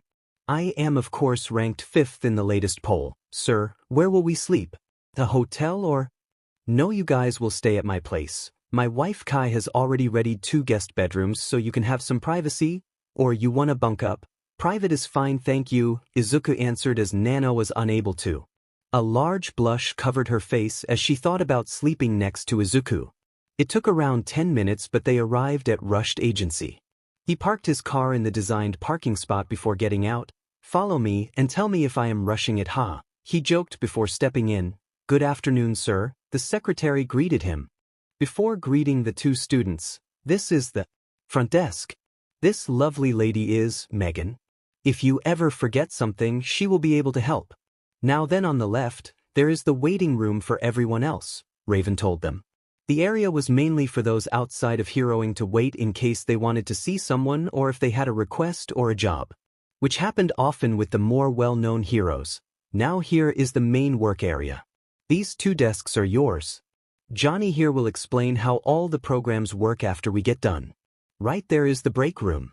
You can go when you are hungry. We have a coffee machine as well as a snack bar. Plenty of fruit, so take some if you want. Then right here is my office. It's where I do my work. They kept walking to the elevator. Now on the floor down, he said as they stepped in, this is the fighting gym. Here we can spar and use our quirks. No big attacks though. It's a little risky, he told them as they looked. If you want to train with weights, we have a deal with the gym across the street. Show them your ID and you're let in, Raven explained before getting back in the elevator. Johnny, take over. I will see you 2 in about an hour or so when we head home. Okay newbies, here is the deal. Johnny started to explain what programs did and what they would need. The forms they needed to fill in after a patrol. The forms they would need if they had arrested someone. He gave them the full rundown of all the programs. Okay, these here are the internal emails. Each time you fill out a patrol form and arrest form, place them in this folder. It will then get sent over to the boss who can give the okay before it sends to the HPSC. And just like that, the hour was over before they realized it. They had just got done learning everything as Raven stepped out of his office. I hope you 2 don't mind curry. My wife Kai made plenty to spare, he said on his way home. His home was pretty massive. It was an entire compound by the looks of it with 4-meter-tall walls and a large steel gate. That's a little much, almost like you, Nana commented from the front seat.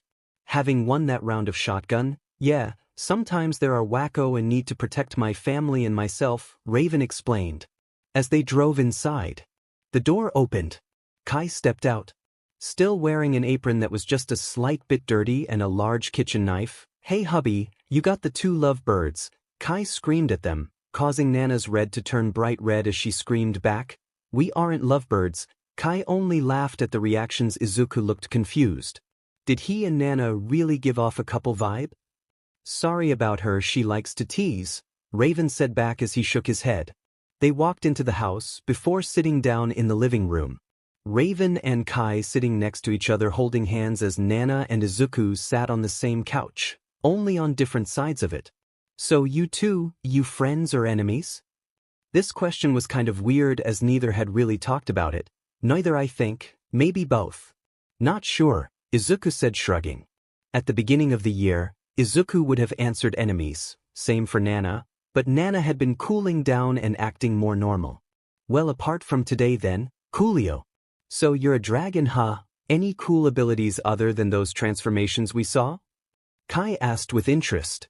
Not that I know, I think I do have an ability I think. Not really sure. Oh come on tell me, it will be a secret between us four, Kai said leaning in forward. Well, so far I have had like 2 near-death moments.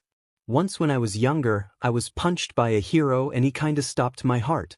When I came by, I grew this big and got a lot stronger, Dragon's Rest, okay, and then during the USJ. I had to fight some really powerful things and I nearly died again, but when I woke up I felt this strange energy. Kai got the biggest smile. Oh, and you got that. That is amazeballs. She wanted to say more but the alarm went off showing the food was done. Get to the table, I will tell you more there. Both Izuku and Nana were confused. How did this small lady just know a lot about dragon quirks? But Raven nodded and all three went to sit down. It was there that they got their first clue. Kai brought over a massive pot. One nearly the size of her upper body without effort or without gloves. She made one more trip of the rice. Here's a big scoop for you two cuties, Kai said as she filled everyone's plate. So, in case you didn't figure it out yet, I am 2-eye Dragon Quirk user, but unlike you, I stayed in a communion of dragon users, or a thunder, what? Nana asked shocked and confused. A group of dragons is called thunder. Groups of animals all have weird names. But I digress. In that thunder, I learned a lot.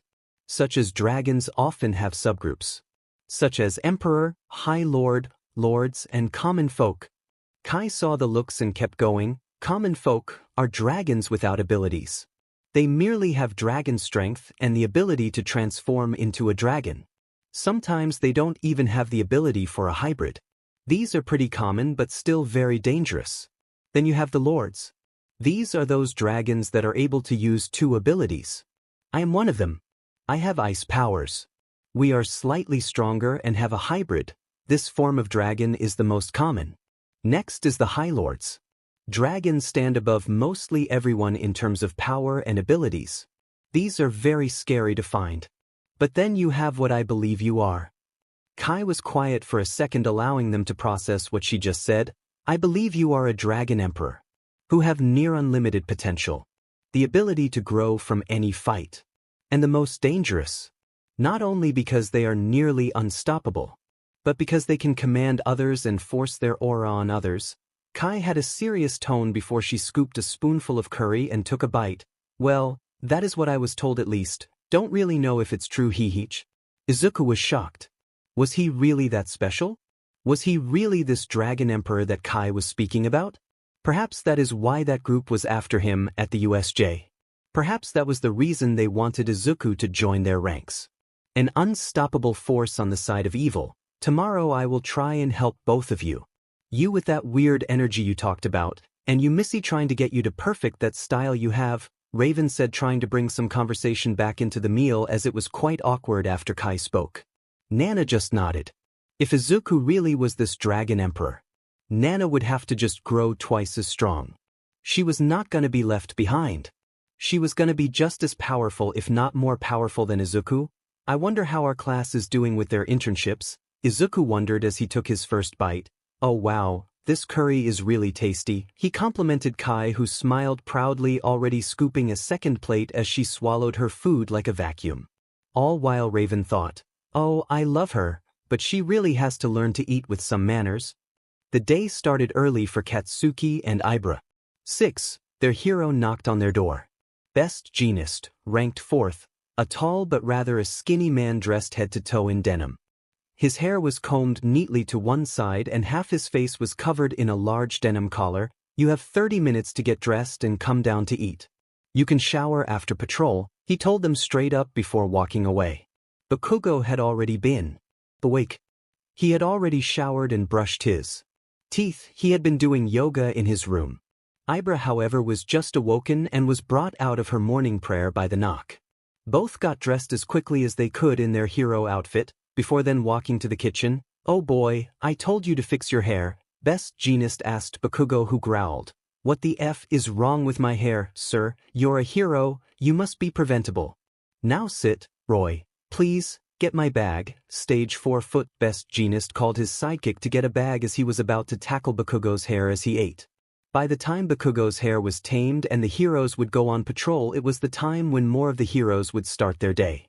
One group of those heroes were the Wild Wild Pussycat, a team of 4 friends that had stuck together since hero school. You had Mandalay, a woman with dark red hair who was seen as the mom of the group most of the time. While they all shared the outfit looks, the colors were different. Mandalay wore red. Her boots that reached just below the knees were red with fur on top. Then a red skirt, into a top that was red on the side. 2 large cat paw gloves and a headgear that looks like ears. Mandalay sat on a chair in the garden drinking a cup of coffee, as 2 of her teammates stood nearby in front of the building. One was inside. Tiger is the only male in the group. Just like his other teammates, he wore a skirt. Only his clothing was dark brown. His gloves also had strong padding inside, allowing for harder punches. But he wasn't gonna punch now. No, he was holding a metal spoon and a metal pot. He banged them together as he screamed, "Fire, there is a fire, get outside quickly. Fire, there is a fire, fire." He screamed, his loud and thunderous voice shaking the students awake and aware of the danger that was apparently inside. But sadly for Mina, Ojiro, Pony, Reiko, Tsuburaba, Shishida, Hananuki, and Setsuna, the real danger was outside. The 2 remaining pussycats, Pixie Bob, a cheerful blonde woman that wore blue and ragdoll, and an energetic lady that was dressed in yellow with light green hair, were waiting for them. Only they were waiting with a large water tank behind them. The second they all stepped out, Pixie Bob and Ragdoll opened the gate and pointed the hose toward them, covering them in a strong spray of water. "Wakey wakey eggs and bakey," Pixie Bob screamed cheerfully as she sprayed down the 8 interns.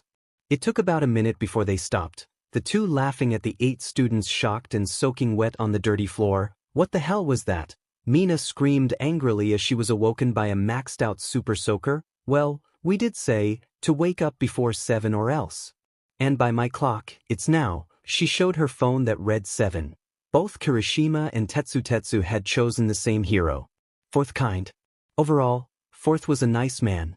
His hero outfit was a suit. However, he did have 4 arms, so the suit was a custom-tailored one. It was also heavily reinforced with Kevlar and such on each hand. He wore a large set of rings, just so they would work like brass knuckles. "Work harder, kiddies, unless you want to be a goldfish forever." Yesterday 4th kind gave them a speech on how they were small fish in a big pond, and in 3 years' time, they had to be sharks as they would be thrown into the oceans, which earned them the nickname Goldfish. "Are you kidding me? This is a horrible joke." Sir Night Eye sat at his desk as both Momo and Hitoshi stood in front of him. He right now was talking to Momo in her hero outfit. "No sir, this is my hero outfit. I am aware I should have more skin, but this is as open as they would allow." Sir Night Eye slammed his hands on the table as he stood up, staring down Momo, who just looked down in a mix of fear and confusion. Hitoshi was not spared. He stood to the side. His hero outfit was just a mix of his father's. "Miss Yayurazu, please explain to me why you're dressed like a swimsuit model that is starting to perform in 18+ movies." Sir was completely serious. Sir Night Eye was a tall and skinny man. He wore a simple gray suit with a fun tie, and his green and yellow hair was combed in place. He looked like your average worker. This is unacceptable. You are a hero, you must take the attention as a hero, not as a X symbol. Sir pressed a button on his desk. One of his sidekicks, a man wearing a suit Oswell, only instead of a man he had the face of a centipede. "Senti, please contact our personal tailor and tell her to come by quickly as we have an emergency, and find out which sick pervert was behind this atrocity." It was there that it sort of clicked for Momo. He wasn't angry at her. No, Sir Night Eye was angry at the creator of her outfit. Sure, she needed skin to create stuff, but there are better options than a swimsuit that shows off everything. She was barely 18 years old, and they put her in a swimsuit and forced her out the door. It was an incredibly horrible thing. One a year ago would have put the man in jail. But now it was fine apparently. Thank you, sir, Momo said softly as Sir Night Eye waved it off. He believed heroes had to live up to a certain standard. They had to look good and bring a smile. Momo was an incredible woman with a powerful quirk. Which should bring her fame. She shouldn't make headlines because some random was able to snap a picture of her NPL as she fought a villain. May and MidoRyuu had already gotten back from their partal. Kid, or as he often also went by Captain Kid, often worked during the night.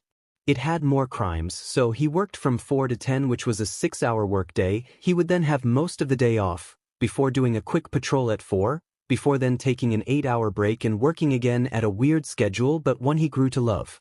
May did as well. Normally she already slept early, with it being around 9 in bed and waking around 4 to create stuff for a couple of hours and then go to school. MidoRyuu, however, had been sleepy. She had not been used to this sort of work. It would be some getting used to it. By the time it was 10, the lady had started her day. Lady wore a skin-tight suit. Her legs were mostly purple while the main body was a soft blonde. Just like her hair. She was known as the sexiest hero alive. A title she was proud of and worked strong to maintain. This included a long beauty sleep with a mask on. Then a heavy face mask before making it to work where she would work out.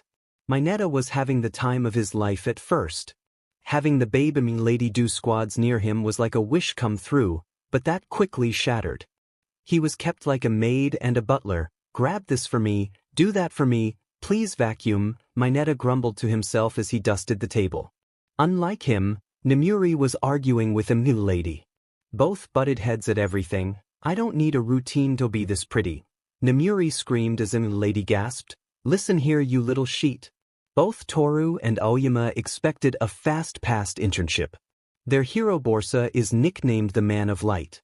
Had an act for being fast when saving the day, but for the rest of the day, he was slower than slow. He was hanging back in his chair, seemingly asleep as he was thinking about how to explain his quirk to them. Borsa was tall. Taller than All Might. His yellow suit with black lines all the way down. Outside he wore a white coat with justice on the back over his shoulders. It's light, he told them of his quirk. Kyoka was alone in her internship. She chose the hero tremor.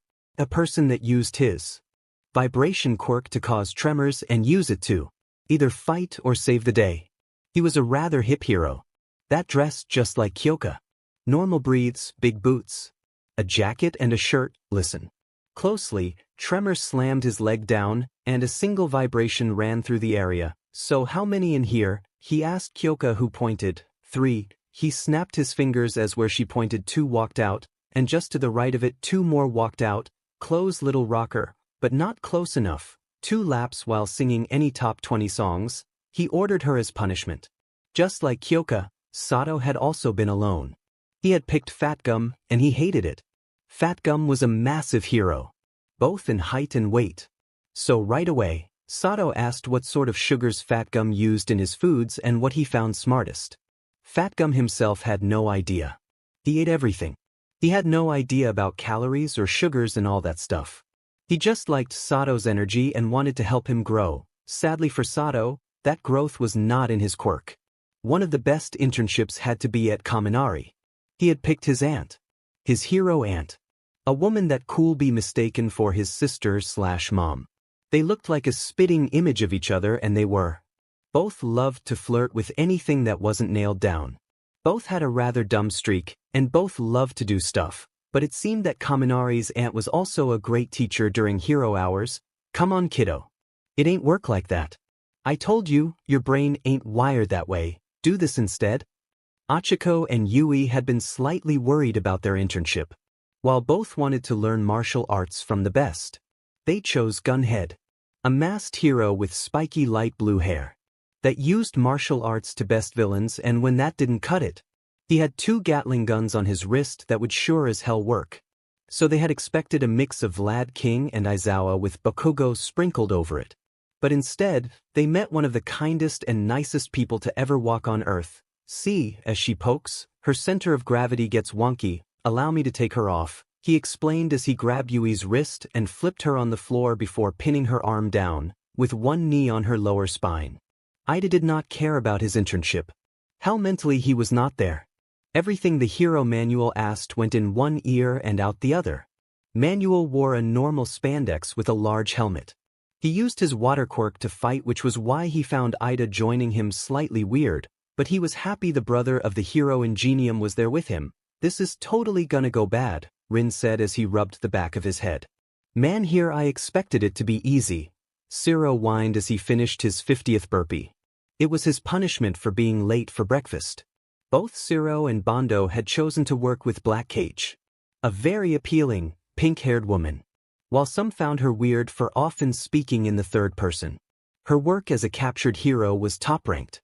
But she was strict. A hero had to follow the rules, and if they didn't, they should be punished for the fact. And Ciro, who was late by 1 minute, was feeling that. That, however, did not make this internship worth less, even if it was only the first day of real learning. Black Cage already taught them a couple of lessons about trapping. While trying gets you far, it won't get you all the way. When I was a student, I had this classmate. He tried and tried and tried, but never succeeded at stuff. Hell, one of the only moments he was out in action, he caused the death of someone, Bamblade said to Komori. Both she and Kamakiri were tasked with some physical tasks that he needed to see how far they came. Come on them, dig deep and get out that inner beast. I can sense you have it, let it roar. Raf, Shishido screamed as he let out a terrifying animalistic roar right at Rumi and Ryuko. They both backed down just a bit. While they were aware of the more animalistic side of their quirks, mostly thanks to Izuku. They could feel it when Izuku got heated. Said they felt that intense feeling. And they wanted to know more. RH, Rumi screamed, hyping herself up as she tried matching Shishido's aggression. Ryuko, however, not screaming, was trying her absolute best to match that energy. Sensing it deep within and trying to let it loose, trying to truly free the beast, no matter how futile. I need to see more aggression. You're not some farm animal, are you, Mirko? He screamed at Rumi. Feeling threatened by his animal side, Rumi's instinct was to back down. But she wasn't gonna have any of it. I ain't getting farm animal. I will stomp anyone who says that in the dirt. This Shishido wanted. Good, now fight. He launched himself at her, claws extended much as a cat would. I must insist, your actions are impressive, but I would not say they are to their max potential yet. I will be right back. I must check something in my office. Hiruzen said before his sidekick grabbed him by the back of the shirt, slid his own leg behind the legs of Hiruzen and violently threw him out toward the open. As Hiruzen landed, he ragged and dolled a bit before he turned into grayish sludge, and Himiko was there instead. But that was perfect, wasn't it? Both the real Hiruzen and Monoma stepped out. No, and why wasn't it Monoma? Because she acted too friendly. No, close, but no, while her behavior was off. The main difference was, Hiruzen pointed to his sidekick, his stride. The professor nearly always walked with his head up high and his arms behind his back. You walked with your arms right to your side. Someone the professor only does when carrying something. But please, my phone. Sorry, Miss Toga, but rules are rules. During work hours, the only way to earn your phone is to become me and take it. Other ways, you may only get it during breaks and when off duty. Kishishishi, it's not your dog, behave it with respect, Kage said as he laughed. While Dark Shadow and Tokoyami had an incredible relationship, it wasn't like speaking to its own individual. Nearly 99% of the time Tokoyami was in control of where or what they would do. You are partners. Listening goes both ways. Isn't that right? Kage said behind him. His shadow nodded on the ground. It's strange, but you will never again be alone. You must understand that you and Coco are not one, you are two that share one space. They have ideas that you must listen to just like you have ideas they must listen to, Kage explained. Now for you, he said looking at Kurwaro, let's teach you the shadow dance, he said as the shadow came out of the ground. Well done, Froppy. Here, have a drink, the head sidekick told Tsuyu as she offered her a soda. Both took a seat on the steps as a break. Tsuyu had just finished cleaning the upper deck with a mop, making it nice and clean. But for the size of the ship they were on, it was harder work than she expected. While I appreciate the drink, I was looking forward to doing some hero-related stuff, Sirius laughed. I know, sweetheart, but in all honesty, this is marina heroics. A lot of the time, we just have to make sure the boat is in top shape. And sorry, but the newbie always has scrubbing duty. As Sirius spoke, the hero in charge showed up. Jumping over both the ladies, it's a hero's duty to be at the ready. To take on every challenge, he turned his head to the side. Something that a small child does would be considered cute, which it still was. For Tsuyu, now get ready to set sail. We have been tasked to help locate a possible drag smuggling operation, EDSIR. Come on, kiddo, I know it's boring, but this is how you take the step into Quirk goodness, Shin said as he offered Manga a donut and a cup of coffee. From the hero Shin's perspective, Manga had to know what a word meant, so he could say it and use its effect. So he went and gave Manga a dictionary and a notepad. When he wrote down 50 words, their meaning, and their use in battle, he was allowed to take on the next stage of the internship. Manga, however, understood it wrong. He believed it was just 50 words once, but no. It was 50 words each day. And after that, he would be allowed onto the next stage, which would be using the words in training simulations against Shin and his ink creations. Yeah, I know. It's just what kind of use could a word like condensation really do in terms of heroics? Well, when you are fighting a villain with gas-like abilities, this could perhaps turn them into liquid, nullifying their abilities. Shin tapped on the desk, might even work against that purple-haired chick in your class. Both Aways and Kendo were on the floor, their arms and legs bound to each other as what seemed like stone hands held them in place. See, what I did? Their hero Shackle asked as he got done with their spar. Beat our but without trying? Aways asked, annoyed. He did not stand a chance against Shackle. He could weld stuff together if he could touch it. Here Shackle could use his quirk and rock hands to fire off rock gloves that hold into anything as if they were in iron cuffs. No, young man. I used your own movements against you. I anticipated where you would be, and I then acted on it, causing your downfall. Your plan was to rush me and try and weld me into place before you would lose. That plan is a failure from the start and quite suicidal. Now, Miss Kendo, how did I beat you? He asked, offering to hear her ideas on her loss. Confidence, I didn't think you could win and acted recklessly, she said with Shackle agreeing before both shackles broke. Now once more, he said, starting the spar again. Rotation is the key, young one. The entire world spins. It's our duty as a hero to make sure it keeps doing that. That is why I fight using rotations. Yeah, that is what I want to learn. Like, my teachers think I should be way stronger than I am in a fight, but it's just not working. Why? Kaibar asked. It wasn't the first teachers that told him that. Way before you, teachers all around told him he would be horrible to fight hand to hand. Well, young one. Many boxers often rotate their first for a punch. They of course rotate their hips and shoulders to punch. It generates force. You could cause a lot of damage once you MSTR the rotation. Now then, let's start that, shall we? Spinner said as he spun around. Todoroki. Welcome, you will patrol with me today, the lead sidekick of Endeavor spoke.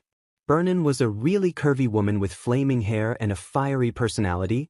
It seems that Byasu doesn't even have to gall to teach his own son. How like him, Shoto said with venom in his voice. Burnin knew about the rocky relationship between Endeavor and his family. She, however, still respected the man and his job as a hero. No, that isn't the case. Endeavor will join us on our second patrol and the late-night patrol. He is just picking up some mission briefs for tonight. I had promised not to say anything, but he is gonna take you with us on a mission to catch. She was silent for a bit to create some anticipation. The hero killer, Shoto said without any real emotion, leaving Burnin a little in the dark. Well, let's start patrolling? She said, unsure if he was annoyed or glad. Izuku fell to the floor, clutching his arm. Nana was shortly behind as she was thrown across the training hall. In front of them, Rush was chuckling as he tried to explain how he defeated them. While I am weaker in power than you two, I am way faster. Even if I can hurt your scaly outside, I can do enough damage to your inside, which is what I just did. With a small burst of power, I attacked with my fingers and knuckles into your joints. Right now, your arm is dislocated and Nova can't move because of the pressure points I tapped. Rush said as he stood in black shorts. His arms were visible in his t-shirt. It showed he was muscular while not having building muscles, his long dark hair tied back in a slick ponytail. His face clean-shaven and relaxed as he had not just been fighting two powerful hero students. Rush was calm about the whole thing. Izuku struggled to get up, his arm hanging limp to his side. All right then. Jup lifts up and to the side, Rush explained with Izuku popping his arm back into its socket. With a pop, it got back in and Izuku could move his arm again. Round 2, Izuku said, jumping forward. While incredibly fast, not faster than Raven. He just ducked under his fist and stepped to the side of his body, where he made a fist with only the middle knuckle of his middle finger sticking out. He slammed that quickly into Izuku's neck, just like Nana pressing in a nerve, which caused Izuku's body to go slack. And just like Nana, Izuku fell to the floor like a sack of potatoes. Unable to move, the energy I feel, I use to accelerate my body. I move faster and react faster, but I also have to eat faster and get tired faster. That energy I use and can send to people reacts differently to where I sent it.